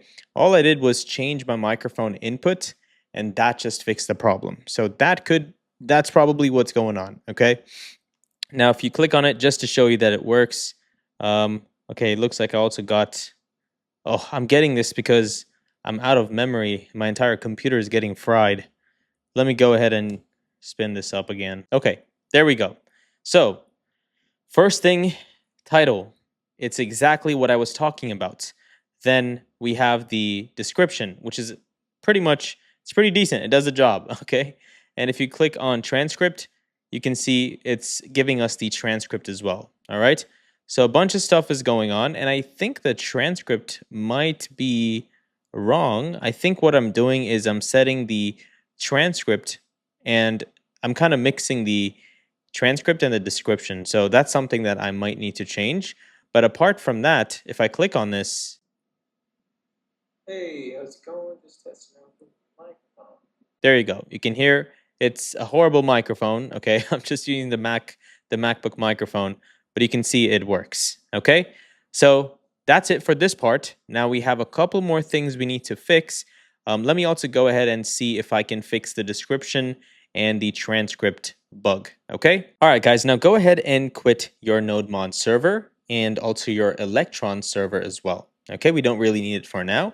And you're going to open up your folder structure in your web application version, and you're going to go to videos, preview, index.tsx, and you're going to scroll down here, and you're going to notice we have this editor component, right?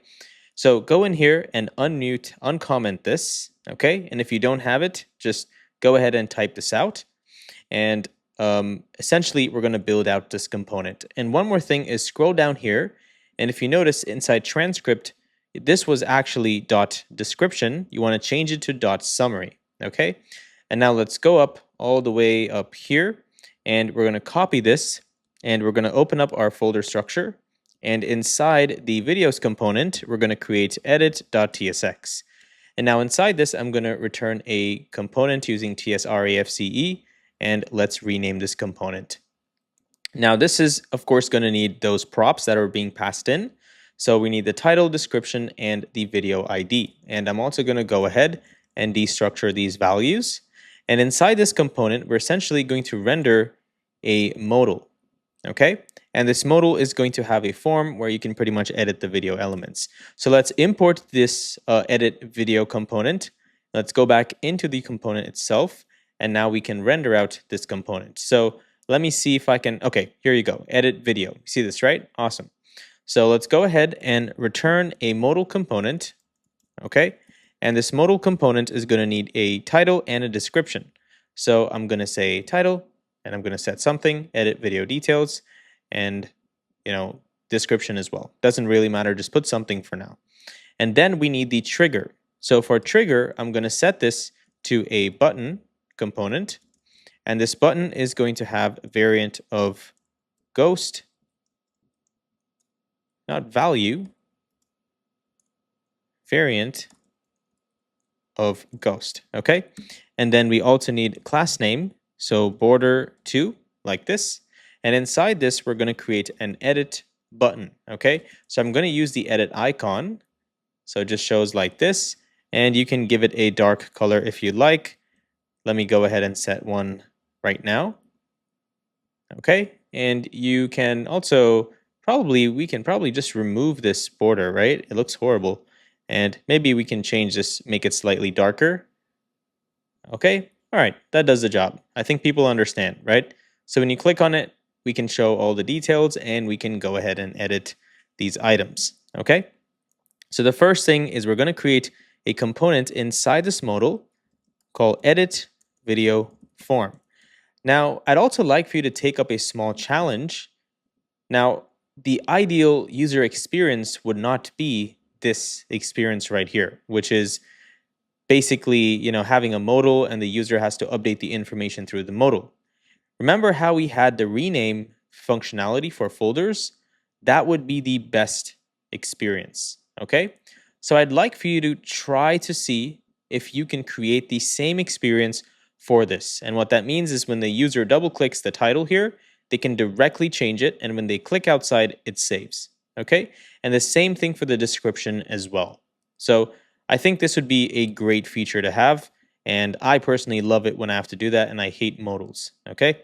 So now let's go ahead and create this form component. So open up your folder. You want to scroll into forms right here, and you're going to create a folder called edit-video, and inside this, an index.tsx, and you guys know a schema.typescript. And let's return a component here, and I'm going to rename this component. And this component is going to need the video ID, the title, and the description. So I'm going to grab all of this, so that way I can populate it as default values, right? And in here, I'm also going to destructure these values, okay? And now we're going to use a hook called useEditVideo. So open up your folder structure, go to hooks, and in here I'm going to create useEditVideo.typescript, and I'm going to say export const useEditVideo, okay? And this is going to be an arrow function. Let me zoom in a little bit more so you guys can see clearly. And inside this, again, we're going to need to pass in all of the values, right? The video, title, and description. That way we can set the default values using Zod forms. So in here, I'm going to say const and set this to use Zod form. Okay, I'm going to invoke it. And now I'm going to get access to a bunch of values. So I'm going to go ahead and grab as many as I can get. Okay, like this. If we don't need something, we can remove it. I mean, actually, we don't need anything other than form submit register and errors. So let me remove this. Watch, we don't really need this. Just this is good enough, okay? And now we need to pass in a schema. So let's open up our folder structure, and I'm going to go into our form. Why did I lose access to the form? Oh, okay, it's right here. So scroll up into your forms component, and inside the schema, we're going to say import. I think you guys already know this stuff, right? So no need to type import and stuff. So we're going to get the Zod object, and then we're going to create our schema. So export const edit video info schema is z.object with the title, description, and that's it, okay? Title is z.string with minimum of 5 characters, and we can also provide a message here saying the video title must be at least 5 characters, and this will be used for the error message. And for description, we're going to say z.string.min100, and the video description must be at least 100 characters. Now let's go back and let's quickly pass in the schema like this, and let's import the schema. Okay. And next, after this, we also have to pass in the mutate function.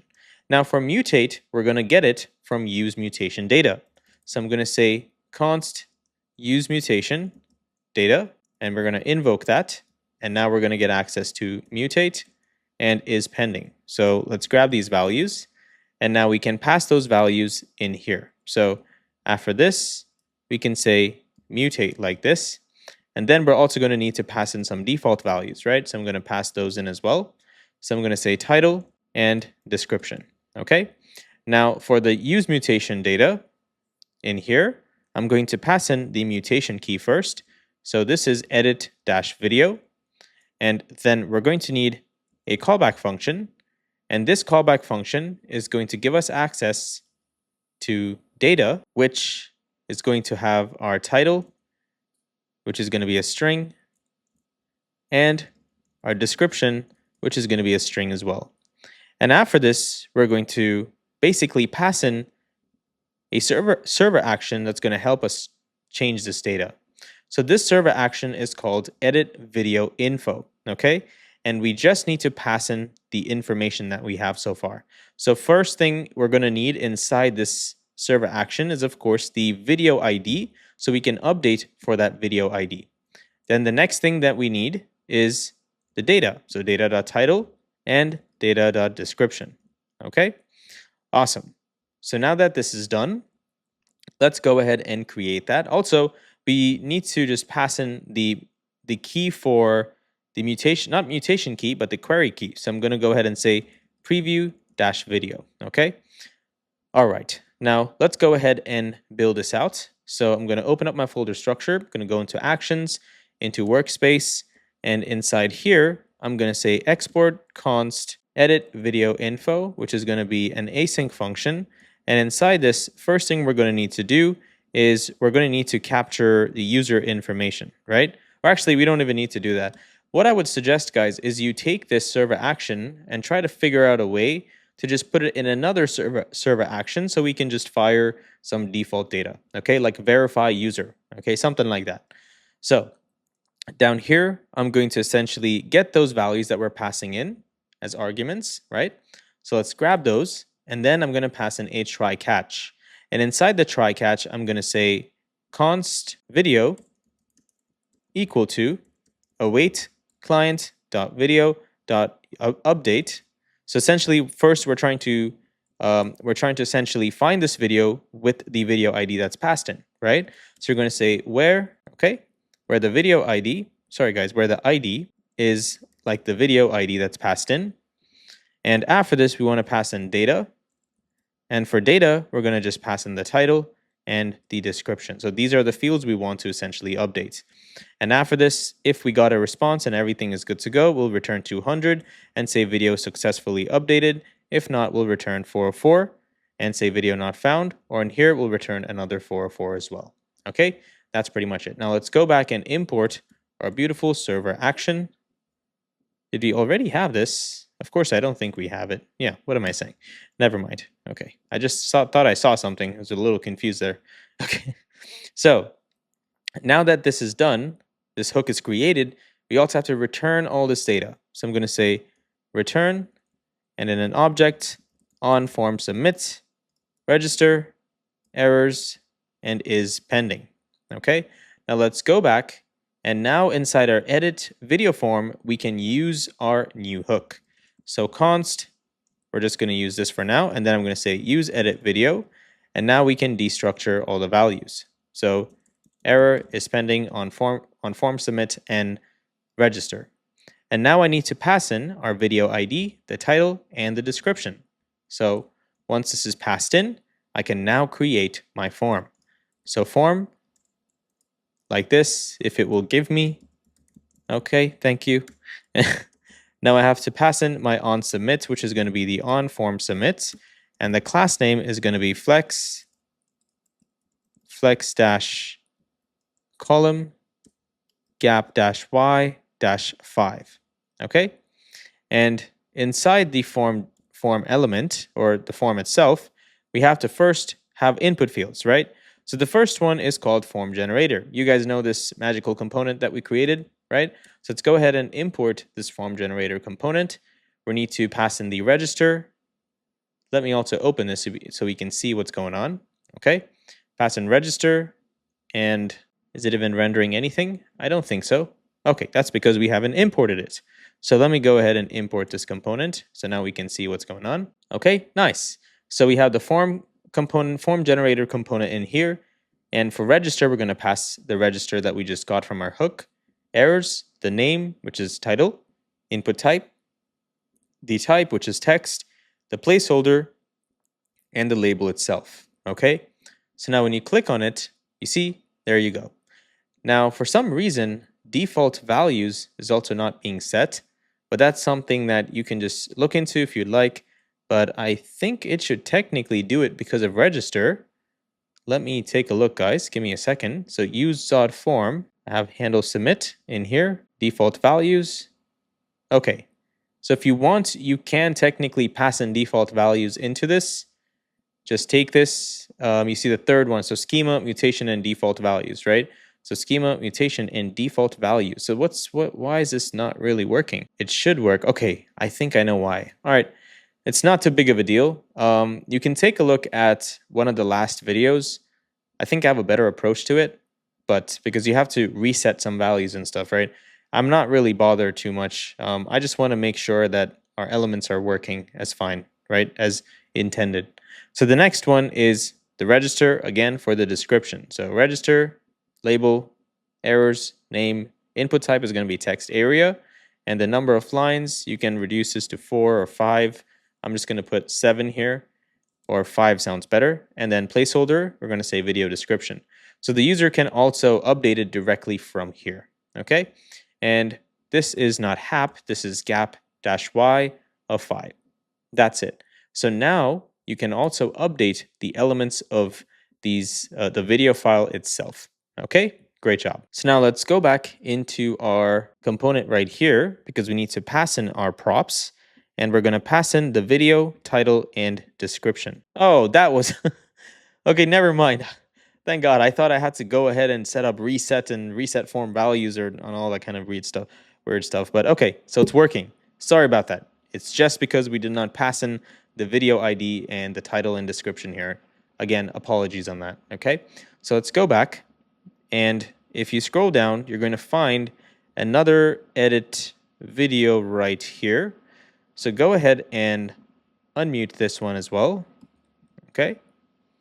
So that way we can have that component show right here as well. So you can edit here. So yeah, guys, I would like to see you take this up as a challenge and try to do the double click for this as well. I think that would be a really nice feature to have. And just to show you, our transcript is showing the right transcript now. And it looks like the description is pretty solid. Okay, pretty AI generated, but you can do some prompting. I'm sure you can do that. Now there's one more amazing AI feature we need to still create. This is the AI agent. And in my opinion, I absolutely love this feature because I myself would use it as much as possible. The AI agent is smart because it's aware of the context of the video. That means it knows every single thing that's mentioned inside the video itself. Super cool feature, right? So that means if someone wants to ask a question, they can get answers from that video in the context of that video. Now, this feature can be really useful in a course creation, application, SaaS application. For example, let's say that course creation platform gave access to Opal, right? They partnered up with Opal and said, hey, you can host your videos inside this. Let's create some partnership here, right? And essentially, when you share your videos and you pretty much put it into you put it into their platform, you can also give their students, right? Their students access to this AI agent. So if they have questions about course modules, they can ask the AI agent and it will give them answers. And another cool feature is, let's say if they want the timestamp of a video that they want to revisit, but they just forgot which specific module it is. The AI agent is aware of all the knowledge and it can tell the user that, this is the specific module and this is what I got from it. This is going to help you, right? Super helpful feature. Another one is, imagine if we want to explain our modules, or not explain, but basically communicate all of our modules, but in different languages. This is a complex task. If someone doesn't understand something and you only explain in English, well, that's a big population that you also want to help out, right? But this AI agent can also explain in different languages. So you see, the possibilities are pretty much infinite, and we are able to help more people by just having this AI agent feature, right? But before we build that, I also want to show you another powerful feature, or not a feature essentially, it's just the homepage inside our dashboard. And this homepage is going to act as a mode of communication between you and your customer, okay? That means in this page, we're going to have a way to not essentially send email marketing, but market in a less aggressive way by also conveying the message and the power of using Opal, and they themselves will see how powerful it is because of the features we're going to put inside the homepage. Okay, so let's go ahead and get started with that. So go ahead and pause what you're doing. I'm going to explain some concepts that are going to help you build smarter and much more scalable user experiences for your website or your SaaS application. Now, in most SaaS applications, we're going to have a mode of communication, right, between our SaaS and our customer. Some might even choose to have multiple. For example, customers can maybe subscribe to an email marketing channel and they can get email messages, right? Emails that essentially show them the new cool features that our SaaS offered, right? Or we could have another channel, which is a YouTube channel, right? And we can probably share new messages, new features inside this as well. Another form could be something like a newsletter, right? So there, you see, there are different ways of us communicating with our customers. Now, in my personal opinion, what better way to show them the power of Opal other than just using Opal itself to deliver our message? If we could figure out a way to deliver our message to our customers without them having to look into their email or a YouTube channel or subscribe to a newsletter, that would mean that we have successfully showed the power of Opal to our customers. So I decided to have a homepage, and the homepage is going to render out a bunch of videos that are recorded by the team, by the Opal team, okay? And this is a much better, less aggressive approach to speak to our customers, because first, they get to see the power and the impact that Opal makes because they themselves are learning how to use Opal by just watching this video. Because we can have like a tutorial in here teaching them how to use Opal, or we can also showcase new features. So you could essentially have a section here called new features, and you could share the new videos down here, right?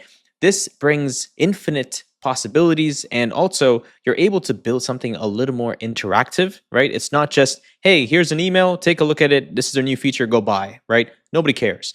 We want to build a relationship with customers.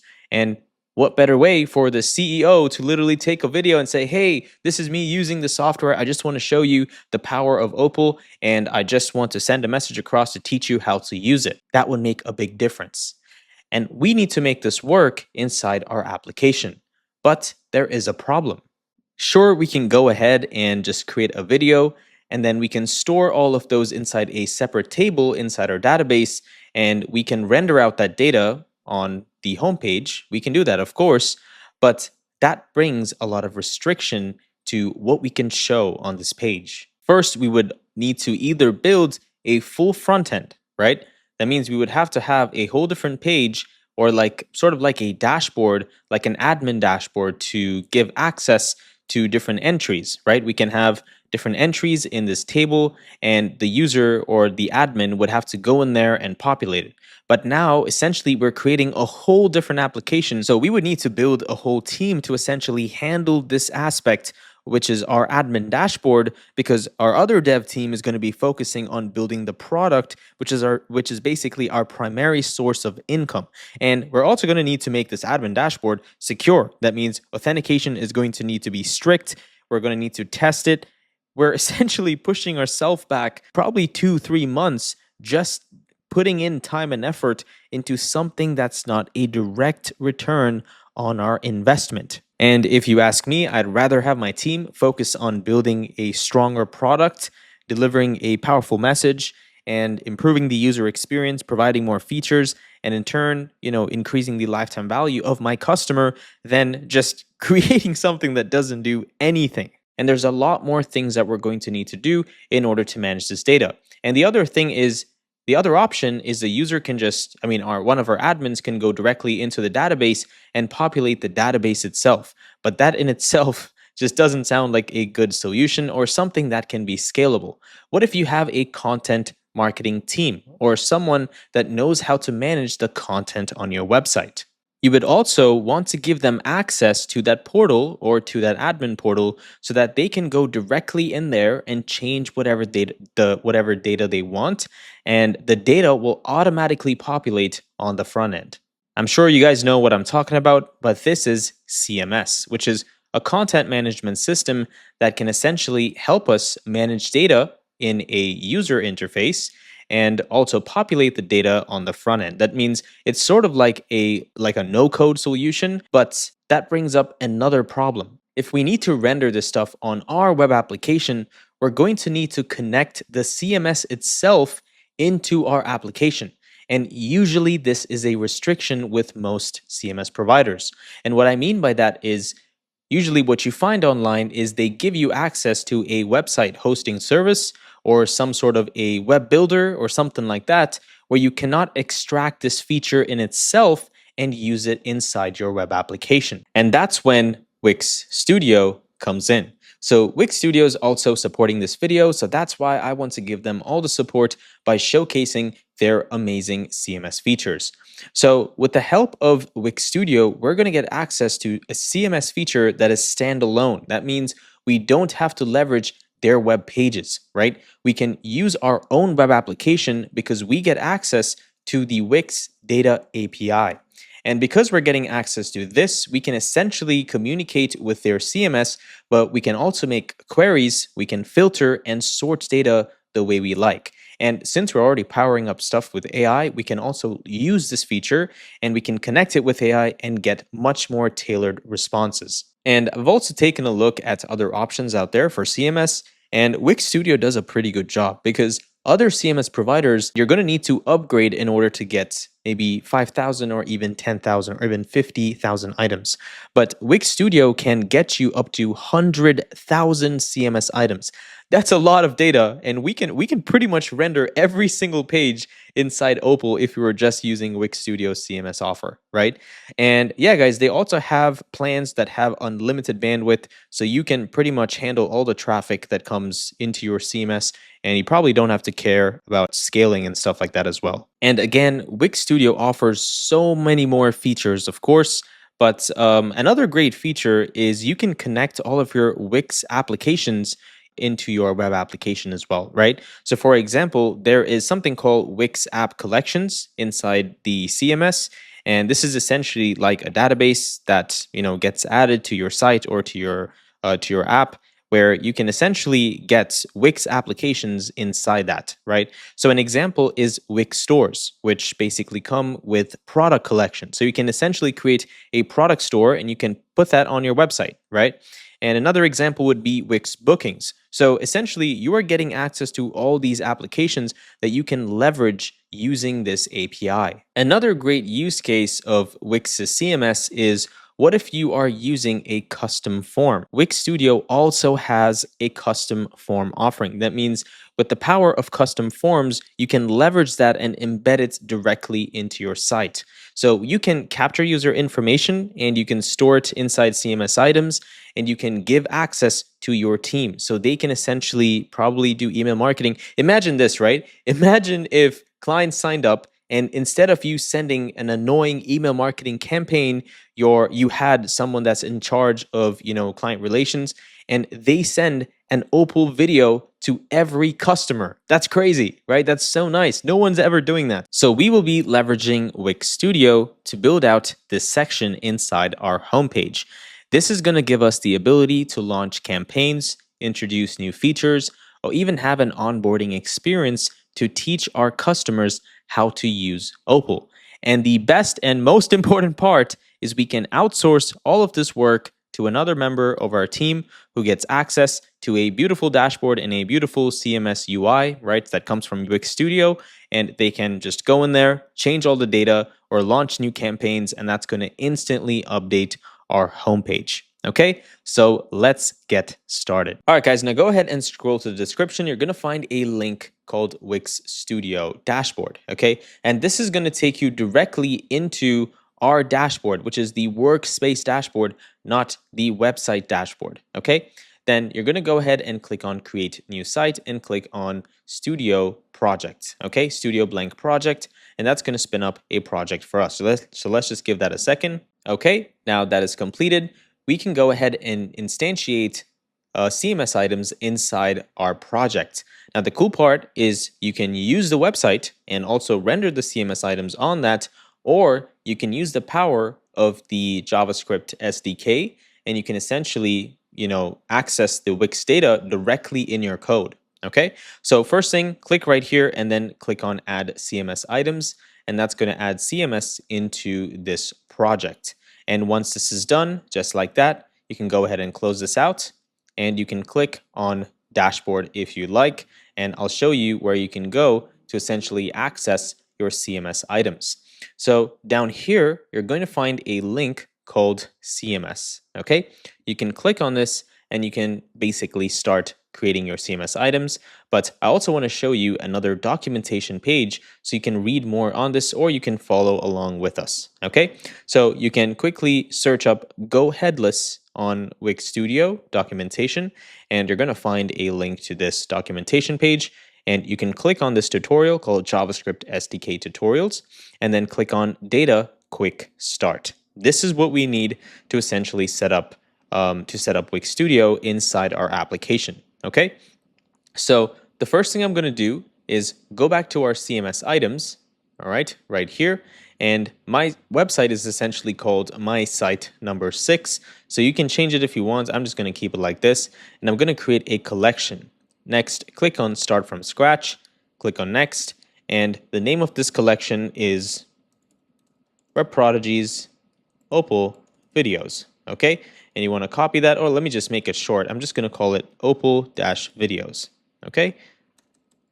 Like this. And I'm going to copy this. And next, I'm going to click on a single item, okay? How many items do you want to store in your collection? Well, actually, we're going to have multiple items, and you can't change the number of items. Okay, so let's just click on multiple items, and then click on Create, and that's going to spin up sort of like a table structure for us, okay? Now let's go ahead and close this, and as you can see, this is going to be the title, and we're also going to need an ID field, okay? So what I'm going to do is I'm actually going to just delete this because we don't need a title, or I can just rename this like this and rename it to ID, okay? Where's the field name? There we go. So ID like this, and that's pretty much it.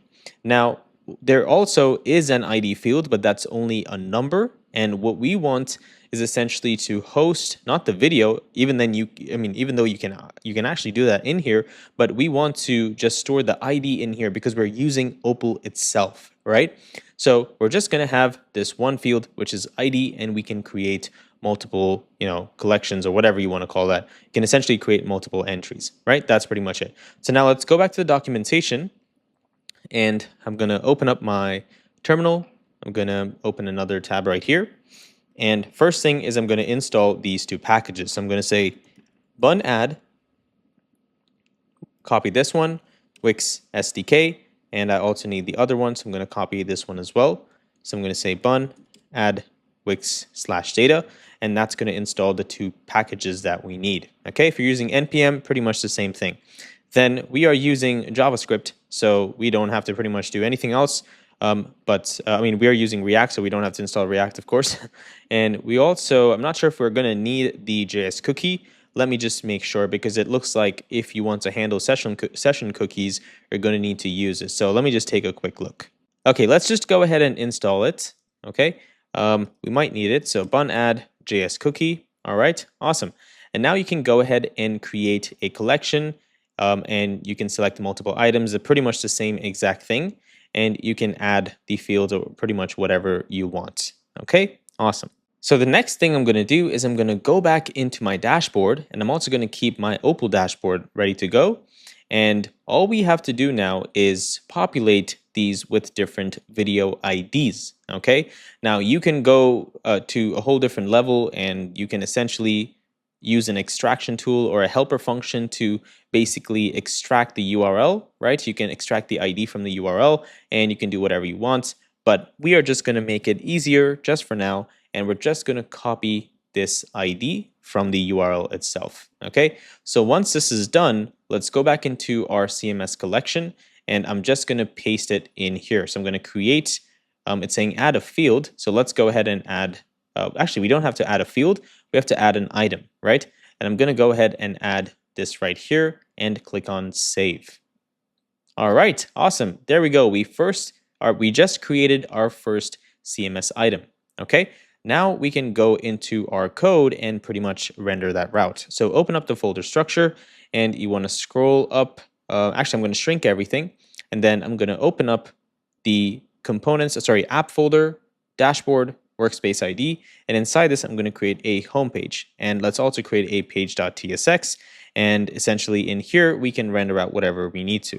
So let's go ahead and return a component, and I'm going to call this component home in the same page. And this is not going to need any props, but for now, I'm just going to keep this in here. And the first thing is we're going to need some helper functions or helper actions that are essentially going to help us get the Wix content and all the data that we pretty much need to render inside this page.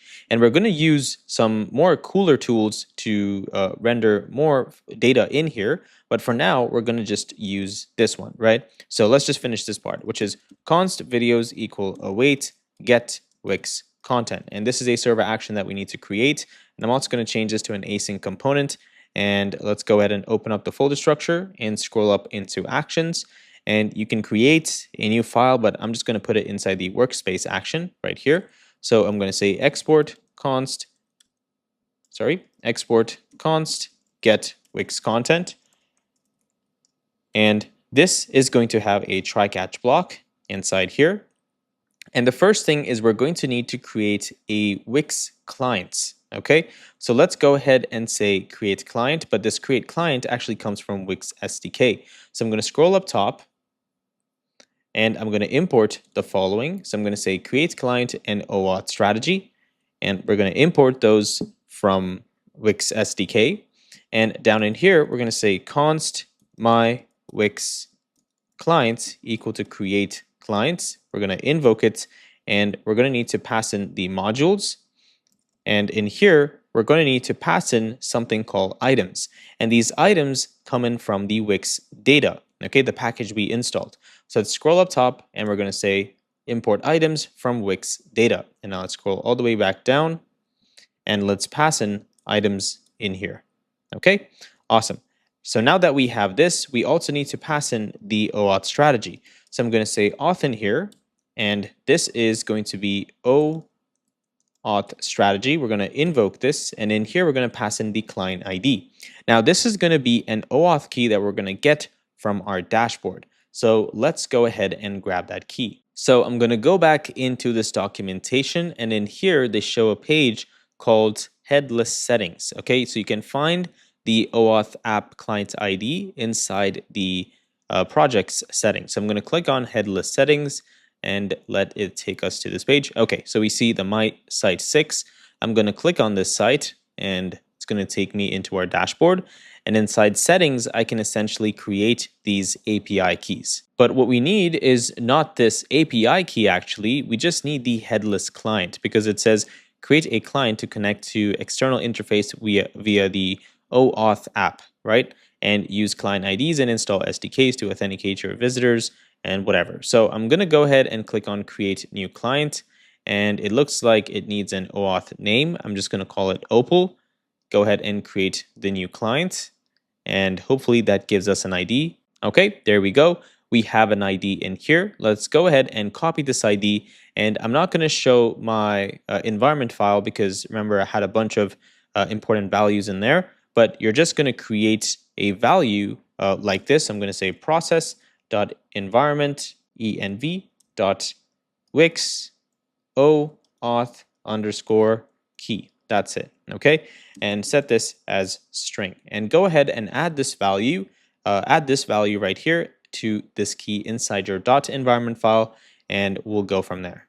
Okay, there we go. And I'm also going to go ahead and shut down the server and say run dev all over again. And you also want to refresh, guys. That's something that I want to let you know as well. When you're restarting, refresh the browser and then do this, okay? Because if it does have any cache or any data, it's going to use the same data. We don't want that. So go ahead and reload and then reload once more, okay? So now that we have that, we can go ahead and proceed right here. So let me shrink this so we can see. And down here, I'm going to say const videos equal to await my Wix client, which is a client we just created up here. And we're going to say, actually, we don't need to invoke this. We have to say items dot query data items, and we need to pass in the data collection ID. Okay, so let's go ahead and find that as well. So I think this is essentially the name, right? So I'm going to add the data collection ID in here and set it to Opal videos. And if you don't know where I'm getting that from, it's essentially the CMS title itself. Okay, I think this should be it. We'll see how it goes, but I think that should be fine. And I'm also going to change this to an async component because we're using await in here. And it looks like, okay, we need to first invoke this, right? So we're using query data items on this collection. And we also need to say dot find and invoke this as well. Okay. Now, once this is done, we're going to say const video IDs equal to videos. Sorry, this is video IDs equal to videos dot items dot map, and for each of them we're essentially going to return data, or sorry, it's v.data, so v.data.title. Okay, and I don't think we have this in here, so let me go ahead and change this to the following. So what I'm going to do here is I'm going to say .id. And now I'm also going to add this condition right here so it doesn't scream at me. And once this is done, we can go ahead and find this video inside our database. So I'm going to say const video is equal to await client dot video dot find many, and we're going to find where the ID is like the following. So it's in the video's ID, okay? And once we get this, we're going to select the following information. We're going to select the ID. We're going to set this to true. We're going to select created at. We're going to set this to true as well. We're going to get the title, and we're going to set this to true. The source, set this to true. Processing, why is it not doing that for me? Okay, we need processing, the workspace ID, set these to true as well. And then we're going to also need the user data. So I'm going to say user, but from that we're going to select first name, last name, and image.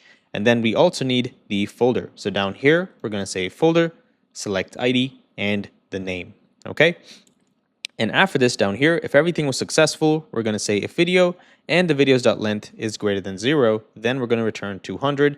If not, we'll return 400, meaning something went wrong, okay? 404. And then down here, we can also return 400. So this is essentially saying that there's no data. We could not find this video. That's why it's 404, okay? Awesome. Now let's go back and let's import the get Wix content. And let's try to render out this component. So I'm going to click on the home page. And okay, it's showing me a beautiful 404. Let me see what's going on. So /home does not exist. Why is that the case? Let me take a quick look, guys. Just give me a second. Okay, so it looks like I named this file pages.tsx. And you guys know I am very fond of making spelling errors. So let's go ahead and shrink this once more. And let's refresh the page, and there we go. We can see some data in here. Awesome. All right, guys. So it looks like I made a mismatch in the title name, right? And not sure why that error happened. I think it's because the ID of this field is stored as title, right? Because right now, essentially what we're doing is we are saying .id, and this .id does not exist on this data. Instead, this is renamed to title right here, okay? So we need to essentially just change this to title, okay? And now that's going to give us some data. Let's go ahead and see. There we go. We're getting data, okay? So that was the error there, and I figured that out because I was printing the error out. And now let's go back into this page, and just like that, now we have the exact video that we need to render. So I'm going to go ahead and give this a class name. I'm going to say grid of grid columns 1, LG grid calls 2, and gap of 5. And inside this, I'm going to say the following. So I'm going to say videos. Also, I changed this to videos because it's multiple, right? And I'm going to say videos.status. If this is equal to 200, then we're going to do something in here, or we'll do something else. So if this is true, we're going to map over the videos.data, and we're going to say .map, okay, .map.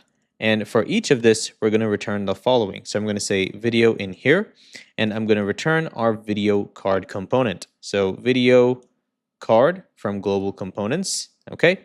And now, what seems to be the issue here? Videos.data. Videos is possibly undefined, okay? So in here, just put a question mark like this. And inside this, we now have to pass in the props. So let me quickly just bring this onto the next line. And I'm going to pass in first the key, which is equal to video.id. And then we also need everything else that's inside this. So I'm going to say ... video like this. And then we also need the workspace ID, which is going to be the video.workspace ID. Okay? So what seems to be the problem in here? String and null is not assignable to type string. Type null is not assignable to type string. Okay, so let's just do this, and that should solve this problem. Okay? Awesome. So what seems to be the problem in here? It looks like you're importing a component that needs useEffect. It only works in a client component, but none of its parents are marked as a client component. Interesting. But video card, let me refresh this. Let me just see where this is coming from. All right, guys, so the problem is stemming from our video card component. So this component is essentially rendering out an element called card menu. But this card menu is passing down some elements which are client-based components, right? And we can't pass a callback function down. So let me show you what I mean by that. So if I change this to a use client component, you're going to see another error that says button, which is probably in one of these elements somewhere here. It essentially is saying you can't pass down something called, on copy clipboard because you need interactivity, right?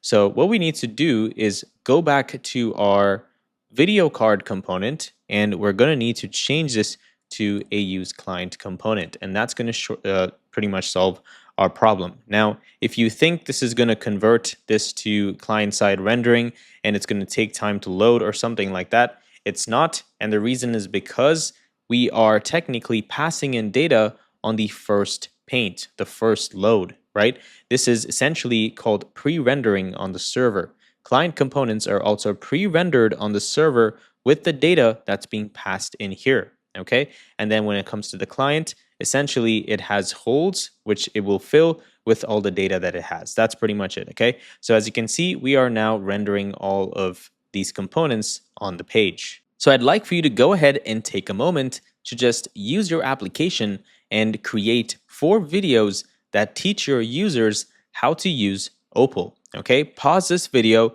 and you don't need to take too much time, just take like 2 minutes, create a couple videos, right? Or maybe a couple seconds just as a practice. Or if you want and you're genuinely serious about launching your SaaS, you can just create a couple videos here and just teach users how to use Opal, and then we can move on to the next stage. As we all know, the driving source for any SaaS is revenue. And as entrepreneurs, we need to do everything in our path to increase conversions on our platform. And today we're going to be using a blazing fast cloud hosting platform that's going to help us accomplish this. Cloudways is a managed cloud hosting platform for WordPress websites and applications, and they make managing these services a total breeze. So how it works is Cloudways is kind of like the person in between these servers on Google, Amazon, DigitalOcean, Linode, and Vultr, and they simplify the entire process from start to finish while also providing you with a ton of amazing features. They set up everything for you within your dashboard so that you can control your project with just one single click. All you have to do is click on Add Server in the dashboard, select the type of application, let's say WordPress, set the project name and the details, select the type of server you would like, and if needed, set the server size, and you're done. One of the standout features of Cloudways is the Cloudflare Enterprise CDN. This advanced content delivery network is specifically designed for enterprise users, delivering exceptional performance improvements compared to traditional CDNs. By leveraging a reserved network, the Cloudflare Enterprise CDN ensures faster global content delivery, reduced latency, quick loading times, and substantial bandwidth cost savings. They also offer 24/7 live chat assistance by a growing team of highly trained experts. You can also add premium support as an add-on, and with this, you and your team can directly call and speak to a senior support engineer at any time. You can troubleshoot application level issues, including plugin or theme troubleshooting, investigating any server errors, or optimizing performance right from the dashboard. You also get a free SSL installation with just a single click. This SSL service ensures that your website is equipped with a trusted certificate, fulfilling all HTTPS requirements without any additional costs. In collaboration with their technology partner, Malcare, Cloudways provides bot protection for your WordPress website. This feature safeguards your site from malicious traffic and bots, brute force login attacks, DDoS attacks, and many more. And here's a really cool feature. As your WordPress website or application grows, you need to expand on resources, and Cloudways enables seamless vertical scaling of your servers with just a single click. Cloudways also allows you to create staging environments or backups with their application and server cloning capabilities. With just one click, you can clone entire servers or make copies of individual sites completely with their files and the databases, and also get a new staging URL. This is great because you can reuse logic for different WordPress sites and you don't have to write hundreds of lines of code. So if you already have a WordPress site hosted on a different provider, Cloudways offers a free WordPress migrator plugin. And even better, Cloudways is completely free to get started today.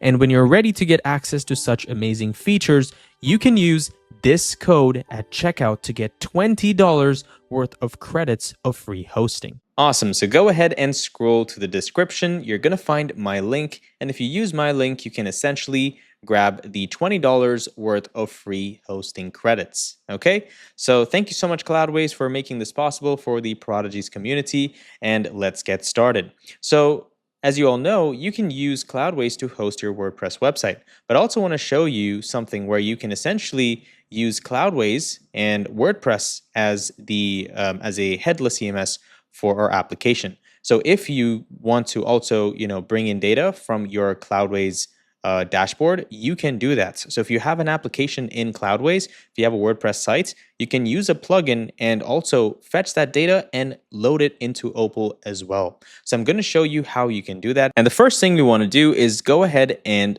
log in. So go ahead, create a free account. It's completely free to get started, and you don't even have to put your credit card. So I've already created an account, so I'm going to go into that account, make sure you log in, and then we'll proceed from there. So go ahead, open up this Navbar, and you're going to scroll down in here and click on My Projects. Okay, now go ahead and create a project inside this, and go ahead and click on Create project. And once that's done, it should take you into a page that looks like this. So go ahead and click on the project itself. And you see, I already have the application, but for you, you're not going to see this, of course. So what you would want to do is create an application inside this. So first, go to My Servers right here, click on My Servers, and then you want to click on Add Server. And from the drop down, we're going to select WordPress, and you can give it a name.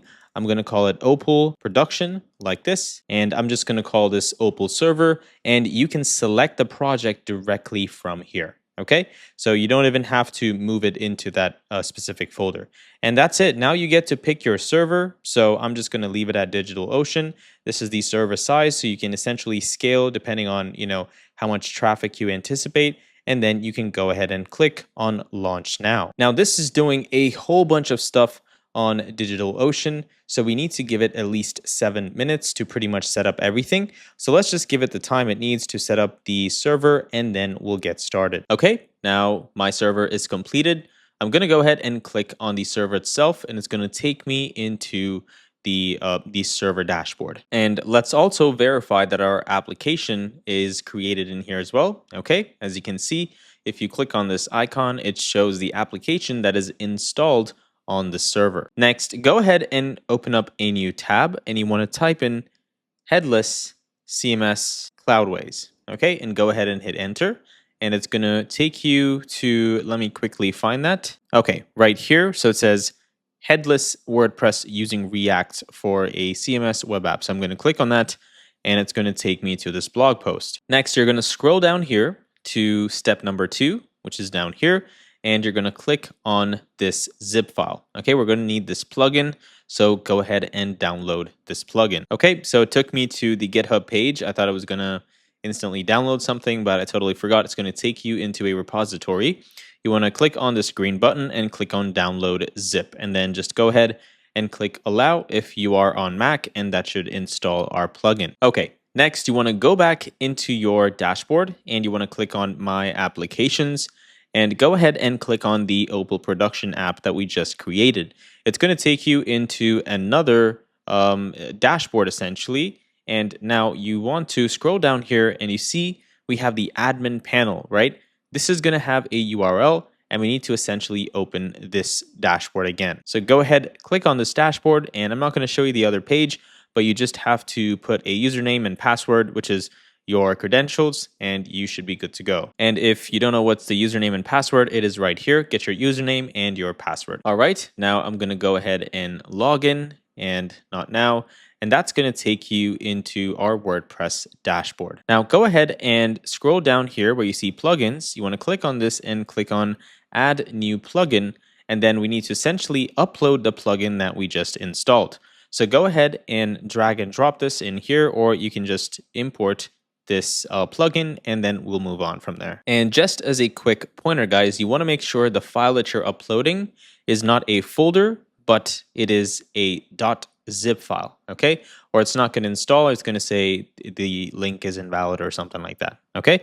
So go ahead and do that, and you should see this page. Next, I'm going to click on Activate Plugin like this, and that should take you into this page. All right, now go ahead and click on plugins again, and you want to click on add new plugin, and you're going to look up custom post types. Okay, custom posts type like this, and you're going to find another plugin in here. Go ahead and install this plugin as well, and make sure that it's active. Awesome. And I'm just going to go ahead and activate this plugin as well. And then you want to click on add/edit post types, and I'm going to click on the first field, and I'm just going to call it test posts for now.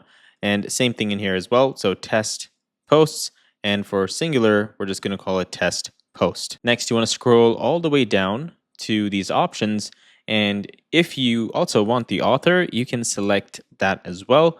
You can pretty much grab whatever data you want from these posts. Okay, and let's go ahead and say add post type. And now you're going to be able to find this new test post type right here. So go ahead and click on this, right? It's going to take you into a page like this, and then you can click on the add new post, and that's going to take you into the WordPress editor. And for the content of this post, I'm going to use ChatGPT, and with the help of the Option and Spacebar command on Mac, you can actually directly open ChatGPT, but I think you need to install it and probably upgrade your Mac OS as well. Okay, but if you don't have a Mac, it's totally fine. I'm just saying it's a cool thing that I found out, right? And essentially, I have a prompt that I'm just going to paste in here, and it's just going to help us get all the data in markup. So I'm going to say, give me this in markup. Okay. And I'm just going to hit enter, and that's going to generate something for me. All right, I'm going to copy everything, and I'm going to click right here and just paste it for now. Okay, it doesn't really matter. We just want some data to show up in the front end, and I'm sure you can do a great job by making it look nice and all that kind of stuff, all right? So for now, just paste all the data you get in here, and let's move on to our application. All right, and one more thing really quick, guys. Essentially, once you're done with this, you want to click on Publish Post, okay? And let me make sure that it's showing the data correctly. All right, it looks like this is text, a paragraph. This is the title. Okay, looks good. So go ahead and click on Publish. It's going to give you something in here. Just go ahead and publish once more. And now you can also click on this link and you can view your post. Okay, awesome. So now I'm going to click in here and it's going to take me back to our test posts. And as you can see, this one is now published and good to go. Now let's go back to our application, and I think I can still use Thunder Client to make this work. Let me see, and let me just give it a shot and see what happens, okay?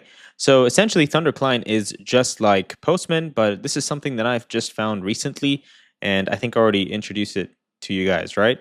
But I'm not sure if I can make an API request to an external site. I'm not sure if it only works inside the code base. Let's just give it a shot, okay? So go ahead and create a new request like this. And now we're gonna need to get this, the URL that we have to make the get request to. Or you can just get it from here actually. So if you go into your WordPress dashboard, you can click on this link, just right click it and say copy link. I think this should work as well. So now I'm gonna go in here and I'm gonna paste this endpoint, and I need to add some values to this as well. So in here, we're going to add wp-json/wp, and then I'm going to put another slash, and I need to add the title, which is test posts, right? So tests posts like this. All right, guys. So the problem here was this one right here. After WP, we want to say v2 and say slash, and then put test posts. And now if you go ahead and call this endpoints, awesome. We are getting a 200 response with all of the posts essentially, and we can render them inside our homepage. Okay, great job. Now here's what you're gonna do. You're gonna go into your .environment file and you're gonna create a variable called cloudways_post, and you're gonna store that value, which is that URL that we just made a get endpoint, a get request to, right? We're gonna store that URL inside this key. That's it. Okay, and now I'm going to go back to the home page, and let's also open up localhost. And for now, I'm just going to hide all of our video cards so that we can see this clearly.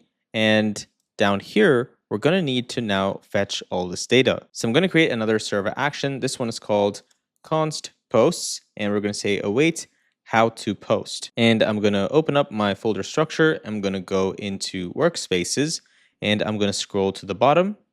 And I'm going to do the following. So export const how to post equal async, and it's an async arrow function. We're going to need Axios to make this work. So we're going to say await axios.get process.environment cloudways post as string. Okay, essentially the new environment variable that we just created. And if everything looks good, we're going to return the title and the content to the front end. If not, we'll just return a 400 error. Okay, so let's go back and quickly import the server action, and we're going to render out a component called how to post. So go ahead and open up your folder structure. You want to go into global components, and you want to create a new folder in here called how-to post, and inside that's an index.tsx. Sorry, this should be a file. Looks like I created a folder. So index.tsx. And I'm going to return a component like this and just render this out. Next, I'm going to go back and quickly import the how to post component. And now I can go back into this and pretty much render all of my data. Okay, awesome. You can see it right there. So first thing is this is going to need the title and the HTML body, right? So I'm gonna get two props here called title and HTML, and I'm gonna go ahead and also destructure these from our props. And now I'm going to need to render these elements out. So I'm gonna say div class name flex dash column gap dash y of 10 lg column dash span dash 2 empty of 10. Okay, and inside this we're going to return h2, and that's going to have a class name of text-5xl font-bold, and we're going to need to render the title in here. Okay, finally we're going to have a div, and this div is going to have the following class name. So I'm just going to go ahead and copy this so you can pause the screen and essentially type. Okay, so if it's greater than h2, then we're going to say text3xl, and if not, if it's essentially greater than h2, here we're going to say margin top of 5. We're going to also give it margin bottom of 3.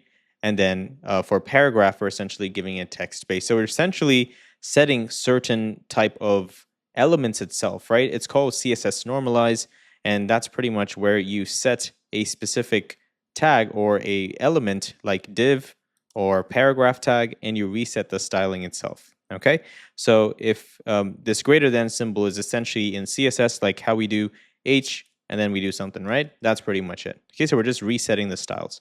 And now in here, we're going to say parse.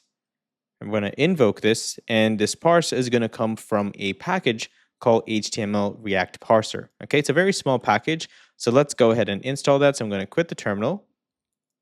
Okay, and I'm going to say bun add HTML React Parser, and that's going to give us this package. And now I can go ahead and import our parser from here, and all I have to do is parse our HTML data. So I'm going to say parse HTML data like this, and let's also say bun run dev, and let's refresh the browser. And I'm just going to set a default value in here inside the parameter. Okay, that way if we don't have anything, we don't have an error down here. Okay, or you can also render this. This one's fine as well. I don't think this is a good practice anyway. So yeah, you can do something like this. And now let's go back, and we need to pass in our props. I'm going to say title is post title, and the content is the post content. Okay, and that's pretty much it. So if you have a WordPress website and you want to make use and take advantage of the $20 worth of free hosting credits today, you can use the link down below. And Cloudways also has a simple plugin that can essentially help you move your WordPress site and transfer it directly into Cloudways. Okay, and it's very simple. They have everything inside the dashboard, so you don't have to go crazy trying to move your site. Okay, so yeah, that's pretty much it. I just wanted to show you the power of Cloudways, because you can also bring your WordPress site and now use that also as a CMS for your application. Awesome. Let's proceed now. All right, and now for the next AI feature. This is our AI agent, which we're going to call AIA. Okay, sounds like a cool name, so I'm just going to call it AIA. And this AIA feature is essentially a chatbot for viewers who are watching an Opal video. They can ask questions, and the AI agent will respond accordingly with context of the video. That means it knows what's happening in the video. Okay, super, super cool feature. Imagine this, right? Imagine if I took this entire tutorial, this full course, and I plugged it into this AI agent. You would just have to ask it questions at any time you want, and it would answer every single thing, right? It can probably also tell you where it found it from, whatever you instruct it to.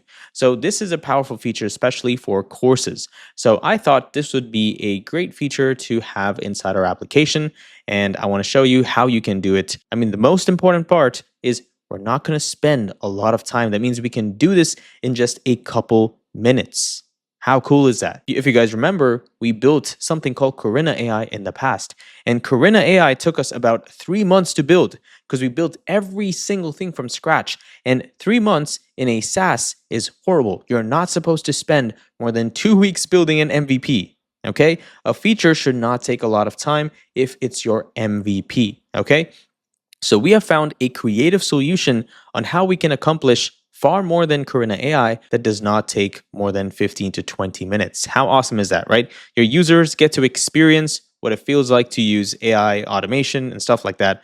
And essentially, you get to know if they find it valuable, so you can focus more on building the full feature itself standalone inside your app in the future if you need to. Okay, so essentially how we can make this work is we're going to need to grab context from a video. So if we have a video right here, we need to figure out a way to connect this video into this AI agent. Okay, now where do we plug in all of this video related data, or where can it go? It's going to be really hard to take each of these and plug it into the AI and then get data out of this.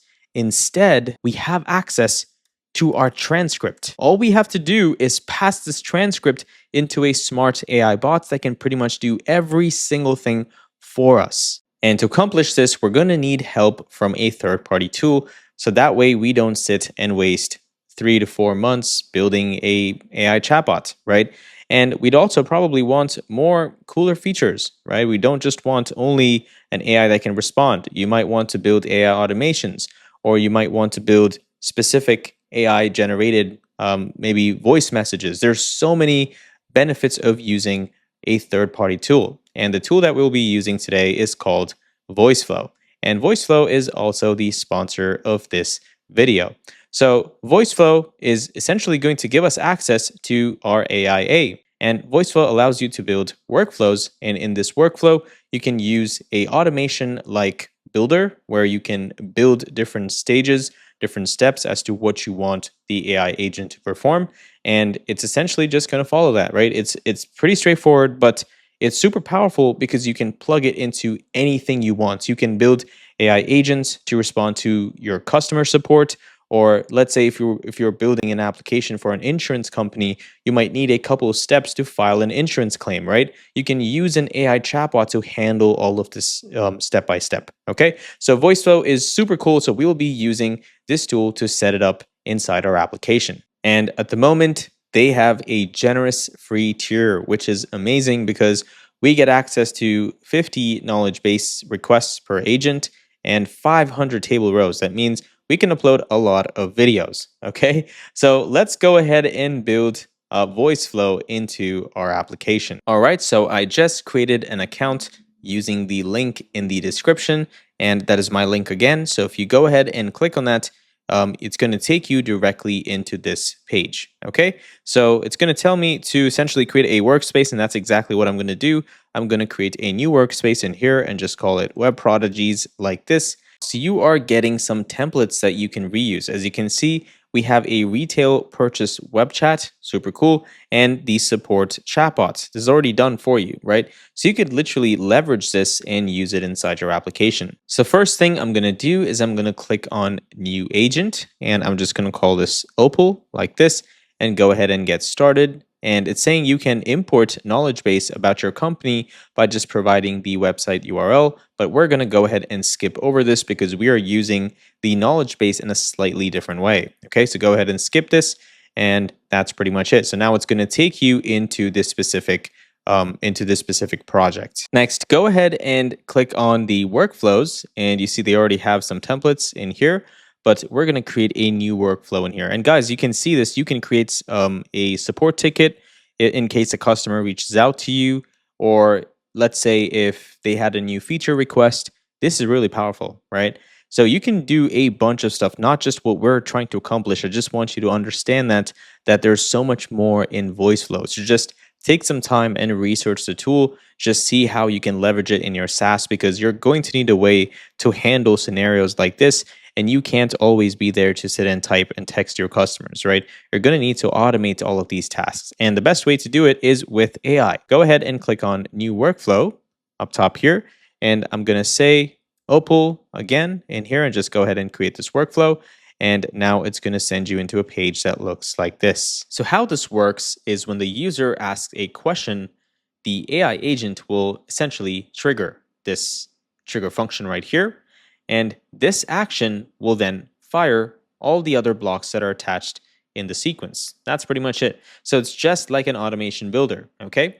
And now that we have access to the user's question, we can process this data in the way we like. So for example, let's say we were trying to build a chatbot that can handle everything a user would ever need to communicate with us for, right?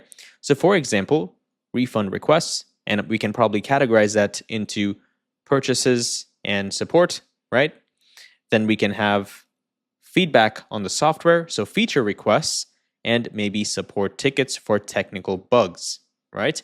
So when the user essentially sends this question through the AI agent, we can then create a block in here, for example, something like AI response or logical responses as well. And based on the logic, which is if it is a support ticket or if it is customer care, whatever that is, we can fire up a whole different sequence. So you can see how powerful this can get, right? But for this specific scenario, all we're doing is we need to first optimize the user's question, right? Because they can pretty much ask anything they want, right? So we're going to optimize that. And then we're going to search the knowledge base. And if you don't know what a knowledge base is, it is essentially just a table, right? Think about it like a table, and it stores all the data that you feed it, right? And the cool part is you can store data based on a URL as well, okay? So once that's done, it's essentially going to grab all of that data that it found, and we can then create another block that's going to take the data and the question, right? And it's going to send it into AI using prompt engineering. We're going to create a really nice prompt. We're going to pass it into that AI, and the AI is essentially going to read all this data and generate a response that we can take and send over to our customer. Okay, that's pretty much it. And the other thing we need to keep in mind is we also want to remember the sequences. That means we also want to remember the conversations that the AI and the customer had in previous engagements, right? So we also want to remember every single thing. Now, if you were to build all of this would really take a lot of time. So this makes it really simple for us to create a chatbot-like experience in our application, okay? So go ahead and drag and drop, or you can also click on these blocks right here. And the first thing that we're gonna need is something called the set AI, okay? So I'm gonna go ahead and drag and drop this right here. And the first thing I'm gonna do is I'm just gonna give this a label. So I'm just gonna call this optimize, and we can also give the same label in here. So I'm gonna say optimize question for the knowledge base, right? Awesome. And then make sure you click on data source, AI model. And for the prompt, I already have a prompt in here. This came from their templates. So I'm going to go ahead and copy this and paste it in here. And guys, I'll put this prompt inside the Discord channel. So if you join the Discord, you'll just pretty much have it in there right when you join, okay? It'll be probably inside the support chats or in the general chat, or just ask the Prodigies community and they'll help you out, okay? So I'm going to go ahead and pass in the generated question. The prompt right in here. And then we can apply this prompt to a specific variable. So I'm going to call this the optimized question. So essentially, it's going to store that response inside this variable. Okay, really, really cool stuff. And you can also create multiple prompts in here. So you see, we just created one right here, right? I'm going to create another one like this, and it's going to show up at the bottom. And now I can pass a different prompt into this, and I can assign it a different variable. So I'm going to click on this, and I'm going to paste a prompt that I got from their templates as well. And it's essentially, I'll also read what it does, but it's just prompts that essentially help the chatbots, okay? And we're going to apply this to a specific variable called language_JSON, okay? So please follow along with me. That way you understand how to build these workflows. And once this is done, you can click on preview and you can give it, some values in here if you'd like. And I'm just going to skip over this for now and just click outside here.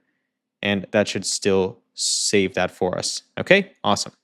Now go ahead and also connect these blocks by dragging and connecting these cables together.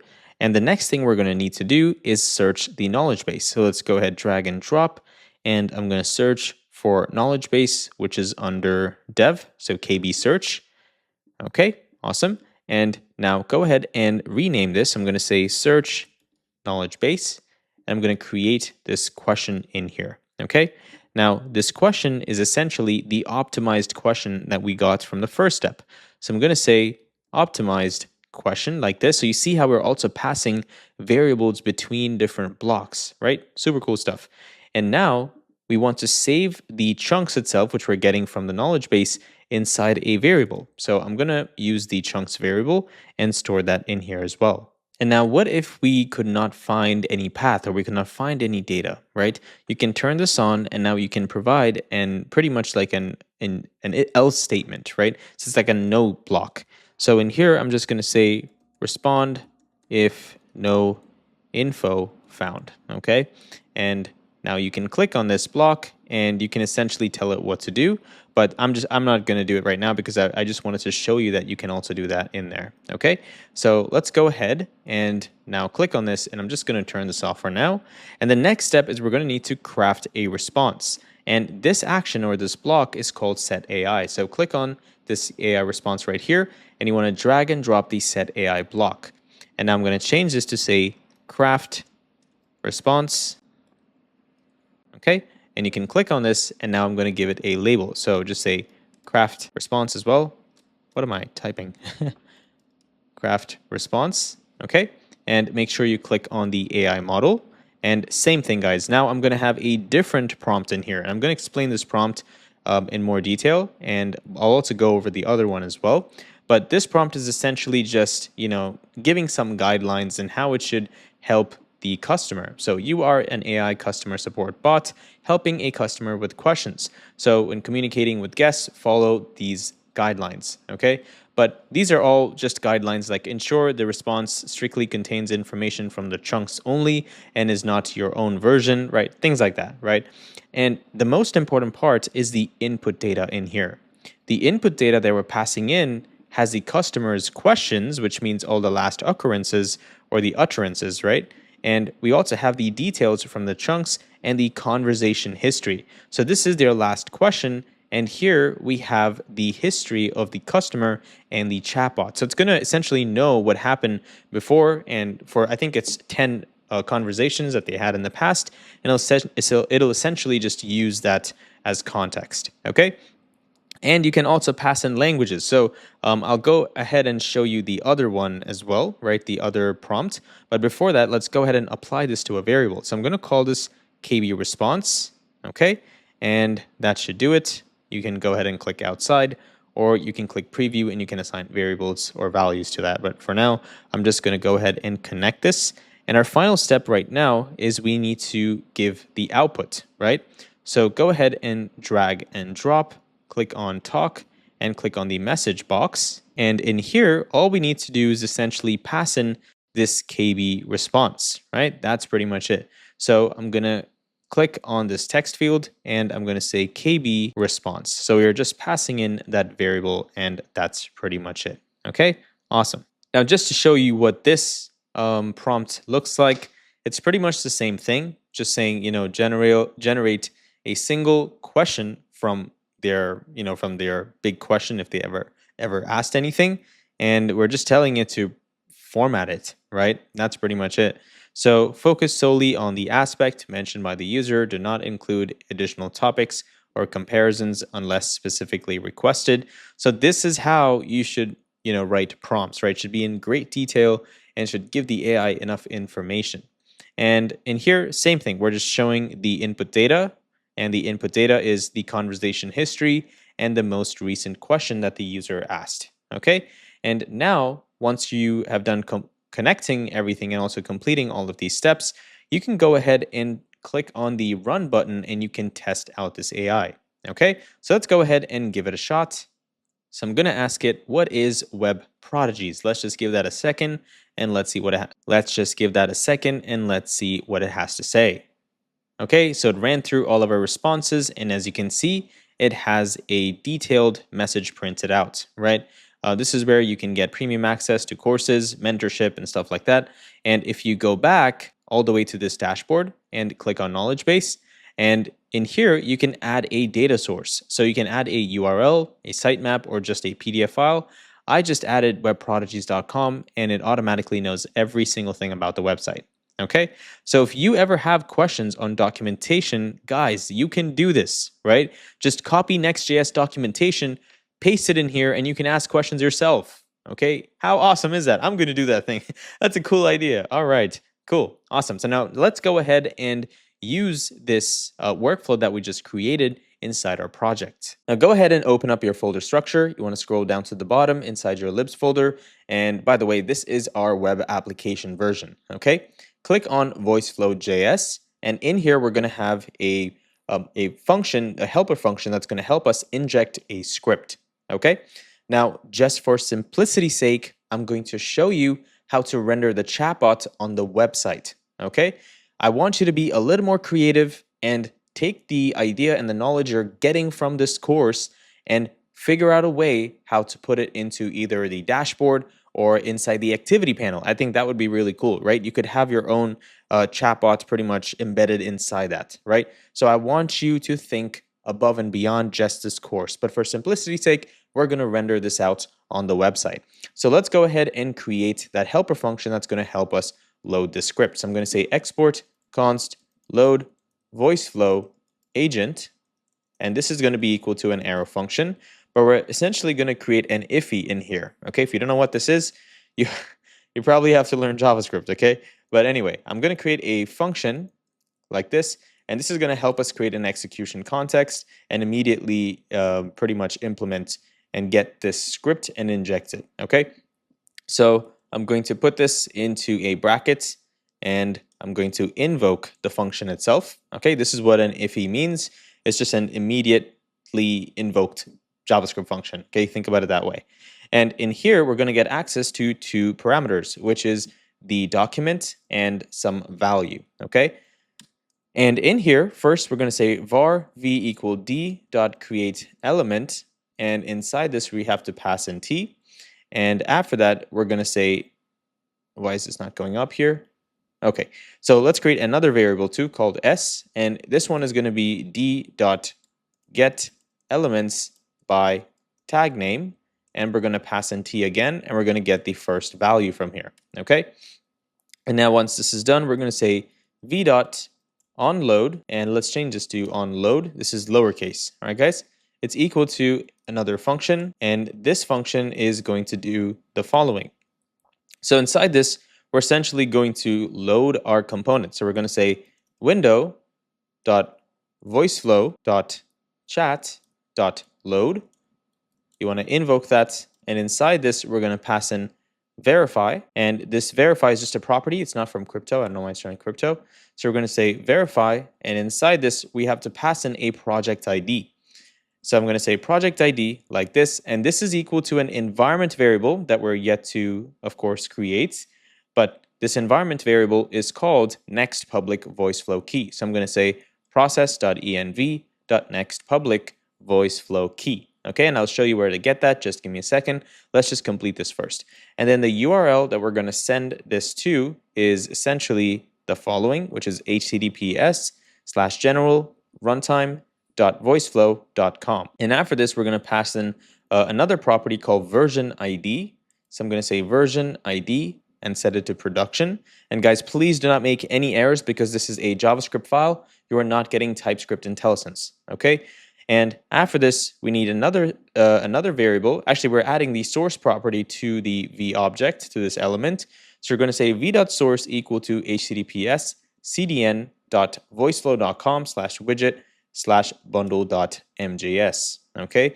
And next, the type of this, the script essentially, or the type of this element is JavaScript, okay? So text/JavaScript. And then we're going to say s.parent node, so this element, .parent node .insert before v, and we're going to pass in this value in here as well, okay? Now inside this, we have to, when we're invoking it, we have to pass in the document. So essentially, we're giving access to, we're passing the values that directly get passed in here. So this, like I said, is document, and this is an element we're trying to find. So we're going to need to create the script, and the script, I think actually the script is coming from them. I don't think it's ours, but the element is essentially going to have a tag name called script, okay? So we're going to say document, and we're going to pass in script like this, all right? So this is how we're invoking it and passing this data inside this. Next, you want to scroll up top right in here, and you're going to find something called Workspace ID. Let's go ahead and shrink this. Actually, we don't need that one. We need the website, and inside this, you're going to find the page.tsx. So inside here, which is our home, we only have the landing page and we have this main page right here, right? We really did not create anything yet.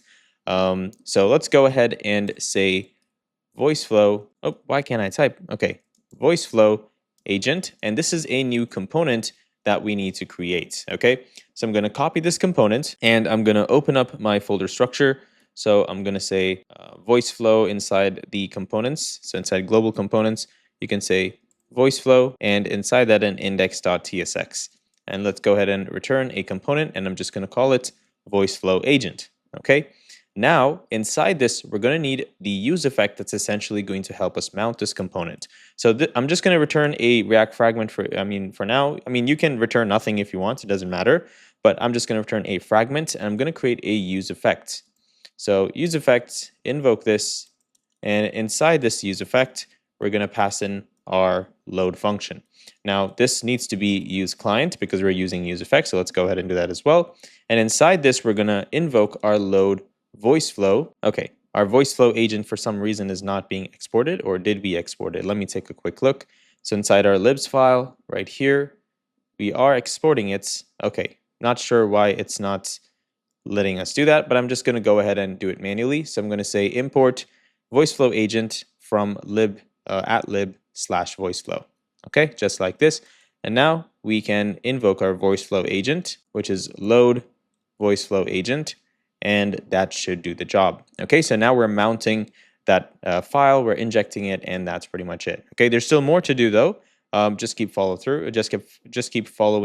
through with us because we have to also create the route that can listen to essentially when we're making the changes from our Express server, right? Because we want to import and send all the data directly to the with the transcript directly to an endpoint. So that's another thing we need to create as well. And another thing we need to do is we have to create that script tag, right? Because if we don't, it's not going to be able to find that element when it's trying to load. So first thing is we're going to go into the app folder, okay, right here, and we're going to create a route, but this is using the underscore, and we're going to call it scripts, okay? And inside that, we'll create a voiceflow.js file, and this is going to export a variable called voice flow agent. I keep typing agency. I've been doing too much agency stuff lately, I think. Anyway, so voice flow agent, and inside this, we're going to return a script tag, okay? So return script, but this script comes from Nextscript, okay? And inside this first is we can pass the type. So I'm going to say type text JavaScript like this. And inside this, we're going to go ahead and pass in a function, okay? And this is pretty much the exact function that we had in our libs folder. But in here, we're essentially going to do the following. So just follow through with me, okay? We're going to need to create another iffy in here, okay? So I'm going to say function, and I'm going to wrap this inside this and then invoke it, okay? And this is going to have a function body, so let's grab that as well. So again, we're going to need to essentially insert this element right here, okay? So I'm going to say D and T, so I can pass in these values. You can pretty much copy the last, the function we just created and paste it in here, guys. That works as well. Let me go ahead and do that, okay? You can also pause the screen and type if you want to learn, but I'm going to go ahead and copy and paste it in here. All right, guys, now we need to populate a few values, right, inside our environment file. The first one is the VoiceFlow API key, and this API key can be found from right here, okay? So click on this, copy the key, and paste it in here as well. And then you're going to have some more options, which is the VoiceFlow knowledge base API. And that's an endpoint, so you want to just go ahead and type this. So pause the video and please type this out. And then we're going to need the next public VoiceFlow key, okay? This is essentially our project ID or a project key, but the way to get it is actually through this. And I totally forgot you can grab it right from here, okay? So I'm going to grab this and I'm going to paste that in here as well. And now we can reuse this variable anywhere we want. So let's go back to our code. And this snippet, guys, the snippet that we created in the script is essentially the same thing that you see right here.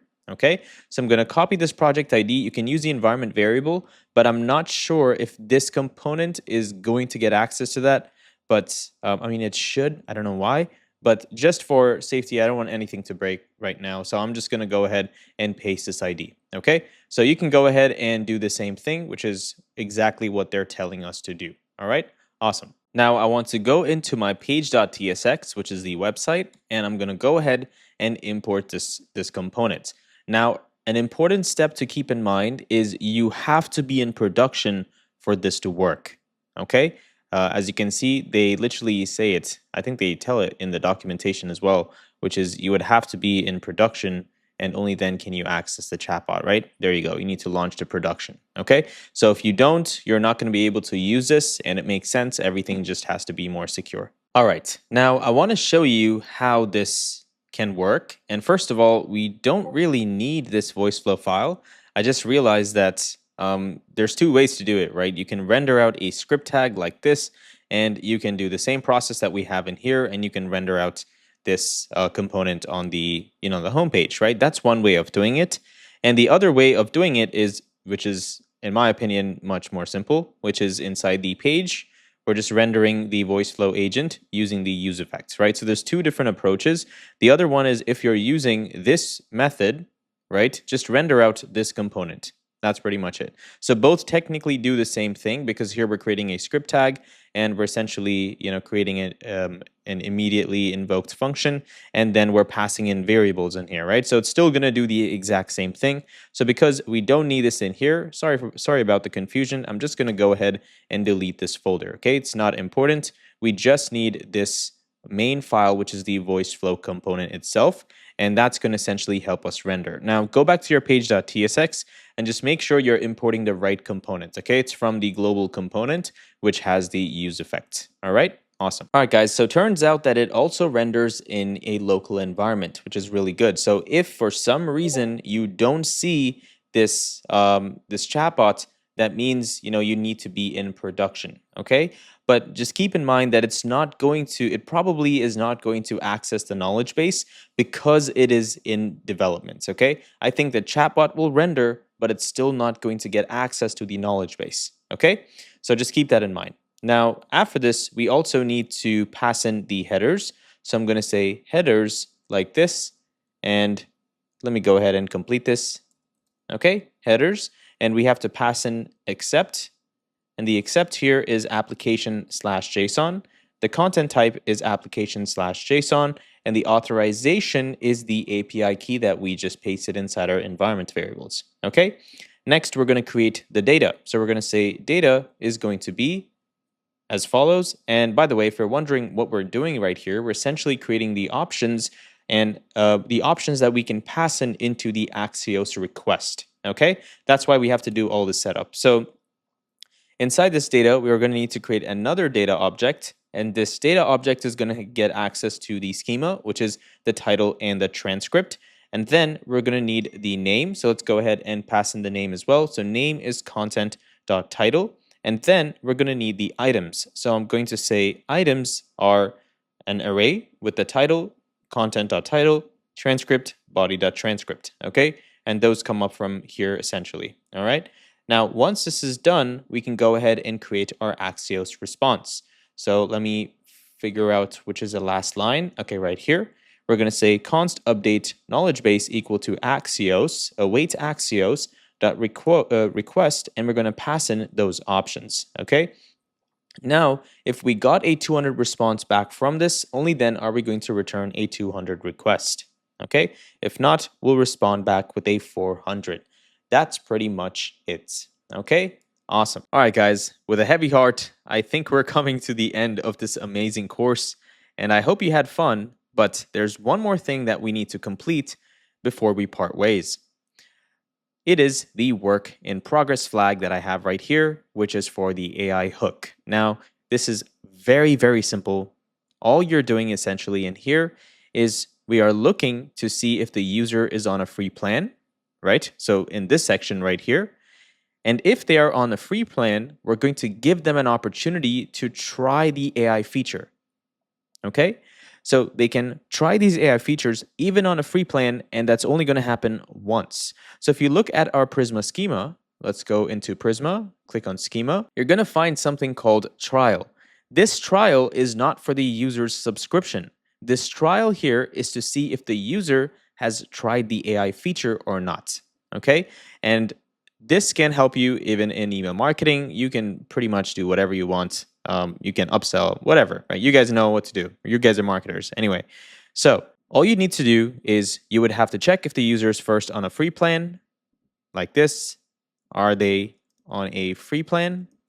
If they are, then have they already tried the AI feature? If no, then we're going to give them the opportunity to try. So we'll have a try button that will allow them to essentially do the exact same thing that we're pretty much doing inside our Express server. Okay. Now I want to leave this up as a challenge for you. Okay. Because I have taught you so much. I've given you all the knowledge that I have in building SaaS applications. You need to now take action and build this out for yourself. That's the only way for you to learn.